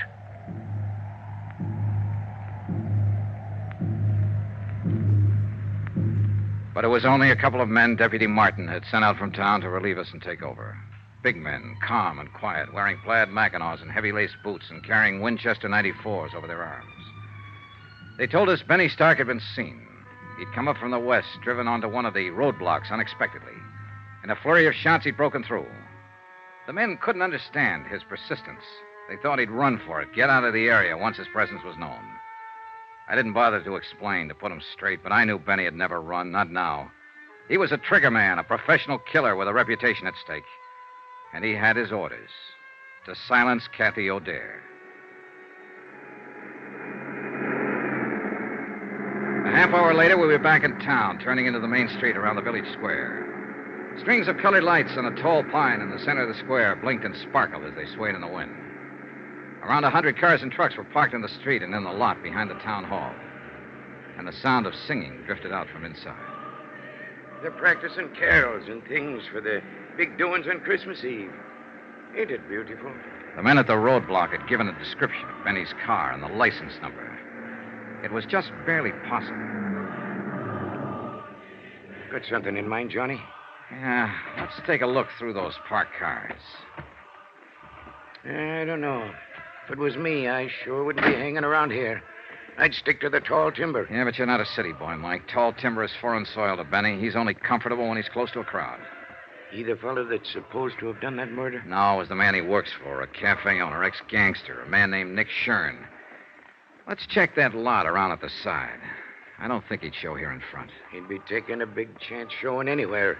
In a town this size, people know each other. It's his job to take chances. And he probably doesn't realize... Wait a minute. That sedan against the building with the side window broken. 7, 8, 2, 1. That's his car, Johnny. Yeah, wait here. I eased my gun out of the holster and started toward the car. There were no lights in the lot, only the soft glow reflected from the packed snow underfoot. And the car itself stood in the dark shadows next to the building. I couldn't see whether anyone was in it or not. The singing seemed to swell louder as I approached. I moved slowly, watching for any sudden movement. The car was empty.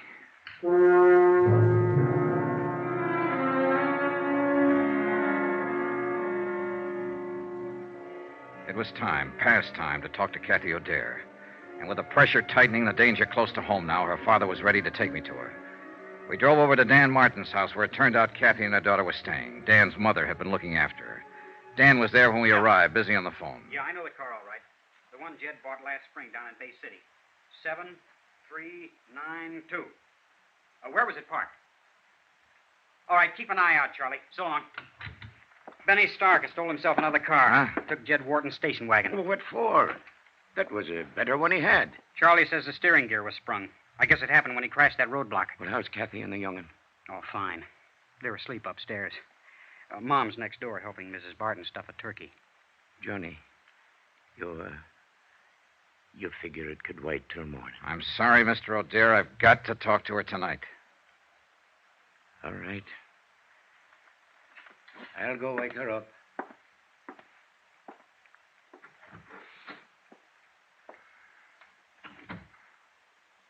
Mr. Dollar, no matter what she's done, don't hurt her any more than you have to. As far as I know at the moment, Dan, all she's guilty of is withholding information. And most people would have done the same thing. Nick Shern's a rough boy to tangle with. She was scared, that's all. Lost her head. She never did belong in a city. She belongs right here in Branbury. This is her kind of life. Why did she leave? Well, we argued one day, and she said she'd show me. So she ran off and married that fellow. He treated her bad. Finally left her. But she was too proud to come back. She wouldn't have come back now if she hadn't have been so scared. Well, maybe it'll work out now. She ought to stay. Her kid ought to grow up here. Learn the outdoors and the woods like Kathy used to know it. Why, she roamed through those hills like a young Indian. Knew every trail in that forest. Every timber camp and trapper's cabin from here to the ridge. I remember one time the two of us were up toward... Dan! What's the matter? What is it, Mr. O'Dare? You said Jill and Kathy were asleep upstairs. Ain't that what you said, Dan? Of course, that's what I... Mike. What's happened? They're not up there. They're not up there or anywhere else in the house. They're gone.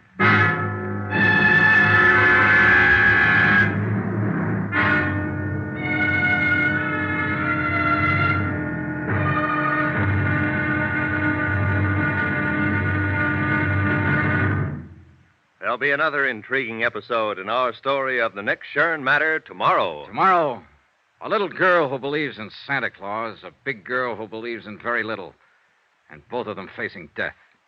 Join us, won't you? Yours truly, Johnny Dollar.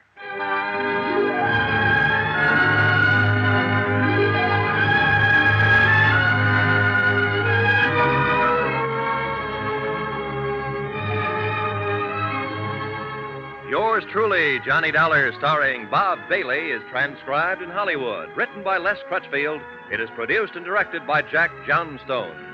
Be sure to join us tomorrow night, same time and station, for the next exciting episode of Yours truly, Johnny Dollar. Roy Rowan speaking.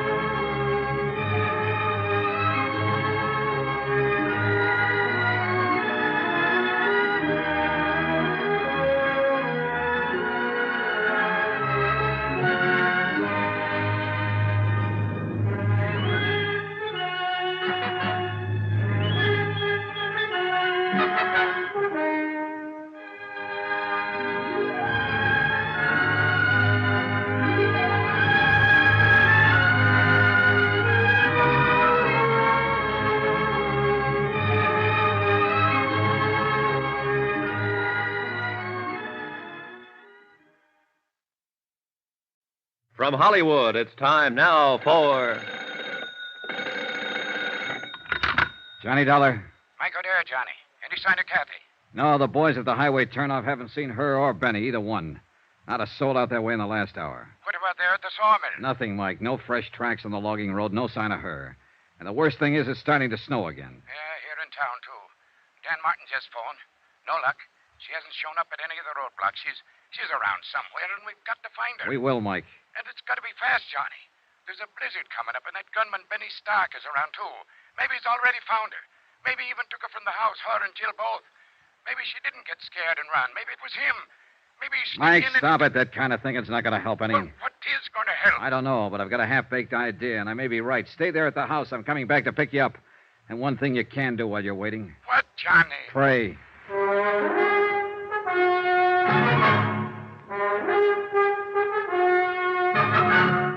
Tonight and every weekday night, Bob Bailey in the transcribed adventures of the man with the action-packed expense account, America's fabulous freelance insurance investigator. Yours truly, Johnny Dollar.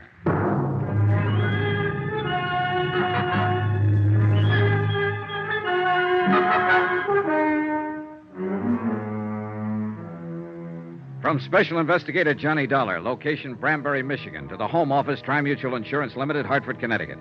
Assignment, the Nick Shern matter. Or more important, find Kathy O'Dare. Item 12 on expense account, $4.90. A tank full of gas for the county pickup I'd borrowed from Deputy Sheriff Dan Martin. The falling snow was thickening now, and the wind was rising and steadying in the northwest. The night had all the makings of a blizzard. And wherever Kathy and her daughter had gone, we had to find them before it hit. It was 10:14 p.m. when I pulled up at the side porch of the O'Dare house, and Kathy's father came hurrying out to the truck, leaving the door open behind him and buttoning his heavy mackinaw as he ran. Any news, Mike? Not a thing. All right, get in. Shut the door. Yeah, we'll get a foot of snow before morning, with a zero wind behind it. Now, listen, Mike. I think we can forget any idea that Benny found her and got her out of the house. In that case, she wouldn't have taken your car. He's already got one. I know. I thought of that. And he wouldn't have given her time to dress herself and Jill the way she did, with heavy clothes and snow boots. And she wouldn't have taken the rifle. Then what has happened? She knew I'd be there to talk to her sometime this evening. I think she lost her nerve, couldn't face it, decided to run again. Maybe so, but where, Johnny? That's what I want you to tell me. What? No, I don't mean you knew what she was going to do and where she was going to go or then help how do you think I can tell you? Look, Kathy knew about the roadblocks Dan Martin set up to trap Benny Stark, knew where they were. So if she didn't want to be seen, then naturally she'd avoid them. She couldn't. Not if she wanted to get away, take the highway to Flint or Detroit. She'd have to pass one of them at least. But she hasn't passed any of them, so she's still in this area. And I don't think she ever meant to leave it. But then... Dan Martin said Kathy used to spend a lot of time in the woods when she was growing up. He said she knew every back trail in these hills, logging camps, trappers' cabins. She did. She used to worry the dickens out of me the way she... Yeah. Now, where would she go, Mike, if she wanted to hide out back in the hills somewhere? There's a lot of places. Chippewa Canyon's one. 3 or 4 timber camps abandoned in the winter. Some cabins along the... No, she couldn't make it. There's a roadblock before you get to the turnoff there. It's got to be someplace she could reach without being seen. Well, there's Barker's Flats. But that's 12 miles of a foot trail. She wouldn't try it in this weather, not with Jill along, anyway. Then there's Lake Pine. No, it's over the other way. Pine Lake Road. Where's that? Runs northwest of town. Not much better than a wagon road. Dan didn't put a block on it because it dead ends at the lake about 5 miles out. What's out there? Nothing at the lake, but you can go on up Pine Creek about 4 miles on foot, and there's some cabins. Maybe a waste of time, Johnny. Let's get going.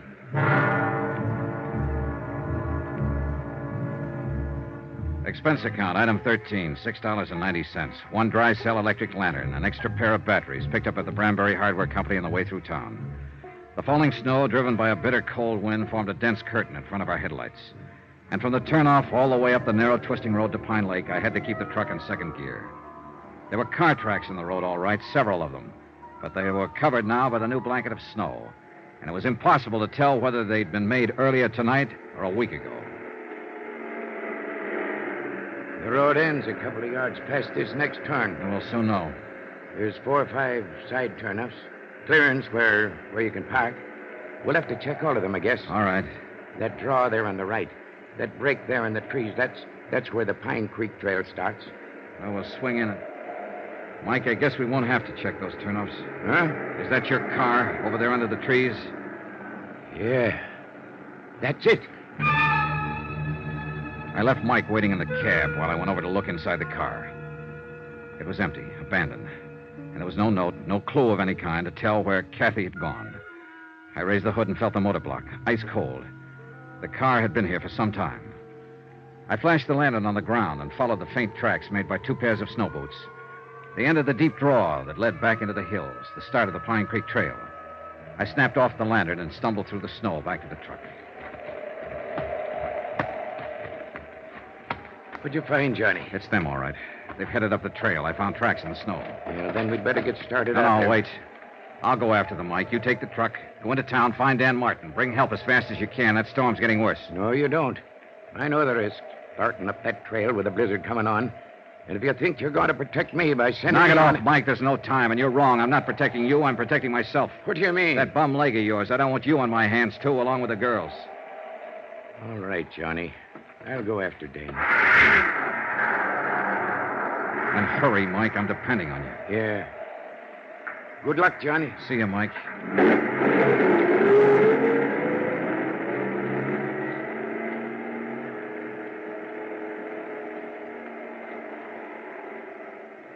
I stood there in the snow watching the headlights of the truck move away. Finally, they swung around the bend and disappeared. And I suddenly felt more alone than I ever had in my life. I'd gotten rid of Mike deliberately, sent him away on purpose, because I hadn't told him everything. I could see no point in tearing his heart out. There was another car parked on beyond Kathy's, nearly hidden by the trees. Jed Horton's station wagon. The car that had been stolen by a killer named Benny Stark.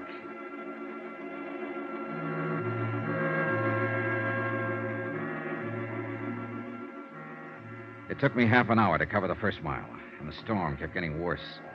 The beam of the lantern penetrated a bare 30 feet ahead of me before it was smothered out in the white blackness of the night. After a few hundred yards, the tracks I was trying to follow had nearly disappeared, snowed over and blotted out. I gave up looking for them and stuck to old Mike's description of the trail, following the left bank of the frozen creek. The drifts were deeper down along the creek bottoms, and the going was rougher. But I didn't dare leave it to look for better footing. It was my only landmark. The trail itself was buried. And any man who lost his way tonight and wandered off into one of those side gullies would wander straight to his death.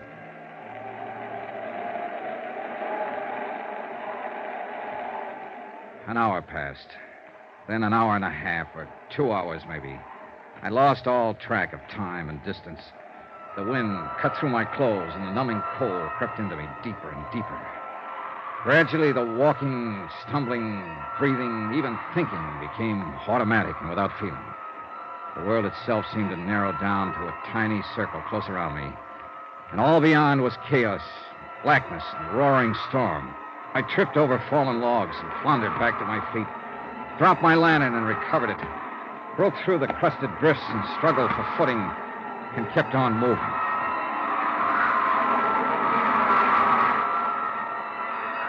In the weird nightmare of the blizzard, I could hardly recognize reality when I came face to face with it.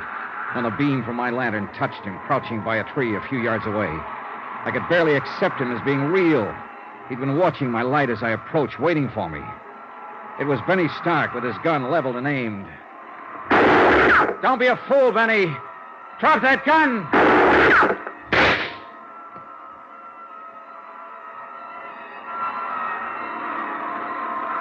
A curtain of snow swept between us then, blotting out the sight of him, and I was grateful. I turned and stumbled on into the storm, moving in pitch darkness now, except for the ghostly glow from the snow-covered ground. The second shot had smashed my lantern. I had nothing left to go by but instinct and luck, and they weren't enough. Within 15 minutes, I was hopelessly lost.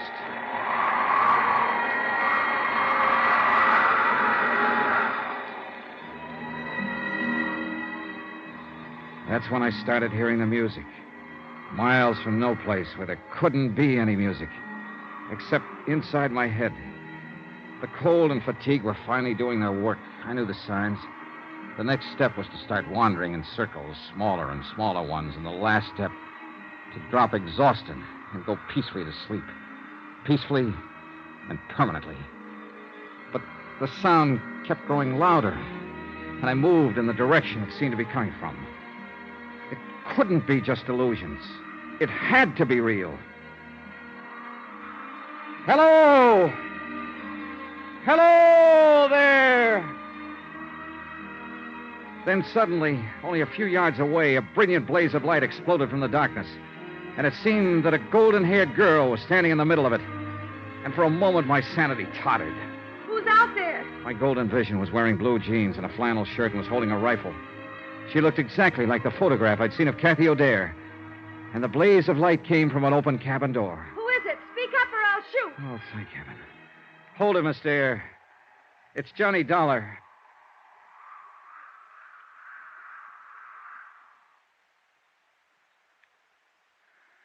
Are you getting warm now?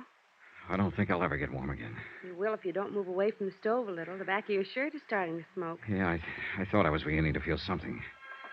How's the firewood? There's plenty. And plenty of food. And a radio. If I hadn't heard that music, I'd have blundered right on past this cabin. Oh, we've got everything. We can hold out for a month if we have to. I hope we have to. What about your daughter? Is she all right? Sure. She's fine. It's a picnic for her. A camping trip. She's sound asleep back there in the lean-to. Dreaming about Santa Claus, I suppose. I wish I could. How did you find me, Mr. Dollar? A hunch. Guesswork. I was born under a lucky star. I wasn't. Oh, I don't know. I think you've been pretty lucky, considering everything. More so than your landlady back in New York. Mrs. Grottler? What do you mean? Betty Stark went to see her. Tried to find out where you were.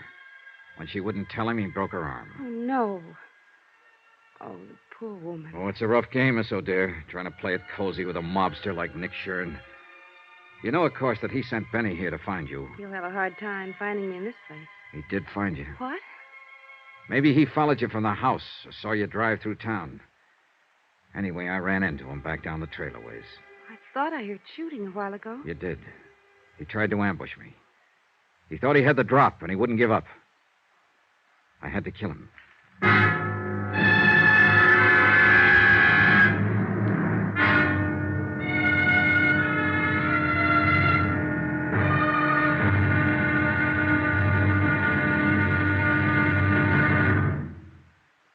There'll be another intriguing episode in our story of the Nick Shern matter tomorrow. Tomorrow, the showdown. Victory, and then disaster. When a visitor to the little town of Branbury turns out to be death. Join us, won't you? Yours truly, Johnny Dollar.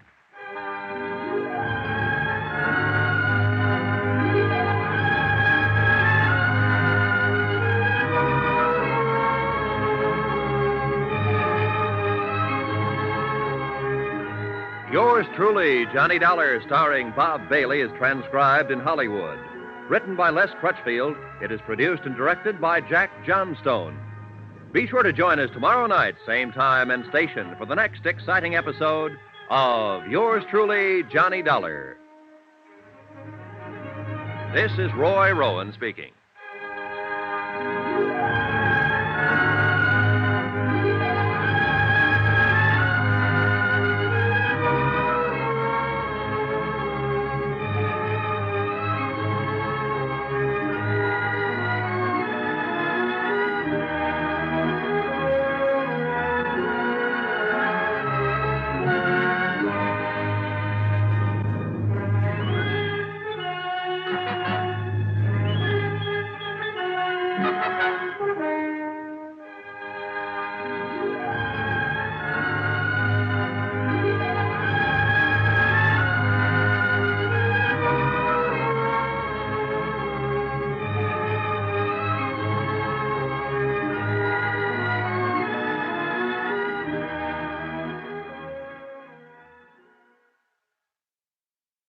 From Hollywood, it's time now for Johnny Dollar. Johnny Dollar? Spell it. JOHNNYDOLLAR. That's not right. You forgot to capitalize. Hey, you're right, honey. Let me hear you spell your name. Okay. Capital J-I-L-L, Jill. Capital O, apostrophe. Apostrophe. I never can say that. Capital D-A-R-E, Dare. Of course, my last name's actually something else. I forget. But my mother says I'm really an O'Dare. Not the least doubt about it. I could see it in a minute. I like you, Johnny Dollar. And I kind of like you, too, Jill O'Dare. You think my mother's pretty?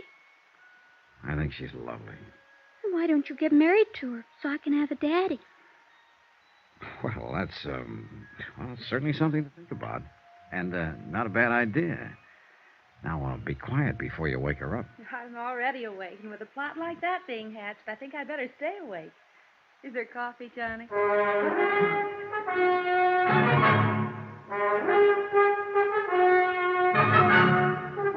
Tonight and every weekday night, Bob Bailey in the transcribed adventures of the man with the action-packed expense account, America's fabulous freelance insurance investigator. Yours truly, Johnny Dollar.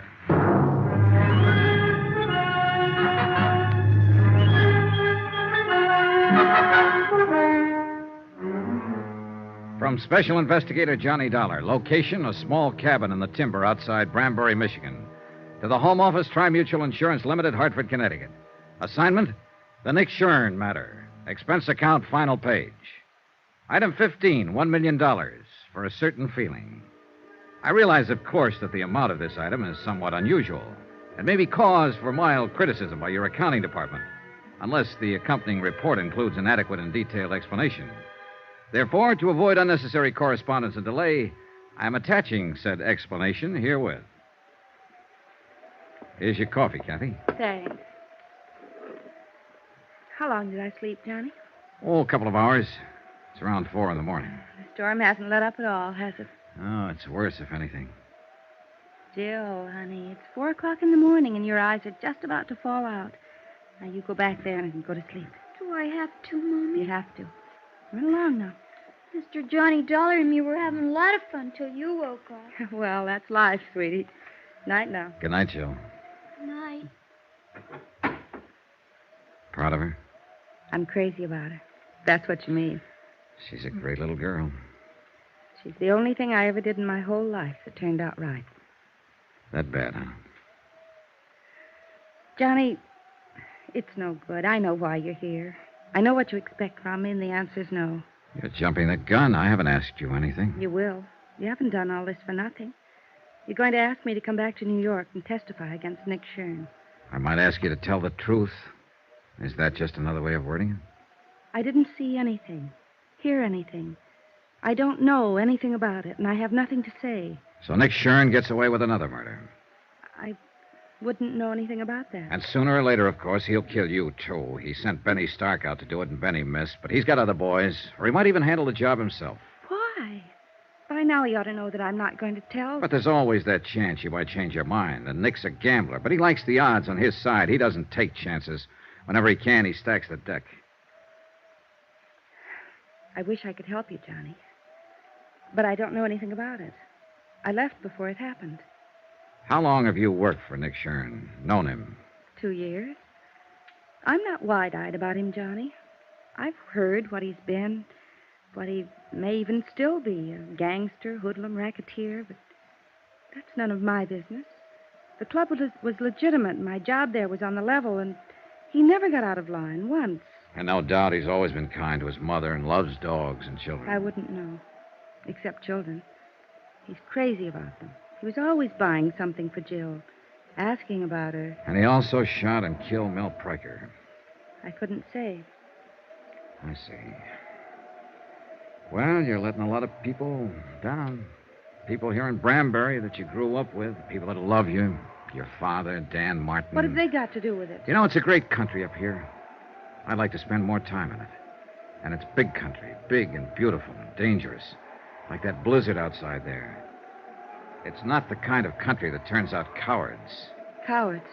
Your father said something yesterday. That some people belong in cities and some don't. And that you're one of the second kind. He was right. The city's made a coward of you. You don't understand. And they know it. Old Mike, Dan, all of them. Of course, they'll never mention it. But you're letting them down, and they know it. And you know it, Kathy. They don't have a daughter to think of. It's not her fear we're talking about. It's yours. All right, I'm scared. I've got reason to be. It's easy for you to talk. You don't know what fear is, what it can do to you. I don't. It can push you and drive you and make you do things you hate yourself for. And it can destroy you. How would you know? How would any of them know? Who haven't felt it, who haven't been there. Kathy, you're not alone. We've all been there. It's not the fear that's important. It's the courage you bring up to fight it. I've tried. I've nearly gone crazy trying to think it out. But it always comes back to one thing. Jill. She's what counts. Nothing else matters. And if you love her, teach her to grow up without fear. Sacrifice anything if you have to, even your life, but teach her courage. There's nothing greater you could do for her. It's all right, Kathy. It's all right. It's all right. I knew what was right, Johnny. I knew all the time. Sure. Of course you did. All you needed was a little push. Want to tell me about it now? I was there at the club that night. When it happened, I stayed after closing. I had some presents for Jill, and I wanted to wrap them before I took them home. Nick and Mel Pryker were upstairs in the office. Nick was there? Yes. I could hear them arguing. They didn't know I'd stayed, and then... Go on. I heard Mel yell out. He said, "No, Nick, no." And then I heard the shots. Yes? I didn't even think. I ran up to the office. Mel was lying on the floor, and Nick was standing there with a gun. He told me to get out and to keep quiet if I wanted to keep on living. That's it, huh? Yes. Will you make a statement to the police, testify at the trial? Yes. Oh, good. Will you help me, Johnny? Will you stand by me? You know I will. You've got to, because I'm scared. I'll be scared all the way, but I'll do it if you'll help me. I'll help you, Kathy, all the way. Why don't you curl up here and get some sleep? Come on. Maybe now I can sleep. It's going to be all right. Thanks, Johnny, for giving me the push. Oh, sure, honey. You know something, Johnny? I'm with Jill. I like you, too. She went to sleep with her face against my chest. And after a while, little Jill came tiptoeing in and curled up on the other side. And I sat there holding them both, thinking and waiting for the dawn. So that's what I mean about a $1 million feeling. True, it wasn't my little girl, or my big girl either. But for the moment at least, well, that item still goes. I'll still tag that feeling at $1 million. And I was sorry when the storm was over and a rescue party came out from town.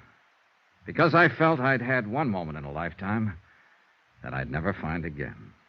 Good King Wenceslas looked down on the feast of Stephen.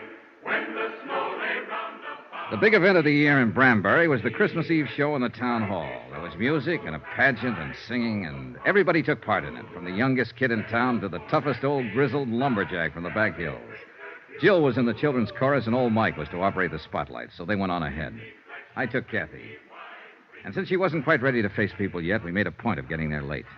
I didn't care when we got there, as long as I was with her. We slipped in quietly and took seats at the back of the room. The string group from the high school orchestra was playing, and no one noticed us. Not even old Mike, Kathy's father, who was working the spotlights. I hope Jill does all right. She hasn't had any time to practice with Oh, them. she'll do all right. We'd been there about 10 minutes when somebody else came in and slid into the one seat between us and the door. I didn't look around until I felt Kathy stiffen beside me. Oh, no. It was Nick Shern. Nobody gets excited now or makes any sudden moves. We just sit here quiet like. He slid his hand over to feel inside my coat under my arm. Now backing around, huh? Perfect. I'd left my gun at Kathy's house. Old Mike had been dubious about it, but with Benny dead, I'd seen no reason to carry it. And after all, it was Christmas Eve. All right, now we're going to ease out of here now without attracting no attention from anybody. You're crazy, Nick. You're crazy. Shut up. And just don't forget one thing, Dollar. I'm not holding this gun on you. It's aimed right at the middle of Kathy's back. Let's go. Johnny. No choice, Kathy. Come on. The back of the room was dark. Nobody paid any attention. Somebody was always leaving or coming back in.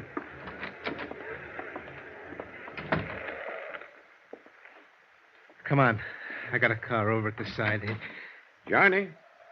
Watch it, Dollar. We'll be right back, Mike. Just gonna get some air. All right, Johnny. But don't go running out before I give you your present. Huh?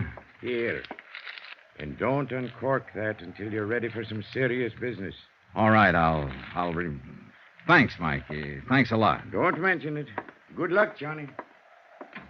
Yeah, come on, let's get away from here. Johnny, he's going Take to... it easy, Kathy.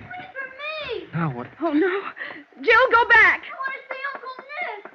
Just tell me you were coming here to hear me sing, Uncle Nick. Well, listen. Pick me up. Please, Uncle Nick. Take your hands out of your pocket and pick me up.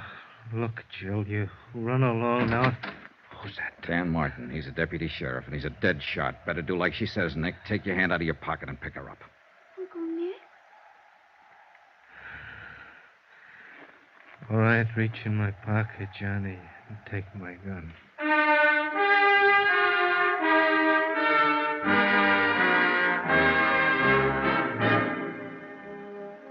Later, Kathy and I walked around outside.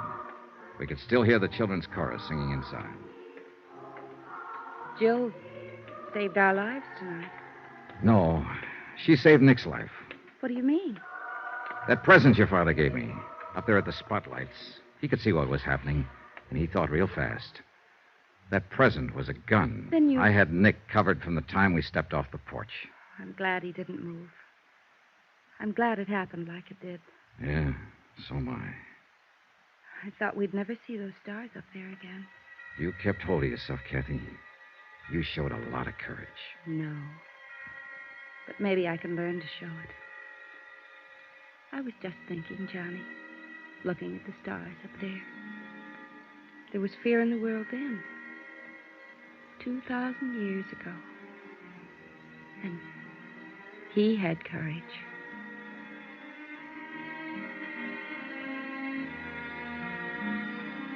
Expense account, item 16, $230.40, incidentals in Branbury, and transportation for 2 adults and 1 child, Branbury to New York. Expense account total, $486.20. End of account, end of report. Remarks? Merry Christmas. Merry Christmas to all of you, from all of us here on the program. And God bless you. Yours truly, Johnny Dollar.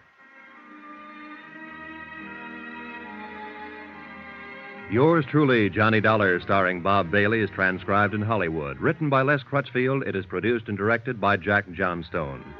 Heard in this week's cast were Virginia Gregg, Peggy Weber, Don Diamond, Ben Wright, Jack Crucian, Barney Phillips, Sam Edwards, and Ken Christie. Musical supervision by Amerigo Marino. Be sure to join us on Monday night, same time and station, for another exciting story of yours truly, Johnny Dollar. Roy Rowan speaking.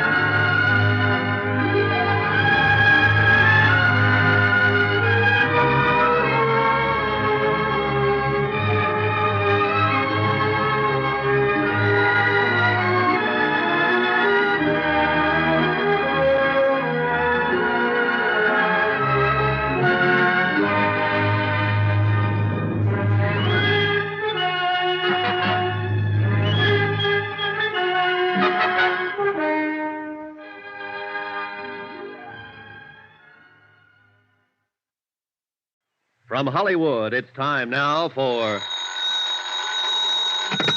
Johnny Dollar.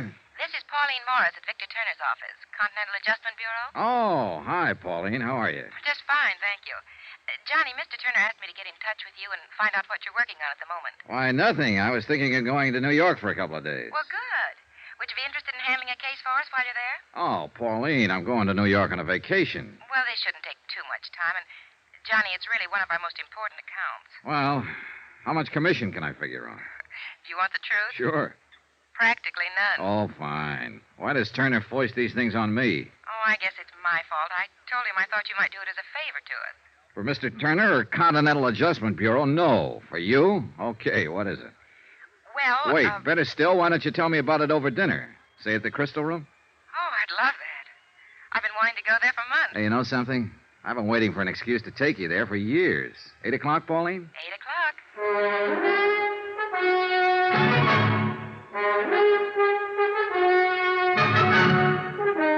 Tonight and every weekday night, Bob Bailey in the transcribed adventures of the man with the action-packed expense account, America's fabulous freelance insurance investigator. Yours truly, Johnny Dollar.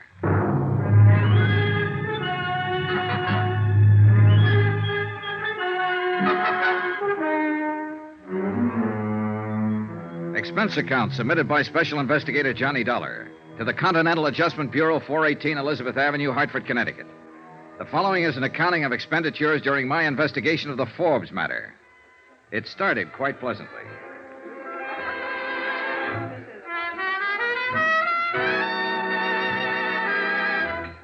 Oh, no, Johnny, let's go back to the table and eat. I'm tired of dancing. Yeah, but once you sit down, you'll start talking business again. Well, of course I will. I do have a job to keep. Okay. Frustrating girl. Besides, the sooner you clear up this case, the longer you'll have for a vacation in New York. I said okay. Here you are, sit down. Thank you. All right, Miss Morris. Let's have the bad news. Well, the insurance company is Delaware Eastern Liability, New York office. Yes, ma'am. Their client who filed the complaint is a large dress manufacturing company, Century Styles Incorporated. Yes, ma'am. Oh, and if you can manage to pick up one of their latest creations in my size while you're there, I love you forever. Yes, ma'am. Now, let's dance. No, wait. The auditors found a deficit in their books, $4,285. Well, naturally, the head of the company wants a settlement. Yes, ma'am. Now, let's... And, Johnny, your biggest problem will be Mr. Elliott. Mr. Robert Elliott, who I understand is something of a personality problem. He can't be any more of a problem than I'm having with you. Now, let's dance. Expense account item 2, $28.63. Train fare and incidentals getting from Hartford to Manhattan. With me, I took all the necessary information concerning the indemnity claim of Century Styles with Delaware Eastern Liability and Trust. I arrived at Grand Central at 2:05 and was checked in at the New Weston by 2:30. Air brisk, sky clear, weather cold. Expense account item 3, 10 cents, phone call to Robert P. Elliott, Century Styles Incorporated. Mr. Elliott said he would be happy to see me, so I went right over and found a 4-story building that housed 2 floors of factory and 2 floors of offices. The factory was the usual crowded, noisy collection of machinery and people. The general offices, overstuffed and overheated and overcrowded. Girls, you must get ready. Come on, girls. Now, everybody. What the Sam Hill? Jenny, you'll just have to reduce. How can we fit you when the pins keep popping out? Pardon me. I'm looking for Mr. Elliott. You are? True. Well, I'm Robert Elliott. Oh, you must be Mr. Dollar. That's right. Stand by, Jenny, sweet. Please, these pins. We all suffer for our art child. Now, bear up. I'll deliver you soon. This way, Mr. Dollar, to a quiet corner.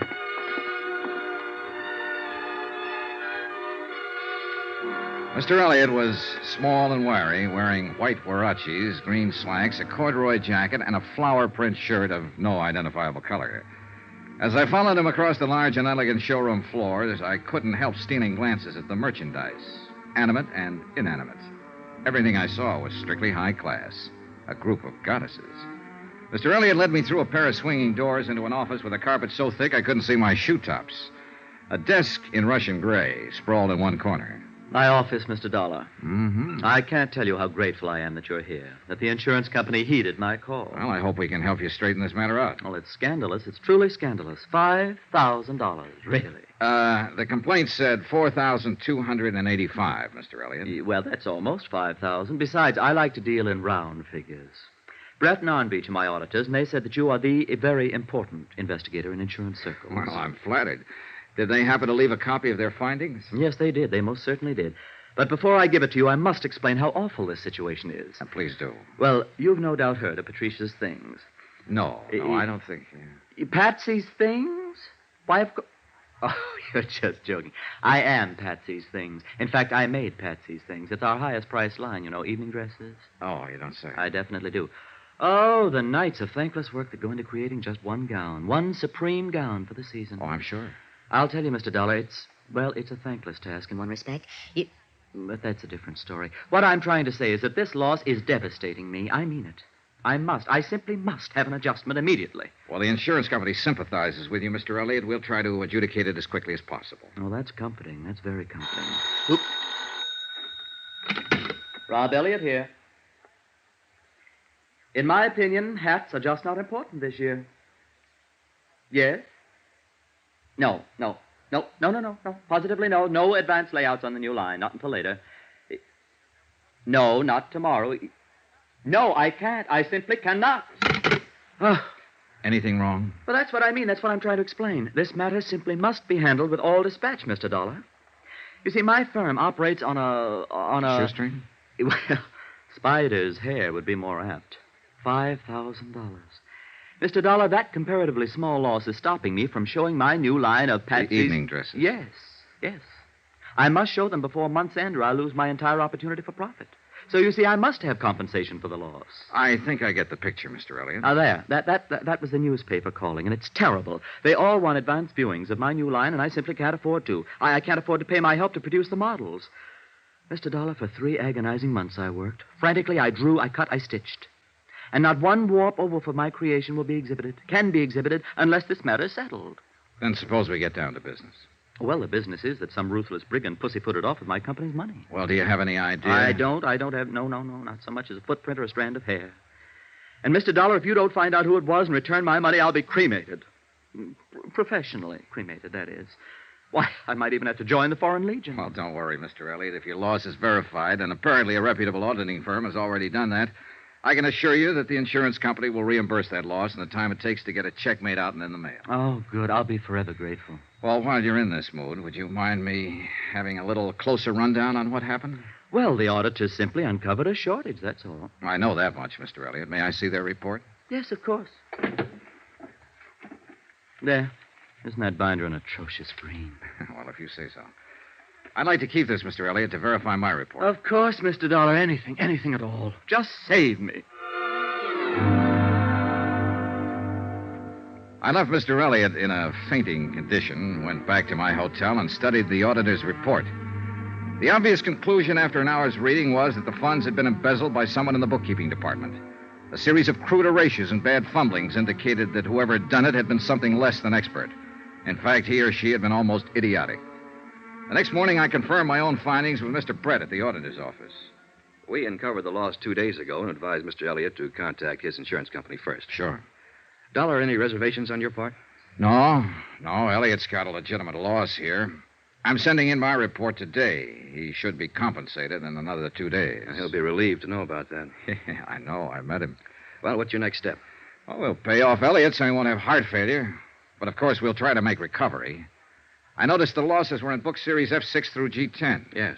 Did you talk to personnel over there at his place? Mm-hmm. A fellow by the name of Forbes handled that series for them. In the accounting office, of course. Oh, yes. Been with Century Styles for 5 years. Where is he now? He's still there. Huh? Mm-hmm. I thought it was kind of funny, too. A fellow pulling a crude job like this and not trying to run out. No, he's still working for them. Well, maybe he isn't the one at that. Forbes was in charge of those books. I don't see how it could possibly be anyone else. No, neither do I, Mr. Brett. May I use your phone? Oh, sure. Help yourself. I noticed all the money was stolen in the last 4 weeks. Yes. You'd think he'd at least have strung it out. Greedy, I guess. Yeah, I guess so. Hello. District Attorney's office, please. My name's Dollar. I want to talk to someone about a warrant. Embezzling funds, grand theft. Oh, hold it, please. Forbes. What's his full name? Sheldon Thomas Forbes. Thanks. Sheldon Thomas Forbes, bookkeeper at Century Styles Incorporated. Good. I'm on my way. Expense account item 4. $3. Cab fare to the offices of John L. Gregory, Deputy District Attorney. I explained the situation to Mr. Gregory and furnished him with the auditor's report. An hour later, I was back at Century Styles with our friend, Mr. Elliott. Well, if it has to be, it has to be. There he is. Forbes? Third desk. Sheldon Thomas Forbes was a tall, dark-complexioned man in his early 30s. His hair was black, straight, and closely cropped. His features regular, not good, not bad. The kind of man you see every day on the street. Somehow, the kind of man I hadn't expected would swipe $5,000. Oh, Mr. Forbes? Yes? This gentleman would like to see you. I feel like Brutus. Oh, why don't you run along, Mr. Elliott? I'll handle it from here. Oh, thank you. Hello? Sheldon Forbes? Yes. My name's Dollar, Continental Adjustment Bureau. We represent Delaware Mutual Liability. They cover this firm for losses by theft and fire. Uh-huh. 2 days ago, the auditing firm of Brett and Arn Beach located a loss of almost $5,000 here. Naturally, the matter came to our attention. I'd like to talk to you about it. Why me? There's every indication that the losses occurred in the particular accounts you've been handling. Uh-huh. You do handle books F6 through G10? Yes. Will you step over here a minute, please? Sure.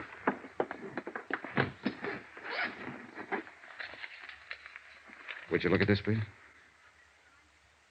Your figures? Yes. Your handwriting? Uh-huh. Your entries and your initials? Yes. Well, what do you have to say? Nothing. Look, you know why I'm talking to you, why I came to you first. Yes. Still nothing to say? Nothing. Well, aren't you being a little silly? Why? I stole the money. You've proved it. What am I supposed to say? You admit it. How can I deny it? Okay, we've got that much covered. Well, look, my company's interested in recovery of $4,285. Do you understand? I think so. Oh, now, Forbes, come to your senses. What do you want to do? Go to jail, or do you want to give the money back? Oh, that's funny. Well, no, I don't think it's funny. I doubt if you will. I've got 16 cents in my pocket. Will that help? Where's the money? I haven't got it, Mr. Dollar. You'll have to take me to jail. Shall we go? Okay.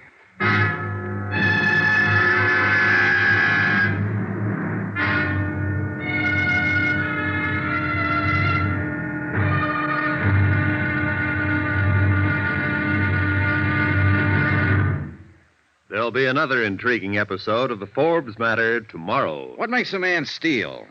Everybody's tried to answer that question at one time or another. Tomorrow I'll take a crack at it.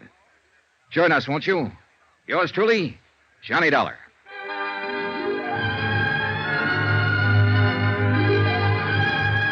Yours truly, Johnny Dollar, starring Bob Bailey, is transcribed in Hollywood. Written by John Dawson, it is produced and directed by Jack Johnstone. Be sure to join us tomorrow night, same time and station, for the next exciting episode of Yours truly, Johnny Dollar. Roy Rowan speaking.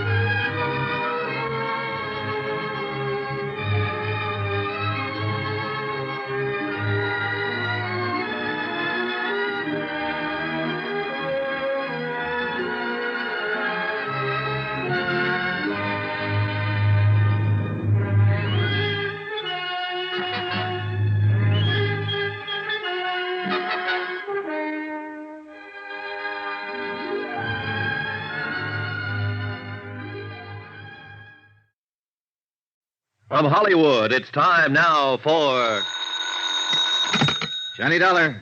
Rob Elliott here, Mr. Dollar. Century Style? I know, Mr. Elliott. How are you today?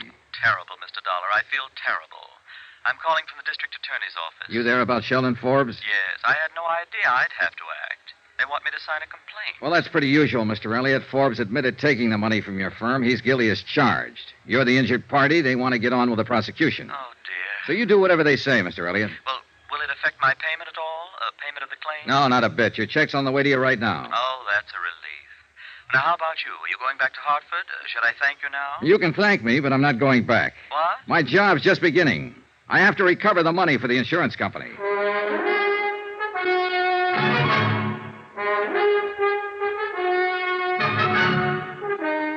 Tonight and every weekday night, Bob Bailey in the transcribed adventures of the man with the action-packed expense account, America's fabulous freelance insurance investigator. Yours truly, Johnny Dollar.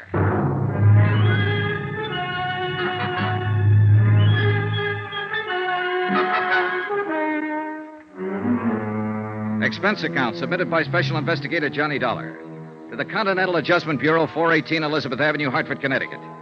The following is an accounting of expenditures during my investigation of the Forbes matter theft of nearly $5,000. Expenses continued. Item 4, I think it is, $10, deposited on a rented car. First stop, Central Division Headquarters, where I was informed that Sheldon Thomas Forbes had been formally arraigned and was being held in the city jail. Second stop, an address on 56th Street. Second floor next to a dental laboratory, and on the door it said Edward Gumby, attorney at law. And below it said, walk in. So I did. Hello out there. Mr. Gumby? Yes, sir. Come on in. It's warmer in here. Edward Gumby was standing in front of a gas heater in the inner office, which consisted of nothing more than a telephone, a desk, and a dozen law books. He was a medium-sized man, about 40 or so, a little tired, a little seedy, but he had a nice grin. Dollar? Yeah, that's right, Mr. Gumby. You don't know me. I'm with Continental Adjustment Bureau, representing Delaware Eastern Liability in this Forbes matter. Oh, yes, of course. Understand you're representing Sheldon Forbes, is that right? Well, I don't know whether it is or not, Mr. Dollar. I happened to be in magistrate's court this morning when Forbes was arraigned. I took him on because he didn't have counsel and the court appointed me. I don't know whether he took me on or not. Sit down. Oh, thanks. New York is the coldest city in the world. Absolutely the coldest when it's cold. Yeah, it sure is. Look, I don't want to take up a lot of your time, Mr. Gumby. Time? I've got time, boy. That's all I've got. What's on your mind? Your client, mostly. He's admitted guilt, but of course we're interested in recovering the money he stole. $4,285. Yeah. Well, I can't blame your company for that. Well, prosecution could probably be stopped if we made recovery. Sure. I thought I'd tell you this in case you had any influence on Forbes. Well, I appreciate that, Mr. Dollar. It's very understandable. But as I say, I was court appointed. I really haven't talked to him yet. So I'll have to confess I don't have any influence with him at all yet. Struck me as a nice sort of chap. Mm-hmm. Don't quite get it myself. Probably an explanation for it. Married once, I understand, and widowed right after the war. He worked for Century Styles about 5 years. Have you talked to the police yet? No. I understand they're going to work on it today. Maybe they'll have a little more information for you about the recovery. They'll probably find the money in an old sock or something like that. That's the way these things generally run, you know. I agreed with Mr. Gumby. That was truly the way these kind of cases usually ran. And I was a little surprised that afternoon when I spoke to the officers at the city jail. They reported that a complete search of Forbes' apartment and automobile unearthed nothing like the missing money. They further reported that they had found no reliable evidence of any material possessions that the money could have been spent for. My next stop, city jail.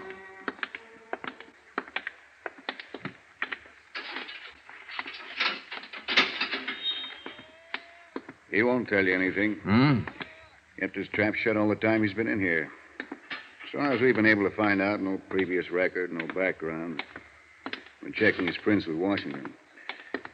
I don't know about this one. You know, he acts cop-wise. Know what I mean? Won't give a police officer the time of day.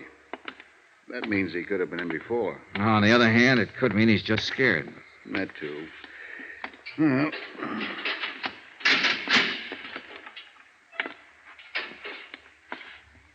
Well, now what? Take it easy, Forbes. This is Mr. Dollar. He wants to talk to you. Hello, Forbes. Hi. See you later, Dollar. Yeah, thanks, Sergeant. Just give a yell when you're finished. Right. They treating you okay? Swell. What do you want? I want to talk to you. Well, I don't want to talk to you. I don't want to talk to anybody. Why not? I just don't want to see anybody. That's all. Now, you're acting like a baby, Forbes. You'll have to talk to somebody. Don't lecture me, Mr. Insurance Investigator. I've had all the lectures I want. From myself. I don't know why you're here. I thought we settled our business yesterday. The whole thing's just a technicality. I've been arraigned, they've got my confession. I'll go into court, and they'll give me the business. What are you doing in here, anyway? It's a swell day to be outside. Yeah, it is. Want to smoke? Oh, thanks.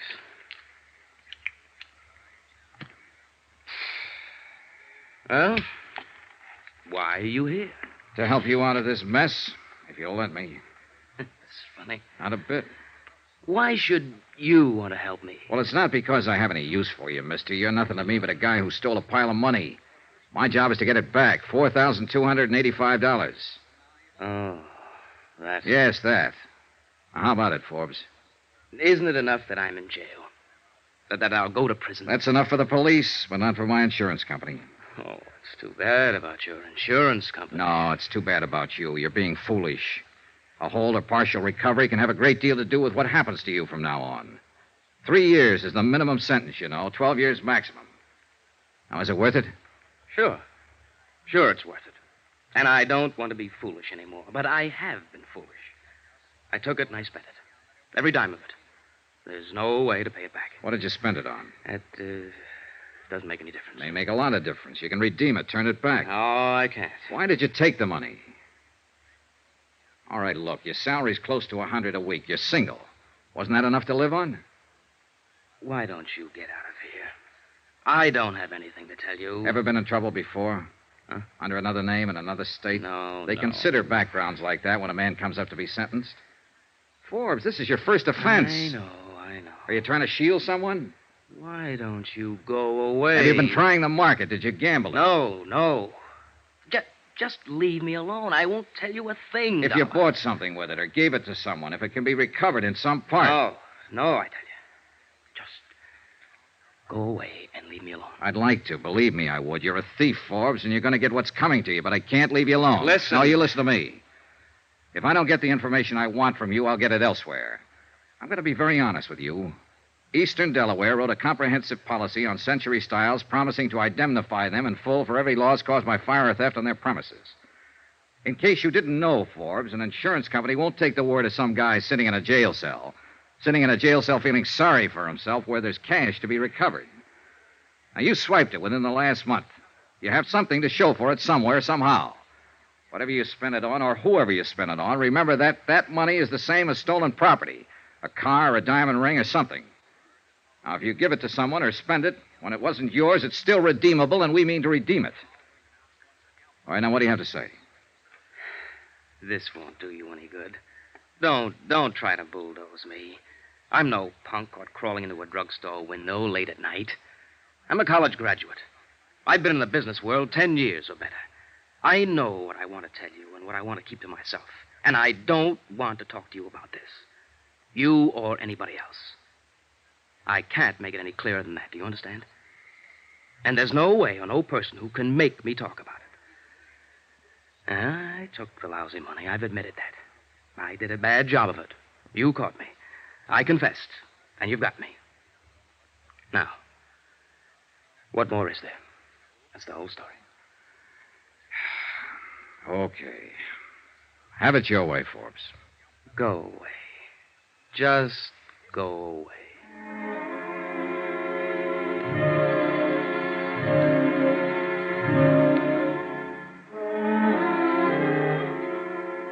On my way out, I saw his attorney, Edward Gumby, on his way in to see Forbes.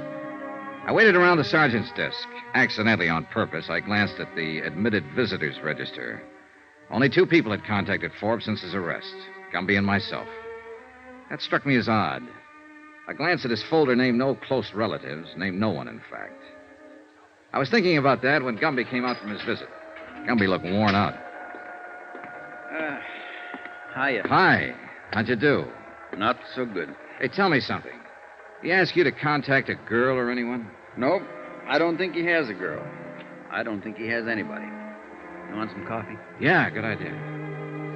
We slushed across the street and found a diner. Expense account item 5, 42 cents. Coffee and sinkers for Ed Gumby and myself.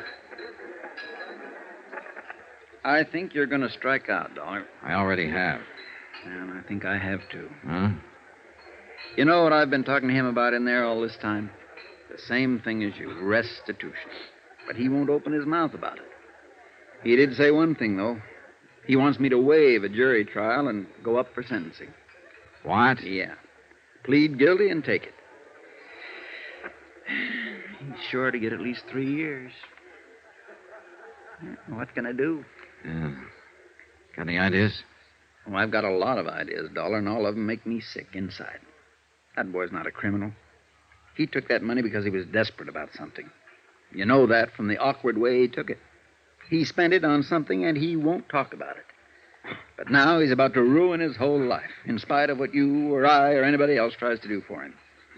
All he has to do is give back the money or promise restitution or call up a friend and borrow it. With his clean background, the court would listen to a mercy plea. You told him all this? I told him. I told him and you told him, and what does he do? He waives his right. I tell you, I'm going to hate to file this waiver, but I've got to do it. Yeah, how you feel? More coffee? No. No, thanks. Dollar, you know what Forbes is? What? He's something I call a calendar job. Calendar job? 33 years old. Now think about that. Born with one war just ended. Raised in a depression, and then bango, another war. You might say the first 25 years of his life, nothing but war and depression, or the effects thereof. A calendar job. Apparently it's what he wants. But, Mr. Dollar, I'm going to hate to see him go to prison. You know something, Mr. Gumby? So am I.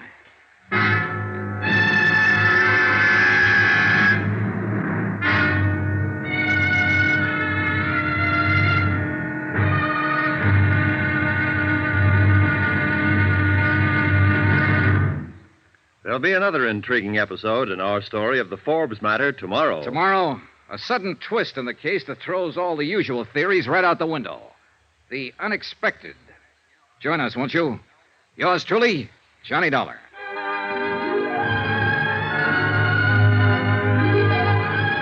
Yours truly, Johnny Dollar, starring Bob Bailey, is transcribed in Hollywood. Written by John Dawson, it is produced and directed by Jack Johnstone.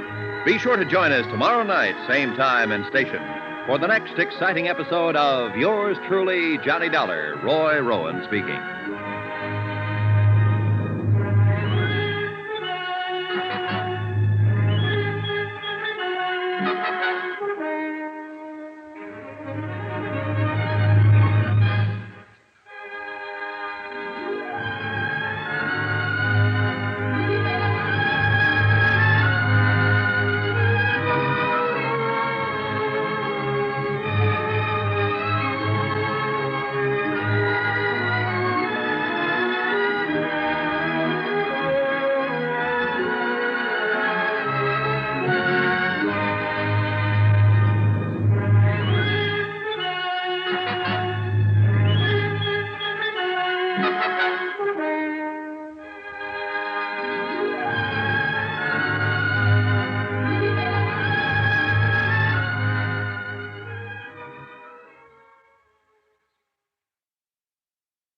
From Hollywood, it's time now for Johnny Dollar. Ed Gumby, Mr. Dollar, attorney for Sheldon Forbes. Oh, hello, Mr. Gumby. How are you? Oh, I don't know. The hearing's been set for 2:30 this afternoon. Okay, I'll be there. No need to, particularly. As I told you yesterday, he requested me to waive trial and plead guilty. Well, won't he be sentenced today? No, this is just a preliminary hearing. He'll probably be sentenced before the week's out, though. The court will simply consider the waiver and inform him of his rights today. Oh. Anything I can do? No, I don't think so. I'm going to try to talk to him again and get him to reconsider the waiver. I doubt if I'll have much luck, but I'll try. All he has to do is return the money he stole. Well, buck up, Mr. Gumby. If he won't return it, maybe someone else will. Hmm? What do you mean? I'm going to try and find out what he did with it. My company wants it back, sure. But we also want Forbes to have a fair chance. You're pretty decent, Mr. Dollar. Thanks.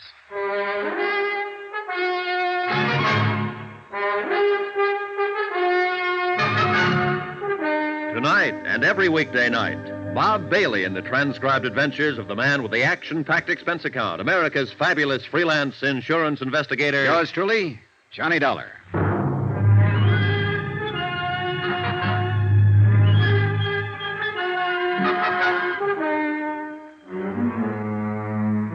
Expense account submitted by Special Investigator Johnny Dollar to the Continental Adjustment Bureau, 418 Elizabeth Avenue, Hartford, Connecticut.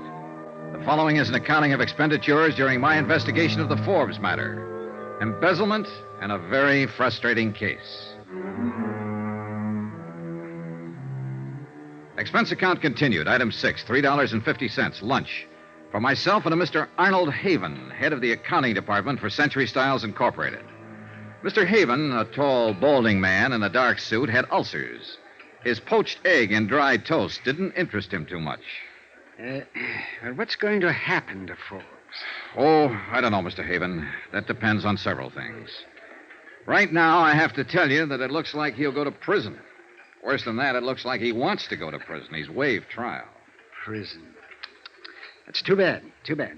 I always liked Sheldon Forbes. You hired him, did you, Mr. Haven? Yes, I hired him. He was a good man right from the start. He did his job, and he did it well. I never had a complaint against Forbes. Why do you suppose he stole the money? You've got me, Mr. Dollar. We paid him the going rate. That's a good salary for accountants. He seemed happy enough with it. Whether he knew he was in line for substantial raises. Uh-huh. I could understand it in a way if he had a family and heavy responsibility. Or if he played the market, or if he gambled. But Forbes, he just baffles me. Yeah, it baffles me, too. Huh? Oh, yes, of course. Well, the people around the office, they're pretty upset about this. Any particular people, Mr. Haven? Everybody. But anyone in particular? A girl, for instance. Oh, a girl, yes, I see. Well, no. Did he go out with any girl in your office? No, most of them are married. No, at least as far as I know, Forbes didn't go with any of the girls there. He kept to himself. Oh, he might have lunched with one or the other now and then, but no, he more or less kept to himself. Uh-huh. Well, the reason I asked you, Mr. Haven, is that what little I've been able to find out about his personal life isn't very helpful. My company wants the money back. We're willing to give him a fair break if we can get it back. But he's pretty stubborn about cooperating. Yes, we know about that, Mr. Dollar. But how can we give him a break if he doesn't want us to? And we can't find out anything about him. Look, if there's anything you can think of, any reason he might have had for taking the money. Well, I've racked my brain. I can't think of any reason. Now, wait a minute. Just a minute. I did notice a change coming, Forbes. It was about a month or 6 weeks ago. Oh, it was nothing, really. It was just, I guess, an anxiety about him. Well, he took all the money within the last 4 weeks. Would that correspond? Roughly, yes. Well, that's a start. I hope. I returned to the accounting offices of Century Styles with Mr. Haven and spent 2 hours questioning different members of his staff regarding Sheldon Forbes. His habits and his personality were pretty much the same as Haven himself had described them. Expense account item 7, $4, gasoline. I put a tank full of gas in my rented car and went over to an apartment on 59th Street where Sheldon Forbes had lived. According to the penciled note above the first door to the right of the entrance, Mrs. Anastasia Konopka was the manager.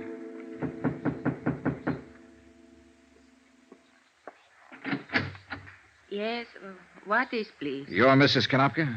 Yes. What do you want, mister? I understand Mr. Sheldon Forbes lives here. Is that right? Oh, yes. Bad. I hear he steals monies. Bad. He not in jail, I think. Yes, I know about that, Mrs. Konopka. I'm from the insurance company, and we're involved in this case. We're trying to recover some of that money if we can. I wonder if you'd help me. I fixed dinner for my husband. He's come home from work. It won't take long. What I do? Well, I want to know about Sheldon Forbes. What? The works, Mrs. Konopka. Did he drink, gamble? Did he stay in nights or go out? Did he pay his rent? He always pay his rent. You are policeman? An insurance investigator. Please, sometime else. Maybe you speak to my husband. He speak much better than me. But it's important now. I talked to Mr. Forbes on telephone. He called me from jail. He say I no have to answer any questions. No, you don't have to answer any questions, Mrs. Konopka. But I'd sure appreciate it if you would. My husband home pretty soon. You ask him. You can help him, possibly. Now, would you like to help him in this trouble? All right, mister, but how I know these things you ask about men who live here? Well, look, how about his friends? Who visited him? I cannot say. No visitor. Was he a good tenant? No trouble like Mr. O'Sullivan on third floor. Mr. O'Sullivan always drunk. Called police twice. Mr. Forbes no drink whiskey. Uh-huh. Did you ever meet his girl? Girl? Sure. He had a girlfriend, didn't he? Oh, I think you mistake. I no ever see girlfriend here. All right. How long have you known him? 5, 6 years, maybe. Ever since he moved in here to this place. But no girl? No. Well, how'd he spend his time? Work. He work very hard. No, I mean besides working at the office. How else did Forbes spend his time? He poor feller, that one. Huh? Sure, he steals money, but he poor feller just the same. For him, I feel. Yeah. Mr. Forbes, he quiet and he think. I know he live up in that little room quiet and think. He does all time think. No whiskey, no girls. Oh, he paint sometime, listen to music, think. Oh, my husband didn't burn. Please, you go Well, now. just a minute. I'd like to see his apartment if I can. Oh, no matter. Here. You bring back key, please. Sure. Thank you, Mrs. Konopka. The apartment Sheldon Forbes called home was as dismal as the neighborhood. A tiny closet kitchen, a bed that came out of the wall, a pair of grimy windows that looked across the court onto another pair of equally grimy windows. The furniture was threadbare and dusty. A small ironing board and iron attested to the fact that Sheldon Forbes laundered his own shirts. Other small evidences of frugality were about the premises. A hot plate and a can of souring cream. 2 suits of clothes, neatly brushed and pressed, but inexpensive. The record player and a collection of a half a dozen good albums were the only sign of material accomplishment. The painting materials, easel, canvas, and oils were also inexpensive. No liquor, no jewelry, no expensive clothes. Nothing that cost $4,285 or anything like it.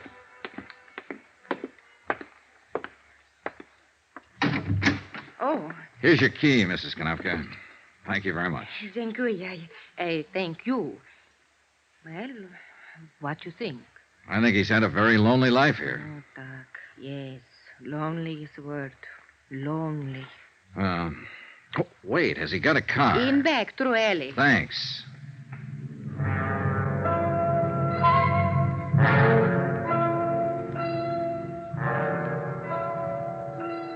It was a Ford, vintage of 1946, tightly locked up. The paint was scaling away, the tires worn down, the mileage 77,000 miles. He certainly hadn't blown the money on a fancy car. Now I felt completely frustrated. Expense account item 8, 79 cents, dinner. I had it in a neighborhood restaurant called the 79er, a place I learned where Sheldon Forbes frequently took his evening meal. The restaurant manager, a man named Alexander Dupulis, remembered Forbes and he liked him. A woman who ran a bakery shop across the street also remembered him as the young man who bought a roll there every night. Probably the roll to go with a lonely cup of coffee in his room the next morning. She liked him, too. All in all, I was getting a composite picture of Sheldon Forbes that didn't look quite right. Whatever he was to the people who knew him casually, he wasn't a man who ever had any money to spend. I dropped in at the city jail about 7:30, and I was surprised to find lawyer Edward Gumby sitting on a bench, briefcase in hand. Dollar? Hello, Mr. Gumby. Nothing new, huh? Well, that's the way it goes, I guess. We had some action today. Oh? Yeah. The hearing was this afternoon. Man from the district attorney's office took about 15 minutes to lay out the evidence against Forbes and make the charges. Uh-huh. I spent the whole time pleading with Forbes not to go ahead with the waiver. Did I miss anything? No, he wouldn't open up at all. Just said he'd spent the money. I couldn't talk him out of the waiver, so it went through. When will he be sentenced? They set the date for Friday. I don't know whether they'll get around to it or not. I'd like to talk to him again. Has he been moved yet? No. I thought he'd be transferred to the sheriff's office. Well, ordinarily he would, but since he waived trial, they announced bail. It's proper procedure in cases like this. Gives him a couple of days to straighten out his affairs. What? Somebody bailed him out? I did. Oh. Has he left yet? Won't get out till 8. That's when the shift changes. Think it's worth trying to see him? Yeah, I think I'll stick around, Mr. Gumby. I gotta find out something about this case. An hour later, when Sheldon Forbes emerged from the doorway and turned right, I was following him. When he caught a cab and headed uptown, I caught one and stayed right with him. When he got out at the Empress Theater and walked around to the stage door, I was standing by the alley entrance. 10 minutes later, he came back out, hailed a cab. Once more, I followed. This time, I followed him to his apartment on 59th Street. I waited 15 minutes before I went in.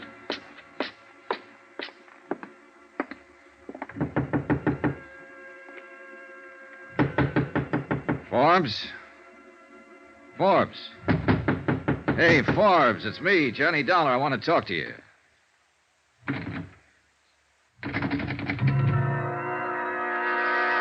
It took me a few seconds to understand what it was. I got a couple of whiffs of it coming from under his door. Forbes!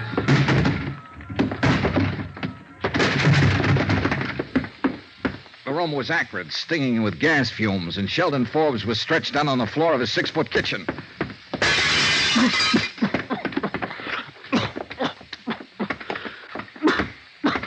When I picked him up and carried him out, I didn't know whether he was alive or dead.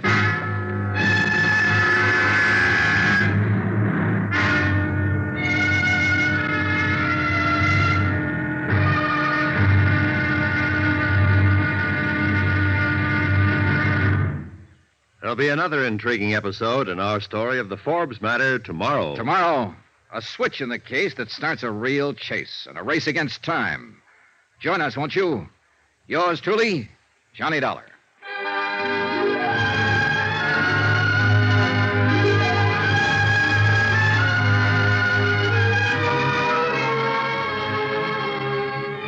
Yours truly, Johnny Dollar, starring Bob Bailey, is transcribed in Hollywood. Written by John Dawson, it is produced and directed by Jack Johnstone. Be sure to join us tomorrow night, same time and station, for the next exciting episode of Yours truly, Johnny Dollar. Roy Rowan speaking.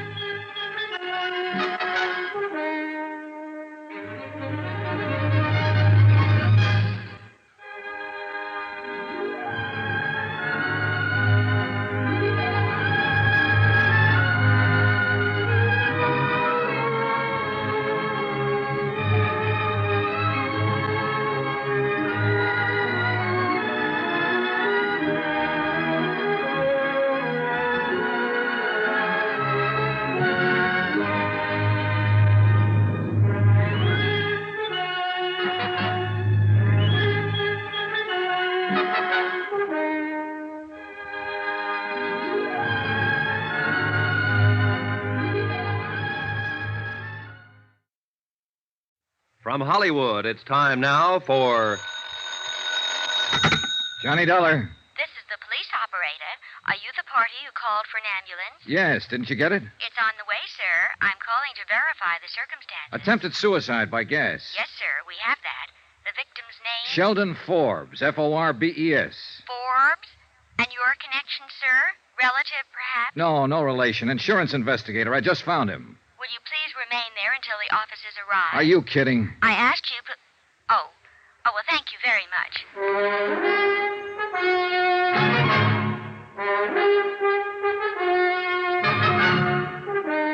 Tonight and every weekday night, Bob Bailey in the transcribed adventures of the man with the action-packed expense account, America's fabulous freelance insurance investigator. Yours truly, Johnny Dollar.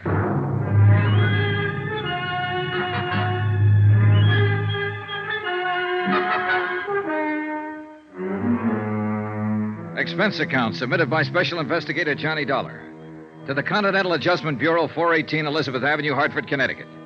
The following is an accounting of expenditures during my investigation of the Forbes matter. Sheldon Forbes pleaded guilty to a $4,285 embezzling charge. He waived jury trial and was awaiting sentence when he was bailed out of jail, went home, and turned on the gas. 30 seconds after I dragged him from the apartment, I called the police emergency squad. In a matter of minutes, they arrived, and a couple of interns were working on Forbes with a pulmotor in that dingy, dirty, badly lighted hallway. There was no telling how much gas Forbes had breathed in, or for how long a period after he went into his apartment the gas jet had been open. Hand me that hypo, Al. Thanks. Swab. Okay.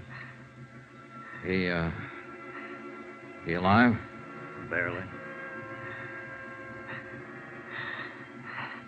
You the fellow found him, mister? Yeah. Hard to say what can happen on these kind. That shot I just gave him should produce some reaction. Hmm. This your place? His. You know who he is? His name's Sheldon Forbes. Nice-looking guy. Al, I'll need that. Yeah, thanks. I think we're getting somewhere now. Hey, look, can I help? No. Al, you better hand me one of those, too. Liable to be pretty sick if... Oh, hey, good. He's catching on. Yeah. Let's have a little increase, Al. Up it just a little. Okay. Hold it there.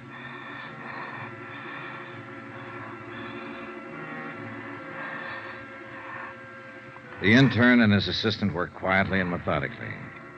There was nothing I could do but stand and watch. After about a half an hour, the color of Forbes' skin seemed to me a little more close to normal. His eyes were still closed, though, and he showed no signs of movement. I waited.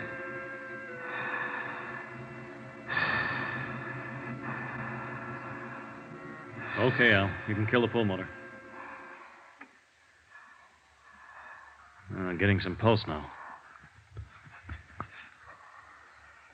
Respiration, too. Will he make it? It depends, mister. If he has any kind of heart condition, it'll be tough. We can tell more when we get him into a hospital. Nothing more we can do for him here. Okay, Al. Have the boys load him up. Let's get out of here.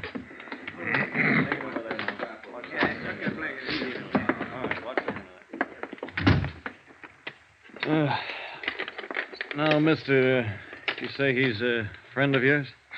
Just someone I knew. He's got you to thank, in case he makes it. Where'll he be? We'll take him over to Bellevue. All attempted suicides get over there. Mm-hmm. I'd like to talk to him when he comes around. Any idea when that'll be? No telling. Better phone in first. Police will want to talk to you. You give identification to headquarters when you called in? Yeah. Yeah, that's the third one tonight. What is it, the weather? Not for him. My job is to handle them, but I wonder why they do it. Oh, this guy's got a problem. He's out on bail, goes into court Friday to be sentenced. Embezzling charge. Oh. Seemed like a nice guy to look at. I think he probably is a nice guy. But I thought you said he was an embezzler. I did.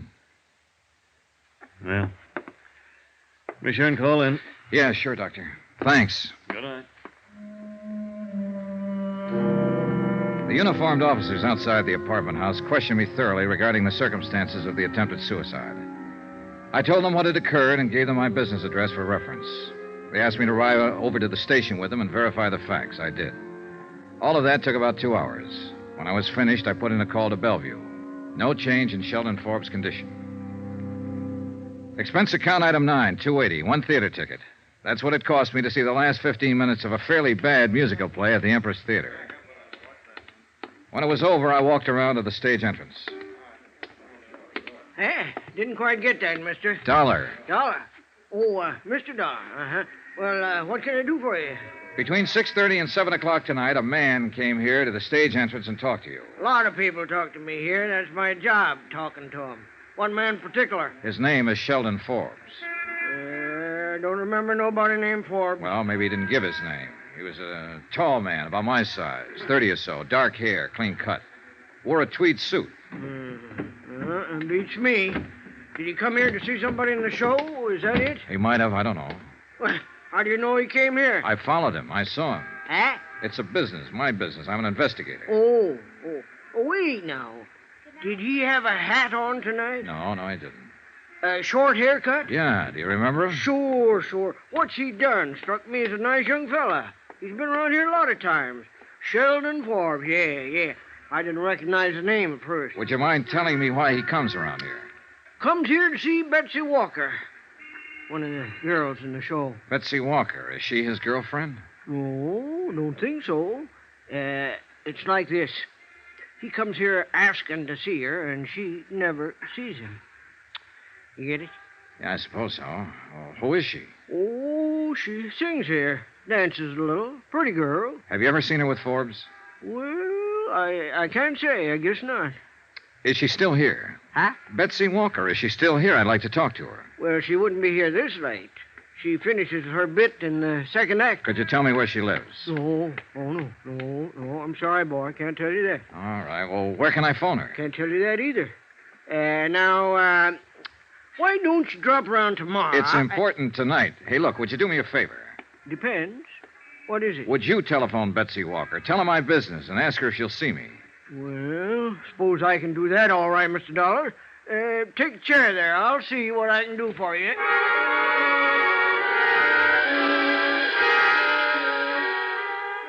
The doorman did all right. Expense account, item 10, $2.65, cab fare. I gave up my rented car and had the cab driver find the address Betty Walker had given. It was a rather nice apartment in a rather nice part of town, and was almost 1 a.m. when I got there. She met me at the door, wrapped in a chenille dressing gown with cold cream on her face. Miss Walker? You must be Mr. Dollar. Yes. Now, just wait a minute. Do you mind if I see some kind of identification or something like that? Oh, no. There you are. Hartford, Connecticut. Oh, you'd be surprised at some of the things some men will try. Come in, please. Thank you. I didn't quite understand Frank on the telephone. Frank? Oh, the doorman at the theater. Yes. I didn't know quite what to make of it. Goodness, are you really an insurance detective? Yes, and I'd appreciate you letting me see you tonight, Miss Walker. Sit down. Can I fix you a drink? No, thanks. Frank mentioned something about Forbes. You're here because of him? Yes, Miss Walker. I understand that you know Forbes. No, not exactly. That is. There's some reservation in the way you say that, Miss Walker. You know his name. Yes, I know the name. Can I ask you what this is all about? Routine investigation. I'm curious. How did you get my name? How am I connected with Sheldon Forbes? That's what I'd like you to tell me. Well, first about my name. Forbes was at the theater earlier tonight asking for you. I understand he's been around there quite a bit. Yes. I really don't know how to tell you this, Mr. Dollar. I've only seen that man once in my life, honestly. He's really quite impossible. Oh, dear, this is so embarrassing to try to explain this. Maybe I can save you some embarrassment then if you'll answer one question. Sure, why not? Did Sheldon Forbes ever give you any presents? Yes. What? Well, that cigarette box on the table there. And the lighter to go with it. Tiffany's. Pretty, aren't they? Yeah, very. Also expensive. What else? Well, let me think. Oh, no, that wasn't from him. Oh, that was the lamp over there. Mm-hmm. And a fur stole. May I see it? I'm afraid I gave that away. You did? I gave it to my kid sister who was visiting me last week. I already had one. Oh, I see. What else did he give you? I think that's about it. Except for orchids that used to come every night. 12 orchids every night for the last month. You only saw him once, and he gave you all these gifts? Dear, I know how that must sound. Look, it started a month or so, I guess. I got a card in my dressing room one night asking me to dinner. It was signed Sheldon Forbes. So? Well, I'd never heard of anybody named Sheldon Forbes, and I just tore the card up. But every night after that, I kept getting orchids and the card. And then the gifts started to come. the cigarette box first. That's when I saw him. Uh-huh. I didn't even dine with him, Mr. Dollar. We had one drink, and I told him I had a headache. I see. But the gifts still kept coming. Flowers, invitations. I ignored them. I tried to send the things back, and I didn't know where to send them. Some I gave away, and some I've kept.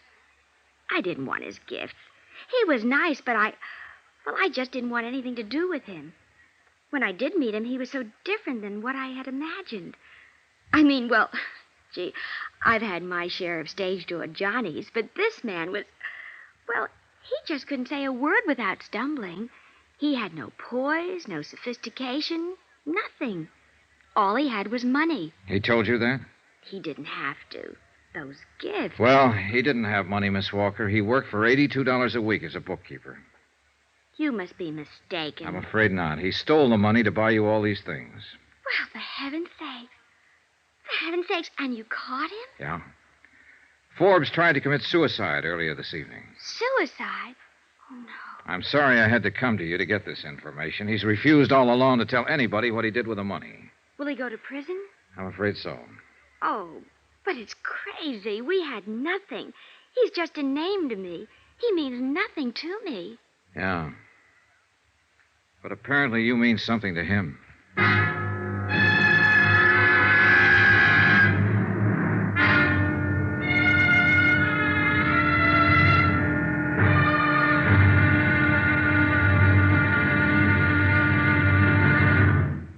There'll be another intriguing episode in our story of the Forbes matter tomorrow. Tomorrow, proof that $4,285 worth of unrequited love can spell 3 years of prison. But sometimes there's an angle. In this case, a rather startling one. Join us, won't you? Yours truly, Johnny Dollar.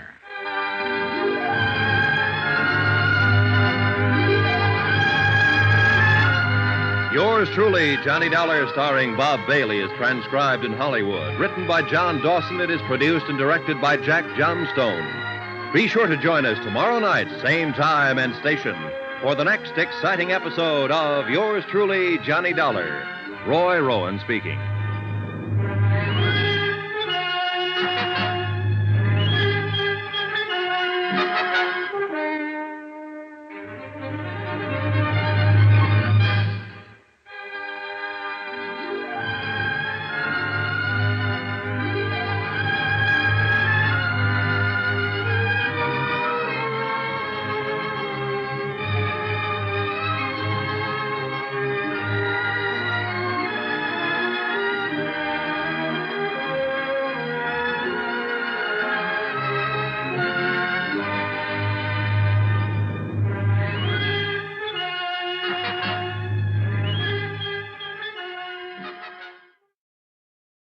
From Hollywood, it's time now for Johnny Dollar. This is Betsy Walker, Mr. Dollar. I'm up and around. Yes, thanks for calling. Have any time this morning? I think so. If possible, I'd like to come over to your apartment again and take an inventory of the gifts that Sheldon Forbes sent you. That'll be all right, sure. About an hour? Sure. I couldn't sleep much last night thinking about all this. I mean, he stole that money because of me. You mustn't feel that way, Miss Walker. He knew what he was doing. You had no part in the theft. I have the gifts. Well, we may have to take those away from you. I don't mind that.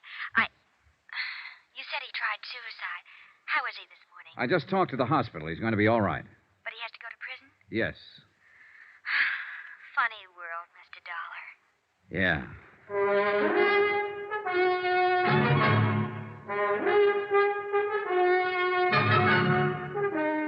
Tonight and every weekday night, Bob Bailey in the transcribed adventures of the man with the action-packed expense account, America's fabulous freelance insurance investigator. Yours truly, Johnny Dollar.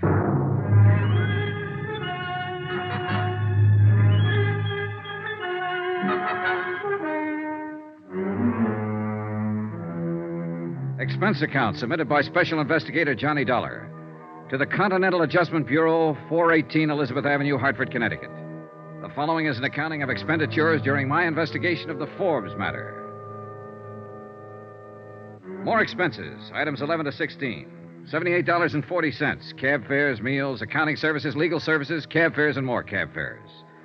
I made a comprehensive inventory at Betsy Walker's apartment and spent the rest of the day tracking down the places where the items had been purchased and ascertaining their retail values. Total, $2,780 worth of gifts, bought with stolen money. Betsy Walker also told me that Sheldon Forbes had made appointments to meet her at various times at very expensive restaurants in New York. She had never once kept any of these appointments, but a check with the Waldorf, 21, the Stork, and several other places revealed that Forbes had always made elaborate arrangements to entertain her. His restaurant bills came to $835. The florist bill, $670. Total amount spent, $4,285. Total amount stolen, $4,285. Century Styles Incorporated footed the bill in his unsuccessful courtship of Betsy Walker.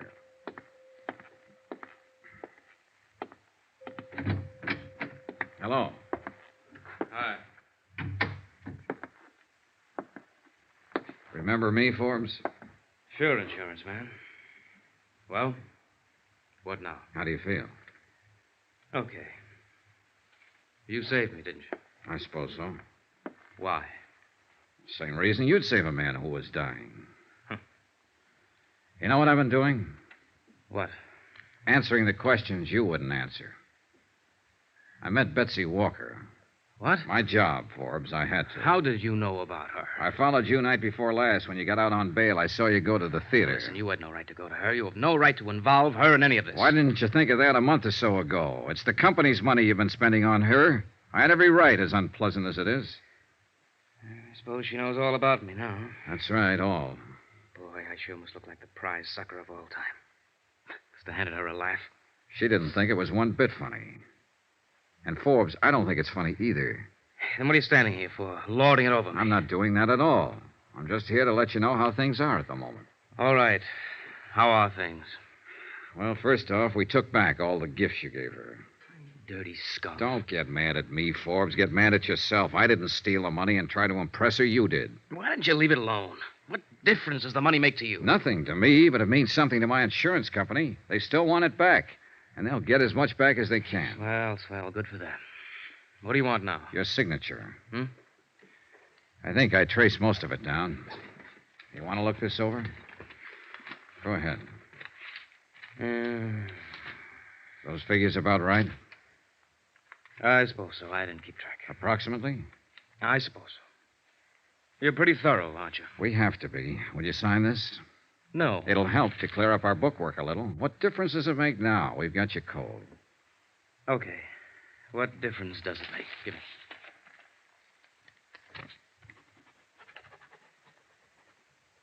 Okay, thanks. That's all it means to you, isn't it? Hmm? Dollars and cents. Dollars and cents that were stolen, Forbes. Remember that. You wouldn't let me forget it. No, I wouldn't. You did the dumbest thing in the world. You stole nearly $5,000 trying to make an impression on a girl who didn't want to have a thing to do with you. You went about it wrong from top to bottom. You've acted like the great stone face ever since you've been found out. You wouldn't bother telling me about it. I had to go out and find out myself. Off the record, Forbes. What'd you do? See her on the stage one night? No, at the office. Office? Your office? No, not exactly. Ellie was having a showing for some buyers from the West Coast one day a few weeks ago. For those kind of showings, he hires models from the agency. Betsy's listed with one of the agencies. You know, she acts and sings and models. Oh, sure. Well, I happened to be upstairs when the showing was going on. There were a lot of publicity people there taking pictures and so on. And I saw her. She was wearing a black dress, and her hair was soft. She's got a smile like all the sun risings. Sounds silly? Not at all. It's just that I never in all my life saw anyone like her before. Yeah. I don't know how it is with other guys, but she was for me from then on. I couldn't get her out of my mind. I found out her name, and then I found out she worked in that show at the Empress Theater. Yeah? All I had was her name. I didn't know how to go about meeting her. I just didn't know. You figured a little money might attract her to you. I've heard that's the best way to do it. It's one way. Not the best way, kid. Probably not. The best way I could think of. What did you think about taking the money? I thought I'd be able to stick it back. I guess I really didn't think much beyond just meeting her. Having her look at me the way I wanted her to look at me. What? It was the wrong way to go about it, sure. But then did you ever think of my alternative? I'd thought of it. I pictured myself knocking on her door one night, and I could see her answering it. I'm Shelley Forbes, Betsy, I'd say. Clothes don't make the man, I'd say, while she sort of took in my tweed suit and the only coat I've got to my name. Listen, I'd say, I got an 8x10 apartment over on 59th Street. The halls always smell like cabbage, but I'm a heck of a fine guy. And I drive a 1946 Ford that misses a little, but it's good enough for us. And then I'd say, why don't you toss on your mink, and we'll go over to my dump, and we'll have a bottle of beer, and I'll tell you how much I love you. How about that? Some alternative, huh? She makes more money in an hour than I make in a week. I couldn't even afford to keep her in cigarettes. Lord, I wanted her like nothing in my whole life. She might have taken you up on it, Forbes, if you'd put it that way. Yeah? What makes you think so? She wasn't impressed by any money or any gifts. More than that, I met her. She's a pretty nice girl. Yeah. Up until the time I talked with Sheldon Forbes in the hospital, I'd always had my doubts about love happening at first sight. After my talk with him, I was convinced that it could and did happen to him. I was sorry that he didn't know quite how to handle it. I was also wondering, if I'd been in his shoes, would I have done the same thing?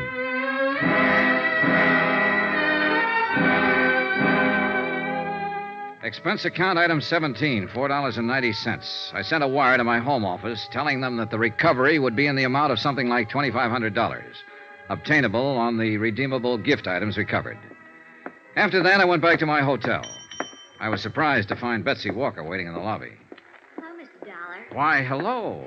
I was afraid you might leave town. I wanted to talk to you. Sure, you just caught me. I was going upstairs and pack. What is it? Could we have a drink or something? Sure.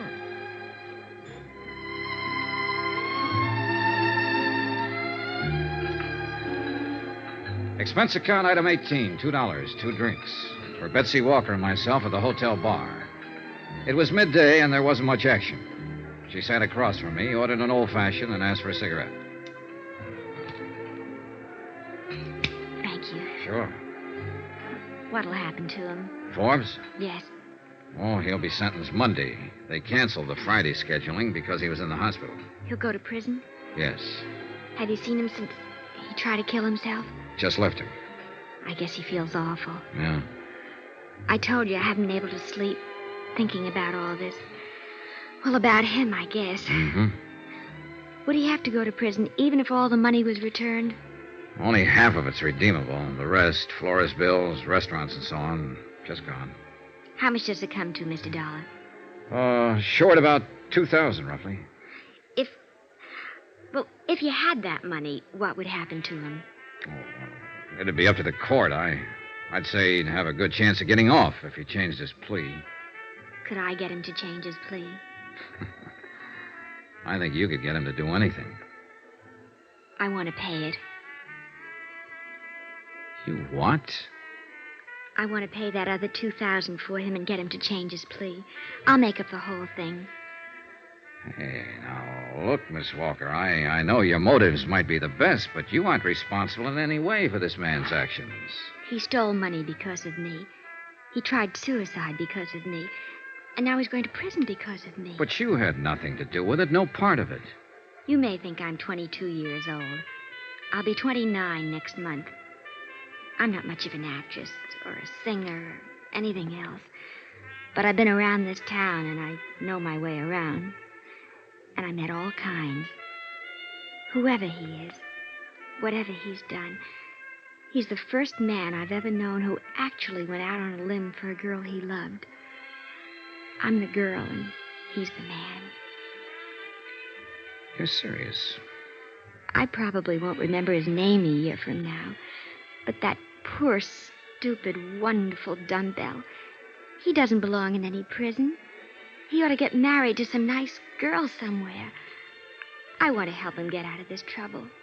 Can I? Betsy? After all, he's given me something. Call it faith in mankind again, if you like.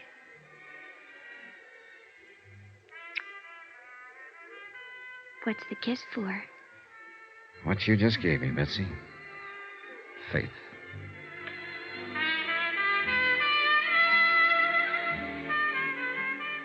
Expense account item 19, $48, hotel. Item 20, $37, meals. 21, $15, miscellaneous. 22, same as item 1, $28.63, fare back to Hartford. Total cost of investigation, $363.51. Remarks? She got Forbes to change his plea. She paid back the additional money. He comes to trial next week. He might get a suspended sentence. Yours truly, Johnny Dollar.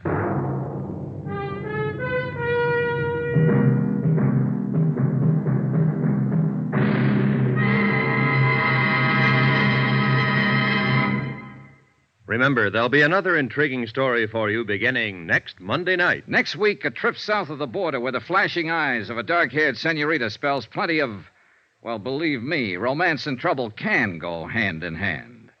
Join us, won't you? Yours truly, Johnny Dollar.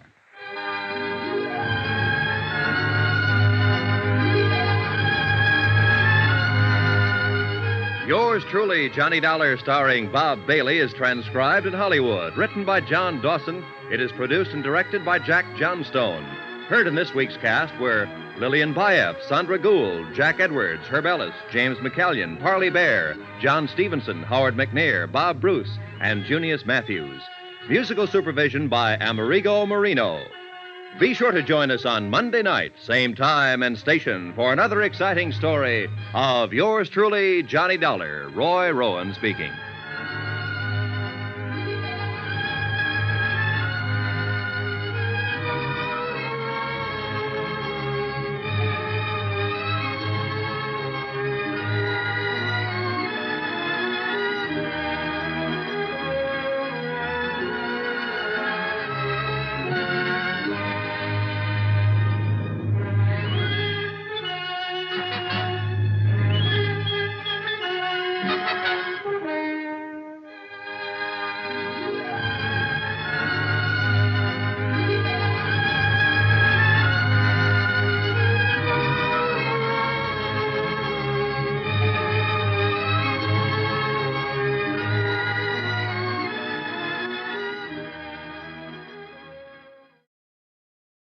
From Hollywood, it's time now for Johnny Dollar. Walt Albright, Johnny, Trinity Mutual Limited. Oh, hiya, Walt. How's your health? Terrible, since you ask. I got asthma, Johnny. Again? I thought we agreed Yeah, that... I know. I get suspicious. I get asthma. Happens every time.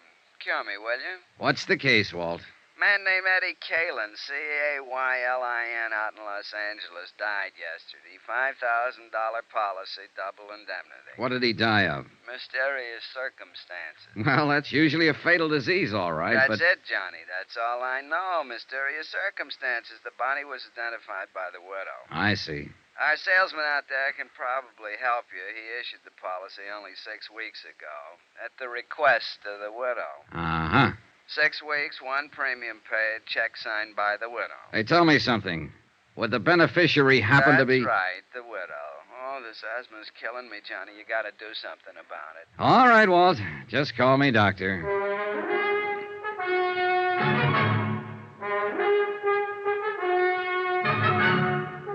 Tonight and every weekday night, Bob Bailey in the transcribed adventures of the man with the action-packed expense account, America's fabulous freelance insurance investigator. Yours truly, Johnny Dollar.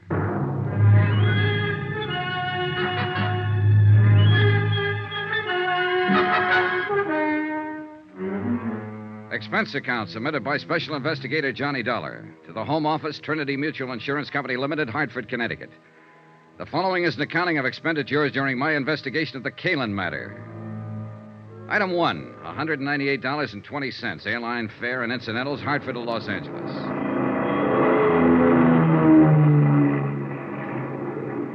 I hadn't arranged for anybody to meet me when I arrived at L.A., so I picked up my bags and headed for the taxi stand. Mr. Dollar, please.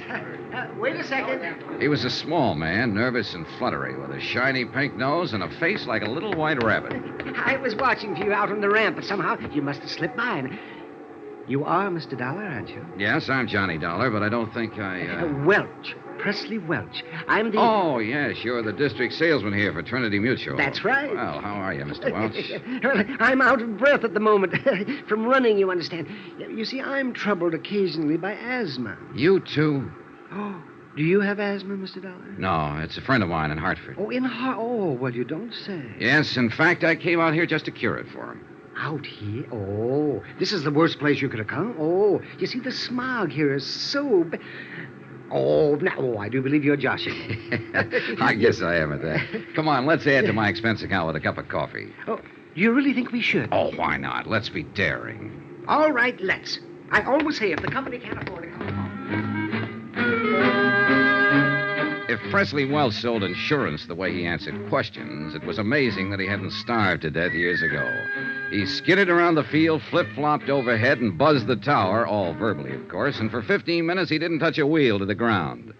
But when he did finally land, he came in with a swoop. I do hope you'll accept my apologies, Mr. Dollar, for causing all this trouble, because the whole thing is my fault, of course. Oh, I don't see how, unless you murdered Eddie Kalin. Why? I scarcely knew him. A perfect alibi. Oh, no.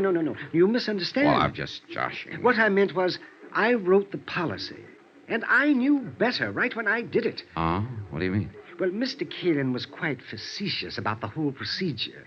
When I tried to point out the retirement security factors in our multiple endowment plan, he actually laughed. You don't say. Yes. He said all the security he'd asked for was 2 aces up and 1 for the kicker.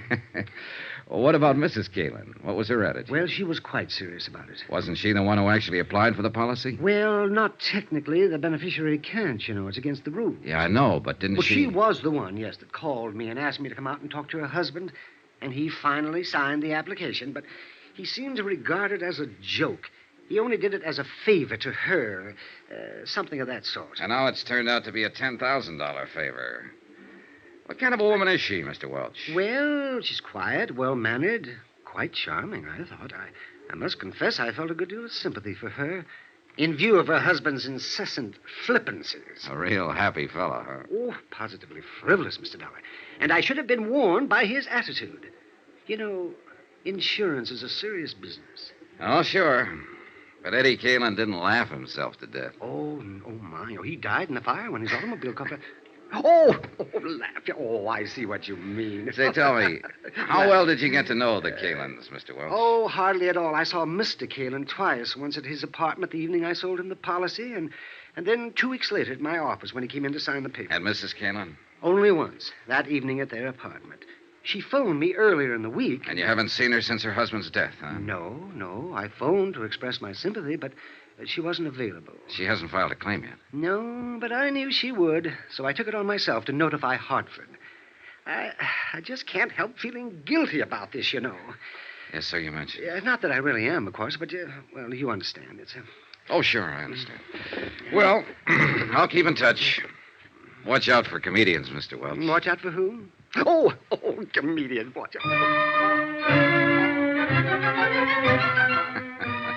Expense account item 3, $6.35. Taxi fare to the Beverly Wilshire Hotel, and a second taxi to the West Los Angeles Precinct Police Station.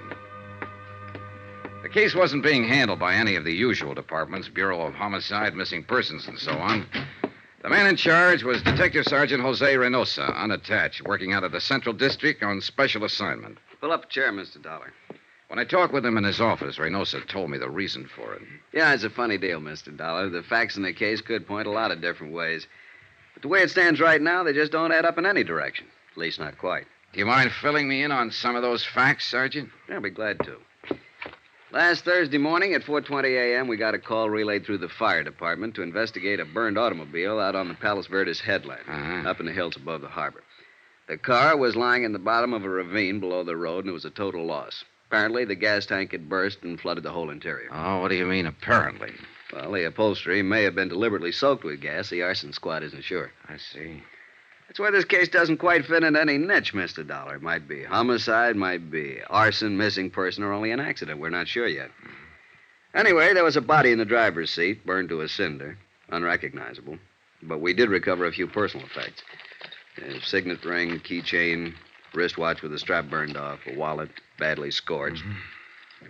I noticed the keychain has a metal tag with the address stamped on it. Yeah, that and a part of the driver's license were the only leads. Eddie Kalin, Argus Terrace Apartments up on Sunnyway Drive above the Strip. So we went up there and we ran into a second surprise. What do you mean?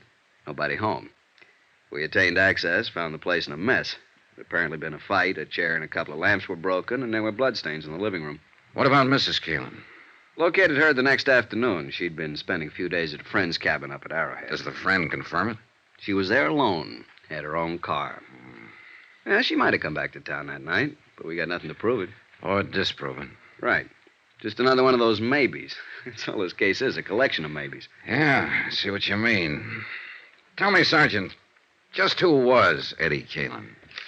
Eddie Kalin, male, Caucasian, height 5'11", weight 175, complexion olive, hair medium brown, eyes gray, age 34, birthplace Chicago. What was he? What did he do? He called himself a promoter. Done a lot of things. Small-time agent for a while, handled a few singers and dancers, vaudeville and nightclubs. Been a bookie off and on, but mainly he was a gambler. Oh, and there's another maybe for you. Now, how's that? According to rumor, Eddie was in an all-day poker game. It broke up only a few hours before we found the car. The game was supposedly run by a big-time gambler named Topo Leanley.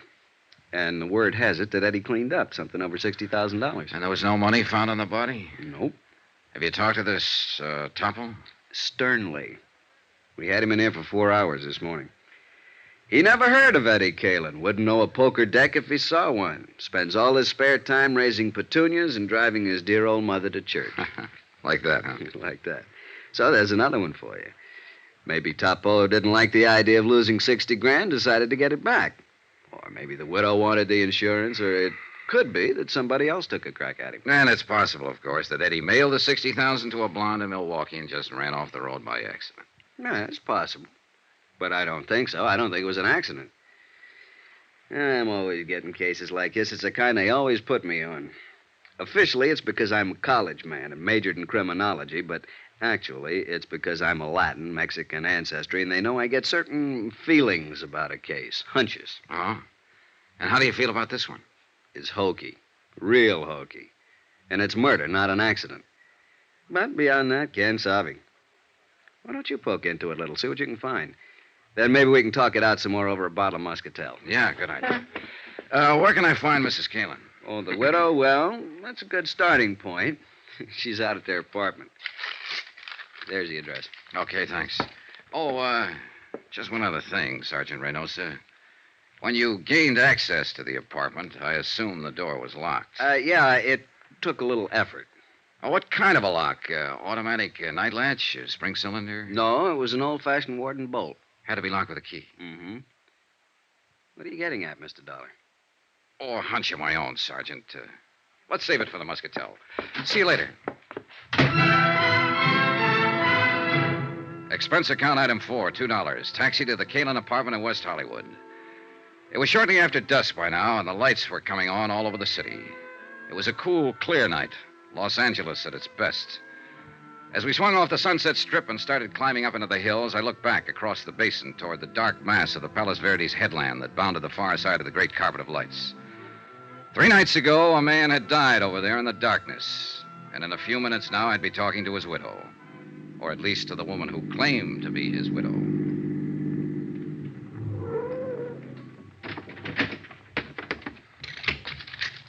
Keep the change.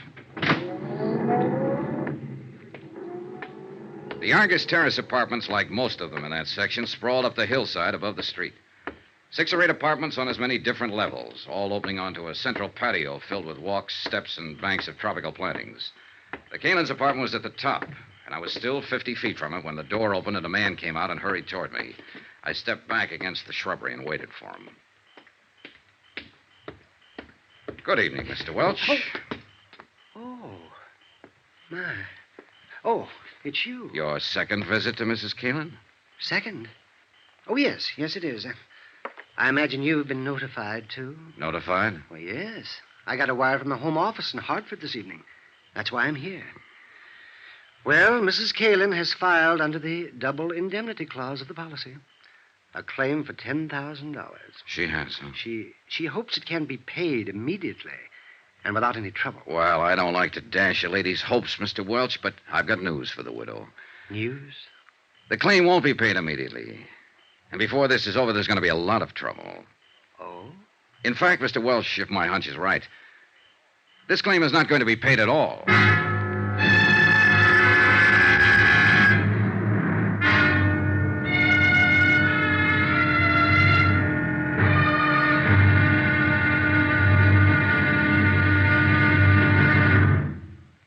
Now, here's our star to tell you about tomorrow's intriguing episode of this week's story. Tomorrow, a lovely girl lies, cries, crosses her heart, and hopes to die.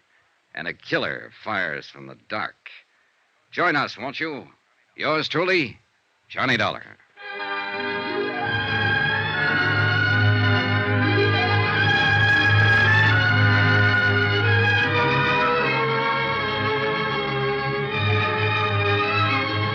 Yours truly, Johnny Dollar, starring Bob Bailey, is transcribed in Hollywood. Written by Les Crutchfield, it is produced and directed by Jack Johnstone. Be sure to join us tomorrow night, same time and station, for the next exciting episode of Yours truly, Johnny Dollar. Roy Rowan speaking.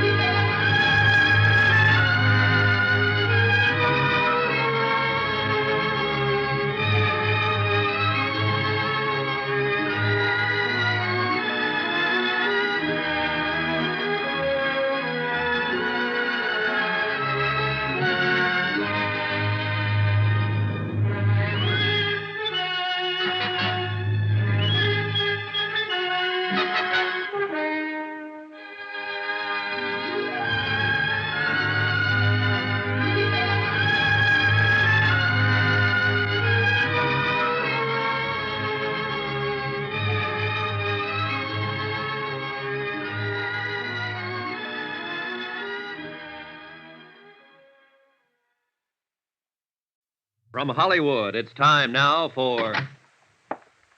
Johnny Dollar, Mrs. Kalin. I think Mr. Welch told you I'd be around to see you. Oh, yes. You're the special investigator the insurance company sent out. That's right. Mind if I come in? All right, Mr. Dollar. Thanks. In through here. Your company didn't waste any time, did they? Sending you out here, I mean. No more than you did in filing your claim. I have a right to it. With Eddie gone now, I need the money. I see. Sit down. Thanks. How many keys are there to that door? Keys? What do you mean? Your front door. How many keys do you have?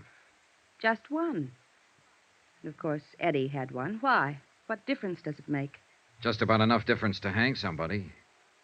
Cigarette, Mrs. Kalin?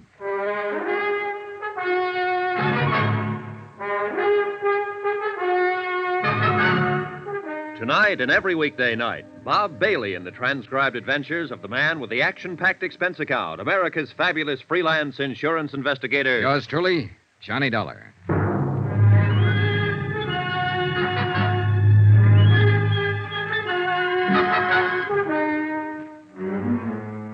From Special Investigator Johnny Dollar, location Los Angeles, to the Home Office, Trinity Mutual Insurance Company Limited, Hartford, Connecticut. Assignment, the Kalin matter. Expense account continued.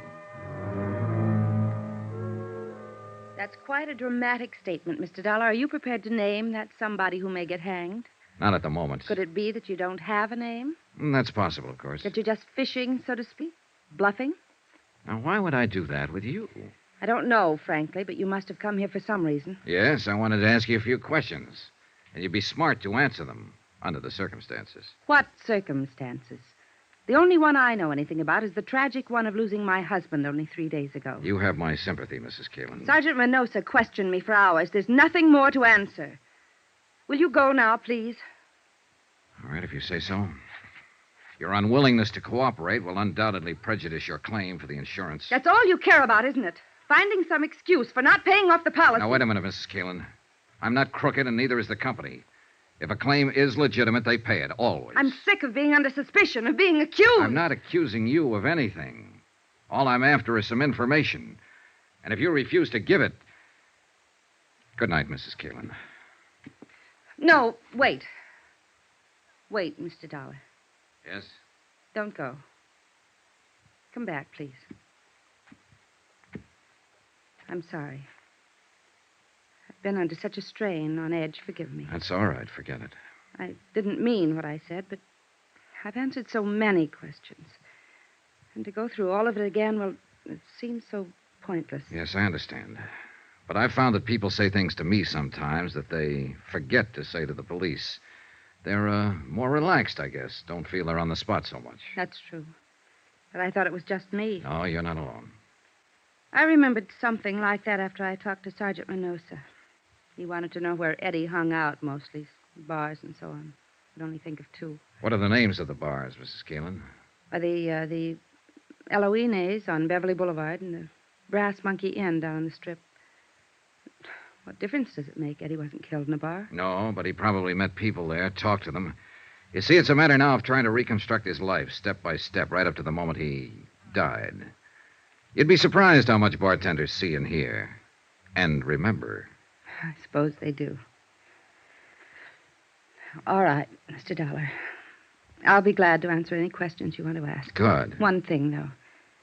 I wasn't expecting visitors, of course, and I wonder if I could have just 5 minutes to change and freshen up a little. Oh, well, that's unnecessary. I won't be here long. But I'd feel better, really. Do you mind? No, of course not. Go ahead. I'll be right back. Pour yourself a drink, Johnny.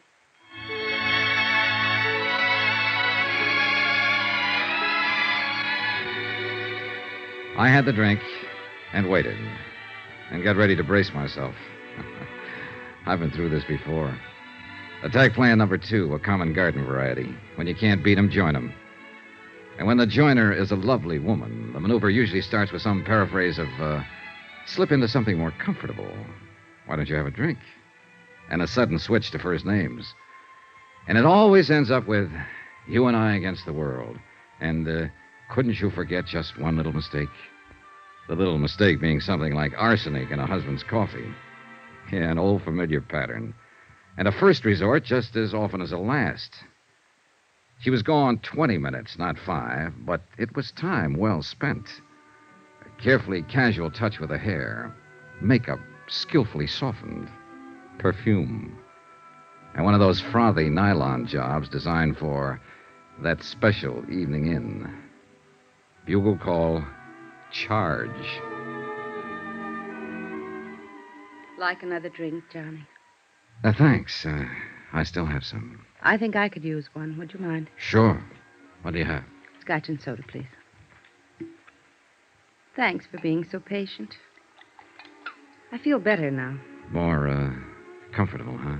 Something like that. Easy on the soda. Right. There you are, Mrs. Keelan. Thanks. Would you do something else for me? Oh, I'd be happy to. But I don't know your first name. Touché. All right. What are your questions? How do you think it happened? I don't know. Not some enemy, because Eddie didn't have any. Just friends. Too many friends. Who are some of them?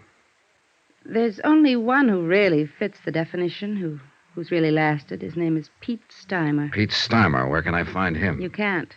Or at least the police haven't been able to. Nobody's seen him since that night. He's had nightclubs off and on, and in between he makes books. What about those other friends, the ones who don't last? They drift in, drift out, depending mostly on whether Eddie had any money at the moment.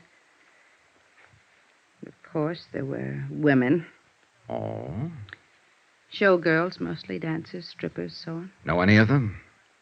Hardly. Ever hear any of their names? Always made a point not to. Otherwise, I'd have killed him long ago. Did you kill him, Mrs. Keelan? No. Did you love him? That's a good question. I think I'll have to pass it, though. I don't really know. I feel all hollow, smashed up inside over what happened. And yet there were times I'd have killed him myself if I'd had a gun. But there were other times, too, when it was so crazy sweet you wanted to die. Because you knew it'd never be like that again. Yeah, that's the way it was with Eddie. Mad, mixed up. Like watching a 10-ring circus from the front seat in a roller coaster. That's why women flocked around him. That's why they always ran from him later. You didn't run. Could I have another drink? Oh, sure. Were you trying to run when you went up to Arrowhead by yourself? Maybe. We'd had a fight. I ran out and told him I wasn't coming back. And only 3 days later, over the radio, I heard where he'd been found dead. Burned up in his car. Here you go. I guess they call it shock. I still can't really believe it, even though I know it's true. Well, I guess you should know. I understand you're the one who identified the body. I identified a wallet, burned black, a wristwatch, a ring. All of them things I'd bought for him.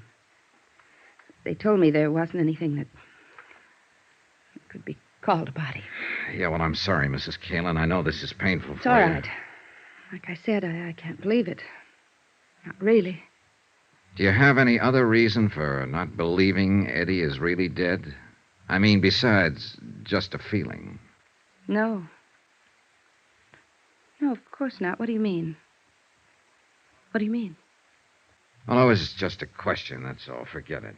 But Let's get back for a moment to another question. You said you were sure it wasn't some personal enemy who killed your husband.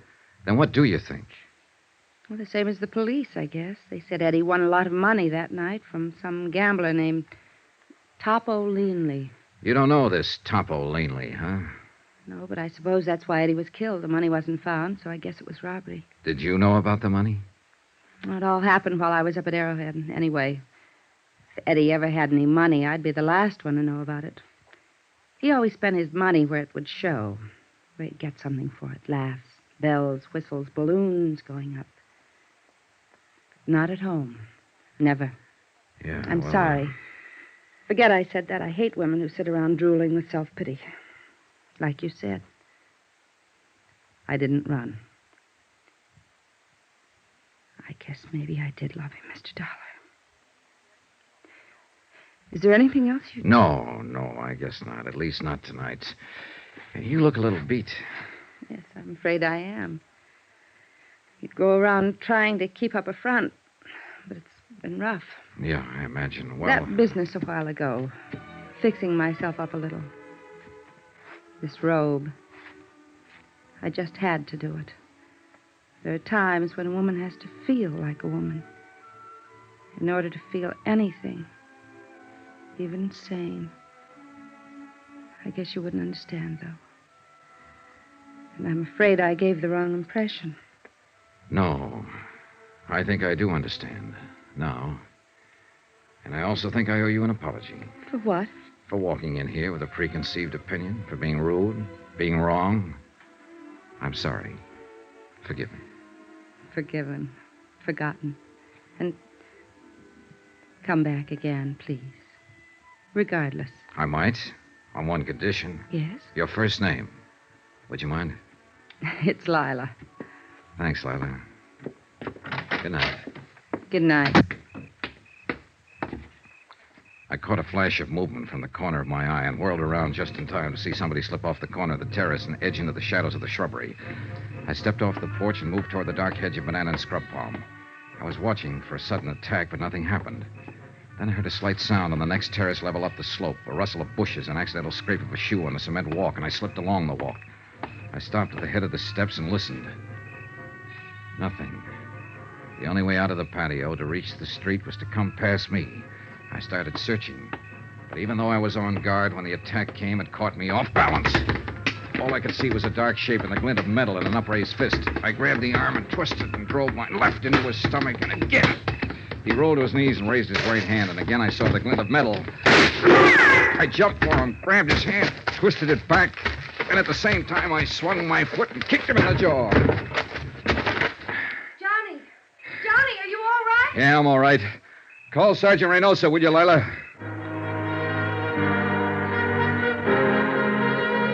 He was out cold.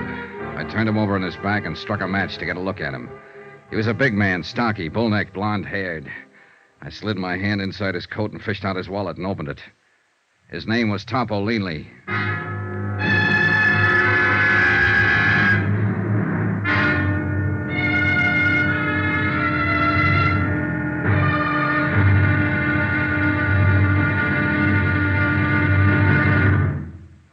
Now, here's our star to tell you about tomorrow's intriguing episode of this week's story. Tomorrow, we meet a Latin doll from Santa Monica, an erudite bartender, and a terpsichorean ecdysiast. And they're all in the cast. Join us, won't you? Yours truly, Johnny Dollar.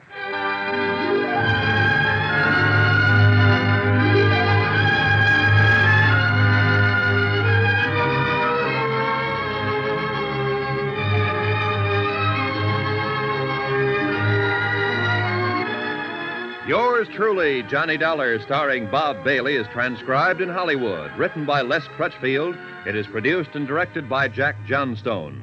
Be sure to join us tomorrow night, same time and station, for the next exciting episode of Yours truly, Johnny Dollar. Roy Rowan speaking.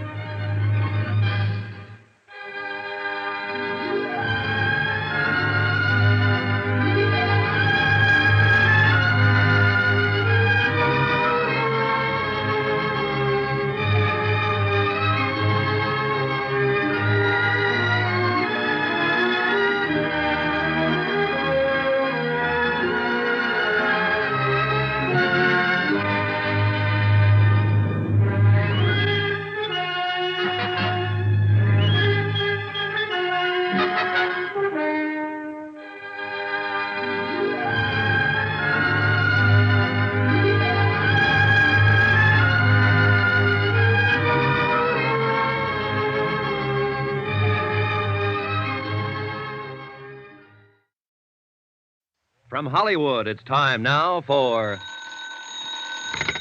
Johnny Dollar. This is Reynosa, L.A. Police. Oh, hiya, Sergeant. Any luck? Nothing. This Topo Leanley boy's been in jams before. He's a tough cookie, and we don't scare him a bit. What's his story?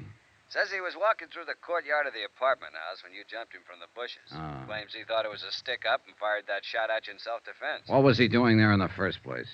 Calling on a girlfriend, only she'd given him the wrong address. Sure.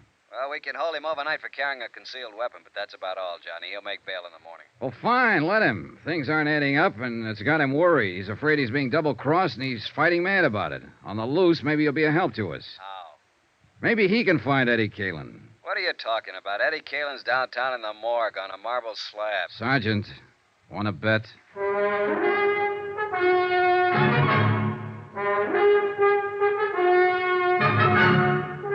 Tonight and every weekday night, Bob Bailey in the transcribed adventures of the man with the action-packed expense account, America's fabulous freelance insurance investigator. Yours truly, Johnny Dollar.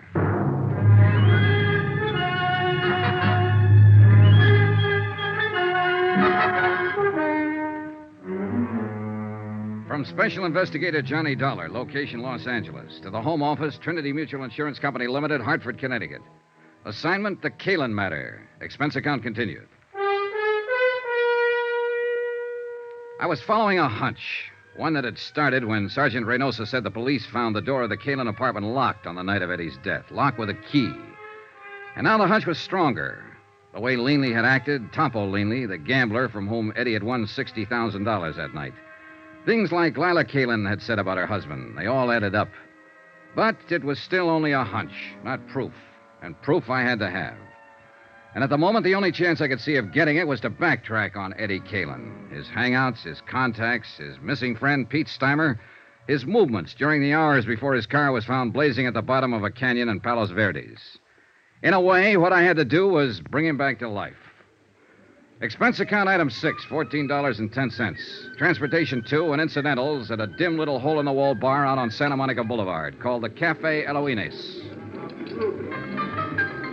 It was an out-of-the-way clip joint dedicated to the mood Caribbean, complete with palm fronds, drinks, and coconut shells, and a lovely little hostess with a beautifully developed and well-rounded Latin accent. You would like a nice table, amigo? Oh, this one's fine. But I would like a nice talk. Sit down, honey. Let's get acquainted. Well, Maybe for a few minutes. My name is Pepita. Of course. What else? I'm Johnny Dollar. That's a funny name. Oh, I'm a funny guy. Will you buy me a drink? Is that the gimmick here? Gimmick? Well, what do you order? A champagne cocktail? See. For which I pay $2. It's made with 10 cents worth of sauterne. You get a $1 kickback. Isn't that the way it's played? Are you with the Vice Squad? No, forget it. Relax. Hey, look. I'll do better than buy you a drink. What are you doing after you're through here? No dates. When I quit work here, I go straight home, amigo. And I live with my mother. Oh, well, that's a very good arrangement. Cheaper that way for both of you. But here's $10. What I want from you is some information. About a customer who comes in here a lot, or used to anyway. Eddie Kalin. You know him? You are not the police, or you would not give me $10 just for talking. Sure, I know Eddie. What you want to know about him? When did you see him last? On Thursday, the day before he was killed. How did he act? What did he say? Anything out of the ordinary? He said he loved me madly, passionately, devotionally. And if I do not love him too, he will kill himself. Just like ordinary. He was lying, of course. But he always was such exciting to listen. Then he buy me champagne cocktail and borrow from me the money to pay for it. Quite a boy. Que hombre. He was, how you say, he was the most. Yeah. How long was he in here that night? Quien sabe? 1 hour, perhaps? By himself? No. With his amigo, with Pete. Pete Steimer, huh? Si. Have you seen Pete since then? No. I do not think nobody has seen him. What do you think's happened to him? Who knows? Maybe he is too sad for Eddie dying. So he is hide out someplace, all by himself. Well, it's a theory. Did Eddie seem worried that night? No. Scared? No, not scared. Nothing special on his mind, apparently. No, just like always. Just like Eddie. You know. No, I never met him. Oh? Then why you ask this question? Oh, just a routine business matter. What about women? Women? Yeah, other girlfriends of Eddie's. Next to you, of course. Oh, next to me. With Eddie, every girl was first. Well, what about the nightclub here? Any of them come in here, work here? Oh, Eddie was too smart for that. In each one place, only one girl. That way, no trouble. Eddie was smart. Yeah, he was the most. See. What about girls in other places around town? Do you know any of them?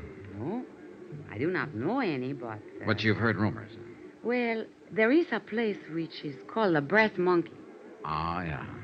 They have girls there which, how you say it, they take off some clothes and go jump around with the music. Strippers? Yes, strippers. Well, somebody has always make jokes with me about one of those strippers. They say Eddie has had the big thing with her. They think to make me mad, but there's no difference to me. I know how Eddie is. Do you know the girl's name? The very silly name, which she has make up, is Marty Midnight. Marty Midnight. She has black hair like me, but mine is natural black. Oh, yeah, sure. I figured as much. It's very beautiful. Muchas gracias, Johnny. Well, thanks for some pleasant conversation. You are leaving now? Yeah, why? But maybe you will come back. No? I wasn't planning to. At 1 o'clock, I am through working. If you will come back... No? No. We wouldn't want to worry your poor old mother, would we? Keep her waiting up. What are you talking about? My mother is living in Havana, Cuba. Expense account item 7, $23.40. More transportation and some more of those incidentals. This time at the Brass Monkey Inn. That name had come up twice now. Eddie Kalin's widow had mentioned it first. So I figured I'd better have a look at it. The Eloines had been a fairly quiet place, dimly lighted, with a big play on that mystery of the jungle routine. But the Brass Monkey was a pony of a different tint. At the Brass Monkey, they let down their hair and really lived. The chorus line was on and at it when I arrived, and strangely enough, the girls were all dolls, pert, young, lively, 7 of them from left to right.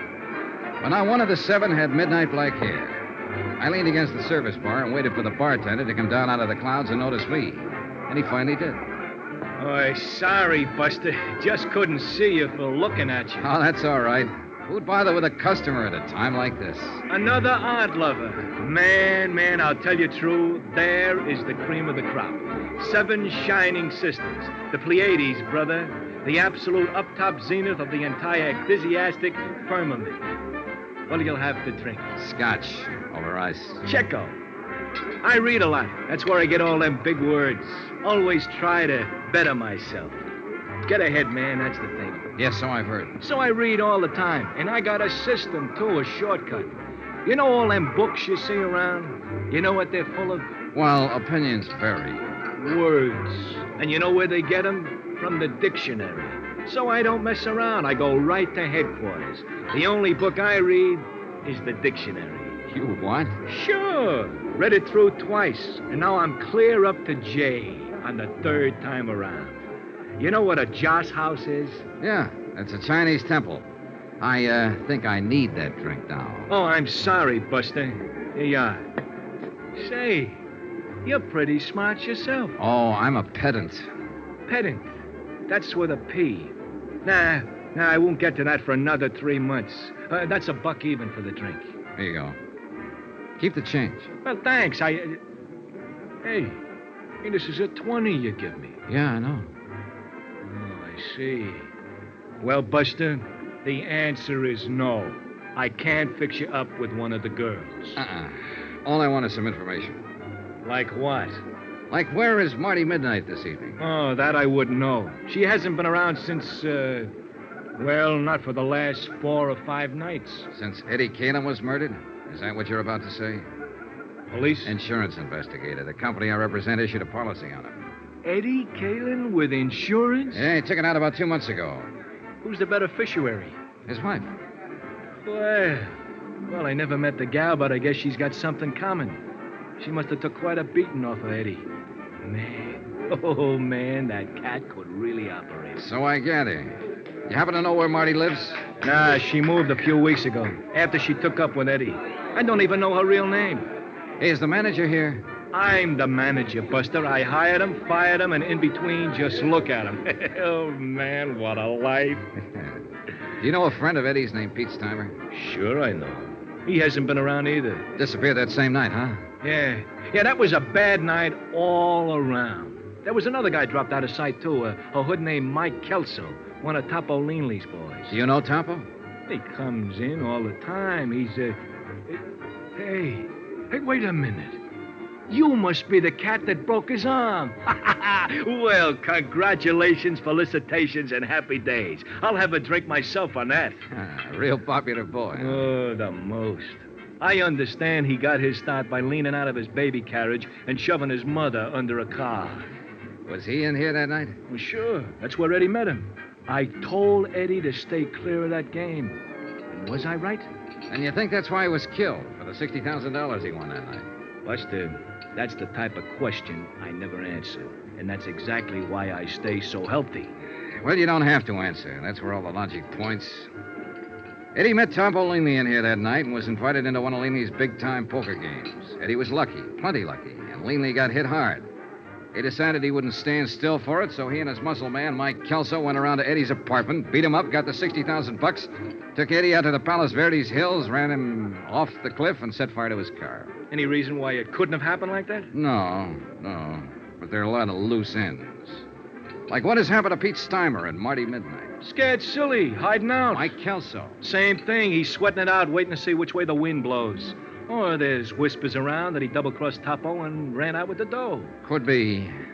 But I keep remembering that door. What door? To Eddie's apartment. It was left locked with a key. So what's it got to do with everything? Uh-oh, the police. I'm raided again. Hey, Red, dump that water, bar, whiskey down a sink. Jackie, get back there and tell the girls to cover up. Take it easy, you cats. Just keep your seats. Everything is copacetic. Relax. It's not a raid. That's Sergeant Reynosa. He's handling the Calin case. Buster, a cop's a cop no matter what he's handling. Now shake it up, Red. Turn on that water in the sink and dump it all in. What the devil are you doing here, Johnny? Having a drink? What's up, Sergeant? I'm looking for a girl who's supposed to work here named Marty Midnight. So am I. What's your reason? Suspicion of murder. What? The guy was killed in their apartment about an hour ago. The neighbors heard the shots.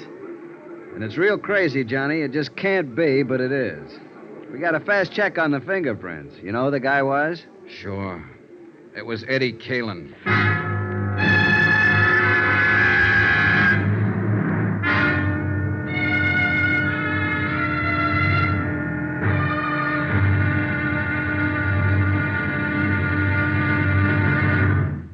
Now, here's our star to tell you about tomorrow's intriguing episode of this week's story. Tomorrow, a stakeout, a manhunt, and a tired intern breaking his heart to keep life in a broken body. Join us, won't you? Yours truly, Johnny Dollar.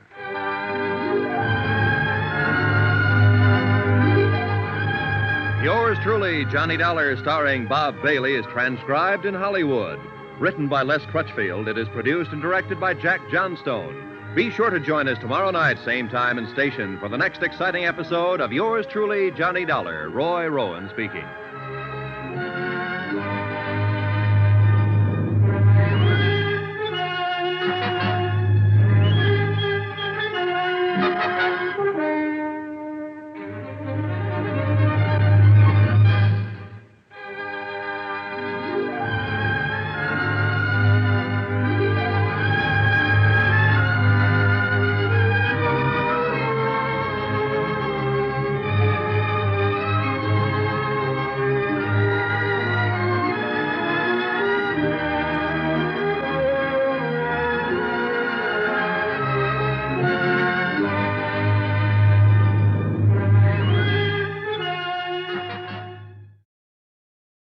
From Hollywood, it's time now for... Johnny Dollar. Johnny? Well, that's strange. Is this Mrs. Kalin? Lila? Yes, someone from the police department asked me to call Sergeant Reynosa at this number, but I didn't... Yeah, Reynosa was trying to reach you, but your phone didn't answer. Well, I was just letting it ring. I was trying to get some sleep. Then the officer came by. Where are you, Johnny? What's happened? We're at the apartment of a girl named Marty Midnight. Ever hear of her? No, why? Lila, you better brace yourself, honey. You've got another shock coming. Shock? What do you mean? Your husband didn't die in that burning auto? Eddie's alive? No, not now. He was shot to death an hour and a half ago here in Marty's apartment. Who did it? I don't know yet. Hang on to yourself, and I'll come by and see you as soon as I'm free here. Will you, Johnny, please? Promise.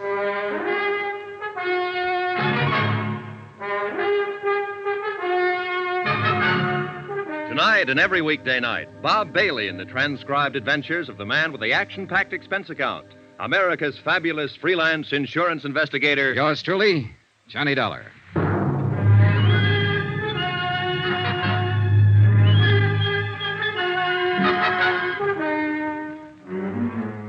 From Special Investigator Johnny Dollar, location Los Angeles, to the Home Office, Trinity Mutual Insurance Company Limited, Hartford, Connecticut. Assignment, the Kalin matter. Expense account continued. The homicide squad was finishing up its work when Sergeant Reynosa and I got back out to the apartment of Marty Midnight, star stripper of the Brass Monkey Inn. Eddie Kalin's body had been photographed, checked, measured, fingerprinted, examined, sketched, written up, and reported on. Taken out finally under a white sheet. I held the door open for the morgue attendants to get out with their silent burden and stood watching them wheel the stretcher down the walk and load it into the waiting ambulance. A light mist had started to fall, and a damp, cold blanket of fog was seeping down from the dark hillsides of Griffith Park beyond the road. There was a feeling of finality in the air, of the end of things. And for the man who died twice, it was final.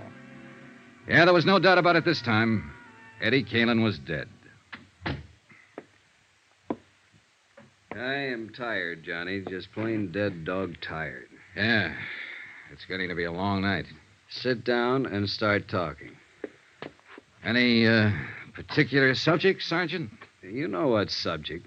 You weren't surprised when you heard Eddie Kalin had been alive all this time, that it wasn't his body in the wrecked car out in Palos Verdes.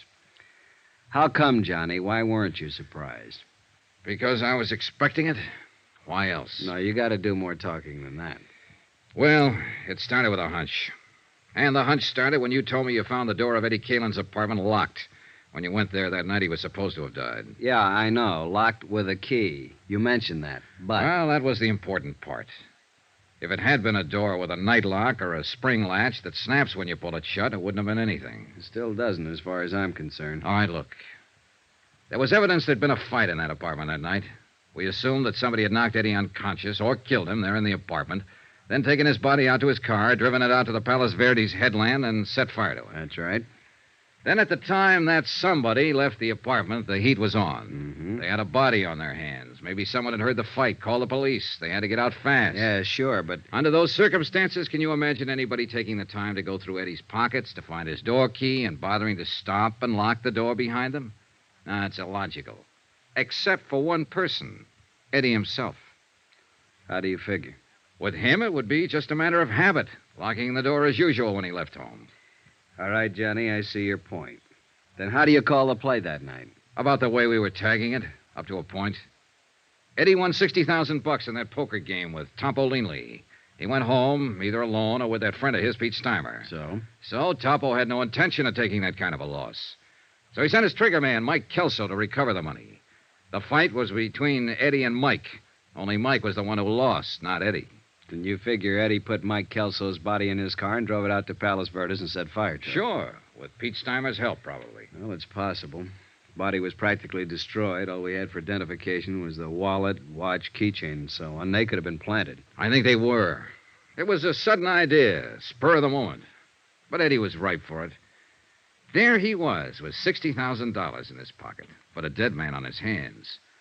And as far as his wife was concerned, I think the chance of shaking her and not sharing the money was just an added inducement.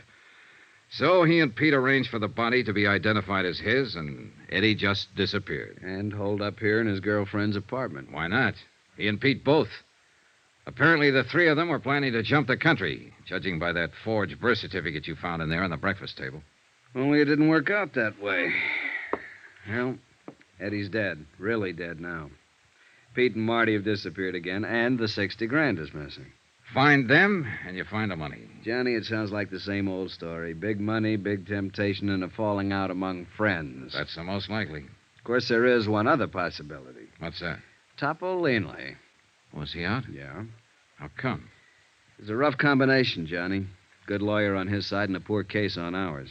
He was sprung 2 hours before the neighbors reported the shooting here, the anonymous neighbor. Well, it could be, then. But I'm still betting it was Pete Steimer or Marty Midnight. I'm not betting anything anymore. The way things stand now, it's anybody's guess. His own gun, no prints on it. You pays your nickel and you takes your choice. Well, at least the field narrows down. Well, it seems like we got a visitor. Probably one of the uniformed boys on duty outside. Yes? The policeman outside say for me to come to you. I am Jeannette Dubois. Oh? Well, what can I do for you?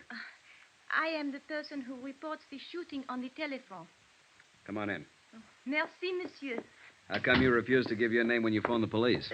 You are Captain? Sergeant Reynosa. This is Johnny Dollar, Miss Dubois. Oh, he is also police? He's working with us on this. Now, why wouldn't you give your name when you reported the shooting? I am very sorry, monsieur. You see, I have not been in this country too long, and I am afraid that I will be implicated. So I do not give the name at first. But finally, I think it over, and I call my friend the consul, and he say I must come to you immediately. And he's right. So you heard the shooting, huh? Oui, monsieur. I was walking past in front. I live 3 places down from here. All of a sudden, there is bang, bang, bang, and I am scared to pieces. I can imagine. Then the door of this place is slam open very quick, and I jump in the shadow behind a bush. A girl start to come out, and then she stop in the door. What did she look like, Miss Dubois? Well, it is too dark for telling good, but I have seen her before. I know from her hair. Very long, black. Marty Midnight. Was that the one, the girl who lives here? Oui, monsieur. I did not know her name. All right, what happened then? She stand in the door for a second. She is wearing a how you say it, a white raincoat. She is holding something in her hand. This thing she wipes with the raincoat all over. Then she throws it back into the room. Was it a gun? I think so. Then she pulls the door shut and runs down the street. I am too scared to think what to do for a minute. Then I hurry home very fast, and I telephone to the police. You didn't see anybody else around the place or in the street out in front? No, Monsieur Dollar. I watch from my window until the police have come. Nobody else has come out or go in. I see. Well, Sergeant? She won't get far. Girl with her looks draws too much attention. We'll pick her up before morning.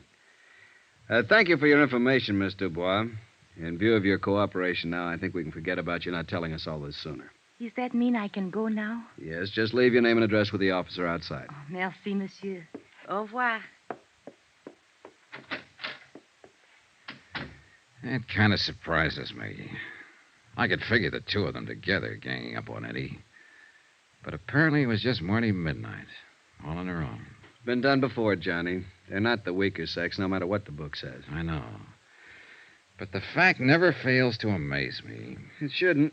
You must have been on some of the same kind of cases. The devil. Come on! The patrolman stationed at the back entrance of the apartment house told us what had happened.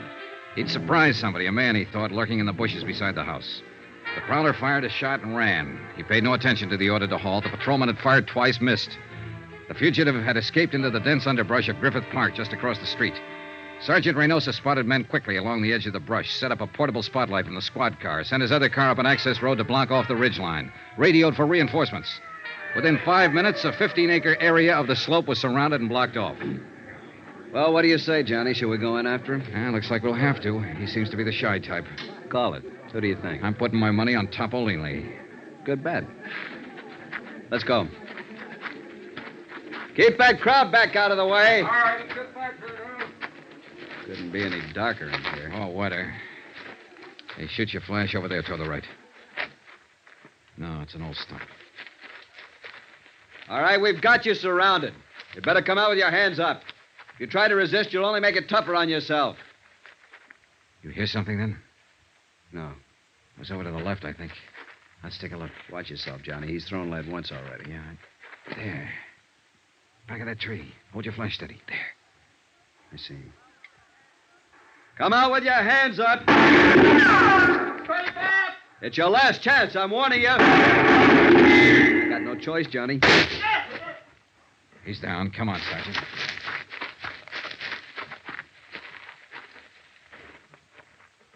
Well, what do you know? It wasn't Topolini. It was Eddie Kalin's friend, Pete Steimer.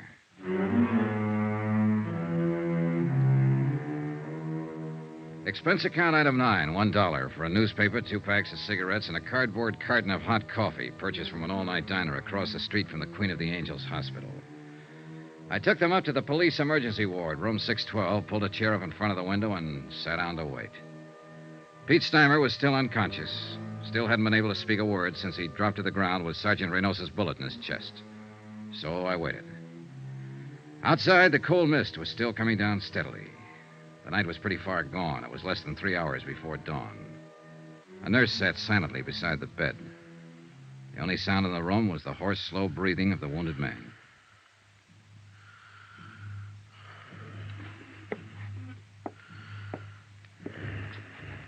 After a while, the nurse left the room for something, and Pete seemed to rouse slightly at the sound of the door.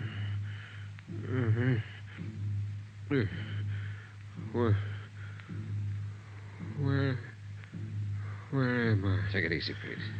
Don't try to talk. Eddie. Is Eddie here? No, he's not here. He ought to be here.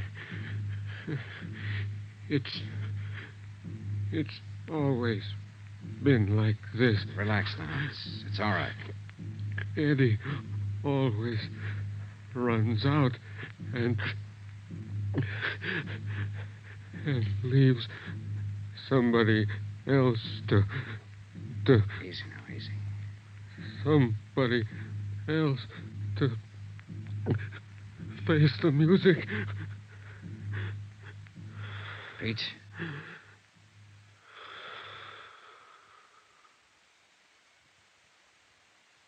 And those were his last words before he went to face the music.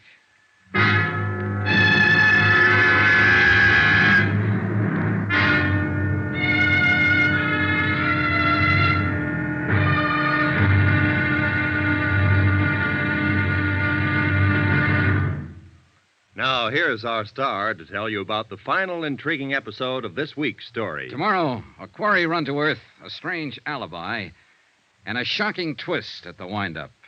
Join us, won't you? Yours truly, Johnny Dollar.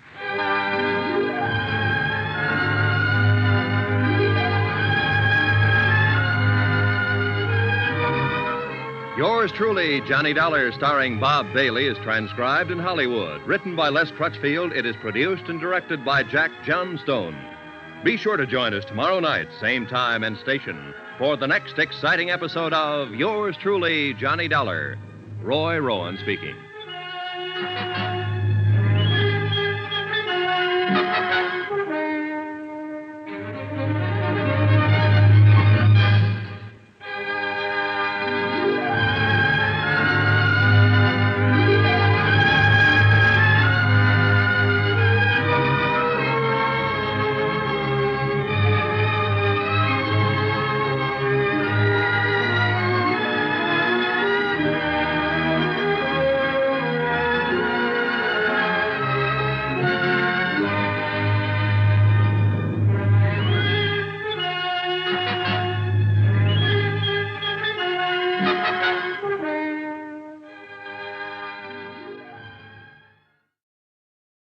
From Hollywood, it's time now for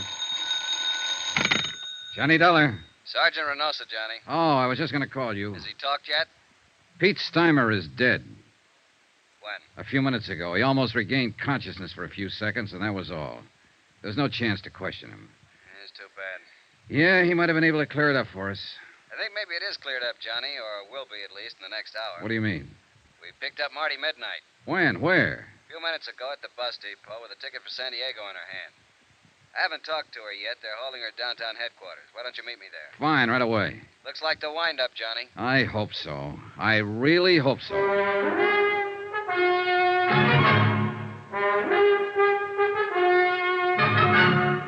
Tonight and every weekday night, Bob Bailey in the transcribed adventures of the man with the action-packed expense account, America's fabulous freelance insurance investigator. Yours truly, Johnny Dollar.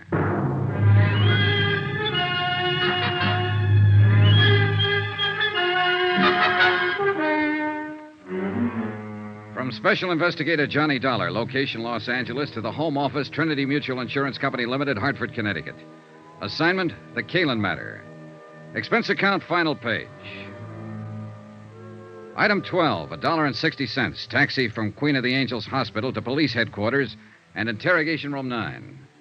The police clerk showed me to the observation anteroom and left. I paused for a moment and looked in through the one-way mirror window.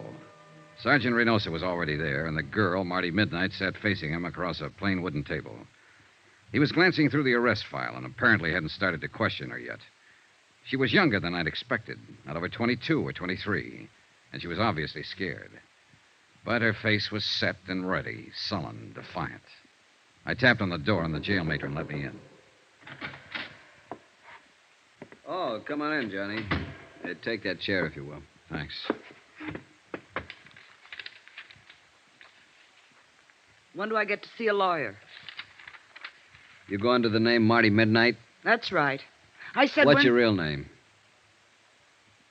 How long have you been in Los Angeles? Where'd you live before that? You see we got hold of here, Johnny? Yeah, I see. One of those wise ones, or so she thinks. If you're ever arrested, keep your mouth shut.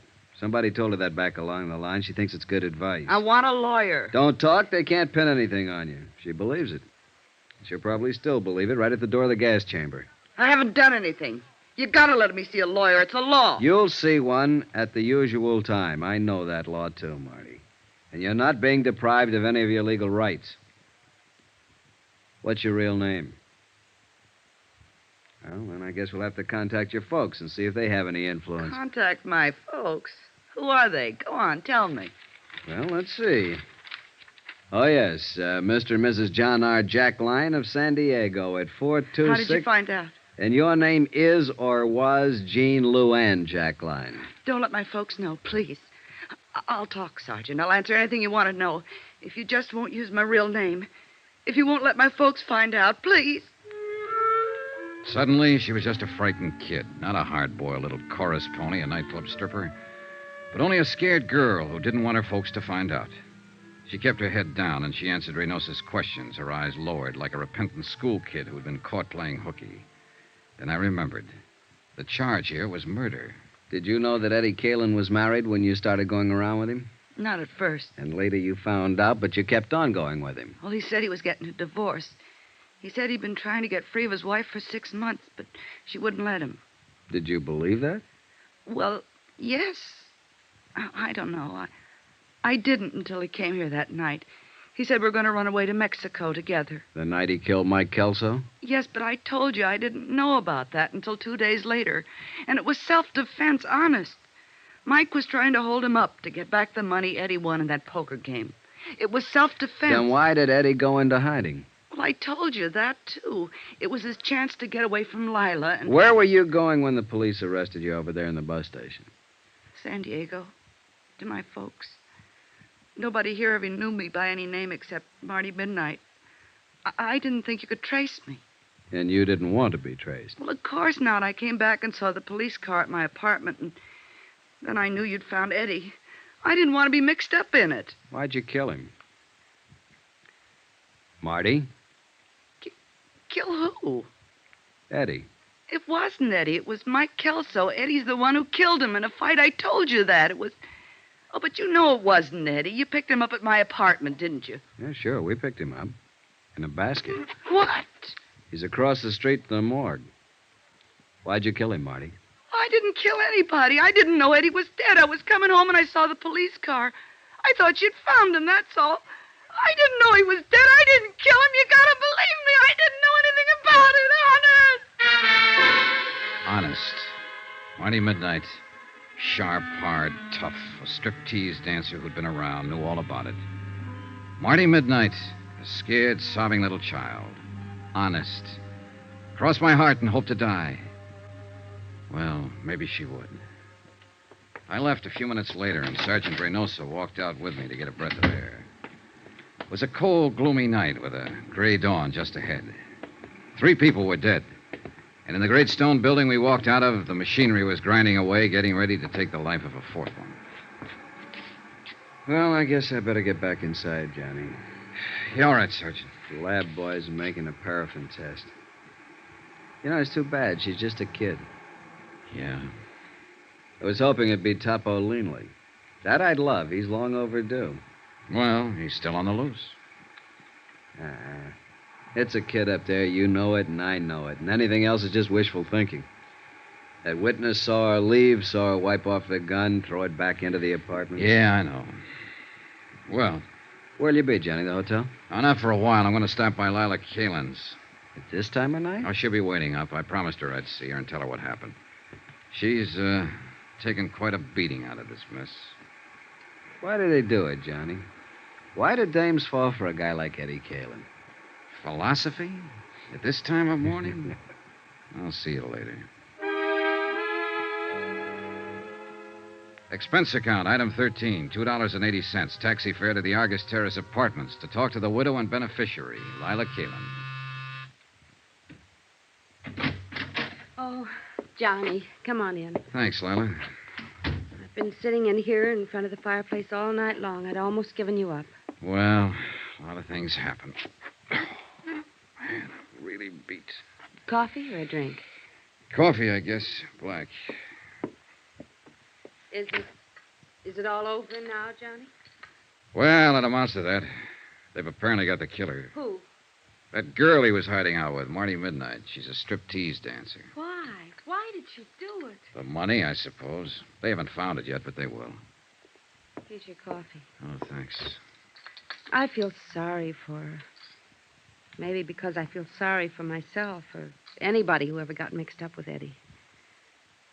Why do we do it, Johnny? Why do we go blind when a guy like that comes along? I don't know. You tell me. I wish I knew. Maybe a girl I met yesterday evening had it tagged. She said she knew Eddie was always lying. But he made it sound so exciting. He did. I had 4 years of it. Never knowing when he'd walk out and not come back. Never knowing who he was with. Knowing only one thing for sure. That he was lying to me every hour of the day. Now that it's over, I wonder why I went through with it. But he did make it sound exciting. Well, the best thing you can do, Lila, as soon as it's cleared up. Well, who can that be? This Oh, it time? might be Sergeant Reynosa. I told him I'd be here. Hello? Oh, yes, just a moment. You were right. Thanks. Yeah. Hold on to your hat, Johnny. It's wide open again. What do you mean? That paraffin test, negative. What? Marty Midnight hasn't fired a gun in the last 2 days. She was telling the truth, witness or no witness. So it looks like Topo Leanley's aboard. Sergeant, wait. Huh? What was Marty wearing when they picked her up at the bus depot? Why, well, the same thing she was when you saw her. Skirt and sweater. Did she have a coat on? Short jacket. What are you getting at? Hey, Johnny, you still there? Sorry, I was thinking. And it figures. Sergeant, can you come out here right away? Delilah's place? Why? It's important. Believe me. All right, Johnny, right away. What was it, Johnny? Lila with the coal black hair. It's beautiful. Well, thank you, Johnny. Pepita has black hair, too. And Marty Midnight. Eddie only liked dark-haired girls. But Marty didn't have a white raincoat. I'll bet you do, though. What? Where is it? Here in the closet? Johnny, Uh-huh. what's this all about? A witness saw a girl leave Marty's apartment right after the shots. But it was dark, and all the witness could make out was the black hair and the white raincoat. What do you mean? The witness saw the girl wipe off a gun on the front of her coat, then throw it back into the apartment and run. There are smudges on your raincoat, Lila. It's grease off the door of the car. Supposedly, you haven't been out of this place since I talked to you yesterday evening. But it hadn't started to rain then, and the coat's damp. Why did you kill him, Lila? You're out of your mind, Johnny. It's no use, honey. Reynosa's on his way out here. They'll make a paraffin test and prove you fired a gun. They'll probably dig up the taxi driver who took you out there. They'll search the place here, find the money. Was that it? The money? Was that why you killed him? No. I didn't mean to. When I went out there.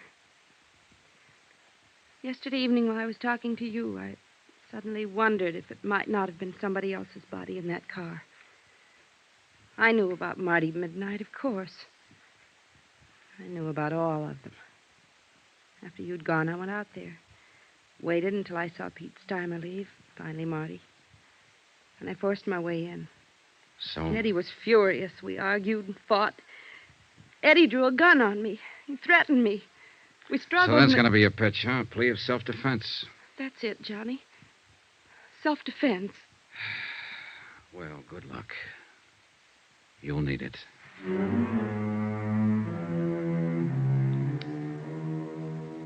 Expense account item 13, $263.35. Incidentals, etc., in Los Angeles and plane fare back to Hartford. Expense account total, $596.85. End of expense account. End of report. Remarks? So the question still stands. Why do they do it? Why do girls go blind when the Eddie Kalins walk in? You might ask a stripteaser down in San Diego. But don't look for her under the name of Marty Midnight. She's Jean Luann Jackline now. A quiet kid. Lives at home with her folks. Yours truly, Johnny Dollar.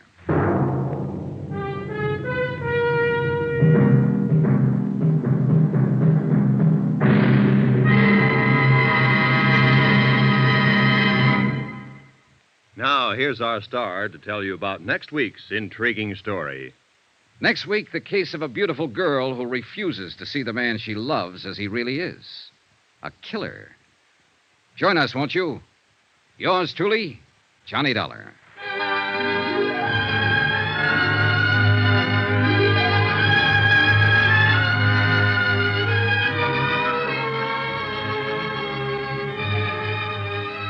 Yours truly, Johnny Dollar, starring Bob Bailey, is transcribed in Hollywood. Written by Les Crutchfield, it is produced and directed by Jack Johnstone. Heard in this week's cast were Virginia Gregg, Lucille Meredith, Alma Lawton, Gloria Blondell, Howard McNear, Harry Bartell, Peter Leeds, and Byron Kane. Musical supervision by Amerigo Marino. Be sure to join us on Monday night, same time and station, for another exciting story of yours truly, Johnny Dollar. This is Roy Rowan speaking.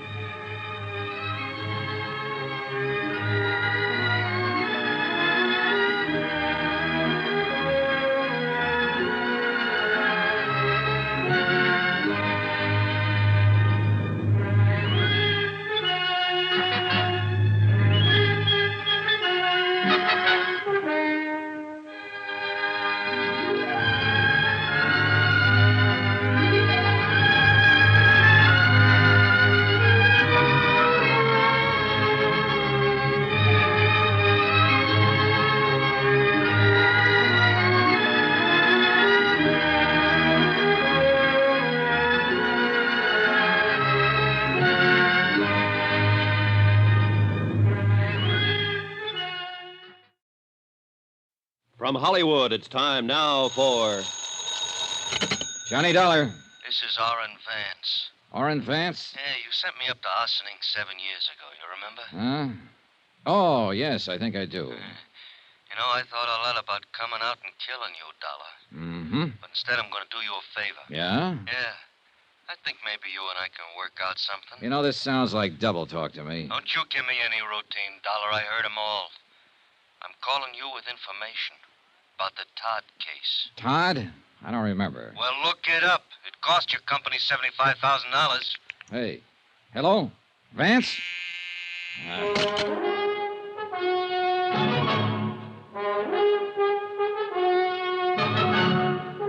Tonight and every weekday night, Bob Bailey in the transcribed adventures of the man with the action-packed expense account, America's fabulous freelance insurance investigator. Yours truly, Johnny Dollar.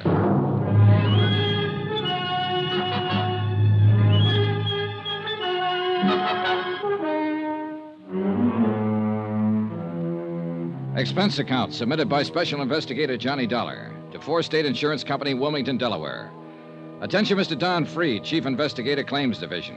Since your office authorized me to conduct certain inquiries based on new information supplied by Orrin Vance, I'm billing you accordingly. The following is an accounting of expenditures during my investigation of the Todd matter. Expense account item 1, $1.85. One phone call to Don Freed in Wilmington, Delaware to discuss the burglary that had occurred 6 months before in the Long Island home of Norman Todd. The case was a complete stalemate. The police and the insurance investigators had been unable to locate the thieves or trace any of the loot, which included jewelry, silver, and wearing apparel that had been taken from the residence. I requested Don to forward whatever details they had, along with an accurate list of the stolen items and complete descriptions.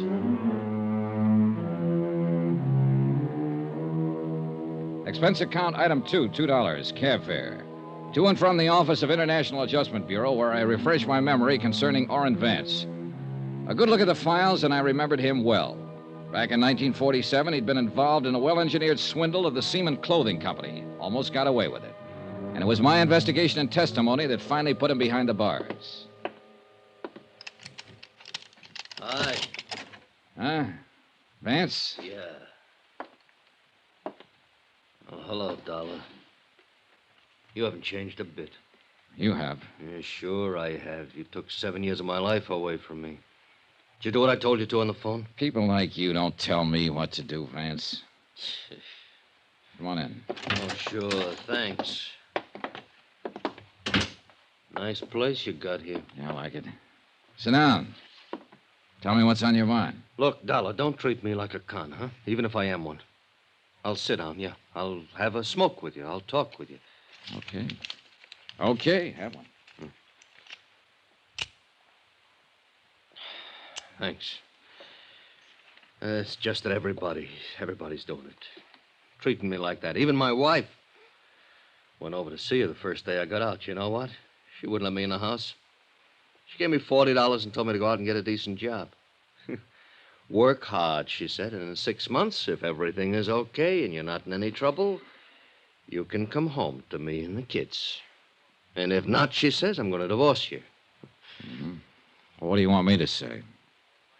Offer me a seat. Invite me to sit down. I'm a human being, too. Sure. Thanks again. Well? Why, I thought about it a lot.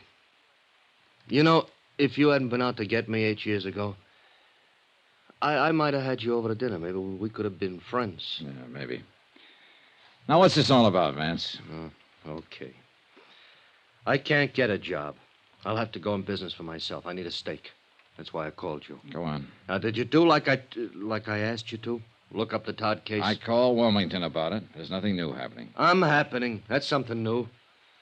And I can help. For a price. All right, go on. But I want my name out of the picture.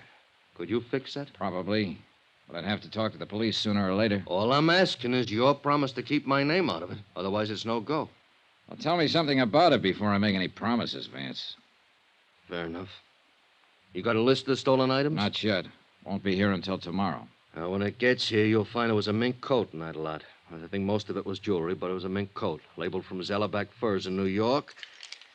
And the inside lining carried this serial number, 27356. All right. Take it easy, Vance.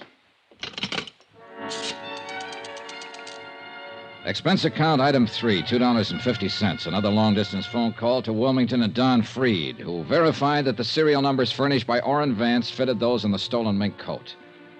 I explained how I'd come about the information at hand, leaving out any mention of names. Freed talked with his boss and phoned me back a half an hour later. You can go ahead and work on it, Dollar. There's a $5,000 reward posted. $5,000? We'll split it between you and your friend, if anything worthwhile turns up. Okay? Suppose it's nothing. Okay. Swindle sheet 2. Right. Okay, Vance. You're in business. How does it work? You tell me where the coat is and who has it, and I'll handle it from there. If it turns out to be anything, you'll get paid for it. All I've had so far is talk. I'll tell you where the coat is and who has it. But before I do that, you give me a check. What? A check for $2,500. You date it 2 days from now. That'll give you a chance to look into it and see if I know what I'm talking about. And you can stop payment any time within 2 days if my tip doesn't work out. Mm-hmm.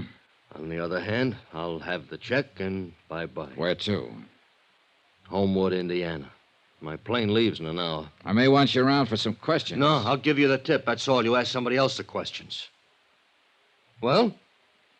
Okay. What's the matter? You afraid? Sure.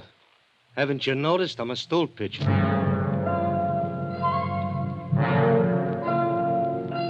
I noticed, and it worried me. But I arranged for him to have the post-dated check in return, for which he gave me a name and an address. Gloria Tierney, 1231 East 57th Street, New York City. Expense account item 4, $3, cab fare to the airport.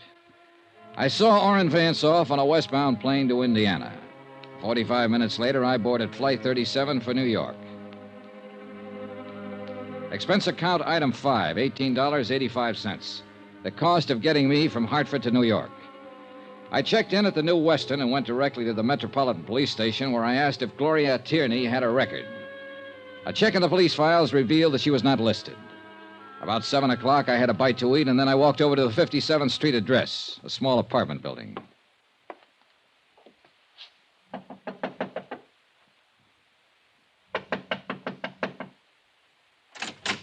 Yes? Hello. I'm looking for Gloria Tierney. Oh, you have the wrong apartments right across the hall. I was over there. No one answered. Well, she must be out. I'm the manager here. Would you like to leave your name? I'm Johnny Dollar, but I wonder if you could tell me where to find her. No, I can't, but I'll be glad to give her your name and ask her to call you. Well, that sounds fair enough. I'm at the New Weston Hotel. Oh? You're from out of town? Yes. An old friend of Gloria's? No, I'm just on business. Well, I'll tell her you came by. Good, fine. By the way, how long has Miss Tierney lived here? About a year. Why? Oh, just wondered, thank you. Johnny Dollar, New Weston Hotel? Oh, that's right.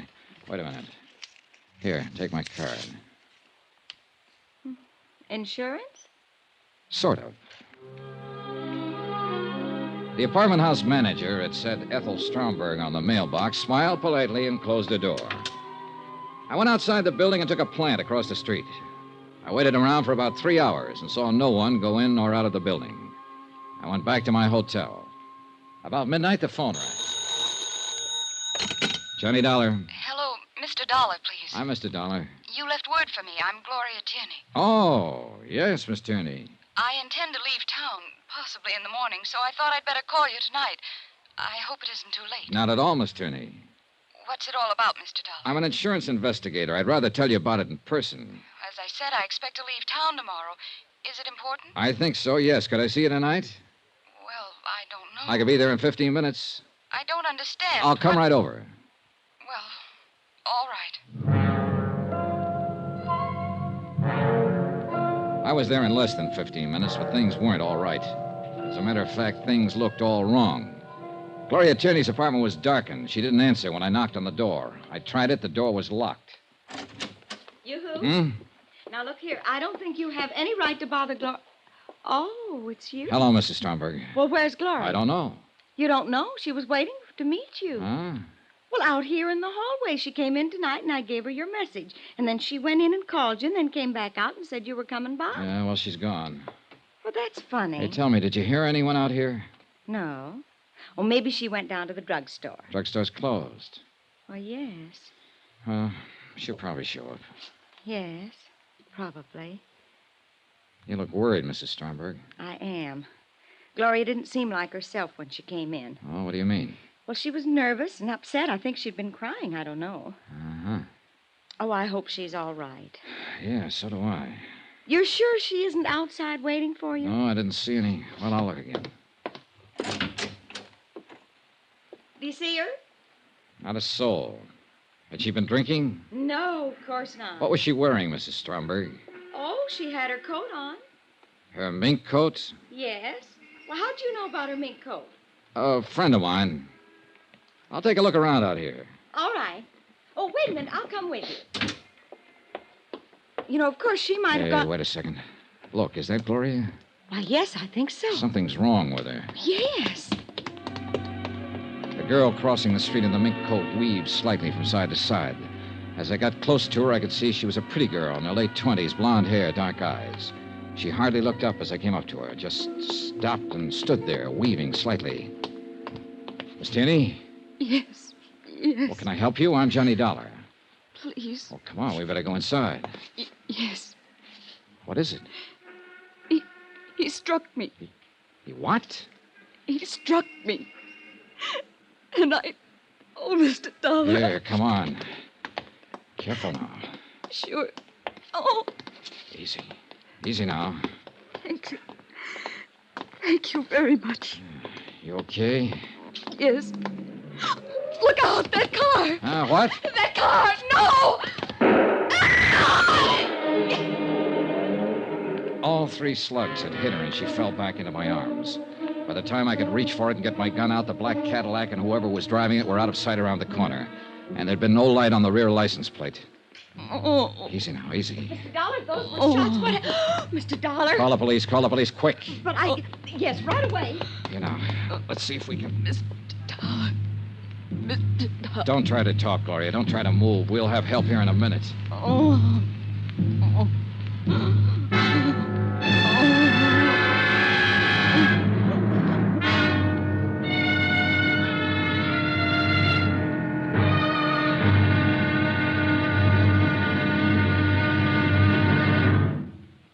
There'll be another intriguing episode in our story of the Todd matter tomorrow. Tomorrow, the same old business of murder, but with a brand new twist.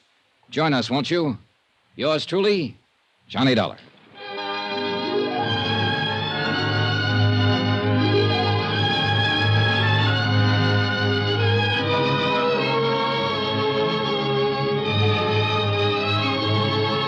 Yours truly, Johnny Dollar, starring Bob Bailey, is transcribed in Hollywood. Written by John Dawson, it is produced and directed by Jack Johnstone. Be sure and join us tomorrow night, same time and station, for the next exciting episode of Yours truly, Johnny Dollar. Roy Rowan speaking.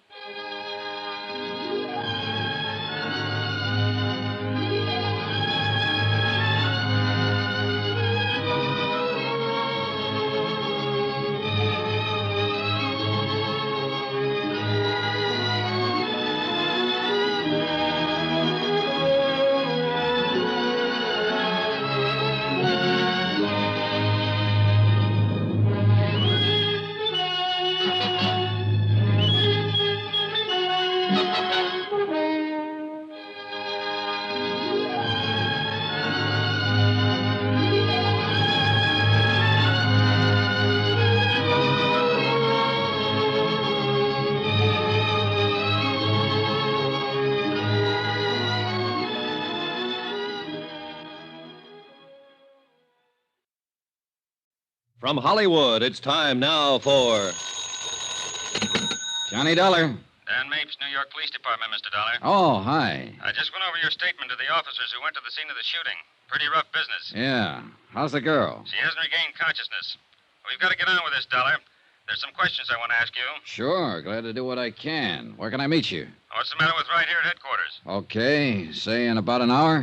Make it a half an hour. I said I want to get on with the case. Room 212, Sergeant Daniel Mapes. Okay, Sergeant. I'll be there.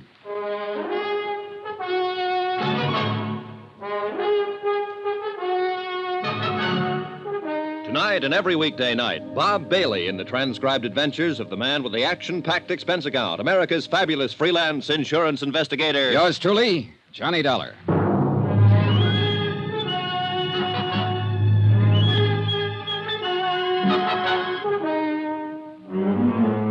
Expense account submitted by Special Investigator Johnny Dollar to Four State Insurance Company, Wilmington, Delaware. The following is an accounting of expenditures during my investigation of the Todd matter, a burglary that occurred 6 months ago, but the murder try occurred only a few hours ago. Expense account item 6, $16.40, one telegram. From me to Chief Investigator Don Freed, Four State Insurance. I explained events up to date and requested that Freed contact their New York office and employ counsel for me in the event the New York police chose to hold me as a material witness in the shooting of Gloria Tierney. We aren't going to hold you. Why should we? I don't know. Why should you? Sit down. Take it easy. Okay, thanks. So, you're a freelance insurance investigator. Yeah, that's right. Working for Four State out of Wilmington, huh? That's right. Okay. Suppose you give it to me. Well, you got it right in front of you there in that report. I told it to the investigating officers right after the shooting last night. Now you tell it to me. All right. I made an appointment to meet this girl.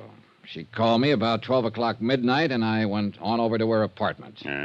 She wasn't around when I got there, so I waited and talked to her landlady. A few minutes later, I saw her coming across the street. I went over to meet her because she looked like she'd been hurt or something. I walked her back across the street. Somebody pulled up in a car just as we got to the curbing. Says here, Black Caddy, 1955 Coupe de Ville. Yeah, I didn't pay too much attention. What was the license number? Couldn't tell. It was blacked out. Okay, go on. There was a man in it. I didn't see his face. Didn't even notice him, really. He just started shooting. The girl was hit 3 times. I was trying to help her, and he got away. Well, what else? That's it. Okay. Tell me why you were in here yesterday afternoon checking to see if this Gloria Tierney had a record. I was about to contact her. I wanted to know if she'd ever been in trouble. Now tell me what you're working on. The Todd case. Todd? Yeah, a burglary out in Long Island about 6-7 months ago.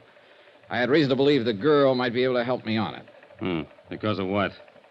Because of her mink coat. Well, I'm glad you answered that way, Dollar. The coat's in the lab now. They're looking it over. We found it listed in our stolen property files. So far, your story's okay, but believe me, it isn't over yet. Huh? Tell me more. We know about the coat. We want to know about the girl who was wearing it. Sorry, I can't help you. We didn't have her prints on file here, but we sent them off to Washington. She's still unconscious. She's in pretty bad shape. She can't talk. You can. What's her angle? I don't know. You don't know who shot her. You didn't get the license number. You just stood there and let it happen. All you were interested in was your mink coat. Look, Is that what you're trying to tell me? I might be through trying to tell you anything, pal. Don't get smarty pants with me, Dollar. I got myself a shooting to straighten out. I'll straighten it out any way I can. What else did she have from the Todd business? You tell me. Nothing. A small diamond ring on a little finger. It's not on the stolen property list. Tell me, Dollar, did your insurance company pay off this claim? Yes, the whole thing. About $75,000. $75,000? That's right. Well, at least you got the coat back. Even if it has got 3 bullet holes in it. Maybe we'll get a line on the whole job. If she regains consciousness. Meanwhile, you can sit here and tell me about your tip. What? Who put you on to Gloria Tierney? No. I'm afraid I can't tell you that. Why not? Because I promised not to disclose any names. Oh, I can tell you this much, though. The man who told me about Gloria Tierney couldn't possibly have had anything to do with the Todd case. He was in prison when it happened. Let's have his name so I can check it. He's in Indiana now. He's got a name in Indiana. What is it? Sorry. You going to sit there and tell me he gave you a name to start with and that's all you bought? Yep. Suppose I told you I don't believe anything. And I think I'll hold you for a while until you forget about whatever deal you made with an ex-con. Well, suppose I told you that a lawyer for my insurance company is on his way down here right now just to see that I get treated right. What's funny? You insurance guys. You know what? You give me a pain. Right here. We went on like that a little while. Then I accompanied Sergeant Mapes to Gloria Tierney's apartment. A full crew of technicians were there, giving the premises a complete check. Mapes dispatched 2 sets of detectives to cover the neighborhood for possible witnesses to the shooting. Another pair began to cover the apartment house itself. I went with Mapes to talk to the manager, Mrs. Stromberg. She looked white and shaken. You remember, Mr. Dollar?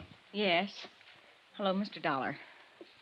How's poor Gloria? Not very good, Mrs. Stromberg. She's still unconscious. And we're still pretty much in the dark about all this, Mrs. Stromberg. Where is she? What hospital? I'd like to go see her. Maybe there's something I can do. Best thing you can do is try to help us find out who shot her. She's at the police emergency hospital right now, Mrs. Stromberg. I'll have them phone you when she can see people. Well, thank you. Oh, what an awful thing. Well, what's it all about? Why would anyone want to shoot Gloria? We hope we can ask her that question. Right now, we're going to try to find out all we can, and maybe you can help us. Well, I hope so. What can I tell you? Where she worked, how she lived, what people she knew. Oh, dear. Yesterday, you told me you'd known her for a year. Yes, ever since she moved in. All right. Was she a nice girl? Of course she was a nice girl. Quiet, minded her own business. Where's she work at? Well, I don't know. I mean, Gloria doesn't work as far as I know. Who pays her rent? She always gave me a check. Who gave her a check? Well, I really don't know. Don't you know anything? What's the matter with you? Well, I'm trying. Mapes, why don't you go sit down? All right, I'll sit down here.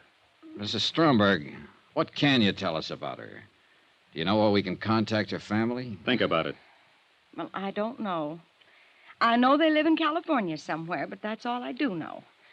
She talked about them now and then. Uh-huh. How about her friends here in town? What about them? Well, for instance, the man who drove the black Cadillac last night. I never saw that car around here before. Did she talk about her friends to you? Why, no. Well, she's a pretty girl, young. Boyfriends? Oh, yes, she did talk about them now and then. Do you suppose one of them had something to do with this? Mrs. Stromberg, some guy pulled up in a black caddy last night and pumped 3 slugs into her. She acted funny before that, according to you. Run out when she was supposed to meet Dollar here. Don't you know if any of her friends drove a car like that? No. You know this, but you don't know that. What kind of a friend were you? What? What kind of a friend were you? That girl's lying in a hospital right now. She's got a slug here, another one here, and here. They've operated twice. You weep and holler and stand around wringing your hands about her, but you won't open your mouth about helping us find who did it. Now, let's start with that car again. You've got the front apartment here. You can see the street from those 2 windows. Have you ever seen that black caddy here before? Yes. Well, why didn't you say so in the first place? Whose is it? I don't know. I mean, I don't know his full name. Well, what do you know about him? His name is Bill something. Bill something. Yes? That's a big help. What does he look like? Where does he work? What does he do? I don't know. I really don't know. She never introduced me to him, but she talked about him. She'd say, Bill's coming by tonight, or Bill did this, or Bill did that, but she never mentioned his last name. But he drove the caddy. Yes. Now, what does he look like? I told you, she never introduced me. I heard that part. But I know if someone young and fresh and pretty like Gloria Tierney lived across the hall from my wife would be at the window every time she heard the bell ring or heard a car drive up out front. She'd want to see who was buying her the candy and flowers, who was knocking on the door. Isn't that so, Mrs. Stromberg? Yes. I mean, no. Yes. Well, what do you mean? Now, look.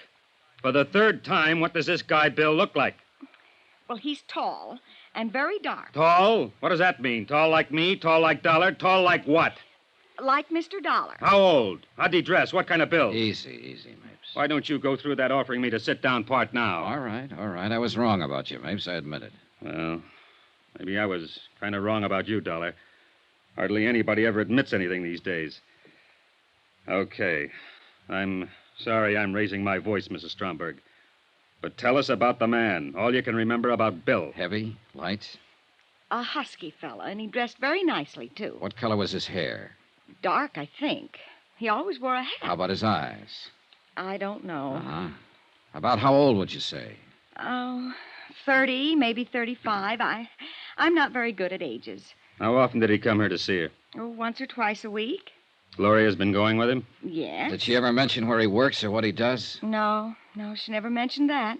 Do you have any idea how long she's known him? How long she's been going with him? Well, I have no idea. I just know he's been coming to see her ever since she moved in here. This, Bill. Would you say he had money, Mrs. Stromberg? Yes, I'd say so. He drove that big, expensive car and always dressed so nice. And, of course, he gave Gloria that coat. The mink coat? Yes. Oh. Do you know if he ever gave her any jewelry? I don't know. I don't think so. Gloria'd usually run across the hall and show me when he gave her something. Mostly they were small gifts, candy, and things like that, but I don't remember if he ever gave her any jewelry. Did he ever bring any friends here? I don't know. All right. Was Gloria going to marry him? Oh, she never talked about it. You sure about that? Yes, she never said, and I never asked. Why? Why not? Well, I don't know. I never asked her. I wanted to, but I never asked her. You think right away I've been a busybody watching that girl and so on. Well, yes, I watched her from time to time, and I was her friend here. But there are some things we just didn't talk about. There sure were. Well, as you ask me questions, I realize how much we didn't talk about. I can't tell you where she came from or where her family is or who Bill is or what she planned for the future. I just know she was a nice, decent, honest sort of a girl. Yes, we got that impression, Mrs. Stromberg. Anything you want to ask, Dollar? No. My apologies again for raising my voice. Thank you for the information, Mrs. Stromberg. Come on, Dollar. Okay. Goodbye. Goodbye. Goodbye. Well, you got it out of her. Yeah, but I don't trust her. Took too much work. Are you really as tough as you look? Sure. You're a good cop, Mapes. Thanks. I like to have somebody mention that every 5 years. Well, better get out this guy's description. Yeah. There's a hall phone right there. Uh-huh.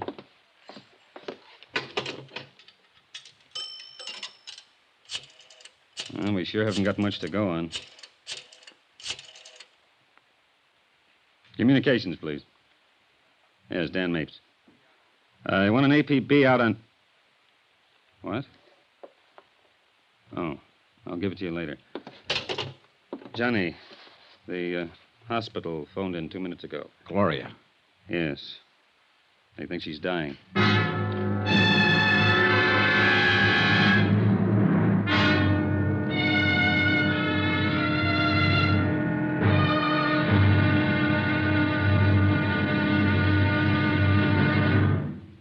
There'll be another intriguing episode in our story of the Todd matter tomorrow. Tomorrow, I take some lessons from a good policeman on how to find out what has to be found out. Join us, won't you? Yours truly, Johnny Dollar.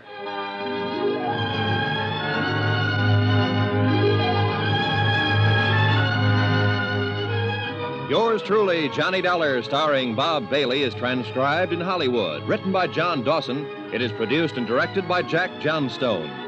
Be sure and join us tomorrow night, same time and station, for the next exciting episode of Yours truly, Johnny Dollar. Roy Rowan speaking.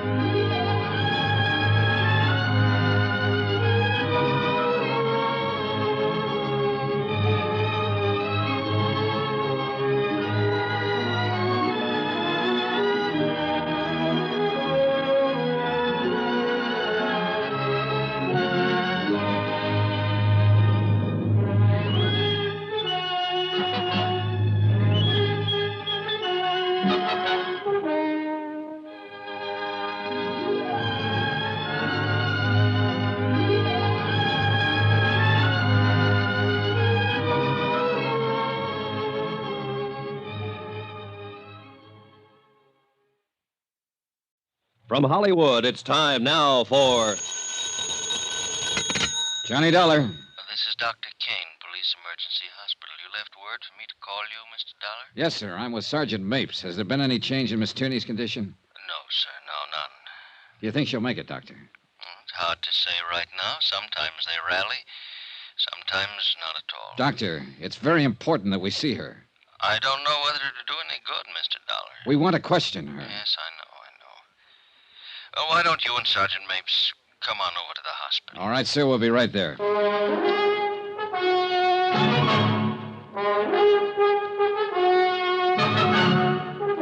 Tonight and every weekday night, Bob Bailey in the transcribed adventures of the man with the action-packed expense account, America's fabulous freelance insurance investigator. Yours truly, Johnny Dollar.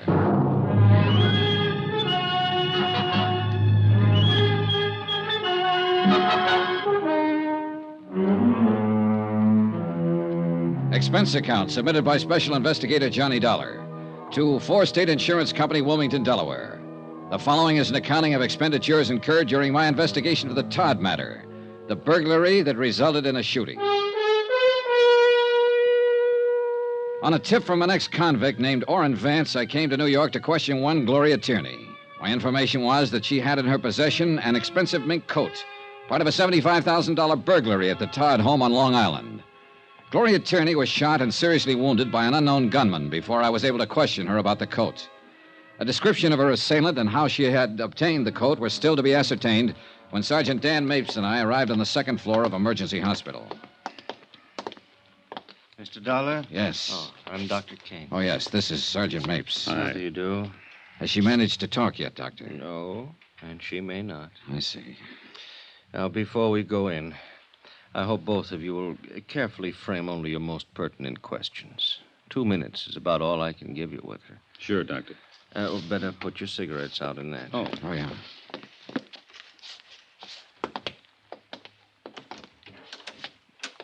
Ego facultate mihi ab apostolia sede tributa indulgentiam plenarium et remissionem omnium peccatorem tibi concedo. Father Deering wanted In his nomine word. Patris et Filii et Spiritus Sancti. Amen. All right, Father? Yes. Is she conscious? Just a minute.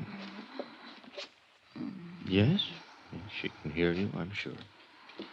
You want to go ahead? I suppose so. Has to be official. Are you Gloria Tierney? Is Gloria Tierney your name? Yes. Do you understand that you're seriously hurt? Do you understand that? Yes. Can you tell us how you came about these injuries, Miss Tierney? Miss Tierney. Bill. Bill. Bill shot you? Yes. Well, what is Bill's full name? Where can we find him? Bill. Where can we find him?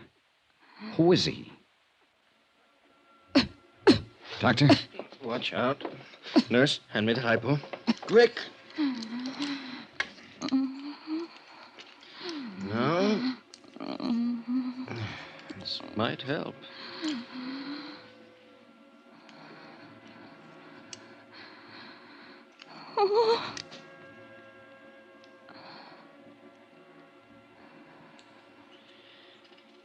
Sorry, fellows. Nothing more I could do.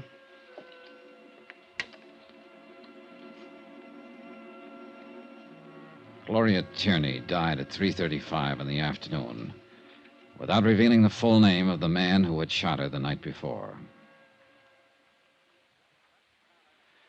Expense account item 7, $6. Drinks. Myself and Sergeant Mapes. Well, we're sure of 2 things. Are we? Yeah. His name's Bill. And this is the worst whiskey I ever tasted. There ought to be a law. I think there is, Sergeant. I'm going to ask you something, baby. Outside of the fact that that girl up there died a few minutes ago and was wearing a stolen mink worth $11,000 that you've been wanting to get your hands on, what about her? How does it strike you? She looked like a nice girl. Yeah. She looked like the best kind of girl ever made. What else? What would someone like that be doing in a stolen mink coat? Exactly. What would she be doing with a stolen mink coat? Outside of having herself a time with a guy named Bill who gave it to her. You call that having herself a time? I'd like to get drunk. Every bum in town's named Bill.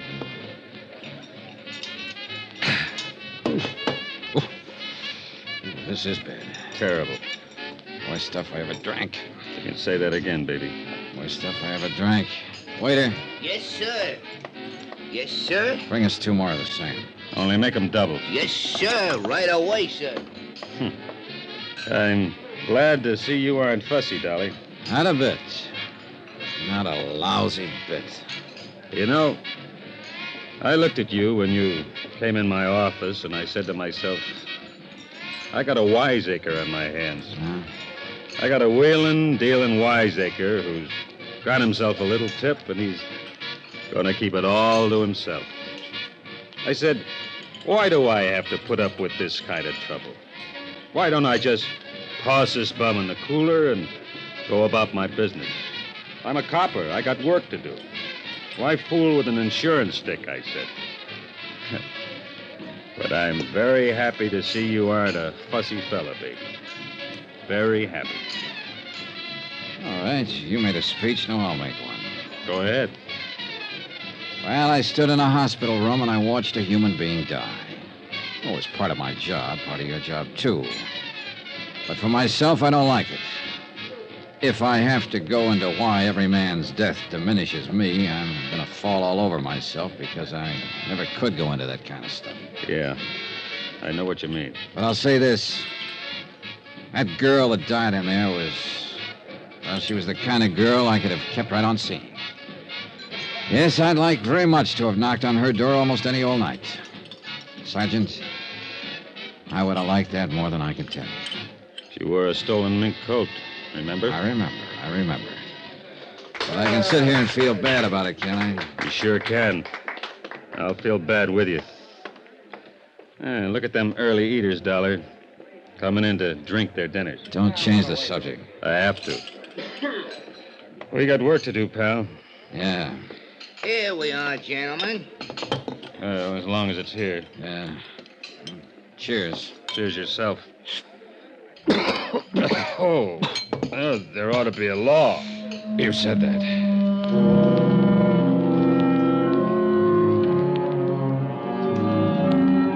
I remained with Sergeant Mapes the rest of the day as he continued his investigation of the death of Gloria Tierney and the Todd burglary. The apartment where she'd lived finally yielded some information. Here it is. Letters from a Robert J. Tierney in Riverside, California. Looks like her father, maybe. Yeah. I'll have the business office down at headquarters notify him. Hey, what's this? Huh? Picture. Oh, nice-looking guy. Yeah. Love Bill. He loved her, all right. Anybody identified this yet? That Mrs. Stromberg's supposed to be here right now. What time you got? 1:30. She said she'd be here at 6. Hey, Sergeant, did you get anything on the bullets? Well, they didn't check with anything in our lab. Ballistic says it was an Army Colt, old model. Pretty good for killing. And what gun isn't? Yeah, you're right. Hello? Oh, hello, Mrs. Stromberg. We've been waiting for you. Come in. Hello? Hello, Mr. Dollar. Hi. Do I have to answer any more questions? Oh, a couple, if you don't mind. I'm just all worn out. I can't get over this terrible thing happening to Gloria. Did you ever find out about her family? We're going to contact them right now. Seems they live in Riverside, California. Yes. Yes, I believe that's what she said. I want to ask you one question, Mrs. Stromberg. Take a look at this picture. Yes. Do you know him? Oh, yes, that's Bill. The man Gloria Tierney's been going out with these last few months? Yes. The man who drives the black Cadillac? Yes, the Cadillac. Oh, I wish I could tell you his full name. Did he do this terrible thing? It looks like it, Mrs. Stromberg. Oh, dear. Have you arrested him yet? We haven't found him yet. Well, I hope you do. I hope you clear this up. I left word for the office to get me here. What about her things? Hello. Her family will probably take charge as soon as they're contacted. Oh, that poor girl. That poor girl. So alone now. Yeah. Mrs. Stromberg, did Gloria Tierney ever mention to you that she'd been married? Married? Gloria? Yeah. Why, no, she never mentioned it. Was she? Married in the state of New York in 1951. Divorced in 1953. Routine check of vital statistics. What was her husband's name? Bill. Bill Powers. Sergeant Mapes requested immediate file checks on William B. Powers, the ex-husband of Gloria Tierney. From it, he learned he had no criminal record in the state of New York. His home address was up in Westchester County, one of the suburbs of the big city. I drove out there with Sergeant Mapes. Oh, what's this all about? Do you know a woman named Gloria Tierney, Mr. Powers? Well, sure. We were married once. Why? She was shot to death last night, Mr. Powers. Gloria? Yeah. Are you sure? We're sure. Shot? Oh, what happened? How could a thing like that happen? That's what we're trying to find out, Mr. Powers. Can't believe it. Gloria dead. Have you seen her lately? What? Have you? What? Yes. I saw her last week. We had a drink together. Are you sure it's Gloria? We'd make sure before we came here with news like that. That's right. Mr. Dollar here isn't a policeman. He's an insurance investigator. Miss Tierney was wearing a stolen mink coat when it happened. Stolen? Are you sure? We're sure. We checked everything, Well, Mr. Gloria Powers. would never steal anything. She was a fine girl. A wonderful girl. Fool to ever let our marriage go on the rocks. Can you come with us, Mr. Powers? We'd like an identification. What? Oh, yes, of course. I'll get my coat. Excuse me. Want to smoke, Johnny? Yeah, thanks. Well, he isn't the bird in the picture, Johnny. No, not at all. Still, he... What is it, Johnny? You checked the driveway out there? No. Take a look, the side window. Uh-oh. Yeah. 55 Cadillac Coupe de Ville. Sure is, Sergeant.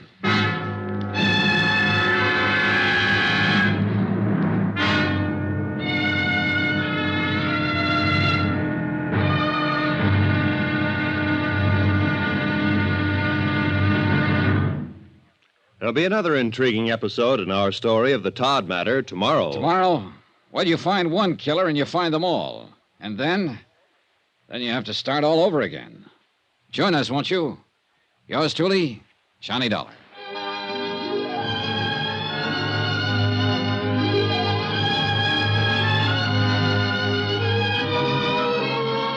Yours truly, Johnny Dollar, starring Bob Bailey, is transcribed in Hollywood. Written by John Dawson, it is produced and directed by Jack Johnstone.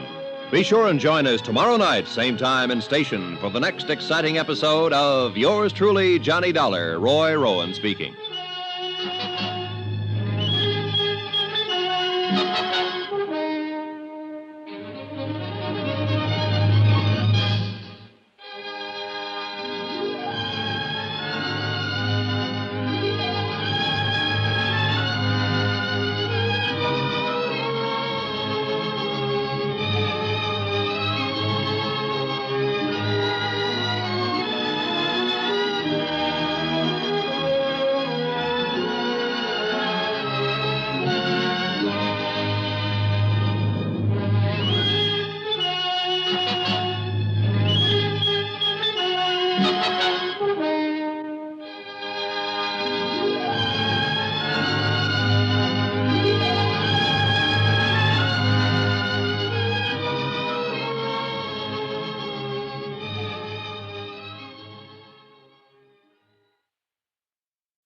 From Hollywood, it's time now for... Johnny Dollar. Long distance operator, Wilmington, Delaware is calling you. Okay. Go ahead, please. Johnny? I do. Well, this is Don Freed. What's happening there? Your expenses are running away up, and we haven't gotten a report from you. I've been too busy. What's that supposed to mean? That's supposed to mean that the tip I got was good and it was bad. Yes, Gloria Tierney, 1231 East 57th Street, had a mink coat that was stolen from the Todd estate. No, she didn't tell me much about it because she got herself shot down on the street last night. Yes, I'm working with the police here trying to find out how she comes by the coat. But what I want... Listen, an hour ago I went out to see an ex-husband of hers. His name's Bill Powers, and he seems to be the bird we're looking for. You know what he did? He cried and blubbered all the way down to the morgue. And he's in there right now making a positive identification. I don't blame him for crying. So what's new with you, Mr. Expense Account? Boy, you're a real man-eater today, aren't you? I sure am. Bye.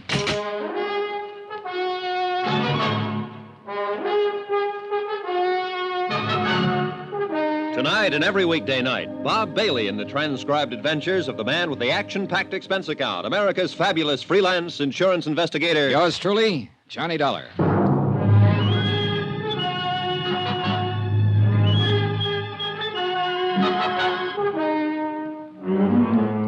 Expense account submitted by Special Investigator Johnny Dollar to 4-State Insurance Company, Wilmington, Delaware. The following is an accounting of expenditures during my investigation of the Todd matter.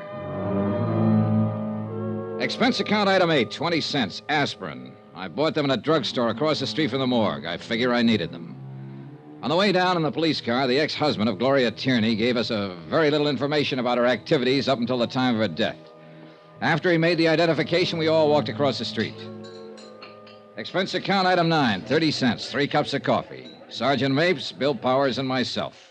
Powers cried a while, then straightened out somewhat. I hope you get whoever did this terrible thing, Sergeant. I hope you'll get him real fast. You sure want to, Mr. Powers. Why would anybody do that to Gloria? Why? Maybe you can help us answer that. We hope you can, Mr. Powers. Oh, you. You're just interested in that coat she was wearing. Well, mister, I don't believe she was wearing a stolen coat. What do you think of that? I think that's a pretty fair way to think right now. But it's not very practical since we already have proof that it is a stolen fur and that she was wearing it. Yeah. How about some more coffee? That's cold. What? Oh, no. Look, we're just trying for the facts of the matter, Mr. Powers. I saw Gloria Tierney. I know what kind of a person she was. But we have to start somewhere. You can understand that. Yeah, I suppose so. Now, you told us you saw her last week for a drink. That's right. Have you been seeing her right along? Yeah, sure. Even though you were divorced a year or so ago? Yeah. Did you know she's been going with someone else, too? Yeah? Bill? Yeah. Bill Chambers. That his name, Bill Chambers? Well, yeah, I don't know him, but she talked about him a lot. Here. Take a look at this picture. Is this him? Yeah, that's him. I thought you knew. You're sure this is him? Oh, sure. The picture was in her apartment. I've seen it there. One day I asked her who he was, and Gloria told me about him. Well, what did she tell you about him? She just said she was going out with him. Oh, she told me that he asked her to marry him. She said he had a lot of money. Anything else? Oh, I don't know. Did she happen to mention where he works? No. What kind of work he does? No. Do you know where we can get in touch with him? No, I don't know that either. I can't help you. I only know she's been going out with him. I don't get this. You and her were divorced, but you kept on seeing her. And she got this new boyfriend. And she told you things like that? Yeah. Funny, isn't it? Why'd you bust up? Oh, this and that. Kid stuff. I suppose. It was spat over this and that. I don't know what exactly. Anyway, we were going to straighten it out. We were going to be married again. Oh, what about this Bill Chambers? No, she didn't want to marry him. She wanted to marry me again. She told me. When? Day before yesterday. She said she would marry me. Now she's dead. You know what kind of a car Chambers drives? A Cadillac. How do you know that? Oh, she told me about his car. Another thing, I went out and I bought one myself just like his. I thought it might do me some good with her. We were crazy, weren't we? Where were you last night? Home. Can you prove it? Oh, yeah. Home. All night. I was home while she was out getting herself killed.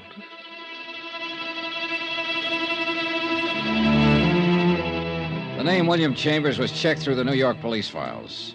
24 persons more or less fit the general description of the suspect. It took 2 days for Sergeant Mapes and his men to track down all the leads. Neither Mrs. Stromberg or Bill Powers could identify any of them. An all-points bulletin was issued describing the suspect in his car. Same results, nothing. On the third day, the pawn shop detail turned up 2 items that had been taken in the Todd burglary. There they are, Johnny. Uh-huh. Watch and a ring. Todd lost a watch and a ring with a lot of other stuff. Case numbers in the watch check out. The ring's engraved. Uh-huh, yeah. Where were they picked up? Shop on 3rd Street. The proprietor bought them yesterday. A man who signed the buy book used the name James Agenian. Phony? Yeah. Gave an address on Polk Street. That was phony, too. We got a good description from the proprietor. Fits Chambers right down the line. Oh, then he was still in town yesterday. Yesterday, yeah. But this stuff's been on the hot sheet for a long time. If he's had any experience at all, he knew he was taking a chance trying to unload it. Probably trying to raise money to get out of town. What I was thinking. Well, if he keeps on trying to raise money and unload all these things, I'll have all the loot back. If he keeps on trying, we'll keep on trying. Johnny, we're going to get this, baby. Sergeant Mapes. Where? Okay. He does need money. Huh? They found his car. Used car lot up in the Bronx. He sold it at 10 o'clock this morning.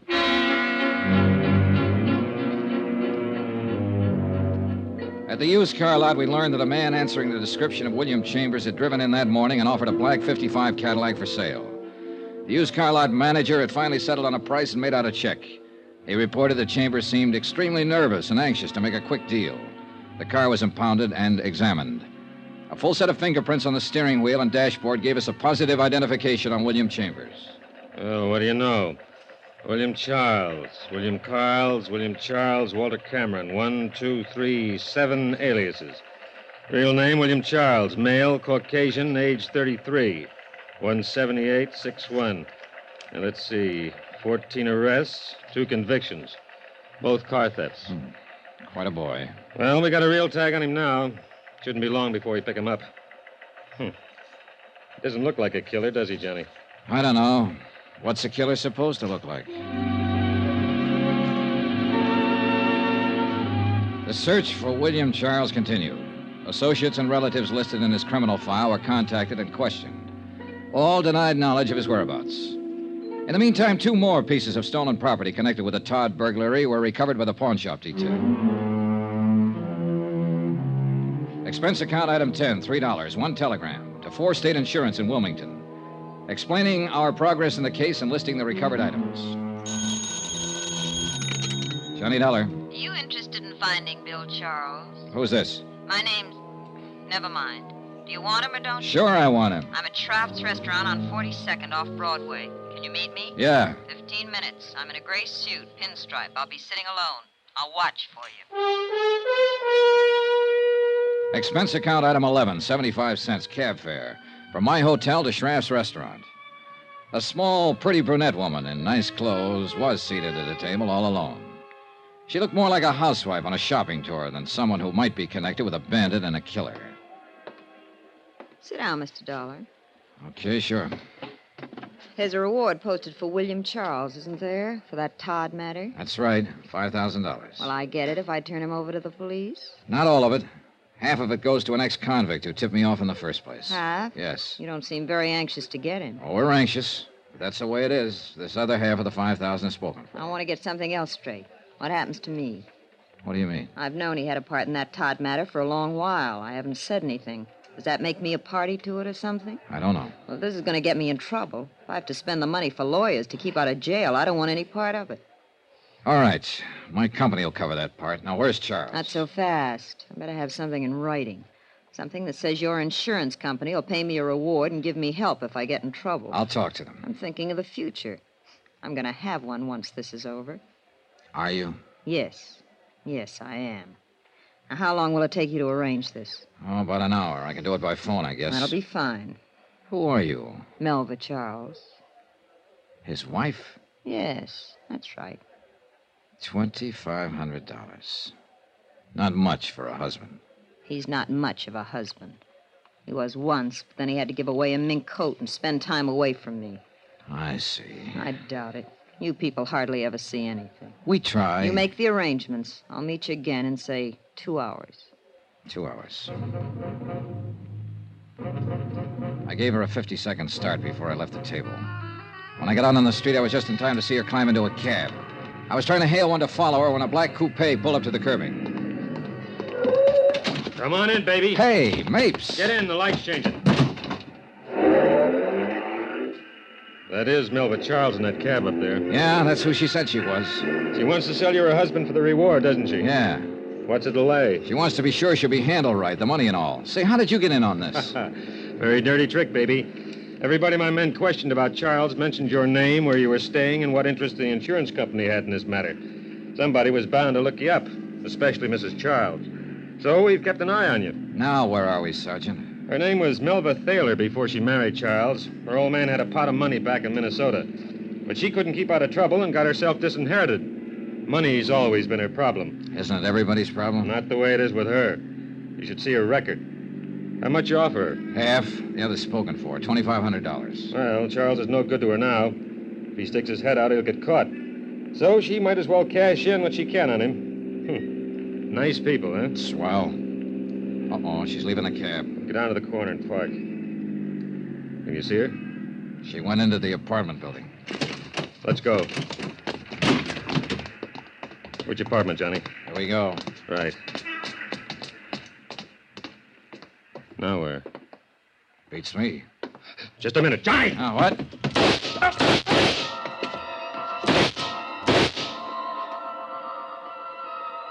Before I went down, I heard it go off a couple more times. It must have been 6 inches from my head.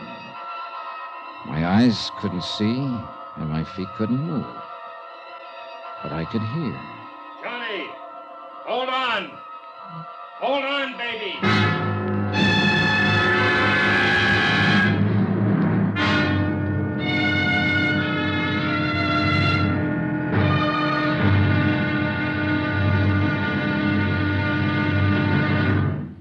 There'll be another exciting episode in our story of the Todd matter tomorrow. Tomorrow?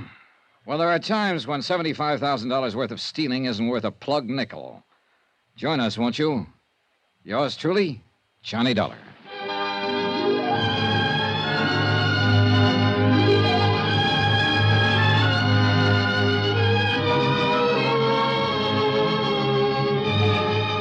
Yours truly, Johnny Dollar, starring Bob Bailey, is transcribed in Hollywood. Written by John Dawson, it is produced and directed by Jack Johnstone.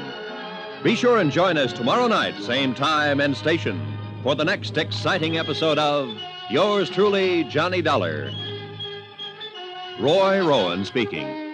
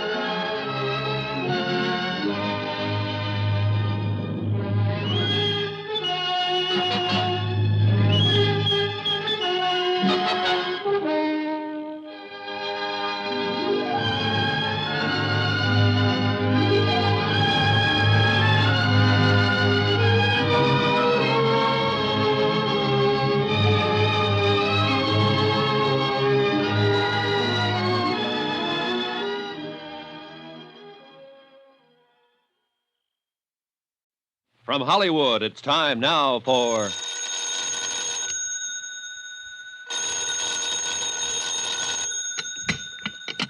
Johnny Dollar. Hi, baby. Dan Mapes. Glad they gave you a telephone in your room. Yeah, that's the only thing good about it. Well, hospitals are designed to make a man impatient. You're a pretty lucky fella at that. Let me tell you about your operation. Yeah, please do. You stopped 2 slugs. They pried one out of your neck and another one out of your rib cage. Missed your heart by a snake's whisker. I was luckier than Gloria Tierney. Yeah, yes, you were. I'm on my way up to see you. Don't run out on me. Oh, fat chance.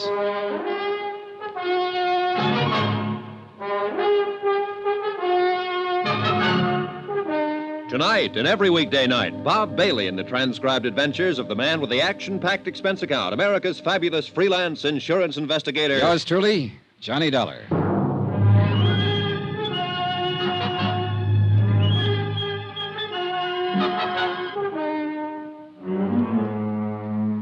Expense account submitted by Special Investigator Johnny Dollar to Four State Insurance Company, Wilmington, Delaware.